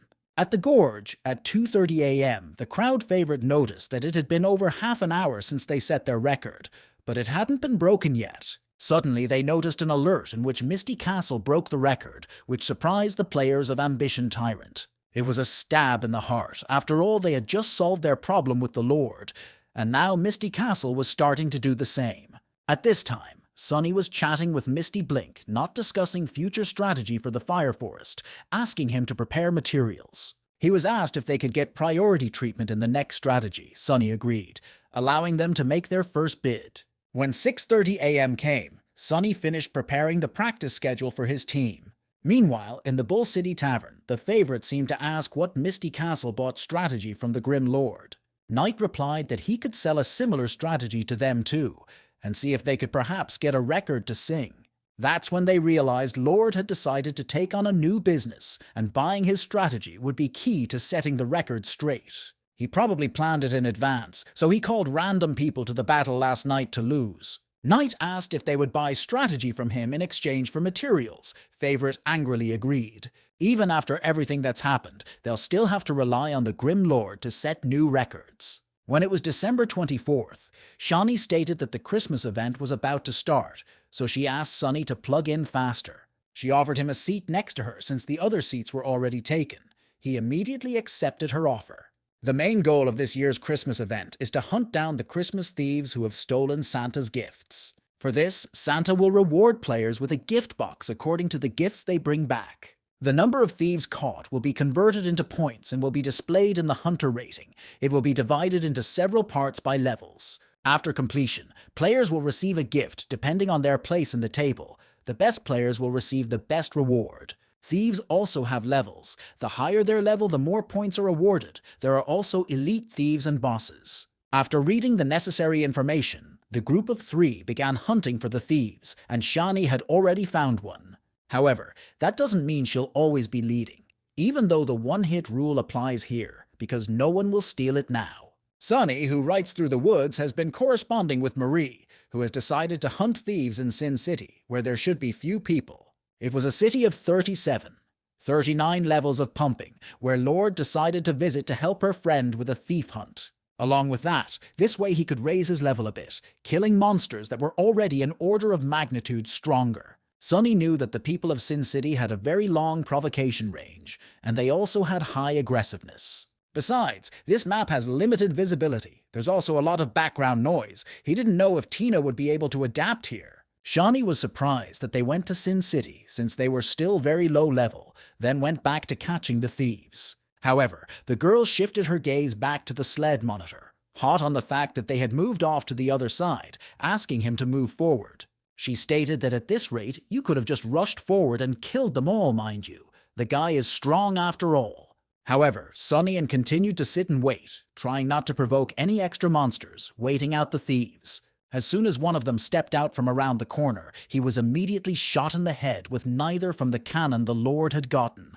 The thief immediately started advancing on Sonny, however. The other monsters didn't even bat an ear to attack the guy. Shawnee noticed that he decided to avoid the range of aggression at all costs. There was very little time, but he still made it. She didn't know if she could pull something like that off, but better not to compare him to herself. She decided to go see what Tina was doing. Shawnee noticed the epic happening on her monitor, but noticed that her friend wasn't quite in control. The owner asked Sonny to help Tina, who was being chased by a whole bunch of monsters, even though he told her how to forcefully make them lose her. You just have to turn and jump on the walls a lot. Shawnee replied that she does that, however it doesn't help. She then said there was someone here, turning her attention to another player standing on the roof with a gun in hand.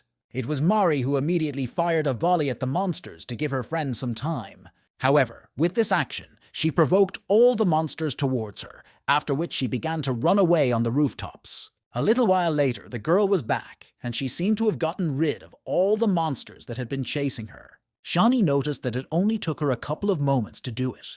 Getting rid of monsters like that was only a couple of trifles to her. Tina thanked Marie and Shani asked if she knew her. The girl replied that she was Sunny's friend, and they went through the dungeons with her. The owner decided to compare her to herself, but Sunny said she was better than her in terms of playing many times over. This upset the girl a bit, who only hummed and told the guy to continue on with his thief hunting. After an hour, Shani said a lot of players never caught anyone, and she caught 3. Sunny caught 14, and Tina caught 9. She picked up her mouse and decided to look at the rankings. Grim Lord was at 261, and Soft Mist was at 784. For the sake of interest, she decided to take a look at Cleansing Mist, who was also doing well. She's at 319th place. Tina thought that the gap between her and Sunny was too big, so she should try even harder. Not wanting to waste any time, she continued to hunt for thieves in Sin City, making sure not to let anyone get in her way. Suddenly, she spotted a fleeing monster that purely by chance came into her field of vision, much to her delight. She was about to run after him when she suddenly noticed another player who jumped off the roof and started chasing the thief. Tina flinched as she realized he was running faster than her to him, but there was no way that was going to happen. Without a moment's thought, Tina abruptly sprinted in pursuit, hoping to outrun the player who had staked out her target. Then she noticed that they chased him at the same time, so she just needed to get to him sooner. But, as luck would have it, it was the girl who was attacked by a monster that came literally out of nowhere, but he could interfere with her movement. Tina decided to stab him with her spear, thus pushing him as far away from herself as possible to continue running. But suddenly, another idea popped into her head, whereupon she used the touch of the falling flower and sent the monster towards the thief. In this way, she was able to provoke the thief, who began to run towards her because she was the first to be able to strike. Another player, who was also busy chasing, recognized Soft Mist, who was in Gloom Lord's group. Tina noticed that the stranger just ran away, and it seemed like he just decided to leave that thief to her. The girl decided to continue the battle, attacking the thief and fighting off the monster that happened to be next to her. With her side vision, she noticed the Swordmaster again, leading the crowd of monsters behind him. She wondered what he wanted to do. She noticed the sly smile on his face, and so she was worried about what he was going to do with those monsters. The player ran straight at her, so the girl decided to defend herself by knocking him away from her with her spear. The guy smiled and noticed that she really liked that punch. This behavior was very strange for someone who had just been attacked. After making this statement, the player spread his arms, crashing into the crowd of monsters that chased after him. However, his smile didn't disappear anywhere. Then Tina was dumbfounded to notice that all the monsters were provoked at her. She realized that he had made her do it. In the next instant, she started running away from the monsters, trying to catch up to the stranger to get revenge. Tina made a lunge, however the guy came back, not even trying to counterattack, but silently watching the girl's actions. She tried to attack him in various ways, besides me using various spells that he dodged. Tina couldn't understand why he couldn't hit. After all, he doesn't make any mistakes in movement, but he anticipates the next hit every time. It seems she had experienced something like this once before, after which she tried to attack him with a normal attack that worked. At first, the girl thought it was a coincidence, after which she threw another punch that hit right on target, taking away the guy's health. Then she realized that this was what Sunny had told her about, that you had to use your abilities wisely. That's exactly what he does. She used a bunch of skills to deal with those monsters, and now most of them are reloading. Seeing her level, he concluded that Heaven Strike was the only skill she had left, which was why he was able to dodge. While Tina was trying to attack the player with normal strikes, she didn't notice the monster sneaking up on her, striking her. She couldn't lose her health like this anymore. She needs to think not only about him, but also about the monsters that haunt her. Sunny had once told her that during a battle of attrition, it was important to watch her stewardship of resources. The girl realized it would be an uphill battle, but it was still easier than defeating Sunny, so she could handle it. The Swordmaster was surprised to notice that the girl had drunk the potion and was once again lunging to attack directly at him. However, she skipped past and started fighting monsters. He wondered if she had been chasing him for 40 minutes and still wouldn't give up. If he knew it would end with this, he wouldn't worry. He asked her to hurry up and die. However, his smile faded a bit when he noticed that the girl wasn't even going to give up. It looked too cool for her. While the Swordmaster was thinking about it, Tina ran straight at him. He noticed that she was very persistent. The guy decided to subdue her by swinging his sword, but the girl jumped up, thus dodging the blade. This was a point the player didn't like, noting that she was very strong mechanically, even noticeably better than him. At the same second, Tina lunged, hitting him in the chest. The guy didn't realize how she managed to hit him. It was as if her speed had increased. He realized it was just a dragon tooth, but it shouldn't have done that much damage, yet the girl continued to attack. His health was decreasing too fast, almost reaching 0, so he needed to do something about it right now.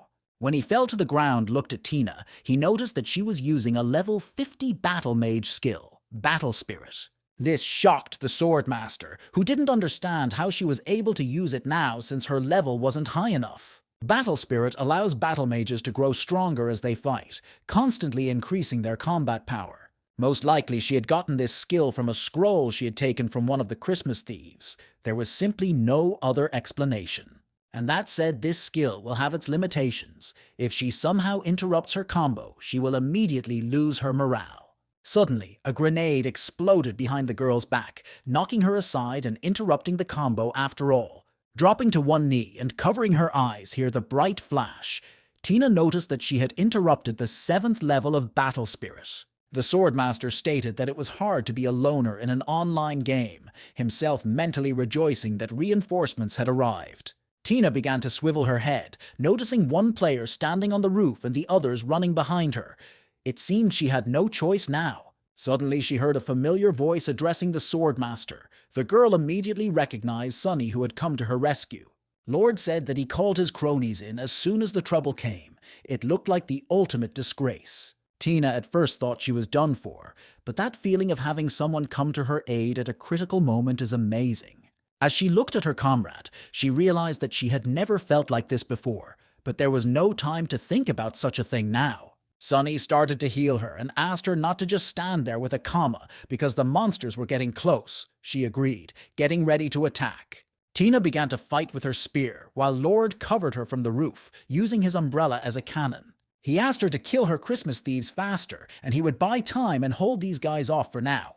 Once they had disposed of the monsters, Sunny stopped and turned his head menacingly towards the Swordmaster. Already starting to run away, Shani recognized him, saying he was a pretty popular player from Magnificent Dynasty. Ever since she joined them, she began to hear more and more about the mischief he was doing to players from other guilds. She had found his behavior quite sweet at the time, but such behavior was unforgivable, especially with her dear friend. Sunny decided to cut off his avenues of retreat, firing shells right in front of his feet so he had nowhere to run.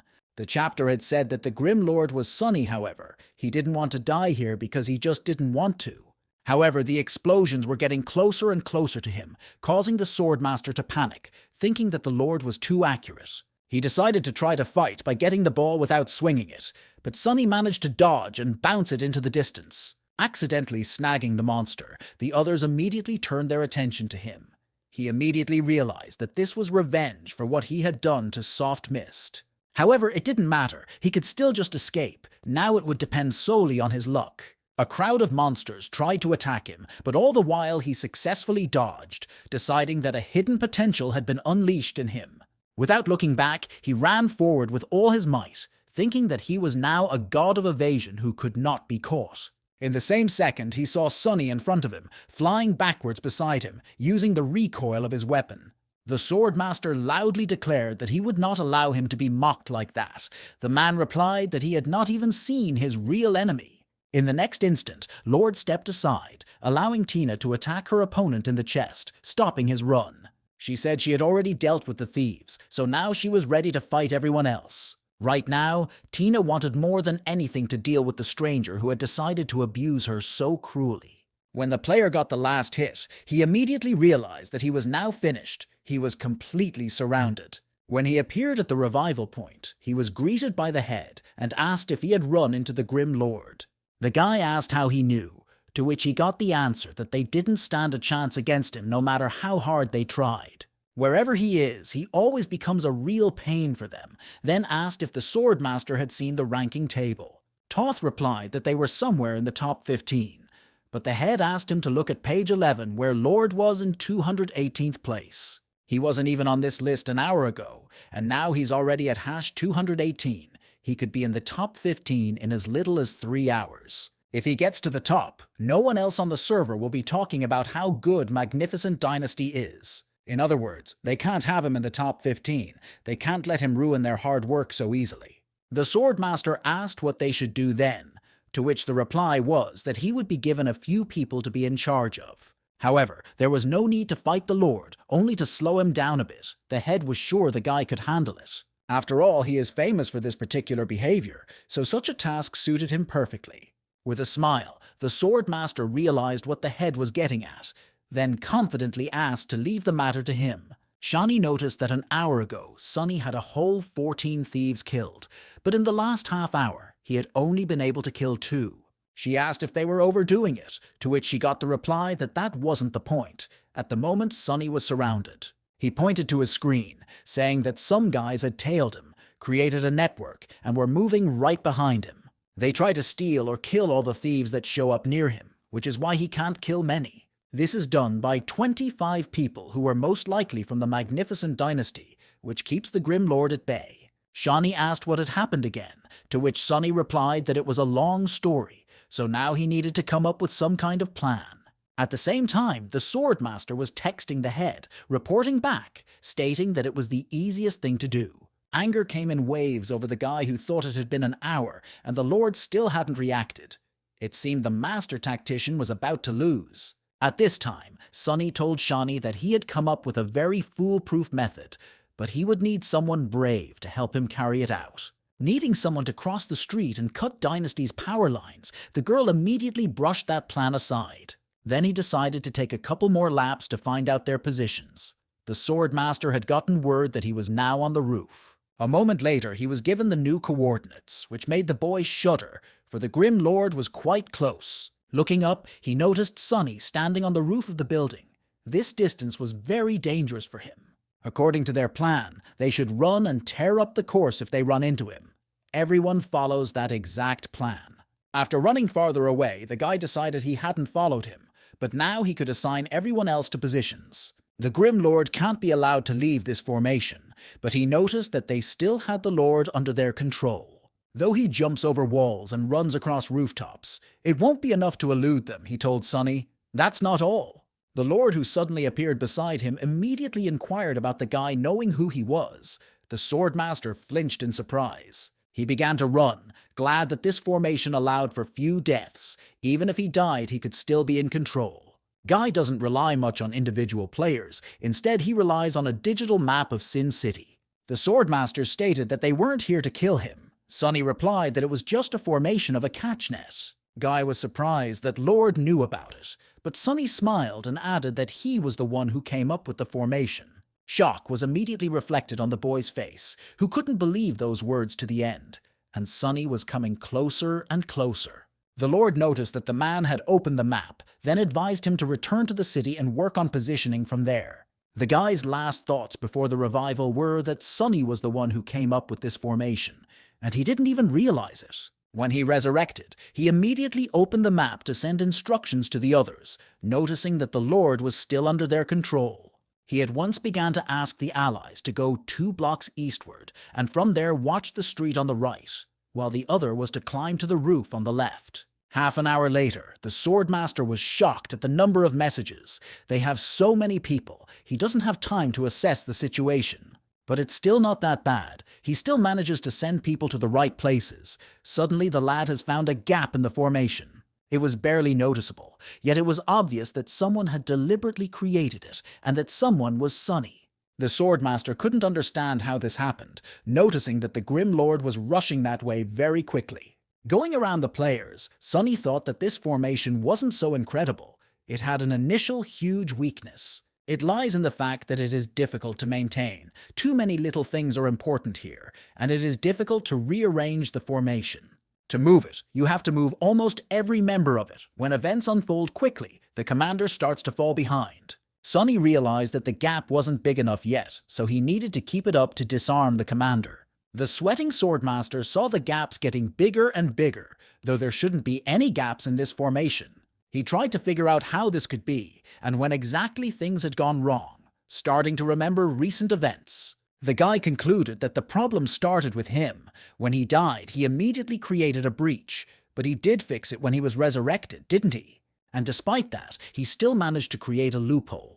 Such a thing definitely couldn't be a coincidence. The Lord had planned it from the beginning. Now everything was going according to his plan, and he had switched roles. Now he was the victim, and the Grim Lord was the hunter. Before his eyes, the gap was getting bigger and bigger, but there was nothing he could do about it, making him more and more nervous. His fingers were running incredibly fast on the keyboard, but he still couldn't send orders fast enough. The Swordmaster watched in panic as Sonny kept near the gap, keeping the other players away. The guy's nerves failed. He closed his eyes and roared loudly, realizing that the Grim Lord had finally broken the formation. After which he knelt down, trying to come to terms with his defeat, which he didn't think should have happened.